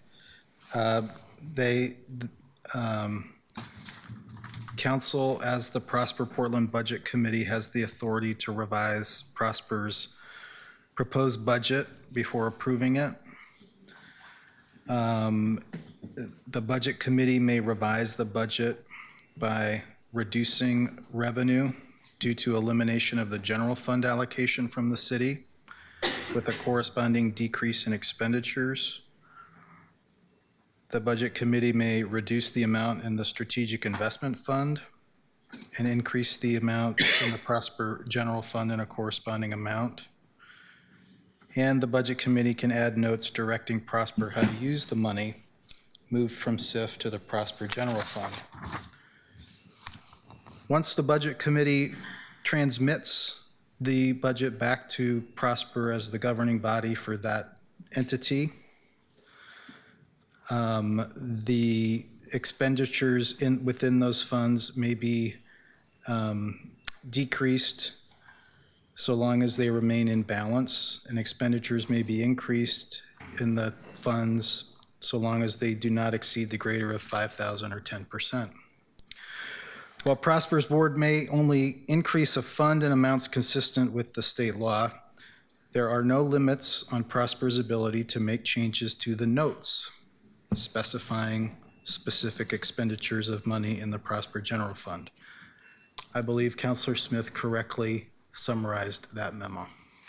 So to clarify that last little piece, that they can, does that mean they could take the money that we move from the SIF into the general fund, the Prosper General Fund, and move it back into, move 5,000 of it at most back into the SIF, and the rest would remain in their general fund?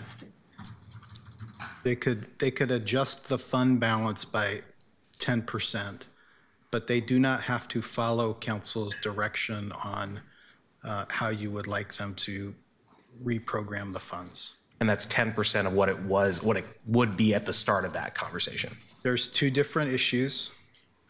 One is the fund balances and how much they can change the fund balances. And they are limited in their ability to change the fund balances. But as Councilor Smith noted, the Budget Committee can tell them, we want you to spend the SIF or the general fund in a particular way by a budget note. The Prosper, when they sit as the governing body, they can delete that note they can replace that note and do something different with it. Something else within the general fund. Yes. Thank you. The Prosper General Fund. Thank you. So for me, the reason for my opposition is solely to the amount that we're talking about here. And I'm very open to having a conversation around the dollar amount. And the specific reason for it is twofold. One is they would lose at least, I think it was 1.1 million was the estimate we got in interest or investment income off of the fund in a year.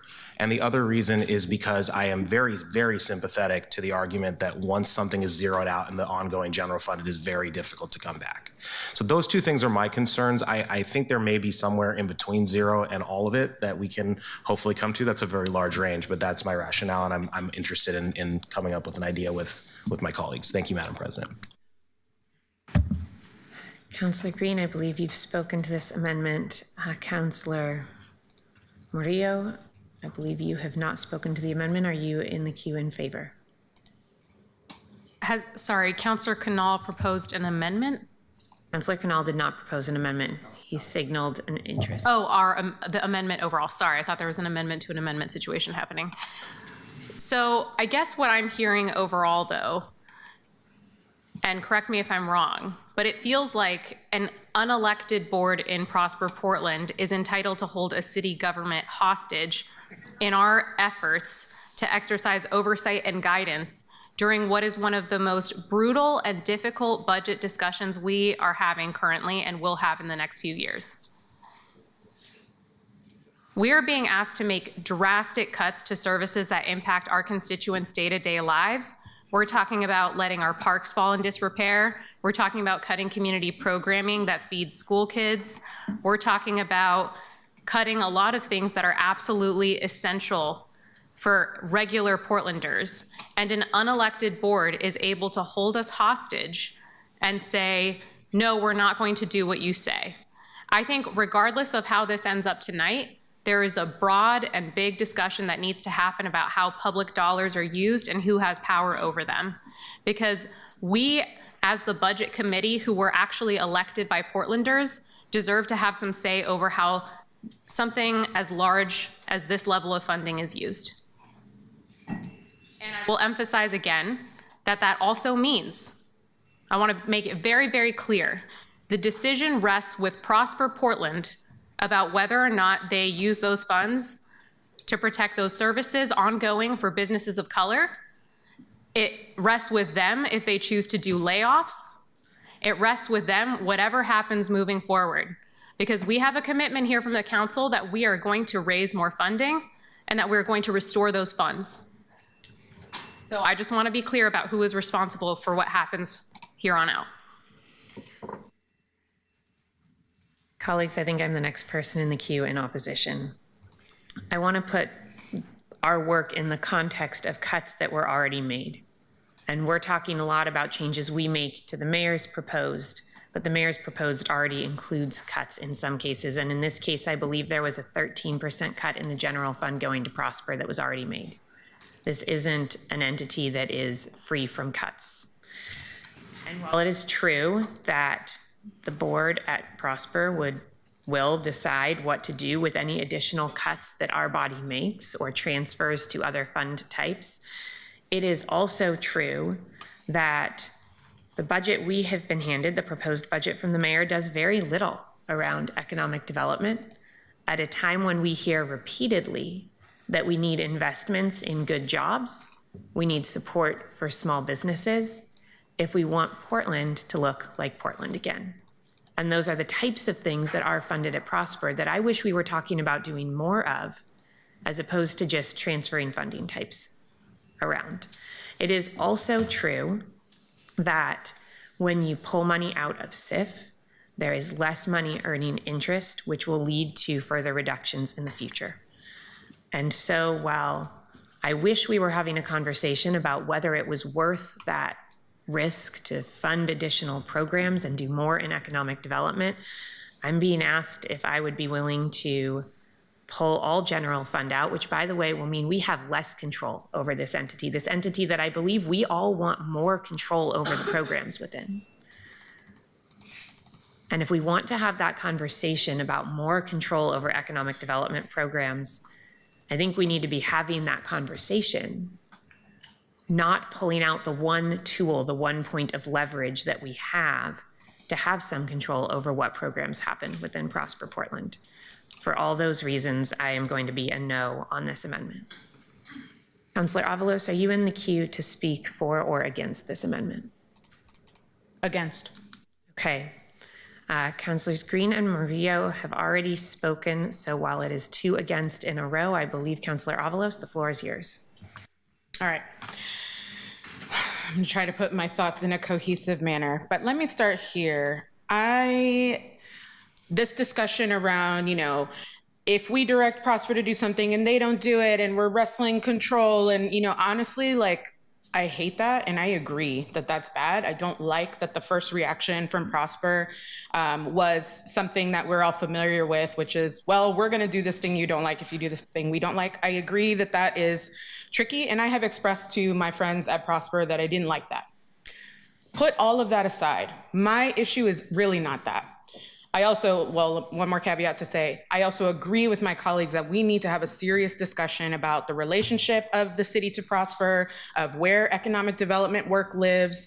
I would love for that to come into an office of economic development, but that's actually my point.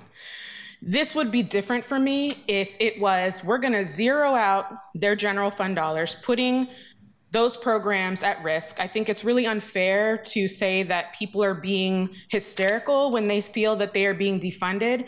They feel that way because once you take ongoing money and turn it into one time, it does change the relationship of that budget. And these are communities who are being told that we care about economic development, we're gonna make them whole. Again, putting aside the whole drama around Prosper not yes or no wanting to take it out of SIF. Even if they did take it out of SIF, that's gonna run out eventually. That is a limited pot of money. So even if it's not in 1 year or it's in 2 years, then what? It would have been really different for me if this proposal had come to me and said, or come to this body and said, we have a plan for where those things are going. We've talked with community about what that looks like, and we're moving forward with something that is going to really bring everybody to the table, because I think everybody does want to be at the table. I have heard people amongst the Prosper crowd, people who receive benefits from Prosper, who we all agree, Prosper is no angel, okay? I have been fighting with Prosper for years, ask them. I have been wrestling with them around larger issues, but at the same time, we have been working with them. We spent 6 years creating the Cully TIF, which is a whole new way to do, to change a tool that has been used for gentrification and turn it into the opposite, and an anti-displacement tool that, as I've said on the dais, is to be seen. There's a lot that that is a theory that is, there's a lot to be seen on how we make that a reality. But it was really important work that community brought together for 6 years to create a new charter, a new way of doing TIFs. And now we've launched all these new TIFs, whether we like it or not, they're there. But they have this new way of going, or a new way of doing business that I think the community has really fought hard for. And I think the fear that people have when they see zeroing out that budget and being told we're going to replace it, these are communities who have been told over and over and over and over and over again that things are gonna get replaced, or that it's gonna get replenished, or we have a plan and there's no plan. So this, again, I would have gladly considered this if I felt like I was seeing an actual plan forward. I'm hearing a promise of a plan. To me, that's not good enough to put communities who have worked hard for those dollars, hang them in the balance for the next year. And, there's this discussion around, oh, well, they don't have to fire people. Sure, but if you are, you don't know where your budget's gonna come from. If I'm an employee, I don't know if I'm gonna stay. It's like, do I have certainty in my job, right? It creates a cultural thing that I have an issue with.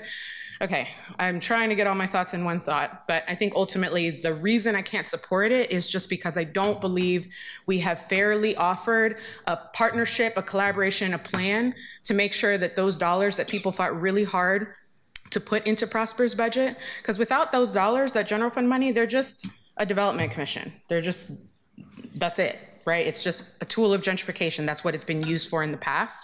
And so that's why I can't support it. Not because I genuinely do agree with my colleagues that I don't like the response from Prosper. I don't think that this whole, fight around who gets to say what about the dollars, I hate that. But this it isn't about that for me. It's about the communities that are relying on ongoing dollars and us leaving them hanging with no plan.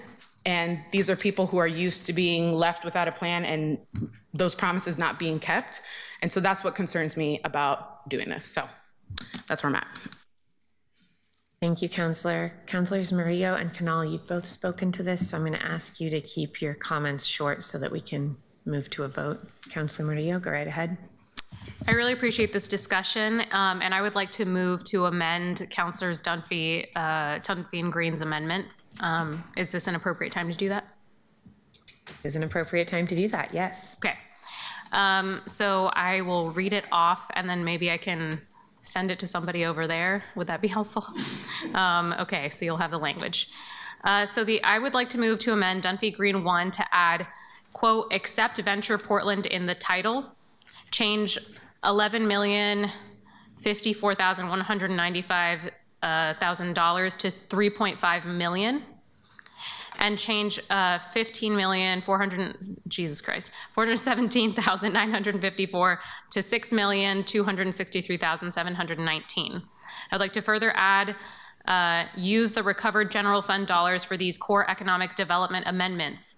$1 million for Murillo 5 amendment, PHB rental assistance and eviction defense, $750,000 for Dunphy 2 arts package, $750,000 for Green 2 James Beard market support, $500,000 for Avalos 4 housing preservation, $500,000 for Councilor Ryan's 1 restore and repair program, and $2 million for parks.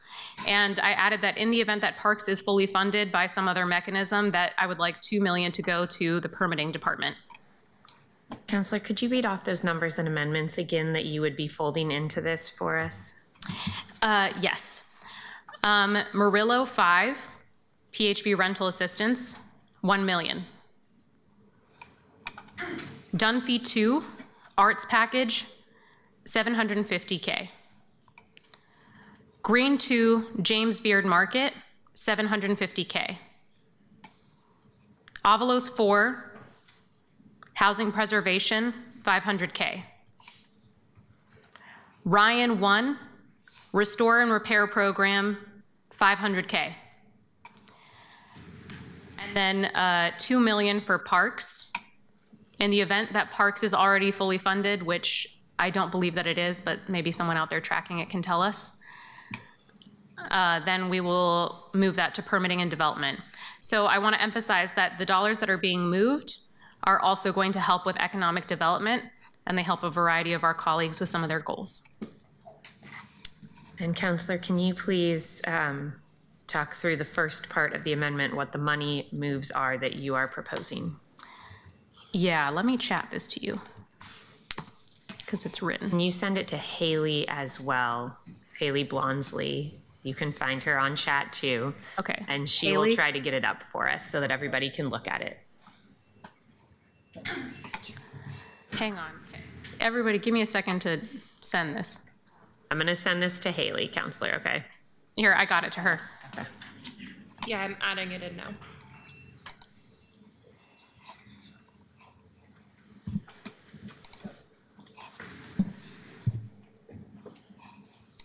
When you said accept Venture Portland in the title, where in the title would that go? Is that prioritize Portland Economic Development, accept Venture Portland, or is that reduce Prosper Portland General Fund Grant to 0, accept Venture Portland? Accept Venture Portland, and I think Councilor Green, would you like to help out with some of the amendment changes that are made? Sure. If I understand the spirit of what you're doing there, it would be the second bullet in the original Dunphy 1 Green. Dunphy Green 1, where it says direct Prosper Portland restore economic development program to 24-25 levels, except for Venture Portland, because I think that was in there last year's budget. Is that what you were trying to do? Yeah. Meaning that it would be restored to those levels, but for Venture Portland, which is still zeroed out. Okay. Haley, does that help you find the right place to put that? Yeah, it's up right now. We're just, oh, sorry, for Venture Portland, one more time. So in the second bullet, it would say after the comma, after levels, 2024-25 levels, comma, except the Venture Portland program, which remains zeroed out.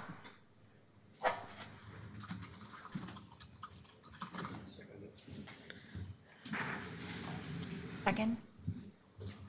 Was that a question about whether we had one, or was that a second? That's a second. Okay, second from Councillor Koyama Lane.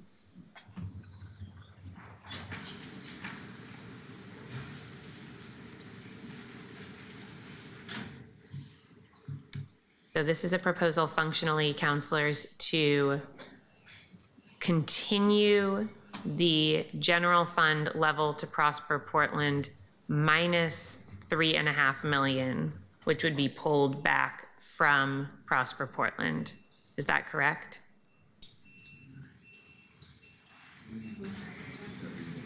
This says decrease ongoing general fund discretionary in Prosper Portland by 3.5 million. So they would retain the rest of their general fund. They would lose 3.5 million in general fund. Is that correct?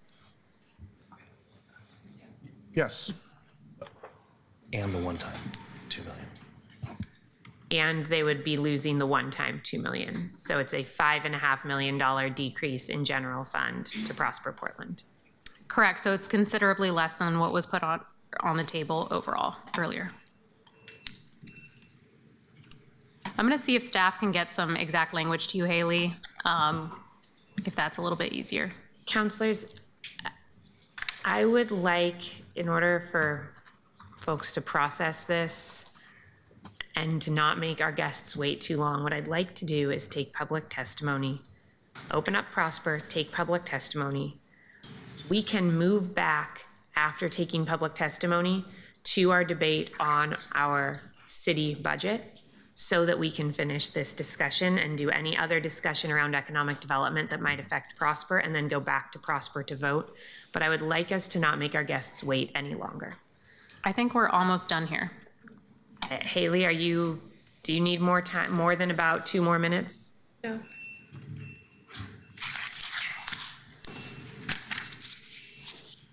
Just getting the titles in.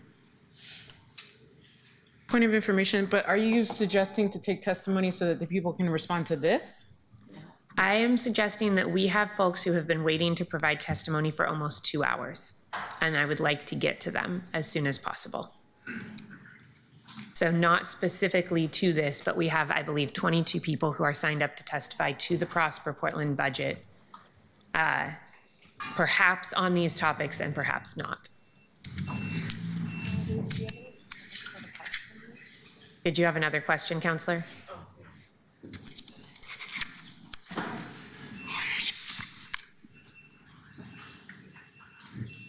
How are we doing, Haley? Councilor Maria, do you have specific language for the parks piece, the $2 million for parks? Yes, I do want the parks piece that says that in the event that parks is not fully funded by the end of this discussion, then $2 million goes to parks. But the in the event part is meant for it to go to be dedicated to permitting, so that if parks is fully funded by some other mechanism by the end of this discussion, we can ensure that our permitting is actually going to be efficient at the City of Portland.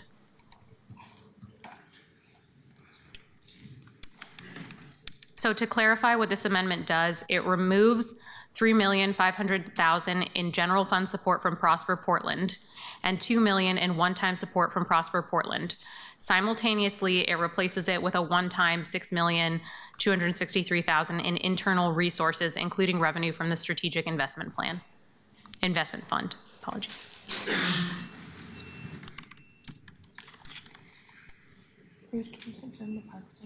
Otherwise, everything else is in. Dr. Levine, do you need anything additional? No, that's fine. I'm not 100% clear where the 2 million number comes from for parks, but that's fine. You can use 2 million. I don't know if there's anything specific that it's tied to. Okay. That's fine. We're good. Okay, counselors, we have a motion on the table. Actually, we have an amendment on the table. Counselor Knoll, are you in the queue to speak to the amendment?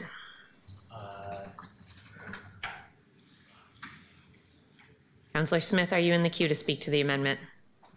Yes. Go right ahead. So the money that's coming from SIF, it was my understanding that we can't direct SIF funds into the general fund of Prosper. We can, but there is no guarantee if we don't coordinate our conversations with the board that they would retain what we propose. Okay. Councillor Knoll, are you in the queue to speak to this amendment?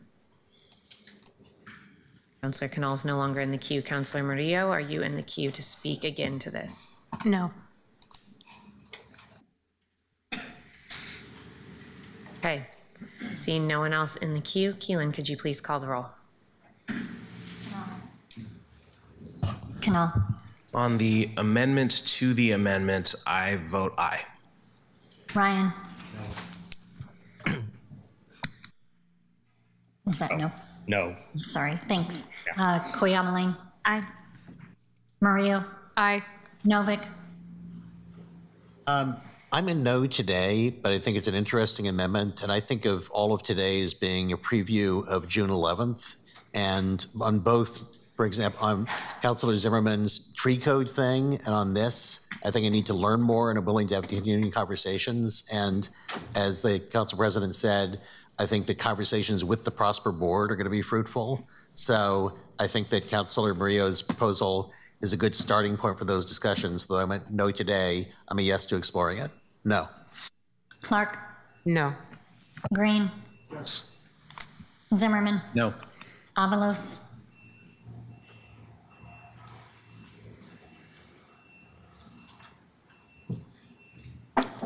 I'm voting on the amendment, right? So I'm voting on the amendment to the amendment, correct. The proposal from Councillor Murillo. Track changes.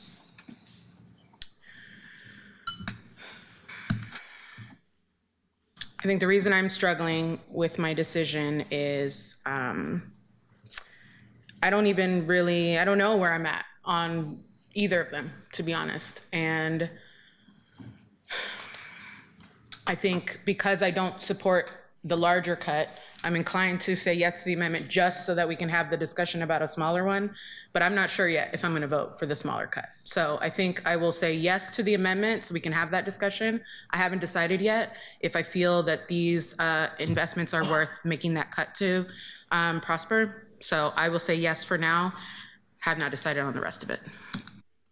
Dunphy. I vote yes on the amendment, to the amendment. Smith. No. Guinea. I appreciate that we're having a conversation about further economic development investments with our economic development dollars, colleagues. It feels too large to me, and while I want to find a way to fund parks maintenance, I don't want to pull economic development dollars to fund parks maintenance. No. Amendment fails with a split vote. Councilors, that puts us back to a debate on the underlying amendment, Dunphy Green 1. Is anybody in the queue to discuss Dunphy Green 1, or should we move to a vote? Councillor Knoll. So I'm not 100% sure where we're at on the budget as a whole right now in terms of additional commitments that we are needing to fund, but I am interested in understanding if there is a lower dollar amount that maybe, or perhaps not restricting the use of parks, for example, the use of the money for parks, that helps to make this a conversation that is worth having, or if it's not worth pursuing at all. Because I listening to the justifications, I'm not 100% sure if it's too far, too little on the amendment to the amendment that just failed. And so I'm trying to understand that from everybody. Thanks. I think that's a conversation to have further as we move further into our debate. But right now, seeing no one else in the queue, Keelan, could you please call the roll on the Dunphy Green 1 amendment, which is unamended from its introduced form? Canal, Reserving the right to move to reconsider later, I'll vote no. Ryan, No. Koyama Lane, Yes. Mario, Yes. Novick, No. Clark, No.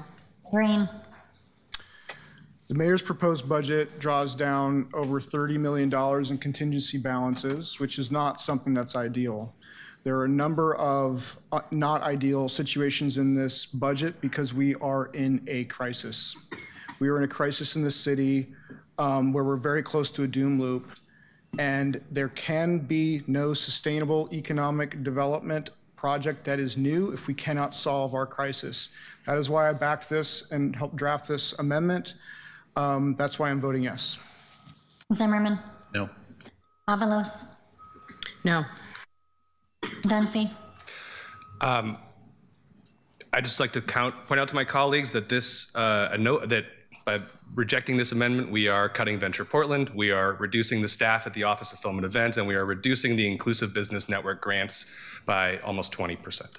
I think that those are programs worth trying to save, and I vote yes on this amendment. Smith,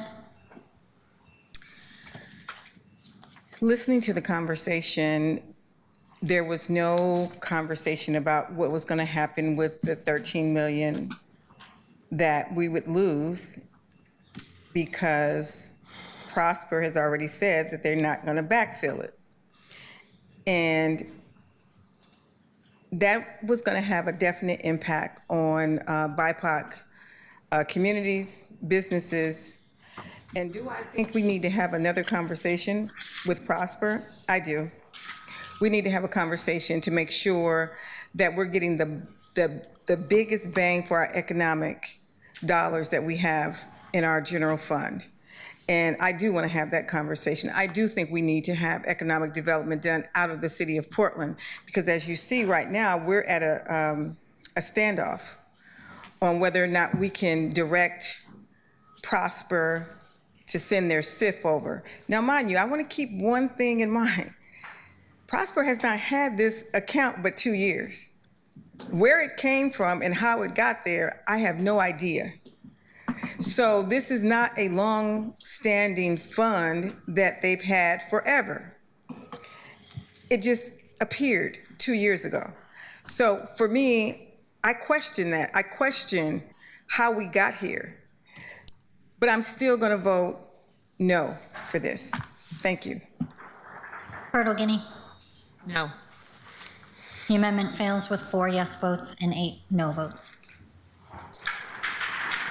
Counselors, we are going to, I think officially we are, do we have to recess, Robert? Okay, we are going to recess our budget committee meeting. I am going to move us into our convening as the Prosper Portland Budget Committee. I hope I'm saying that correctly. Keelan, can you please call the roll? Canal, Present. Ryan, Here. Koyama Lane, Here. Mario, Here. Novick, Here. Clark, Green, Here. Zimmerman, Here. Avalos, Present. Dunphy, Here. Smith, Here. Fertile Guinea. Here. That we are convening the Prosper Portland Budget Committee for the purpose of approving the fiscal year 2025-26 Prosper Portland budget. The Budget Committee received Exhibit A to Resolution 7606, which illustrates the proposed budget summary appropriations by fund and appropriation category. On May 13th, 2025, the Prosper Portland Budget Committee received Exhibit B to Resolution 7606 on May 6th, 2025, and conducted a hearing to receive public testimony on the proposed budget on May 8th, 2025. Exhibit A corresponds to the proposed budget received by the Budget Committee on May 6th and presented by staff on May 8th. It aligns to the total appropriations included in the mayor's proposed budget for the City of Portland General Fund and recreational cannabis tax funds. I am not going to take a motion.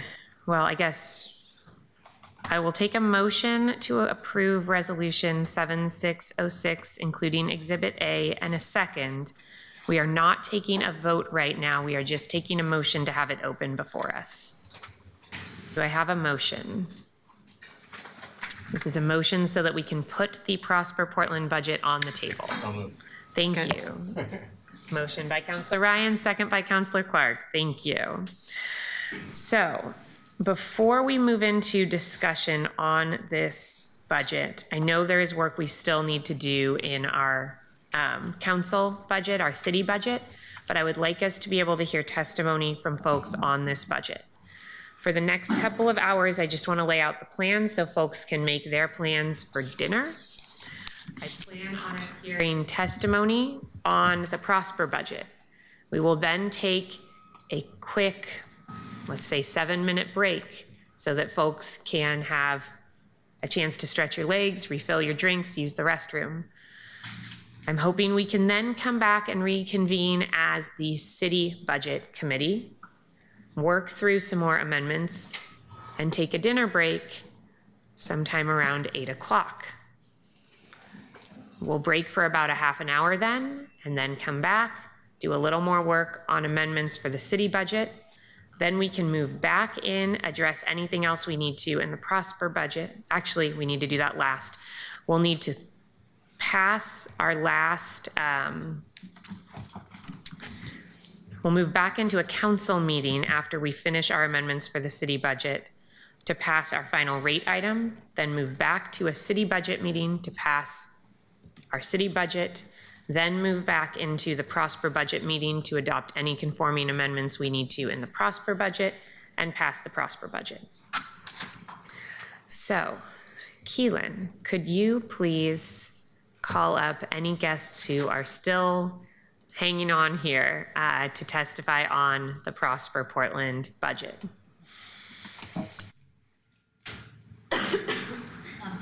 Council President, just confirming it's 90 seconds for testimony? Yes, like with the city budget meeting, we will do 90 seconds. Okay, thank you. First up, we have Mark Sherman, Benjamin Gilbert, Yume Delgado, Keith Eisner.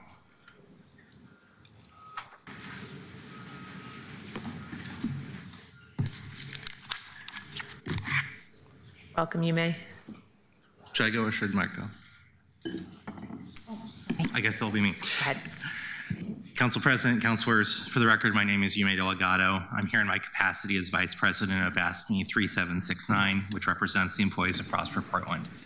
Thank you for your vote on the Green and Dunphy Amendment, and we would ask you to pass a clean budget for Prosper Portland. Abrogating our general fund commitment to economic development will impact our staff, our programs, and our ability to keep promises to community. I grew up in Northeast Portland. My dad was a small business owner. When business dried up, he lost his house, he lost his health insurance, and then we lost him. He could have used an agency like Prosper Portland. Sometimes it felt like the city gave up on us, but I tried not to give up on it.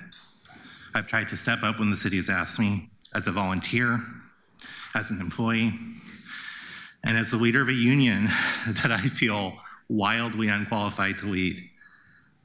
At Prosper, I found an agency that I'm proud to belong to, work I'm proud to do, members I'm proud to represent. Those members have similar stories. Our partners have similar stories. My members are fighting to keep the promises that they've made to community. That's why they've shown up in the way they have for the last week. They want to make sure that they can keep doing this work. They say a budget is a moral document. So councilors, make this budget an affirmation of your values. Tell our staff and our small business owners that they belong in Portland, that you're not giving up on them. Thank you. Mark Sherman is joining us online. Members of the Portland City Council, I totally thank you for your hard work, and I'm glad I wasn't elected to the city council. Angela Davis said, "I am no longer accepting the things I cannot change. I am changing the things I cannot accept." I want to acknowledge all of you who are trying to bring positive change to things you do not accept. Take a breath. You're all doing great. Prosper Portland may be managing great projects. You're about to vote on funding mechanisms that include TIF and enterprise tax exemptions. There is ample research that indicates TIF funding mechanisms create long-term deficits and increase gentrification. If you are not enjoying your current budget shortfall, don't make it worse.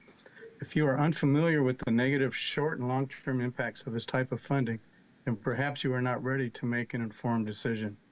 In that case, table or vote no until you understand the implications of tax-free zones and tax giveaways, regardless of the deadline. You do not need to adopt this budget today. I may ask, well, I'll skip that since I'm out of time. Finally, the purpose of public comment is to listen to the public. That takes time. 2 minutes isn't enough. To limit the time further is unacceptable. If you want to shorten public testimony, why didn't you simply put the MAC closure on hold? You could have had a 2-hour lunch. Unless you are restricting lobbyists to 2 minutes to plead their case, you have skewed the political process in favor of those with the deepest pockets. Thank you. Thank you. Benjamin. Hello, my name is Ben, and I'm a tenant in District 4 and a member of the Democratic Socialists of America. In this historic budget crisis, City Council should remove $13 million for Prosper Portland's general fund allocation and use it to pay for vital programs that directly support Portlanders and their families. I know the amendment just came up, but it could come back. Prosper Portland can use its $50 million strategic investment fund to pay for its existing small business programs with no reduced service. And going forward, all Portlanders deserve greater voice and vote over how community and economic development dollars are spent through participatory budgeting. Thank you. Thank you. Checking Keith Aisner. Next we have Nina Netita Dakul, Eric Caravantes, Pallavi Pandey, Trelise Lewis, Santiago Vasquez,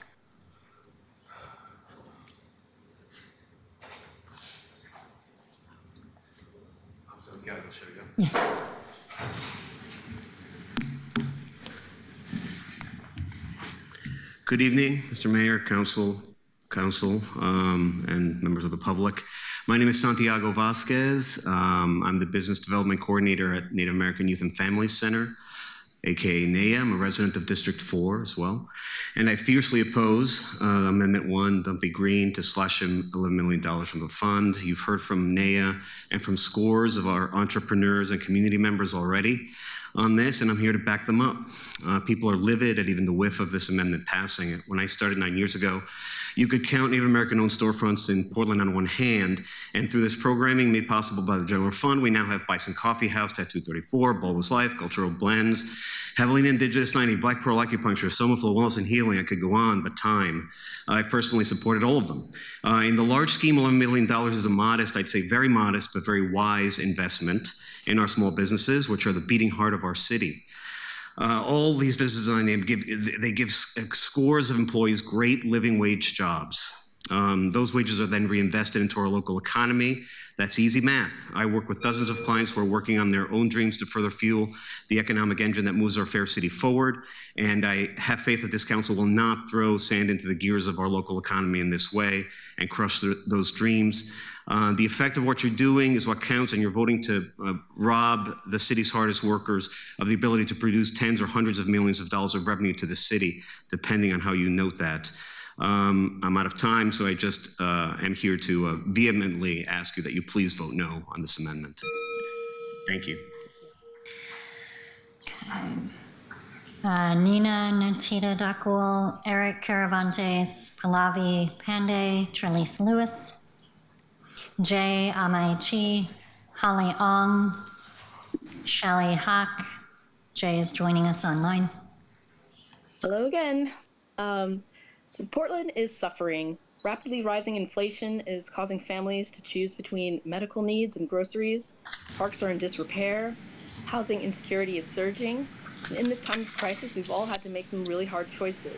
Why does Prosper Portland think they get to be exempt from this? In reality, Prosper Portland threatening to slash BIPOC and equity programming rather than tap into their enormous strategic investment fund is giving up the game. Their commitment to marginalized communities is hollow. If they do choose to cut this programming rather than tap into the huge $50 million pot, they are revealing their true priorities. And for decades, Prosper Portland, formerly the Portland Development Commission, has operated as a machine of displacement. Its legacy is etched in the ruins of Albina and into the stories of families forced from their homes. Today, we see them weaponizing business owners of color as shields against accountability. And while city services bleed, Prosper Portland threatens to gut the very programs they're using to rehabilitate their foul legacy. This is a textbook example of manipulating public outrage, but the premise is false. Prosper's binary framing, cut funding or protect Black and brown wealth, is a fabrication. They have the funds. They refuse to spend them justly. And now the same institution that displaced generations dangles minority entrepreneurs as bargaining chips. To those entrepreneurs, you're being manipulated, you're being tokenized, and they parade your survival as proof of their equity while hoarding resources that could be used to fund housing assistance, schools, parks, and other necessary city services. Prosper is trying to claim that we're defunding them. We're not defunding them, and defund was a Black-led movement, and they have no right to co-opt that movement. So vote yes on this amendment and stop letting Prosper hold us hostage. Thank you. Holly. Hi, hi everyone. My name is Holly Yong. I'm the chief maker and co-founder of Sibeho, a Singaporean award-winning startup that started here in Portland, Oregon. We're 100% female and Asian owned, and we just turned 5 years old. So our multicultural Singaporean food is proudly crafted here in Central East Side and North Portland in the corridor near North Lombard Street. There are many things I don't understand or know how to run a city, but I can tell you with certainty that if it was not because of Prosper Portland funding accelerator and incubators like Accelerate Women and Build Oregon, I don't think we will be here today. These grassroots incubator groups have helped me and many of our diverse makers community through direct and indirect coaching sessions and created real commercial opportunities with buyers at local retailers like New Seasons, Market of Choice, and activities like My People's Market. We recently got into Whole Foods in the Pacific Northwest, and that's a national distributor. I would like to have it noted that I'm one of the 800 people and businesses who have signed a community letter to support Prosper Portland. We are small, but together we add a lot of richness to the food tapestry that Portland is known for. So Prosper Portland's investments uplift small businesses like mine and stimulate your tax base with job creation across our community. Thank you. Thank you. My name's Shelley Hack, and I'm here in my capacity as, president of AFSCME 3769. I'm going to abbreviate my comments considering the prior vote. I guess I walk into this with not a whole lot of political acumen, but what I've heard through this process and what I'm taking away from it is that there's a whole lot of lack of understanding of who Prosper Portland, or what Prosper Portland is today.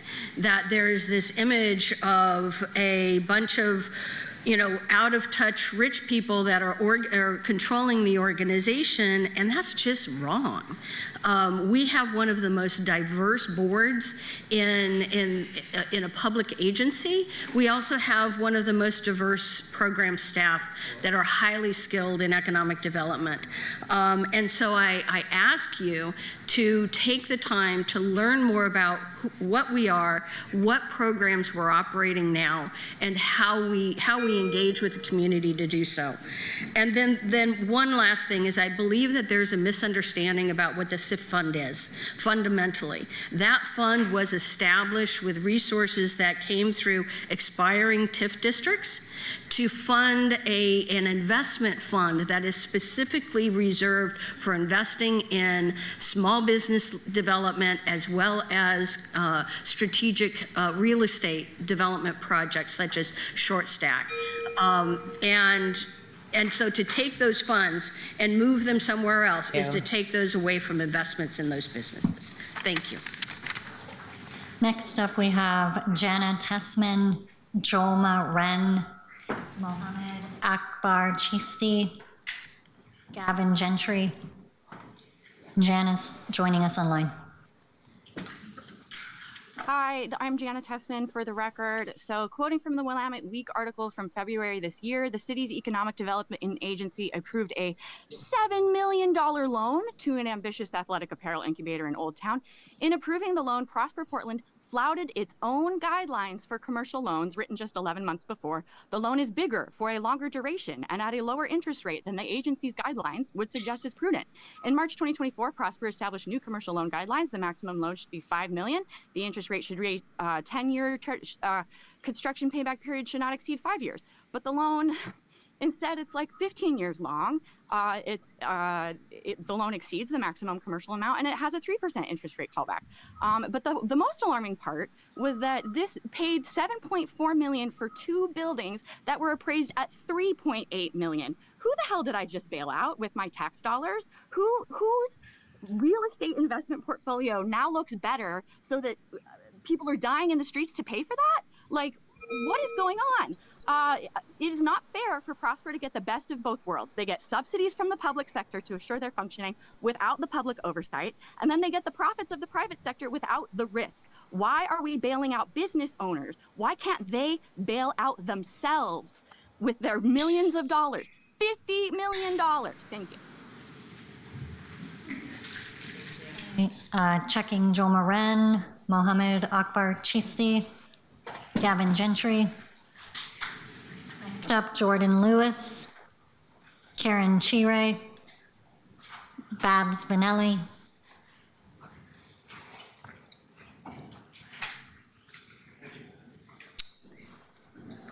James Edamame,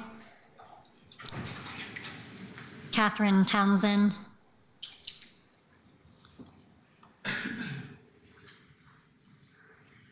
Council President, that completes testimony. Pausing for 30 seconds because I saw some folks moving upstairs. I don't know if anyone's coming down. Okay, I can run through the names I'm again. gonna run through the names one more time just Sure. in case.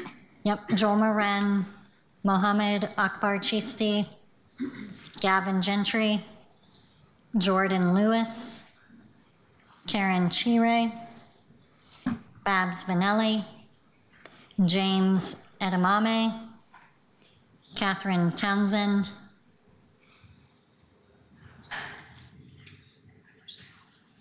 Okay.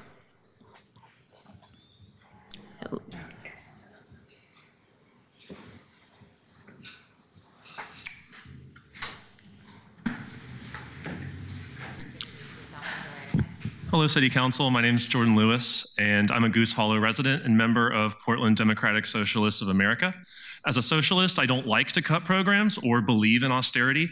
I want to make it clear that we don't have to live like this. We're here because 1, state law actually reduces our tax revenue in service to property owners. 2, the previous council used one-time COVID funds on ongoing expenses. 3, the mayor is foisting an unfunded shelter plan on us. And 4, businesses scabbed and flaked into the suburbs during COVID, gutting our tax revenue. There's a timeline where we aren't here, but we are here nonetheless. And I'm noticing a troubling pattern. The mayor proposes cutting parks, and Reliant citizens show up and get that reversed. Council proposes shutting community centers. Citizens show up and get that reversed. Council proposes that Prosper Portland share the cuts. Reliant citizens show up and get that reversed. And yet the $90 million deficit persists. No one is going to let you touch their budget. Your job as council is to show some damn leadership and balance the budget. And just my concern is that if we don't touch Prosper Portland's budget at all, how many services are we going to cut, and how reliant are working Portlanders on those services? I don't want it to be a zero-sum game, but that's the situation that we're in right now. And I just want the cuts to be shared. That's all. Thank you.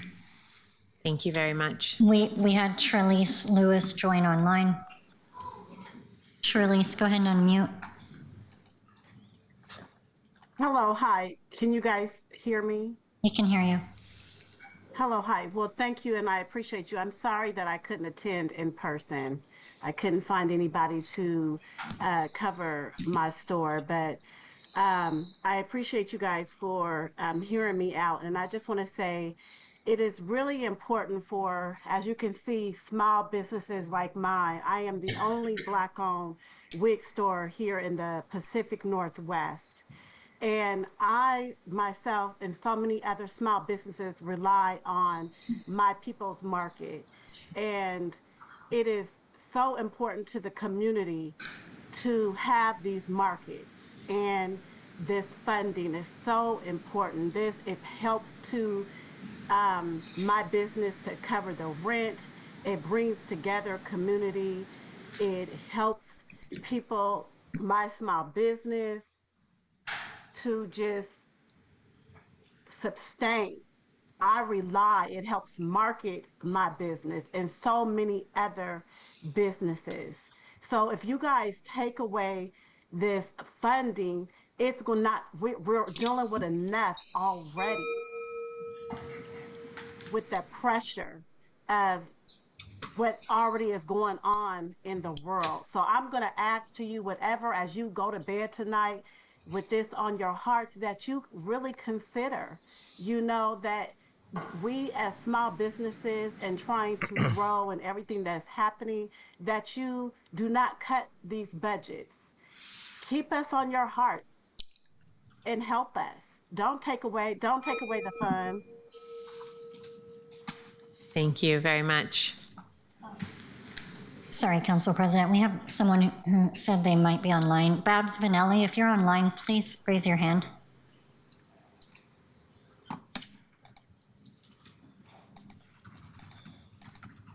Okay, I think that completes testimony. Thank you. Thank you to everybody who was able to hang with us until we could get to public testimony. I know it was significantly later than we thought it would be. Counselors, as I laid out previously, I will have us take a 7-minute break until 6:30 right now. Actually, before I do that, I'm going to recess the hearing as the Prosper Portland Budget Committee and reopen our session as the Portland City Budget Committee of the City Council. We're now back in our City Budget Committee meeting. I'm going to have us recess until 6:30. We'll come back, we'll work through some more amendments, and if you are planning on figuring out when to get food here, plan on us breaking between 8 and 8:30 for a dinner break.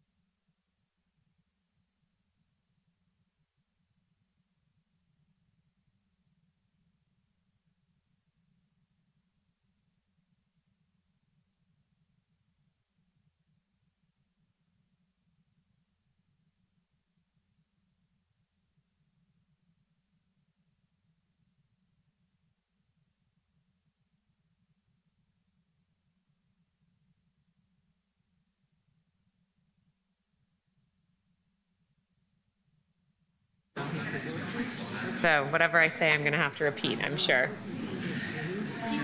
Welcome back. It is 6:30. We are coming back. We are in session as the Budget Committee of the Portland City Council. We are going to try to do about 2 hours of work before we take a dinner break. So, before I paused us to do a couple of other things, our original plan was to go section by section, allow anybody who has an amendment in a section to put forward their most important amendment, or if it's a package of amendments, and just move through with everybody's most important things, section by section. So, starting in the administration section, if you have an amendment that you would like to put forward in the administration section, Councilor Clark, I see that you are first in the queue. Thank you, Madam President. This is exciting. Under the administration, I have two related pieces. It's Clark 5 and Clark 6, which I'm rapidly turning to. These both involve asset management. And the first one, Clark 5, should I just go ahead and present it? Clark 5 is just a budget note to support the development of an asset management strategic plan, which has several parts. And the accompanying piece is to allocate out of my office budget $30,000 to work on facilitation for the asset management strategic plan. And I don't know if people need to know more about that or less. This actually is a resolution. There is a resolution coming in the future from the Transportation Infrastructure Committee on asset management. But just as a backup, I wanted to have this budget note with the accompanying $30,000 out of my office budget. Councilor Clark has moved amendments Clark 5 and Clark 6. Clark 5 is a budget note. Clark 6 is what I believe is a budget neutral amendment. Yes. Is that correct, Ruth? Clark 6. Councilor Zimmerman, are you seconding one or both of those? Okay. We have two amendments open, Clark's 5 and Clark 6. Councilor Clark, do you have anything else you'd like to say before we move on to discussion and debate amongst your colleagues? No, but happy to answer questions. Okay, Councilor Zimmerman, are you in the queue to support these amendments, or are you in the queue for another purpose? Different purpose once this one's done. Okay, Councilor Green, are you in the queue on these amendments? Different amendments. Councilor Murillo, are you in the queue on these amendments? No. Colleagues, we have Clark 5 and Clark 6 open. This is a budget note and a budget neutral amendment, both of which deal with asset management. They've been moved and seconded. Councilor Murillo, are you in the queue on these? No, they look fine to me. Sorry, I had my hand raised from earlier. Okay. Councilor Smith, are you in the queue on these amendments? Yes. Councilor Smith. Yes. I'd like to support both of those amendments. As a member of the Transportation Committee, we had a discussion about the asset management, and I think that that would be a great use of your funds. And thank you for being so smart about that, Councilor. I wish I had thought about it, but thank you. Yes, I do support it. Seeing no one else in the queue to speak to these amendments, Keelan, could you please call the roll on Clark 5 for my colleagues who just walked in? Clark 5 is a budget note having to do with asset management strategic planning. Canal, Ryan, Yes. Lane, Yes. Mario, Yes. Novick, Aye. Clark, Aye. Green, Never been more excited to support something, yes. and Yes. Avalos. Aye. Thanks. Dunphy, Aye. Smith, Aye. Portal Guinea, Competing with Councilor Green for excitement, aye. 11 votes, the amendment is approved. Thank you. Keelan, could you please call the roll on Clark 6?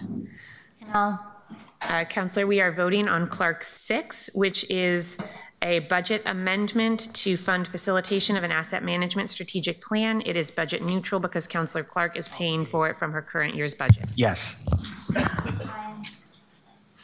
Ryan, Yes. Quiamalain, Yes. Mario, Aye. Novick, Aye. Clark, Aye. Aye. Zimmerman, Aye. Avalos, Aye. Dunphy, Aye. Smith. Aye. Aye. The amendment is approved with 12 aye votes. Councilors, that's the most efficient work we've done since the last thing Councillor Clark brought to us. For councilors who walked in just the last few minutes while we were in the middle of that debate, what I've asked is that in each policy area, councilors who have amendments in that policy area have the opportunity to bring forward their priority amendment, or if it's a related package, a package of amendments.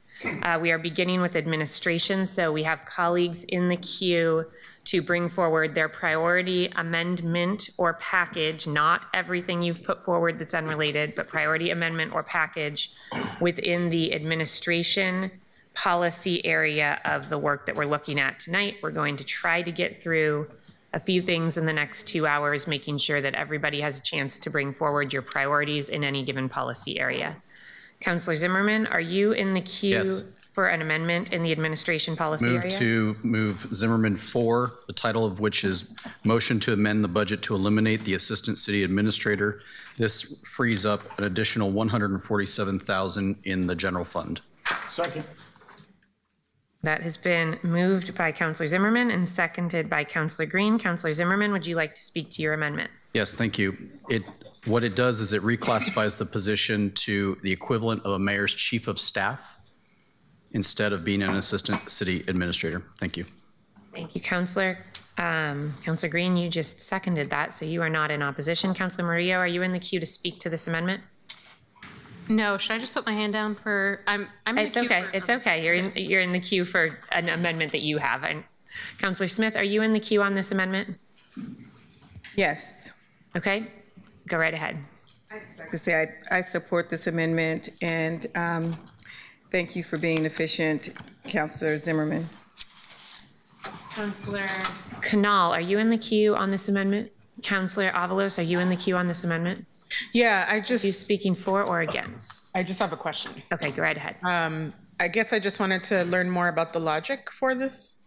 If you would tell me a Councillor little more. Zimmerman, would you like to speak more to your reasoning here? Yeah, fair question. Having come from that industry of city management, I believe that we are being served just fine at the DCA level, and I do not see the reasoning behind an ACA level, which is being used in our organization as an in-between between our city administrator and our DCAs. And without operational programs directly reporting in there, I'm not seeing a level on why that has to be a higher caliber or higher rank, if you will, of employee.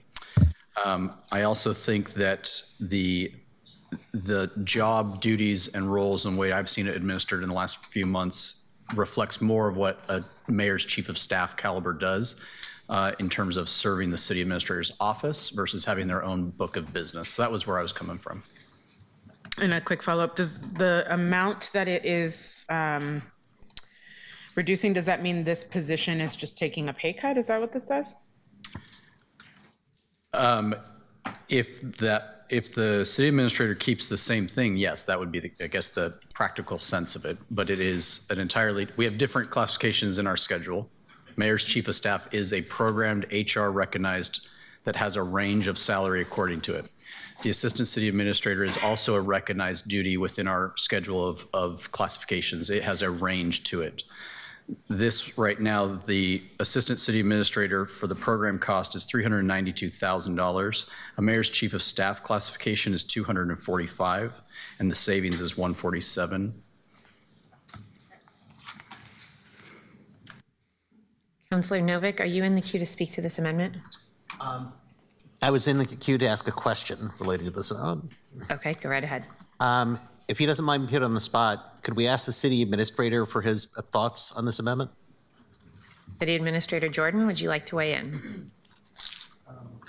The council has every prerogative to appropriate money for a particular service within the city administrator's office.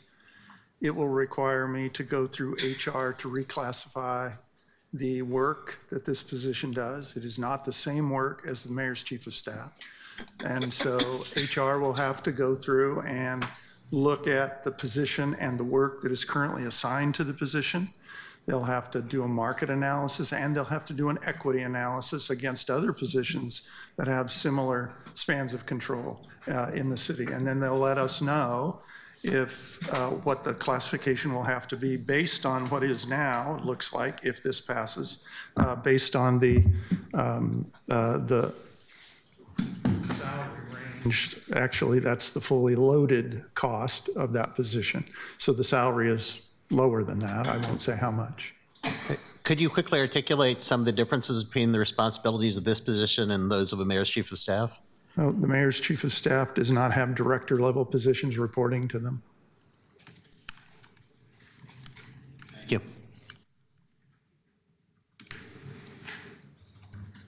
Councillor Ryan, are you in the queue on this amendment? No, I will be supporting it, but I'm in the queue for amendments later. Councillor Quayle-Lane, are you in the queue on this amendment? I am. Okay, are you in the queue to oppose this amendment? I'm not sure how. Okay, let's go with the question then. Go for it. Adding on to what Councillor Novick was asking, Mr. Jordan, I also am wondering if you can lay out a little bit of the pros and cons for us. And I know that you respect us to make this decision, but maybe some of the intention about, if you know, how it was decided originally to make this ACA role, and what the support would look like for our next city administrator, if we have a city assistant city administrator versus a chief of staff. Can you paint that any more for us? Just to give you context, the work that was done back in 2023 to bring the original framework for the restructuring of the city to the previous city council, there was a pretty significant debate about what services or functions should be in the executive office versus should they be within the service areas. And we ended up with a number of, this council knows that we ended up with a number of officers in the executive office which have enterprise-wide spans of control, and we ended up with a few offices, the Office of Government Affairs, Office of Equity and Human Rights, that needed to report into the executive office under that framework. And we created the assistant role to both oversee those offices, but also to be my second, if you will, when I'm not available. And we have found in 4 or 5 months almost now that there is a lot expected of that office in relationship to the council president's office, the mayor. There's a lot of expectation in that office. And so that's how we got where we are. And to continue what I said before to the previous question, with the lower salary, I'll need to go through HR and have an assessment done of how that salary range compares to equivalent work within the city to try and establish what the appropriate span of control should be and the appropriate duties for that classification level. So that's where we are. Thank you, City Administrator. Councillor, did you have anything? I'm wondering if you know, or if Councillor Zimmerman has in mind, who would step in place if we didn't have an assistant city administrator? Great question. I think ultimately the CA has got to determine that. But if I was looking at the rank order, if I was sitting in Mr. Jordan's chair, I'd say the Deputy City Administrator for Operations is my most next likely chain of command. Okay, thank you. Councillor Smith, are you in the queue on this amendment? Yes, I just have a question, Councillor Zimmerman. With your amendment, does it totally take away the position of Assistant City Administrator totally? Or does it just add the Chief of Staff to the Administrator?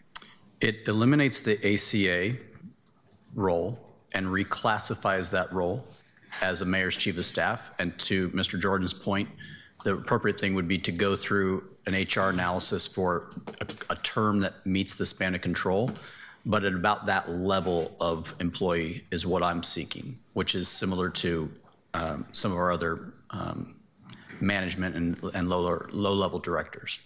Low-ranking directors is a better term. Thank you. Councillor Avalos, are you in the queue to this amendment? Councillor Green, are you in the queue to this amendment? Yes, Madam President, I am. Thank you. Councillor Zimmerman, just a few questions. Is your intent here to kind of right-size the administrative overhead of this organization? Yes, sir, and thank you for the question. I think that this is partially a response to some of the concerns about how much the DCA, ACA, CA, all of the administrative growth that occurred in our government over the last year. This is a direct response to that, and I'll leave it there. Thank you. Thanks. And just a follow-up question, because I haven't had time to do this because I've been doing all this other stuff. What is the salary for this role? What's the range for the ACA? So I'm going to talk about, instead of the salary, just fully loaded, meaning benefits, et cetera, is $245. That's the change. And so I usually use the factor of 1.5 or 1.45 to the salary, and that equals the fully loaded package. Thank you. That answers my questions. Councillor Canal, are you in the queue to speak to this amendment? Yes. Okay, go right ahead. I'll be supporting this amendment. I think this is, our organizational chart needs to look like a pyramid and not like a pillar. And we need to look and be very specific about where we're going to be trimming the administrative side of the house, the management part of this, before we start looking at laying off more and more and more frontline workers. I'm grateful to Councillor Zimmerman for putting it forward. Thanks. Councillors, seeing no one else in the queue on this amendment, I will ask Keelan to call the roll. Canal. Yes. Ryan. Aye. Guillaume. No. Mario. Aye. Novick. No. Clark. Aye. Green. Aye. Zimmerman. Aye. Avalos. No. Dunphy. No. Smith. Aye. Bertolini. Aye. The amendment is approved with 8 yes votes and 4 no votes.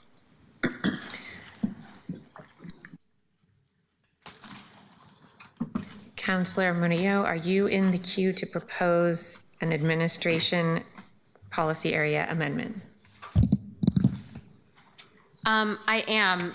So I have a package that's kind of centered around good governance. So I have 4 to read off. Apologies, but not really, because it's important to take up space. So Murillo 3 reestablishes independent programmatic analysis with the city budget office. This is a budget note. And this is a motion to amend attachment D and add a budget note to reinvest in the city budget office. In past years, the city budget office, and right now, plays a critical role in providing independent analysis of, of bureau budgets to inform council decisions. And the reductions in their scope of reviews and analysis have really limited our ability to assess trade-offs and make evidence-based investments. So this budget note will, among other things, restore CBO's core functions, ensuring transparency, routine analysis that supports fiscal accountability, and sound governance. Should I read all of them first, or do you? If it's a package, yes, let us know what they all are so folks can. Okay. Murillo 9 is an amendment. So this would restore the city budget office analyst position. So it's a motion to restore the financial analyst and performance analyst positions in the city budget office that were proposed for elimination in the mayor's proposed budget. So that's an increase in general fund discretionary resources by $350,000 for bureau program expenses in the city budget office. And the position authority would be increased by 2 FTE.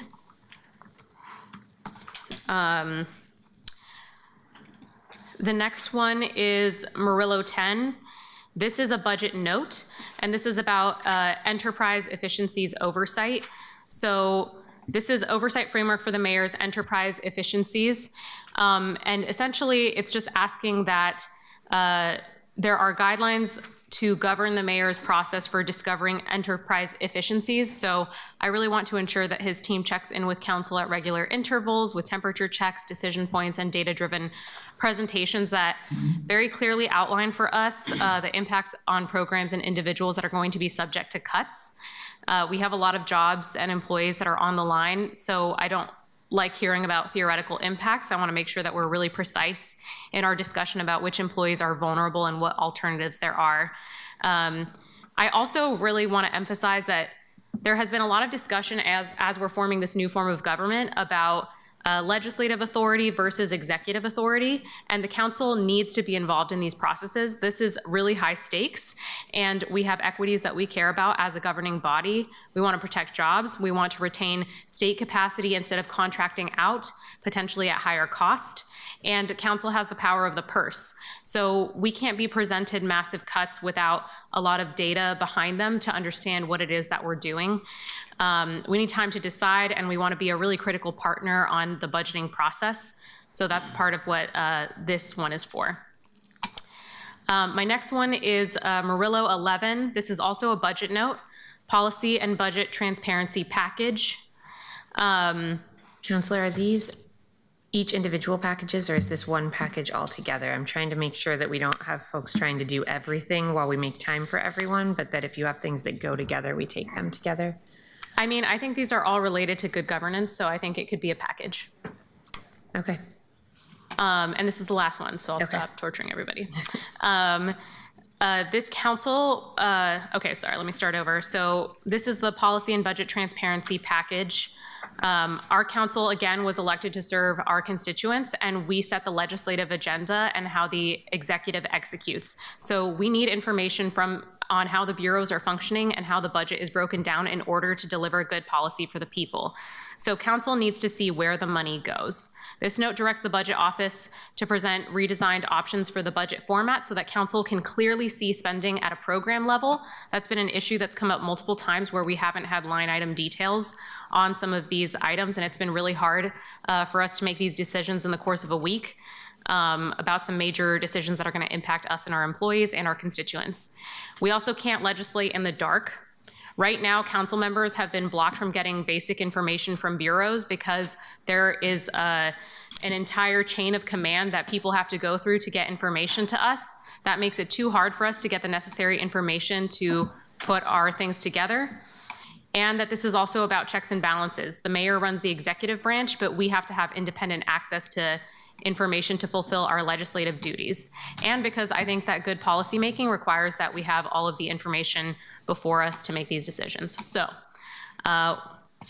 with that, those are all of that's my package that I'm proposing all together. 11. Councilor Murillo has moved Murillo 9, 10, and 11. Is there a second on any of those? I'll second all of them. 3. But I think Murillo 3 is on there too. Yeah, sorry. I apologize. 3, 9, 10, and 11? Yes, correct. Okay. Thank you. I just forgot the check mark on one of those. And I'll Councilor Canal, are you seconding all 4 of those? My understanding is there's a package, and I'll second the package. Yes. Okay. Councilor Ryan, I think you're in the queue to make a motion later. Is that correct? Yes. Okay. Councilor Avalos, are you in the queue on these amendments? I'm going to make a list of folks who are in the queue to offer your own amendments so that we don't have confusion here. So I have Ryan, EPG, Avalos, and then you can, Avalos, pull yourself out of the queue. I have you written down. Councilor Canal, are you in the queue on these amendments? I'm in queue to add my own thing. Okay. Councilor Green, are you in the queue on these amendments? No. No, Green. Councilor Novick, are you in the queue on these amendments? Yes. Okay, Councilor Novick, please go right ahead.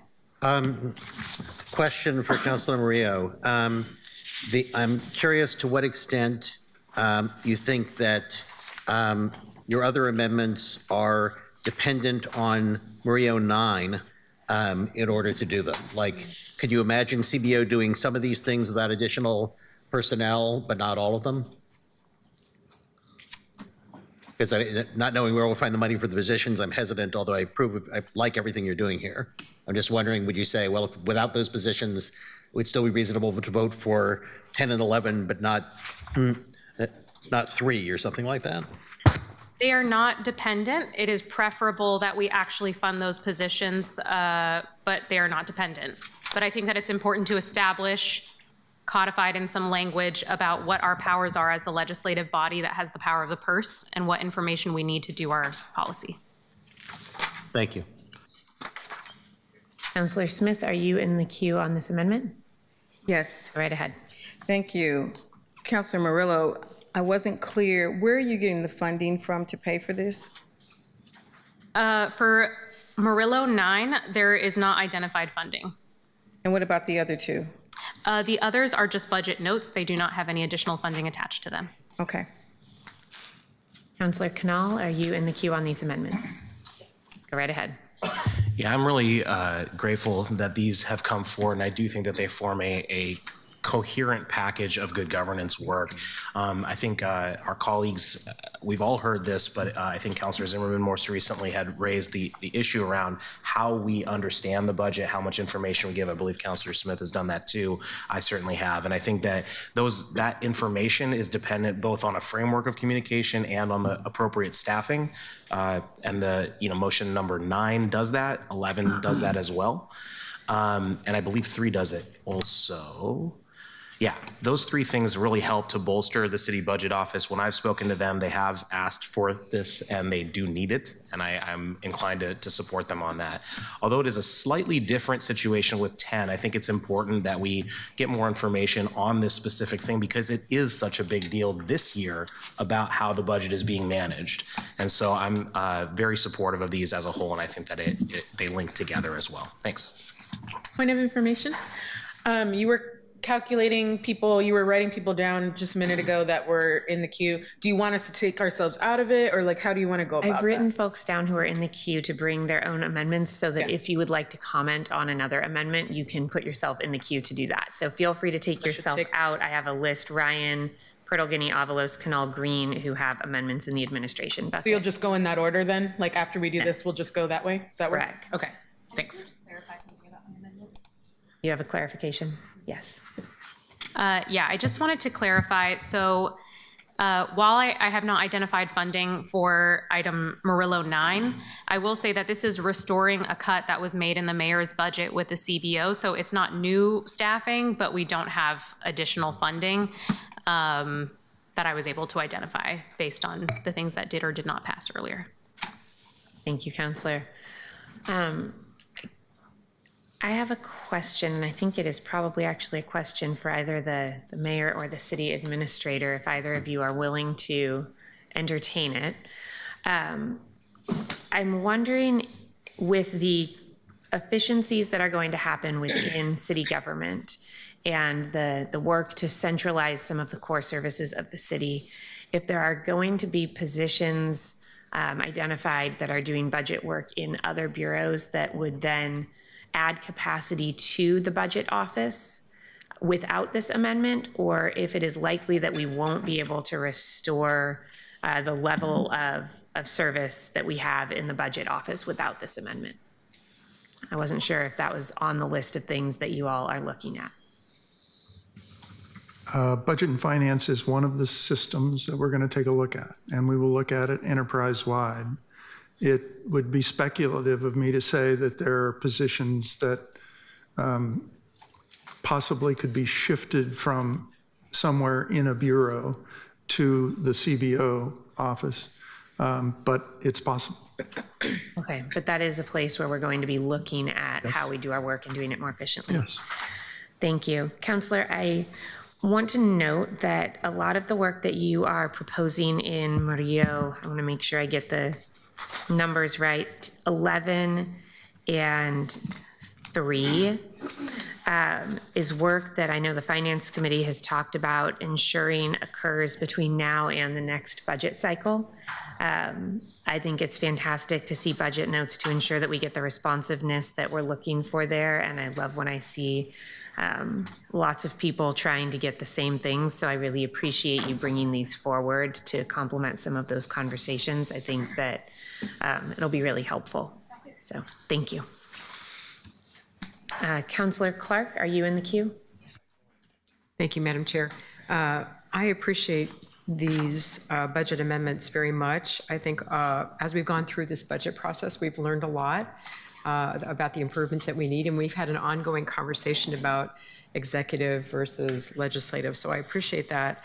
I'm just have one question and then another comment is, did you talk to anybody in CBO about these in advance, or is this new to them as well? I was out sick, so let me see if my team had discussed this with them. But at the end of the day, this is restoring core functions that CBO did before our government shifted. So when I worked in City Hall before, the way that CBO, the information that our offices received was far more in detail. My office confirms, yes, they were checking in with people and checked in with CBO staff. But the level of detail that you used to receive, line item detail that I think Councillor Smith has really asked for numerous times and that a few of us have asked for numerous times, allowed us to actually make informed decisions as the legislative body. And I think that, you know, we fought really hard to make some good decisions in this budget, and we shouldn't have to fight that hard to get that information and to make these decisions. So the city budget office, as far as I've learned, they are extremely supportive of these amendments. That's terrific. Just one other comment. I could foresee in Mario 11, where you talk about a working group, I can see that that would involve the governance committee potentially, as I think there's some parallel conversations going on in governance. So I think that's excellent, and we should have that sort of cross-fertilization. Maybe governance committee should be included in that work group along with finance. It is a pretty tight timeline that they're to get back to us in September, maybe with an initial report, but that's going to be ongoing, I assume. I'm fine with that. Yeah, I see this as something that needs to continue to evolve as our government evolves and we figure out what we need as a body. So, yeah, I'm okay with that. Great. Thank you. Councilors, seeing no one else in the queue for these amendments, if you are in the queue and I'm not realizing it for this, please let me know. Okay. Keelan, could you please call the roll? Why don't we just take these in numerical order? So for Mario 3 is the first one. Mario 3. Canal. Aye. Ryan. No. Elaine. Aye. Mario. Aye. Novik. I would be a yes if we had funding for the positions, but this seems like it would take a lot of work. So for the moment, let them know if on June 11th. We're doing them separately, and Yeah, I know. The only one that has a budgeted position is Morello 9. I know, but I'm saying this Mario 3, I think that it seems to me like it might take a bunch of work for them to do. So right now I'm a no, but it might change in 3 weeks. Clark. Aye. Green. Aye. Zimmerman. Aye. Avalos. Aye. Dunphy. Aye. Smith. I would like, I have the same issue with the amendment that's going to require funding. And I support your budget amendments, but if you don't know where you're getting the money from, it's going to be hard for me to, if you could take this one out of it, and then I could support the other two. That's what we're doing now. Okay. Just voting on 3. We're just voting on 3. Okay, great. Aye. Purtle Guinea. Aye. The amendment is approved with 10 yes votes and 2 no votes. Okay, councilors, I believe that moves us to Murillo 9. This is the amendment with the position restore. Canal. Aye. Ryan. No. Koyama Aye. Mario. Aye. Novick. Nay. Clark. No. Sorry, was that a no? No, okay, thank you. Green. Yes. Zimmerman. No. Avalos. Aye. Dunphy. Aye. Smith. Again, you have to say where your money is coming from and that you're going to take it away from what's existing. And that's how you have to phrase it. You have to do two things. You have to take it and then say you're going to use it for this program when you write it. So I'm going to be a no. Purtle Guinea. I'm sorry, this is 9. No. The amendment fails with a split vote. Could you please call the roll on Murillo 11? This is the enterprise efficiencies oversight piece of That's the 10. There's 10 and 11 Say left. 11. I'm very sorry. Murillo 10, the enterprise efficiencies oversight piece of the package. Canal. Aye. Ryan. No. Koyama Yes. Mario. Aye. Novick. Aye. Clark. Aye. Green. Aye. Zimmerman.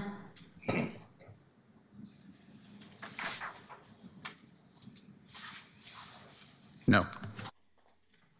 Avalos. Aye. Dunphy. Aye. Smith. Aye. Purtle Guinea. No. The amendment is approved with 9 yes votes and 3 no votes. And finally, Murillo 11, policy and budget transparency package. Canal. Aye. Ryan. No. Lane. Aye. Mario. We deserve as a legislative body to make sure that we have more transparency and information so that we can make informed decisions as a legislative body. Aye. Novick. Aye. Clark. Aye. Green. Aye. Aye. Avalos. Aye. Dunphy. Smith. Aye. Me. Aye. Approved with 11 yes votes and 1 no vote. Thank you, Counselor. Counselor Ryan, you were Yeah. next here for an amendment in the administration bucket. Before I go on, I have a question. Could we consider doing the budget notes that don't have budget impact later? By June, we just have to do that by June 11th. We do just have to do that by June 11th. We also should be through the things that have to be done on the budget side before June 11th.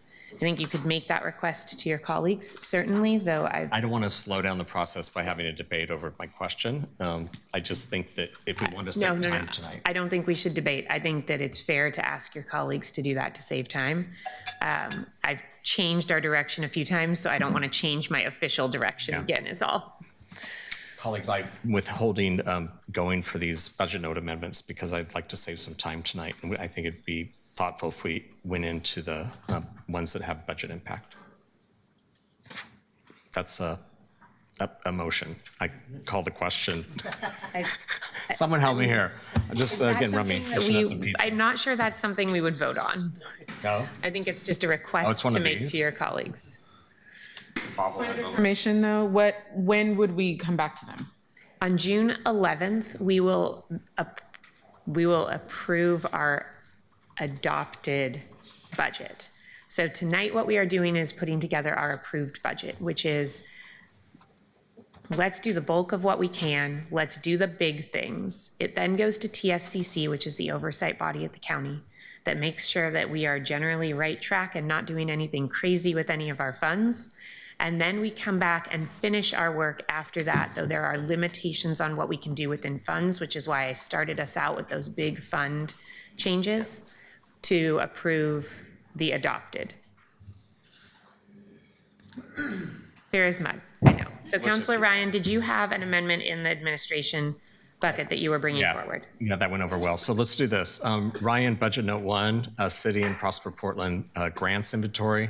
This budget note directs the city operations deputy city administrator and Prosper Portland ED to produce an inventory of the grant agreements for which the city and Prosper Portland are grantors of funds to community organizations. The inventories will be developed into a joint report and then presented to the city council at a work session before December 31st, 2025. This inventory will be provided to the city council in advance of fiscal year 26-27 Bureau budget submissions to help inform budget council as they engage in budget development.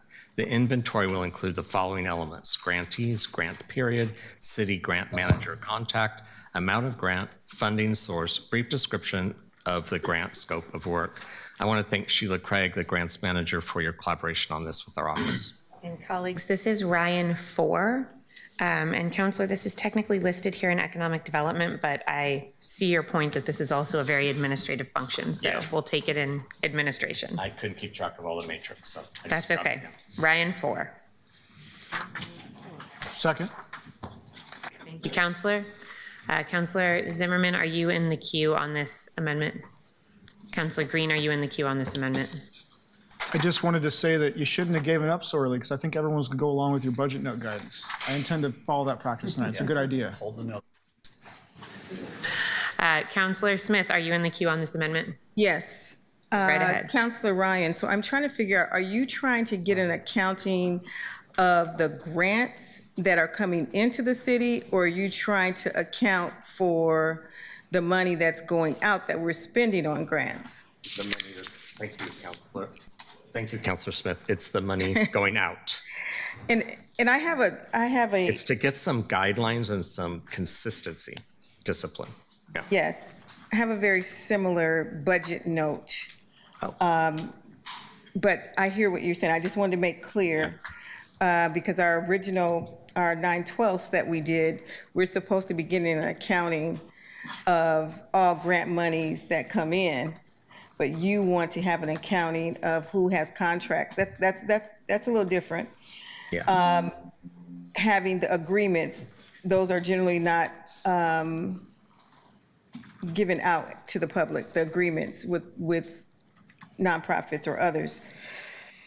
But I think it's important. No. I have something very similar to that about agreements and contracts and having,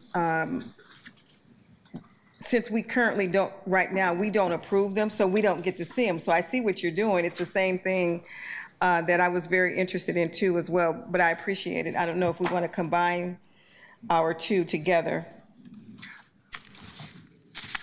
I'm open to that. The context of this is my experience over the last 4.5 years is we don't have a lot of discipline on our guidelines, and it's difficult to track. It's confusing for everyone involved.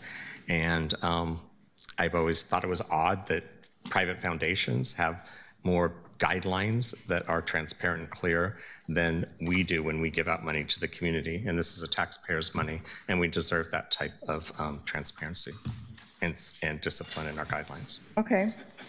So would you be interested in adding a friendly amendment? Because I think this kind of goes together just in the interest of fiscal transparency and ensuring responsible governance. And this is an amendment that was not pre-filed, but the motion would be to adopt the requirement that the mayor and the city administrator disclose all contracts, agreements, or commitments exceeding $50,000 prior to their approval and execution at a city council meeting or special work session. And the reason why I want that done is because we don't approve contracts anymore like we did in the previous council. And so the current charter allows the mayor and the city administrator to execute contracts.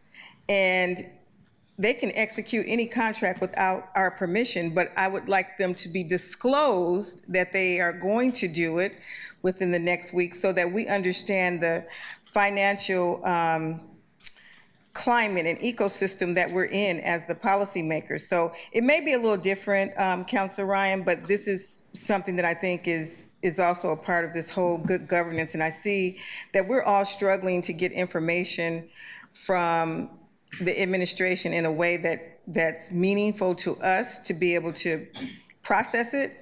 And I see everybody coming up with some sort of good governance kind of thing, particularly after we've been here for 4 months and it's been difficult. So I don't know if you want to add that to yours or if you just want me to do it separately. I want to say yes just to save time, but I think what you're talking about are contracts, like the contractors is more in the private sector. Yeah, and this one that I'm bringing up is more in the philanthropic space. Yep. No, I hear you. So I could see where it's a grantee. You're talking about grantees that we have. Yes, grantees. So yes, okay. Yeah, all right. But we're on the same. This was a really good conversation. We're on the same train. Yeah. Okay. So we're moving forward separately, is that correct? Yeah. Okay, Councillor Avalos, are you in the queue to speak to this amendment? Okay. And Councillor Green and Zimmerman, just reconfirming you are not in the queue on this. Councillor Green, you are. Okay, go right ahead. I strongly support this budget note. I think this is good. This is good intuition from my colleague on the Arts and Economy Committee. We have to know more. The questions that we get from our constituents about the different grants and loans that I know you're focusing on grants, but it's the inventory piece that's really important. That would help me answer those questions. And I'll also note that the charter, chapter 15, section 105, I believe, requires that Prosper Portland produce a report after their fiscal year ends within a timely fashion of their previous year activities, which they're not really doing right now. So this is in the spirit, I think, of moving us closer to a good space. So that's why I support it. Councillors, seeing no one else in the queue on this, Keelan, could you please call the roll? Canal. Aye. Oyama Murillo. Aye. Novick. Clark. Aye. Green. Aye. Zimmerman. Aye. Avalos. Aye. Dunphy. You know, colleagues, we got to watch out because Prosper might simply ignore us on this budget note, as we learned in previous conversations. I vote aye.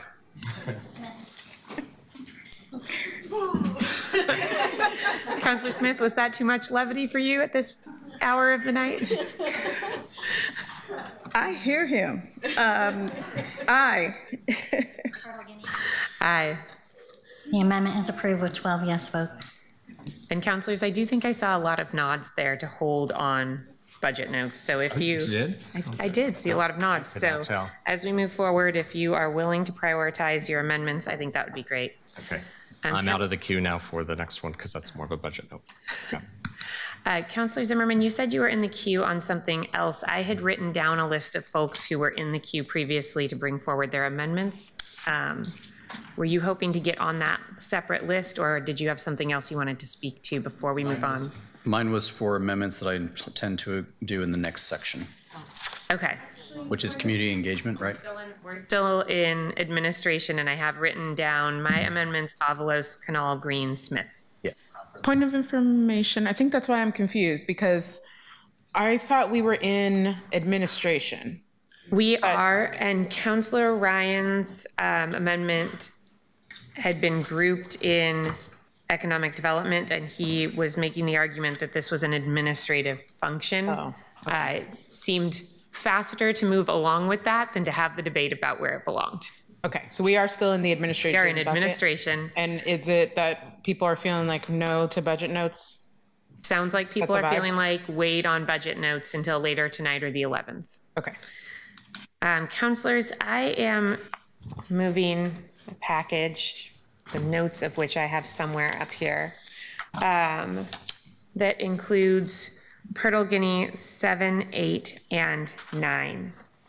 I'll start with Purtle Guinea 8 because that is where the funds come from. We have a number of folks who support the work we do, who have asked for increased budgets in order to ensure that we can do the work of taking in public comment, holding enough meetings, doing the work. And some of those were included in the mayor's budget and some were not. Those are the other ones I'm proposing. But in order to fund that work, I've asked all of us in Pyrtle Guinea 8 to take a slight reduction in our own budgets. I know that asking elected officials to take a hit in their budgets is controversial, it's rare. I think in this one case, I would not bring it forward another year, but in this year where we are just getting started, we felt out our needs and we felt out the needs of those who support us. I think it is necessary to shift toward those who support us very slightly. Pyrtle Guinea 8 asks for each of us to take a $200,000 reduction in our own budgets. I believe right now we have 1.5 million each in our budgets. Pyrtle Guinea 7 increases the council clerk's staff by 2. That is a $338 and change $1,000 increase. Pyrtle Guinea 9 reclasses a position within council operations at a cost of $23,770. The package also covers the cost of what was put in the mayor's budget to increase a few positions within council operations, to increase our open signal contract, and to fund security and technology services and others so that we can have additional night meetings, having heard that our committees need to sometimes take testimony in the evening as well. The total cost, if you include those packages from the mayor, comes to 1.6 million. This would then have a bit of extra, and because 1.2 million have already been covered, it would back that cost out of covered general fund and free up some dollars. This package as a whole would reduce $2.4 million in costs and add $362,000 in costs. I would look for a second. Second. I've never had so many counselors be so excited to support me at one time. Keelan, I'm not sure if that was Counselor Novick or Counselor Koyama Lane. Rock, paper, scissors. I think Novick for volume is claiming it. Counselor Zimmerman, are you in the queue for debate? Yeah. Go right ahead. How is this covering something that's already in the mayor's proposed budget, if that mayor's proposed budget is balanced? I put this together before we received the mayor's proposed budget and decided to move forward. Anyway, it would essentially free up, think of it, we talk about fund shifts, it frees up additional general fund. So if I'm doing the math though, it looks like if you halved this, that would still take care of the new staff for the clerk's office that you noted, but it takes it from 2.4 to 1.2.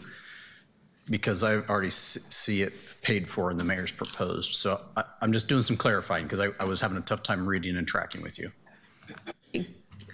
You could scale this and still cover what is not yet covered, if that's what you're asking. Thank you for the clarification. Councillor Green?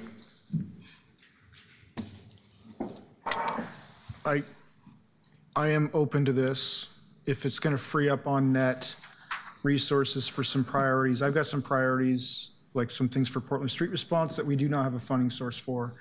So I'm going to try to find the funding source for that during the balance of this evening. And so I'm leaning yes. Thank you. Councillor Clark? Thank you, Madam Chair.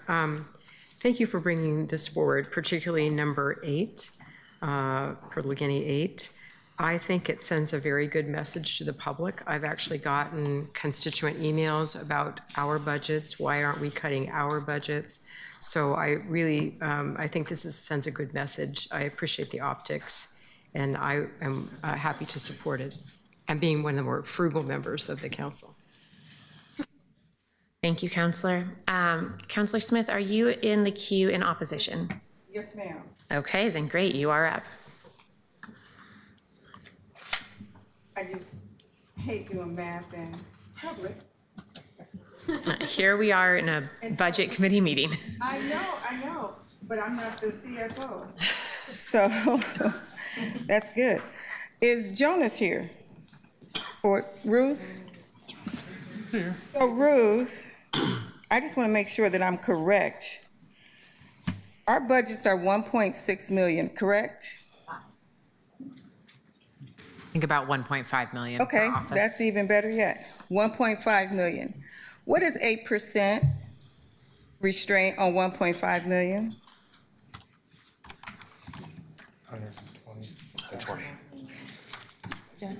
120,000. It's about 120? Yes. So for me, we have several agencies. By the way, let me just say this first. We have the lowest budget of anybody in the city of Portland, period, 1.5. I don't know any other bureau who has a budget that we have and the responsibility that we have. I am not willing to take more than what other people have taken. I don't think that that is right. I don't think that it's correct for us to take $200,000, because right now, I don't even have $200,000 in my budget. It is not my fault that others on this diocese did not get an office. I did, and I hired folks to do the job of communicating with my constituents in East Portland. And I do recognize that all of you were so gracious when we did this budget, and you said, give the money to District 1, because they really need an office, give it, and I was really touched by that. But I think going forward, you all have not spent an entire year. So it is not fair to look at this budget right now to take $200,000 off. And to take more than any other bureau in the city, when some bureaus didn't take anything. So I think that's wrong. I think that while I appreciate your leadership, Madam President, I think that my commitment still remains steadfast to my constituency, and empowering my constituents and ensuring their voices are heard. It is important that I have a budget. True leadership is reflected in meaningful engagement and tangible improvements that enhance residents' lives. I have made a significant progress in District 1, hosting town hall meetings to address community concerns, organizing events that foster connection and civic engagement, attending neighborhood association meetings to strengthen relationships with local leaders, and prioritizing critical infrastructure projects, including new sidewalks and streetlight replacements to improve walkability and safety. These initiatives go beyond policy discussions. They are about meeting people where they are, amplifying their voices, and taking decisive action to address their needs.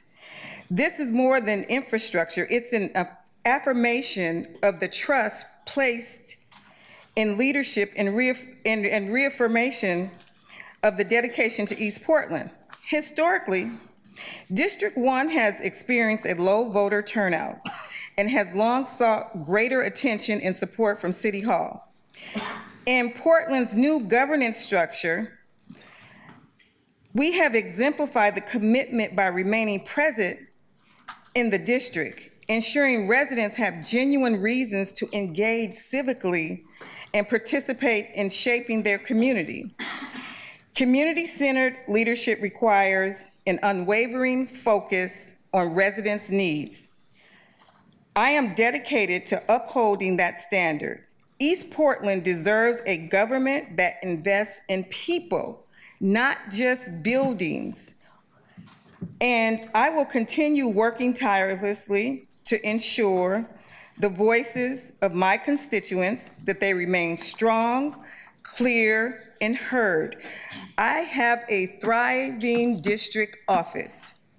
I have people working, going to neighborhood association meetings every week. And I think this should be voluntary. If folks feel like they want to give back their budgets, let them do that. But at this point, I don't have $200,000 to give back. Madam Chair, may I ask a question? I believe Counselor, I'm trying to figure out where we are in the order because there's a lot of hands doing different things. I believe we are in Counselor Avalos, though, but I will get back to you for your question. Counselor Avalos? Yeah, what I'm trying to figure out in this package, what I would like is, if we're gonna cut our council office budgets, I want to make sure that those dollars are going to increasing capacity in council ops. So I'm seeing some of that, but I think what's hard is as I'm looking at all three, I guess I'm not clear. Are you, like, is your the one about, I guess, 8, is just simply doing the reduction, and then 9 adds in 3 new staff, right, to council ops? Some of the council ops additions were covered in the mayor's budget. Some were submitted in time for that and some were not. So the costs of 7 and 9 are actually $362,660. If you include the costs that were covered in the mayor's budget, the total cost for council operations, clerk, council ops, open signal, and increases in security and BTS overtime would get us to 1.6 million. So if we want to do a direct relationship, that would be a reduction in our council budgets of $133,451 each to balance that. If you're just looking at what wasn't covered in the mayor's budget, it's a much smaller amount. Is that? I'm trying to put it all together in my head. Let me let this marinate and I'll come back. Okay. Point of order, yes. It would have been wonderful to have a conversation before this. So do we have to, can you actually, is it legal for you to put that in about our budgets? Because we already have passed an amendment, an ordinance that gave us a specific budget. So is this the appropriate place to change our budgets? Or do we have to come back and do an ordinance to change our budgets? Our attorney has not flagged this for me as an amendment that would require an ordinance, but I will look to Mr. Taylor to make sure that we didn't overlook anything. Please advise. Previous action by council amended the current fiscal year budget. Correct. The action you're taking today is regarding the next fiscal year's budget. So you would be taking an action to cut the budget in the coming fiscal year. Okay, so. I believe we are in Councilor Canal. Thank you. Absolutely. Councilor Canal. I have a question. I'm and not then sure if we're on for or against right now, so I'm just gonna. I'm also not sure, and so I'm going to ask a question. So I just want to make sure I heard you correctly that the new costs not covered in the mayor's proposed are $361,660. The total cost of 7 and 9 combined is $362,660, unless my math very late last night was wrong. Okay. In that case, my concern, and I'm probably going to offer an amendment to the amendment here, is that there's another amendment that also proposes to cut our council budgets coming up, and I think that goes to fund public safety and specifically emergency management. I'm generally more supportive of that than putting extra money into the unspecified pool, which is what the 200,000 would do at present. And so retaining the right to look at that, although I'm not, I'll have questions about that one when it comes up as well. That's Novick 3 for the record. So I think we would need to take $30,222 each out of our budget to cover these 2 new asks. And I think that might be something that I'm interested in, but I don't know what would, because right now if we were to take out the 2.4 million, the remaining money is unassigned, and I'd prefer to look at another option that has public safety. Do you have a response to that, or is my math right before I say anything else? I wasn't writing it down specifically, but it seems about right. You know, we are a body, we decide together. So then- my hope had been that if this was amended down, it would be amended down, frankly, to the level that covered all of the needs of the folks who support us. But Yes. I think we've. Yeah, and that appears to be 30,222 each. So if I'm gonna not make the amendment right now, but I do want to float that around here, especially for those who are interested in the Novick 3 amendment. Thank you. Thank you, Counselor. Okay. I'm looking for folks who have not yet spoken to this. I believe, Counselor Murillo, have you spoken to this? Not keeping. No, I think I was a little bit confused. So number 7, the funding goes to the city auditor's office. Number 8, I guess maybe number 9 is the one I'm the most confused by. What is the purpose of changing a council ops admin and making them an analyst? What does that accomplish for us? As we have had conversations about the various needs in council operations, it became clear that what was most needed, what our council operations manager felt was most needed, was a different type of position, somebody who could work with the other different entities that support our work. So somebody in council operations who could be working on behalf of council to coordinate things amongst the clerk and open signal and security and BTS, and really doing that coordinating work amongst bureaus as it relates to the needs of council. And that is more of that higher level position than an admin position when you look at the descriptions within HR of the positions and the work that they do. Okay, thank you for that clarification. Counselor Novick. Thank you, Madam President. So as Councilor Canal referred to, I have a proposal to decrease council budgets by $3.3 million and allocate the vast majority of that money to the Portland Bureau of Emergency Management. And however, not knowing whether, I'd be worried about voting no on this proposal and then getting a no vote on my proposal and winding up with nothing. So my inclination is to support this proposal and then ask for more money later and fight for PBEM to get the money, period. But so I just want to take this opportunity to say, we voted to give ourselves a bunch of money at a point where, and the rationale I heard at the time was we can't get by on with more than one staff, with only one staff person. And I agreed with that, but I thought we shouldn't still make it our first move to increase our own budgets out of the gate. I thought that it was reasonable for us to have 3 staff people because that's what I saw when I looked at Denver, Seattle, San Francisco. I knew I was a no vote, so I didn't look at the details of how much money we were getting. I was actually shocked when I learned how much it was several weeks later. I mean, in our office, we have right now have 2 people, but we figure that if we had 3 people, all paid reasonably, plus me, staff cost to be $750,000. Then the city charges us in kind of rent and materials about $230,000. So that's a total of $1 million, give or take. That leaves $500,000 left over after having 3 staff people apiece. I realize people want to have district offices, but I would think that you could rent a decent office space for $150,000 for three counselors.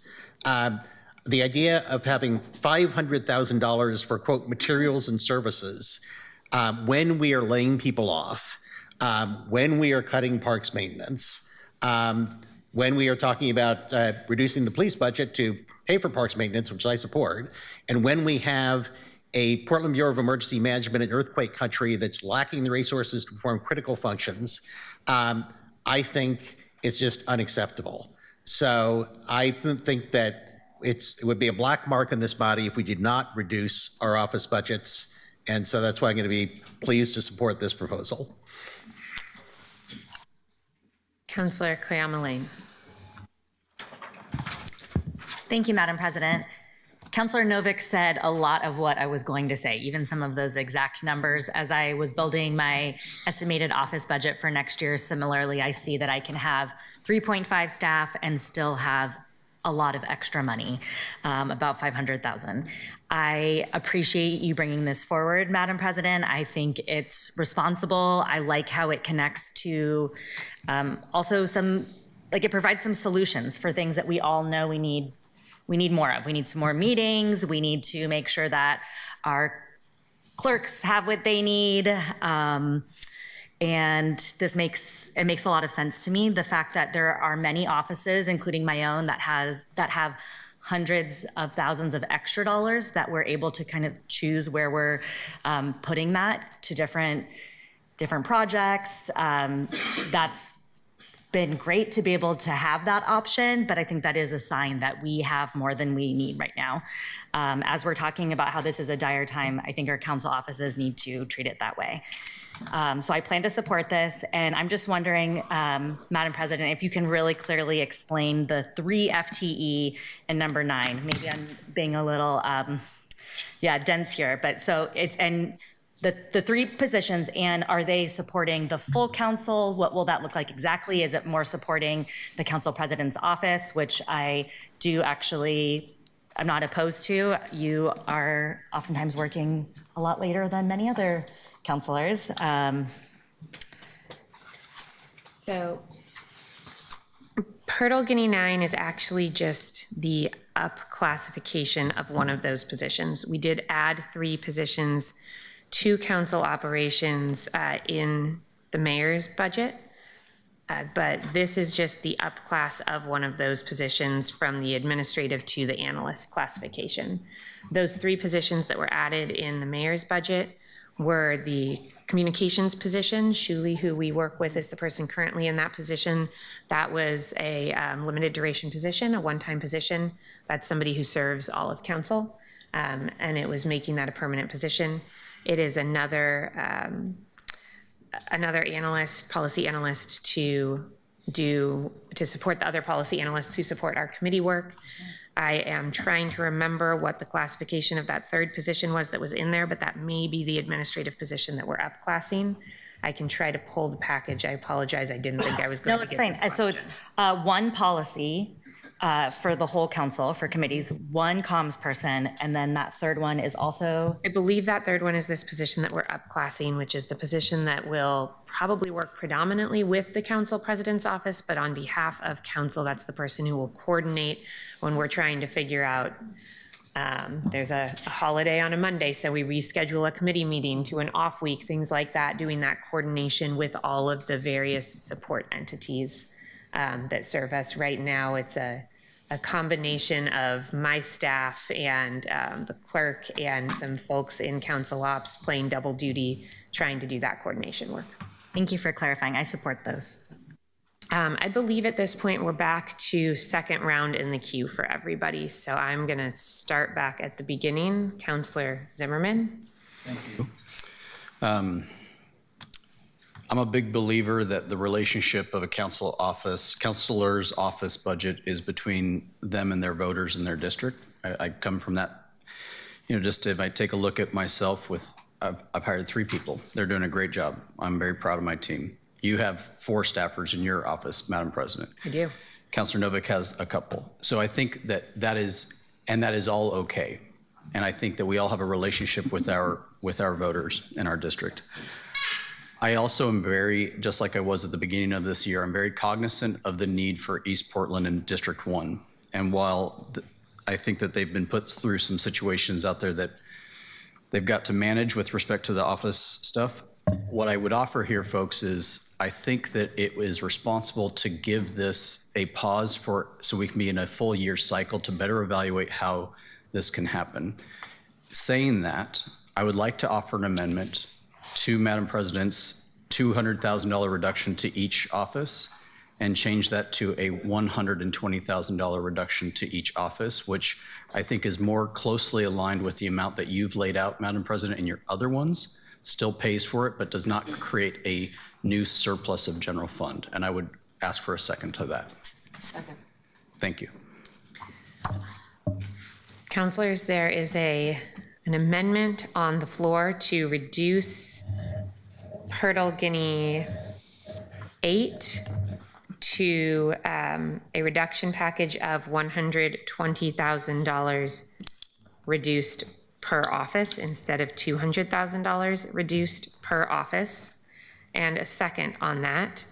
I know we still have folks in the queue for discussion on the underline, but And Madam President, I just, to that amendment, I wanted to note that I appreciate that part of your job as Council President is to do some of the administrative technical, right? That 23,000 or so, I consider that technical, not a baby of Alana Purtle Guinea, right? I know you've got that duty and I appreciate that, the work with council to right-size this support staff that makes this council possible, and it's going through flux. And so I just also want to say, if we can pass it this way, I'll be supportive of the next few amendments that staff us up at the clerk and council ops. thank you, Councilor.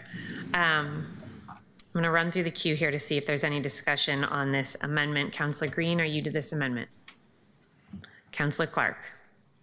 Thank you, Madam Chair. I just support the amendment.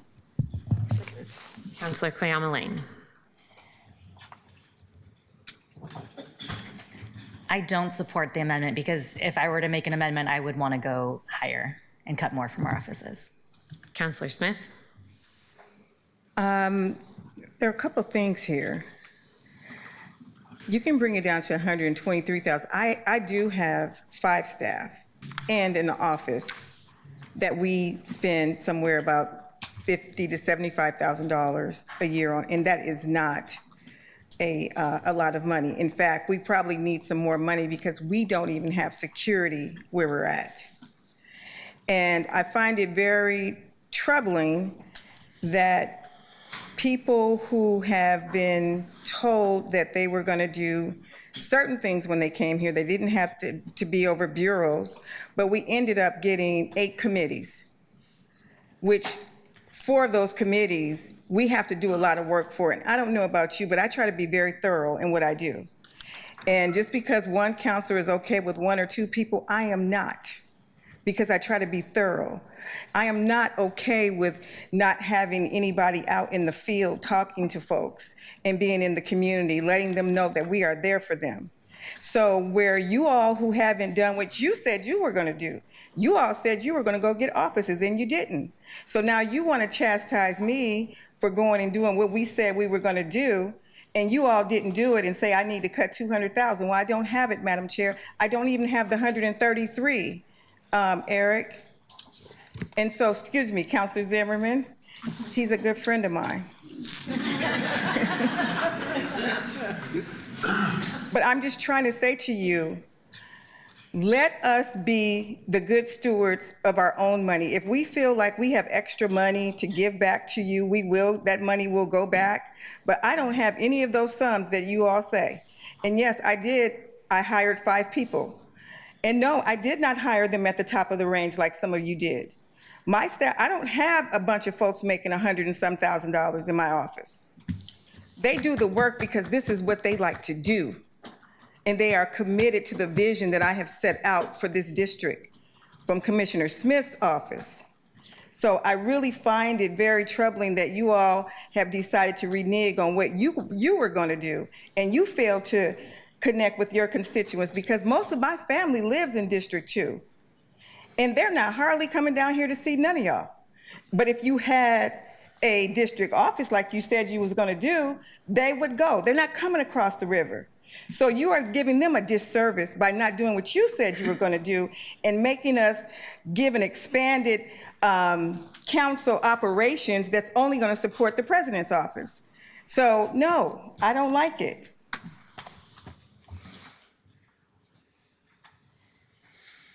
Councilor Canal to the amendment.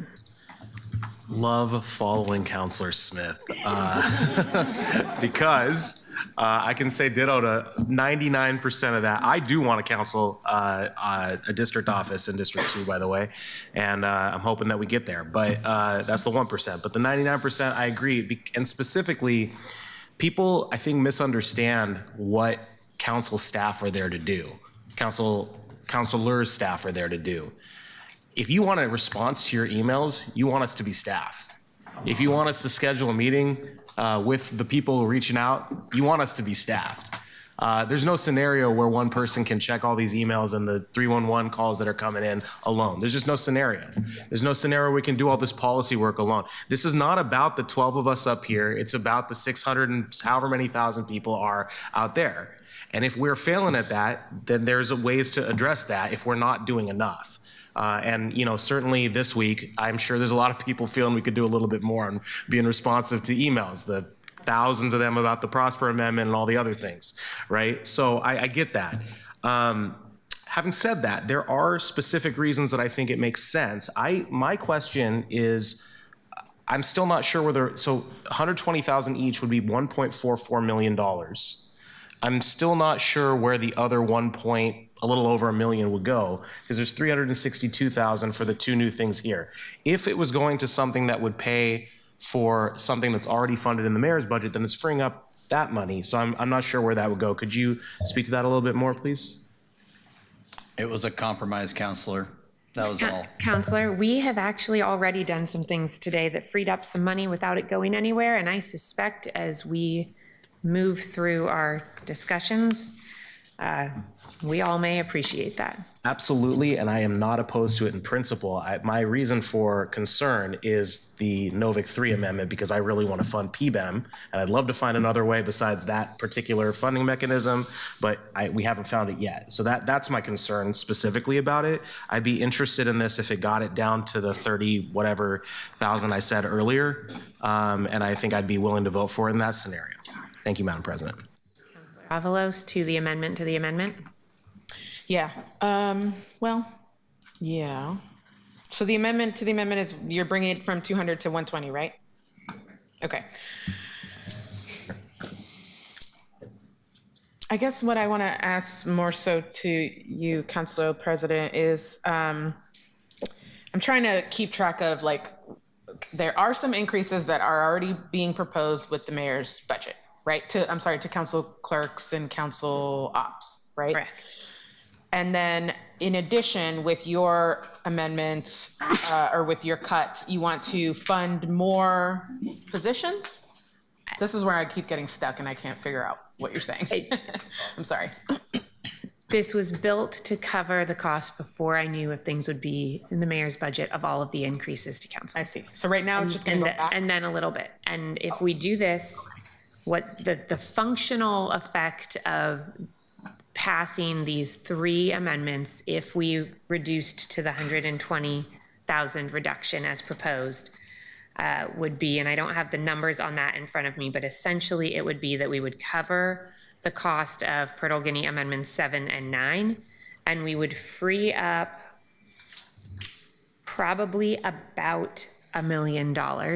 Again, I have not redone the math at this level. I did the math at the proposed level and at $133,000 cut each, but probably about $1 million that would then be available. We would be out of balance to the positive. Okay, and so then those, you said it would cover 7 and 9. So 7 is adding 2 positions and 9 is adding 1 position. Or reclassifying one position. Correct. Which means it is paid more. Correct. Okay. So I guess how I'm feeling about this, first of all, as it relates to the larger discussion on whether we should cut the council budgets, I mean, I honestly feel conflicted about it. Yes, I do think that we could withstand 200,000. And so I'm not necessarily against that. I think more so I would want to reduce my council budget if I felt like I was putting that towards increasing our capacity to do our work, which to me is more clerk, more council ops. Those analysts that Councilor Murillo brought up would be a good example of that, because I am not in support of counting the council budgets to fill in all the other holes. I think there's other sources that we can address for that. But because this is like ops to ops, essentially, I feel that I'd prefer that it go to that. So I don't know what to do with that. I feel like I'm trying to decide like if I need to propose like another amendment that would direct those dollars specifically, since some of this is just going straight back to the fund is what I'm hearing. Like it's going to cover those things, and then there's more money left over in the decrease that you don't have assigned, right? No? Did I get that wrong? God damn it. Okay, I can't figure it out. It is not assigned. It does essentially do what you say. There are increases if we pass Pearl Guinea 7 and 9, plus the increases to support our capacity that were in the mayor's budget, which are already included in what's before us. That's an increase of about $1.6 million in order to support our work. Let me ask it this way, actually. Do you believe that with the increases that are proposed via the mayor's budget and this, that like what is the outcome we are getting? Because the outcome I want is more meetings, more council meetings, more committee meetings, more staffing for other things, more analysts to help us, do budget stuff, more policy analysts. That's my outcome that I'm trying to accomplish. So I'm trying to figure out if this is accomplishing that. Does that make sense? That went into the mayor proposed and that are in Pearl Guinea 7 and 9 would give us 2 additional clerk, an additional policy analyst in council operations, continue the capacity for a council-wide communications staff person, give us a staff person who legitimately this one would help my office now and whoever is council president next more than council as a whole, because it's somebody to help coordinate when we're doing other things, making sure we have all of the supports that we need in place. It would add the funding to maintain our open signal contract, which we are way over budget on right now. And it would address some additional evening meetings. My thought when I put that in was that some folks had asked about capacity to have occasional evening testimony for committees. But we will, of course, as a group, figure out what that looks like as we move through the process of figuring out what our committee makeups are and what our council meeting schedule is moving forward. Okay, thank you.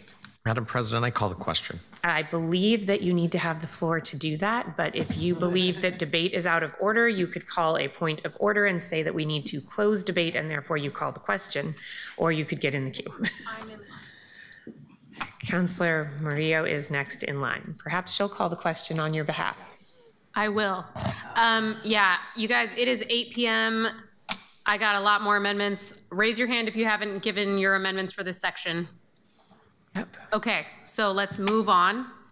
I'm calling the question on Zimmerman's amendment to the amendment. Is that where we're at? We are, and in order to call the question, I believe we need to take a vote to call the question. Nah, jeez. Is that correct?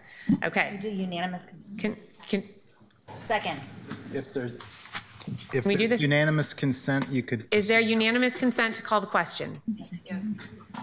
Councillor Canal, I'm looking at you. Do it. Is anybody else waiting to speak right now? People who are in the queue nodded yes to unanimous Okay, consent. then yeah, let's do it.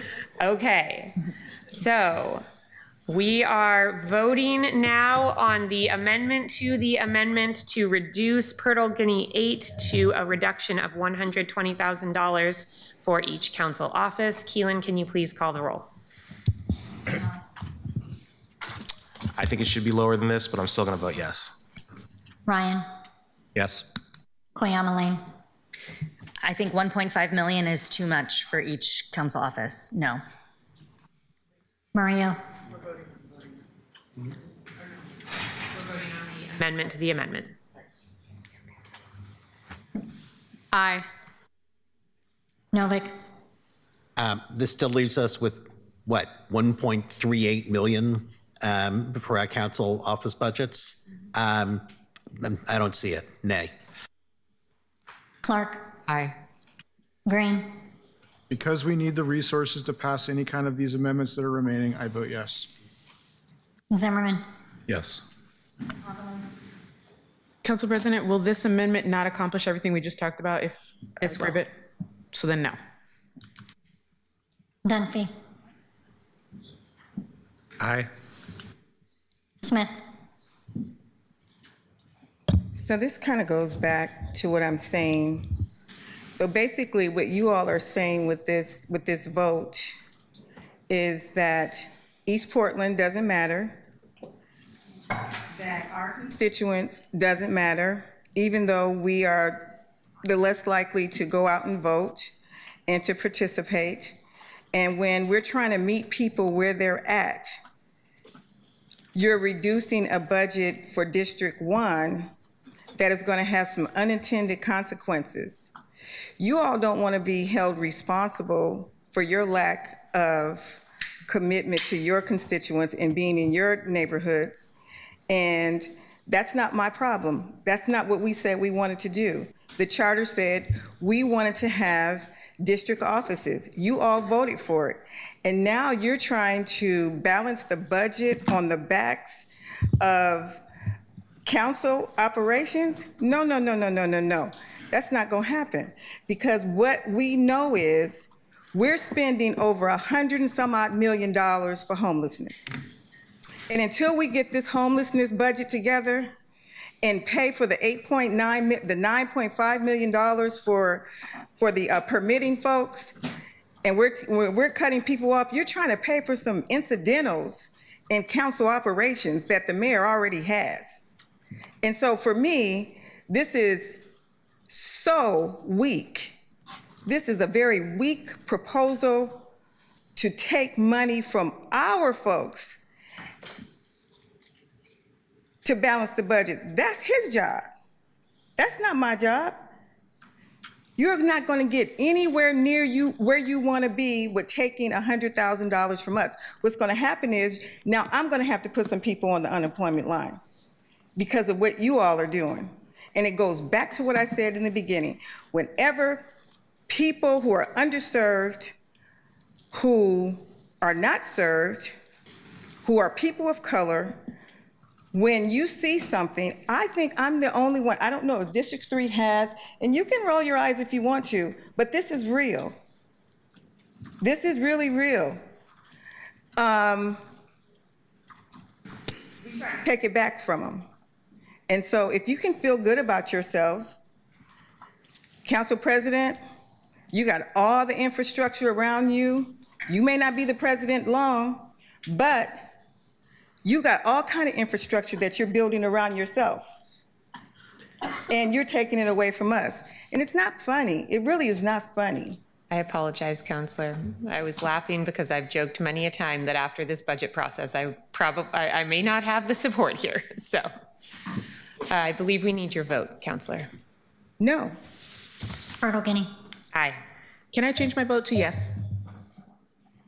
Can I change my vote to yes? Yes. Yes, thanks. Okay. The motion is approved with 9 yes votes and 3 no votes. Okay, Pirtle Guinea 8 has been amended. It has been reduced to a reduction package of $120,000 per council office. Councilors, is anybody in the queue to debate these amendments? Or are we ready to vote on them? Counselor, where's the start of the line? Counselor Zimmerman, are you in the queue? Counselor Green, Counselor Clark, Counselor Knall. So the only thing I'll say is if this motion, and someone's unmuted, if this motion were to pass, I am going to try to look at getting this extra $1 million devoted to PBEM specifically, and I just want to flag that in advance. Counselor Koyama-Lane. Yeah, I'll be fast.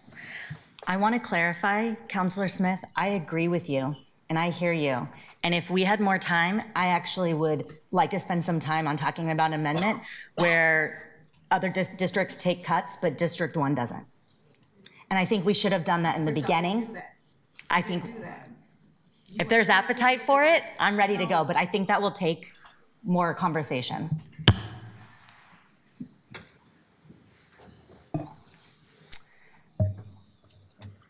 Because you don't care about underserved folks. That's why you don't have the conversation. It's a quick Counselor conversation. Smith, you're impugning your colleagues' motives right now. I believe that's against our rules. I'm sorry. Thank you, Madam President. Counselor Koyama-Lane. Counselor Smith, you're in the queue. I'm willing to have that conversation if you're serious about it.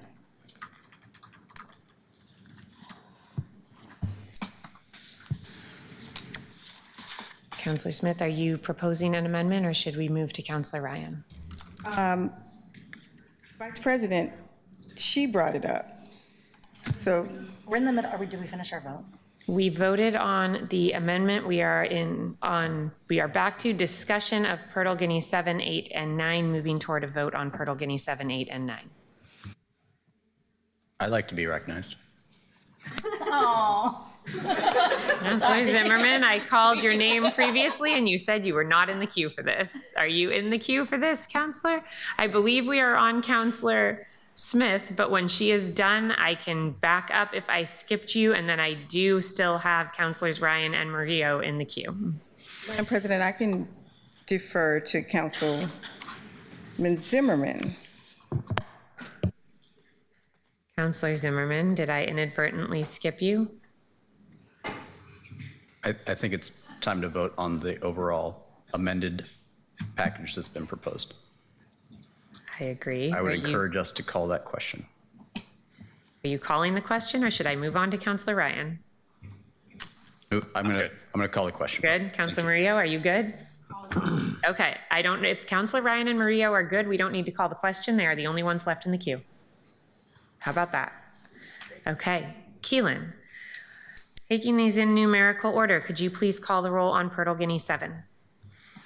This is the council clerk staff addition to ensure that our clerk's office has the staff they need to properly support our work. Canal. On Purtle Guinea 7, aye. Ryan. Aye. Leanna Lane. This is just 7? Aye. Murillo. Aye. Novick. Aye. Aye. Green. Aye. Zimmerman. Aye. Avalos. Aye. Dunphy. Aye. Smith. No. Purtle Guinea. Aye. The amendment is approved with 11 yes votes and 1 no vote. Thank you. Could you please call the roll on Purtle Guinea 8? Canal. No. Ryan. Yes. Koyama Lane. I'm hoping to talk more about this on June 11th. I vote no for now. Murillo. Agreed. I'm hoping to talk about this more on June 11th. No. Novick. I just have to note that Councilor Smith has said that she's hired 5 people who aren't paid very much. We've got 3 people in my office who are paid pretty decently, and the cost of them plus me is $750,000. So let's say Councilor Smith is spending $1 million on staff, and she said she's spending $50,000 to $75,000 on an office. No, I didn't. I didn't give you a number. I Yeah, said I wasn't I heard paying you- $100,000. Don't tell stories of me. How much is it? I didn't say, I said I don't have folks making 100,000 Okay. plus at the top. That's what I said. Stop Okay. it. Just stop it. I'm saying, how Mind your about, own business. We are in the middle of a vote right now. Yes, mine is We business. are in the middle of a vote. Let's not make assumptions about what our colleagues have said or are saying. all right. What I will say is I have not heard anybody explain how they spend $1.5 million. No. Clark. Yes. Green. What's the question? Counselor, we are voting on the amended Purtle Guinea 8, which is a reduction of $120,000 per office. I heard some great ideas about thinking about something on June 11th. That's going to take more time than we have tonight. You've raised some very, I think, legitimate concerns, Counselor Smith, about it's not equitable necessarily that District 1 and District 4 have the same budget. And I'm willing to have that kind of a conversation. I know that these two are going to be a little frustrated with me for saying that, but I vote aye. Zimmerman. Aye. Avalos.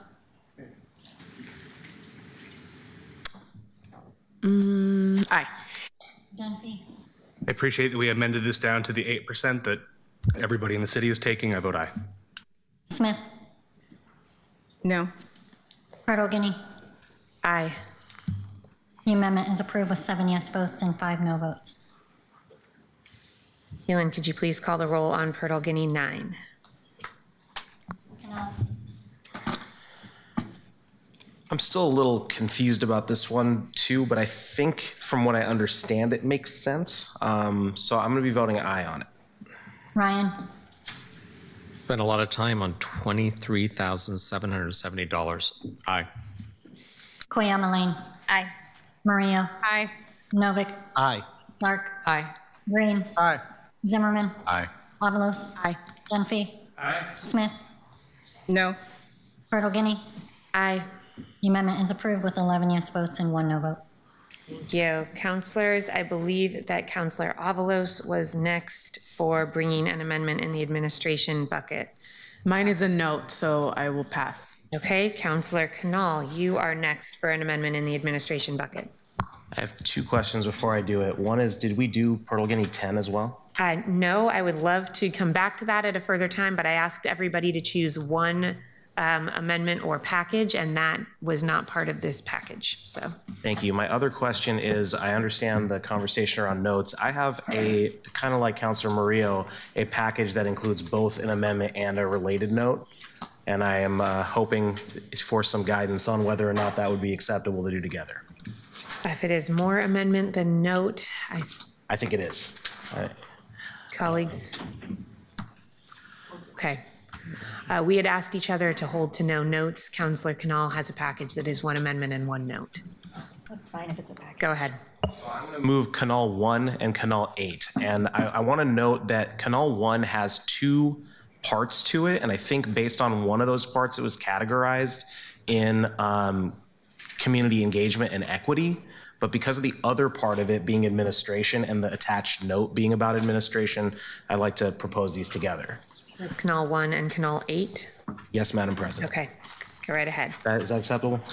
Yes. Thank you. All right, so Canal 1 is, if you're looking for a short version, the Robin Hood Amendment. It is looking at our management positions at the top. We used to have bureau directors that reported to elected officials. Now there are two layers in between those layers of our management. There's a city administrator and deputy city administrators. We also had deputy directors alongside it. Some of these deputy director positions are in bureaus that have 15 to 25 people total in them. So much in the same way that Mayor Wilson proposed the reduction over time of the different lines of businesses with a 20% goal and assuming to get about half of that over the course of this year, we asked about the non-public safety general fund bureau deputy directors, and we were told that from the budget office it's about $2.1 million of expenses on that. And we asked this motion would propose doing a reduction or reclass of those positions over the course of the year. And the estimates we got was between $500,000 and $600,000, depending on how rapidly that would go. So the motion in Canal 1 is to do that process, to either reclass down to managers or reduce the deputy director positions in general fund bureaus that are not public safety. This would not do anything to the public safety bureaus. I want to be very clear about that. And to transfer that money to the Office of Equity and Human Rights to restore the positions that are being cut there. The positions that are being cut there are a portion of the ADA compliance in the Office of Equity, a portion of the LGBTQIA2S+ program, and the entirety of the racial equity plan staffing, which is one person. And it would make the two that are temporary ongoing, as well as restore the related administrative assistant. So that's a move of $600,000 out of these management positions and into the 4 frontline workers at the Office of Equity. Canal 8 asks for the City Bureau of Human Resources, this is the note part, to review the overall classification series of deputy directors to see if it's still something that we need, as well as look at bureau director pay, which was not adjusted in any way or, as far as I can tell, even evaluated during the course of the transition. If the answer comes back that they're being paid the right amount, or even that pay needs to go up for bureau directors, I'm open to it. We're just asking what the positions are and if they're commensurate to the size of the bureau. So that's the note component of it. And the two go together because they're both related to making our org chart look more like a pyramid and less like a pillar. Thank you, Madam President. Oh, and I'd ask for a second. Thank you, Counselor. Is there a second? Second. Okay. We have a motion and a second for Canal 8 and Canal 1. Counselor Ryan, are you in the queue for discussion? No. Counselors, is there any discussion? Counselor Avalos? I'm sorry, my thing here, I apologize, colleagues. I was on the wrong page of hands. Counselor Zimmerman is not here. Counselor Green, were you in the queue for discussion? Counselor Clark, are you in the queue for discussion? Counselor Avalos, go right ahead. So I'm understanding that 1 and 8, I guess what I'm hearing is that 8 is to ask the city administrator to study the whole deputy director infrastructure and all that, right? But 1 is to do it anyway. Help me understand the difference. So 1 is to do it for a very specific subset of bureaus. The bureaus that are funded out of the general fund, so separate from like water or sewer, things like that, and also the bureaus that are not public safety. Okay. So it starts the process there. Often these bureaus are among the smaller ones, 15 to 25 total FTE in some of them. And the ones that have more and have a need for it, there's the opportunity in the scoring for the mayor to reclassify them as a manager series. I'll note that a manager 2 is paid the same range as a deputy director 1. A manager 3 is the same range as a deputy director 2. So it doesn't even necessarily come with a pay cut, and there's some built-in flexibility there for the mayor to do those reductions, but to get away from the practice of having a deputy director by default. Because we've been hearing loud and clear, I think, from our city employees that they're seeing the cuts happen at the front line and they're not seeing it happen at the management level. And so this is, I looked at the different manager positions. I looked at the city org charts that our staff provided. Thank you for that. And started to look and see, you know, bureaus need a director. That in order to be a bureau, you need a director. But where else can we look? And the upper management needs to also bear the burden that we're all, you know, looking to bear in here. Okay, thank you for clarifying. I think I support 8 because it is to, you know, asking that we explore it and see where the efficiencies and all that. I can't support 1 because I need 8 first. So that's kind of how I'm seeing it. I get your logic. I also, you know, not sure. I generally understand what you're saying around like we don't need deputy directors, but I just don't know enough about how that structure works. I want to give the mayor and the CAO a chance to really unpack that, which is why I'll support 8. But, and you know, I have never been a bureau director, but I have been an executive director, and I know my deputy director was super important to the infrastructure of how we ran our organization, and I see a lot of parallels there. So that's why I have questions, and I'm uncomfortable making this decision now before I get clear answers with the help of the administration who is already doing all these efficiencies. So that's kind of where I'm landing. Thank you, Counselor, for that feedback. Counselor Novick. Yes, I just wanted to say that I instinctively support this proposal, but somebody made the point to me yesterday that, well, maybe there's a bunch of deputies where their title is deputy director, but they have a bunch of substantive responsibilities, and they don't just deputy direct all of the time. So since there's a limited number of bureaus, I'd actually like to spend some time in the next couple of weeks going through and looking at the actual jobs and maybe making a decision on June 11th, unless you've already done that, Counselor. I have looked at the list, and I can give you my opinion. I'd prefer not to do that because it might sound like a criticism of someone's individual performance, and I don't want to imply that. But I will say that if somebody has a substantive management role, that this builds in the ability to reclass them to a manager 3, which is, again, the same equivalent as a deputy director 2. Thank you. Madam President. Okay. Counselor Clark, are you hoping to speak to this now? Yes, I am, actually. I want to agree with Councilor Avalos. I think that number 1 is really putting the cart before the horse. So I absolutely agree. And it's beginning to feel like I may have some of the same sentiments that you have, but I feel like we're beginning to micromanage, and I want to leave this up to the administration. So I'll be voting against 1 and 4-8.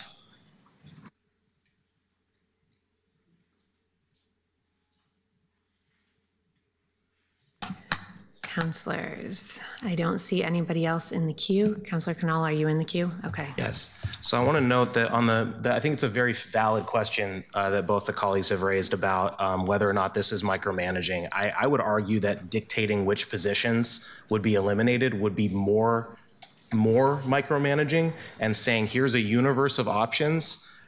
We're asking you to reduce it the same way that we are considering approving for those 7 different lines of business, right? Engagement, communications, equity. It's look within it. You have to please reduce by 20%. This is the same concept, and it even also assumes the same or a little less because of the reclassification option, which doesn't save as much money. It assumes less of the full 2.1 million because some of those folks will remain employed. They may just be reclassed to the same pay scale. So that's that side of it. And for the other point, I'd say I think it's fair to say that this that it might be better to wait for having all the potential information. But I would offer that we have heard a great deal of information from the public already as to their views on management and frontline workers, and not approving this would mean that we're okay letting racial equity the staff for the racial equity plans at the Office of Equity disappear entirely. That we would be okay with the LGBTQIA2S plus folks being cut in half, and that we'd be okay with the ADA program losing staff. And I'll just remind everyone who the President of the United States is and say, do we really want to do that right now? Counselors? Seeing no one else in the queue, I believe, to speak to this. Pausing to make sure no one jumps up and down who's there on other things. Keelan, can you please call the roll again in numerical order? Canal 1 first, and then Canal 8. Canal. Yeah, Councilor Smith isn't here, so I'll do my best to say, to channel that and say, if we're going to say that we care about equity, we need to work to ensure that our equity employees are funded, including, this is the only amendment put forward that relates to racial equity in the whole process of our 120 amendments. I vote aye. Aye. I'm experiencing amendments that are more detailed than experienced in the commission form of government. I vote no. Cuyama-Lane. Aye. Murillo. No. Novick.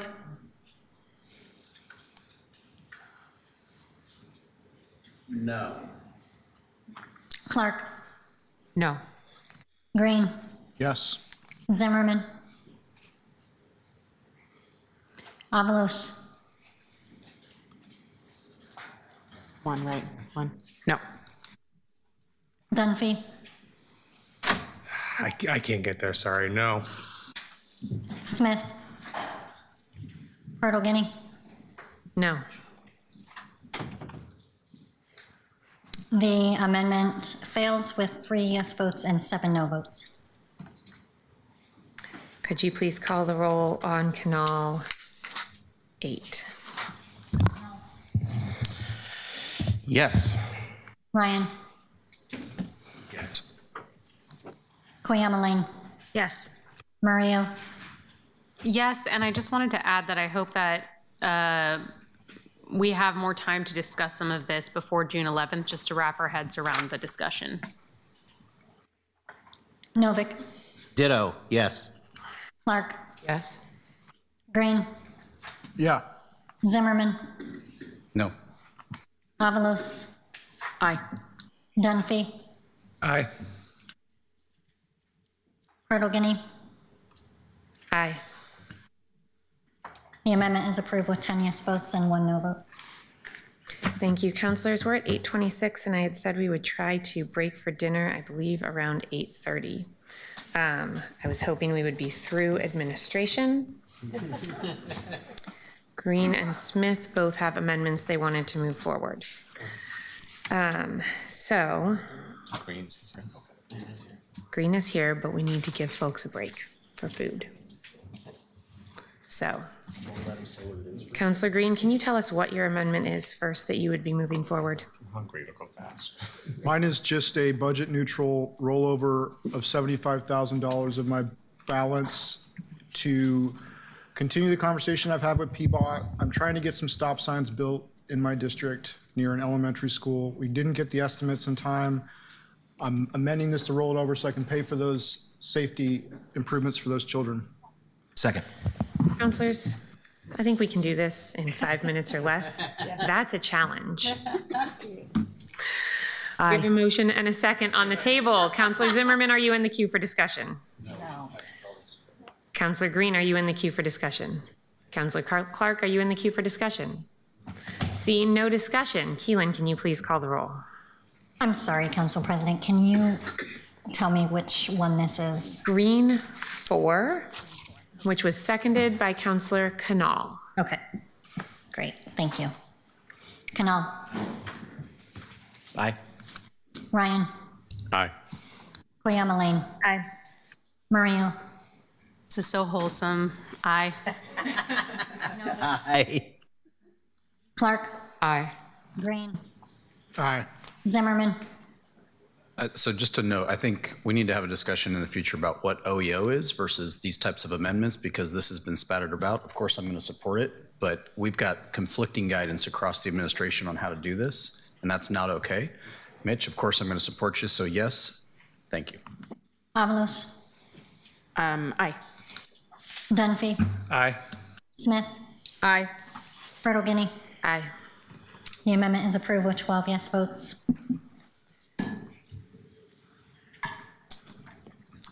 Counselor Smith, is your administration amendment one that we think we can do in 5 minutes or less? It's a budget note. Okay, we are holding on budget notes, Right. I believe, right now. So Yeah. let's hold on that. Counselors, does anybody who has not had the opportunity to move an amendment in the administration category wish to do so? Seeing none,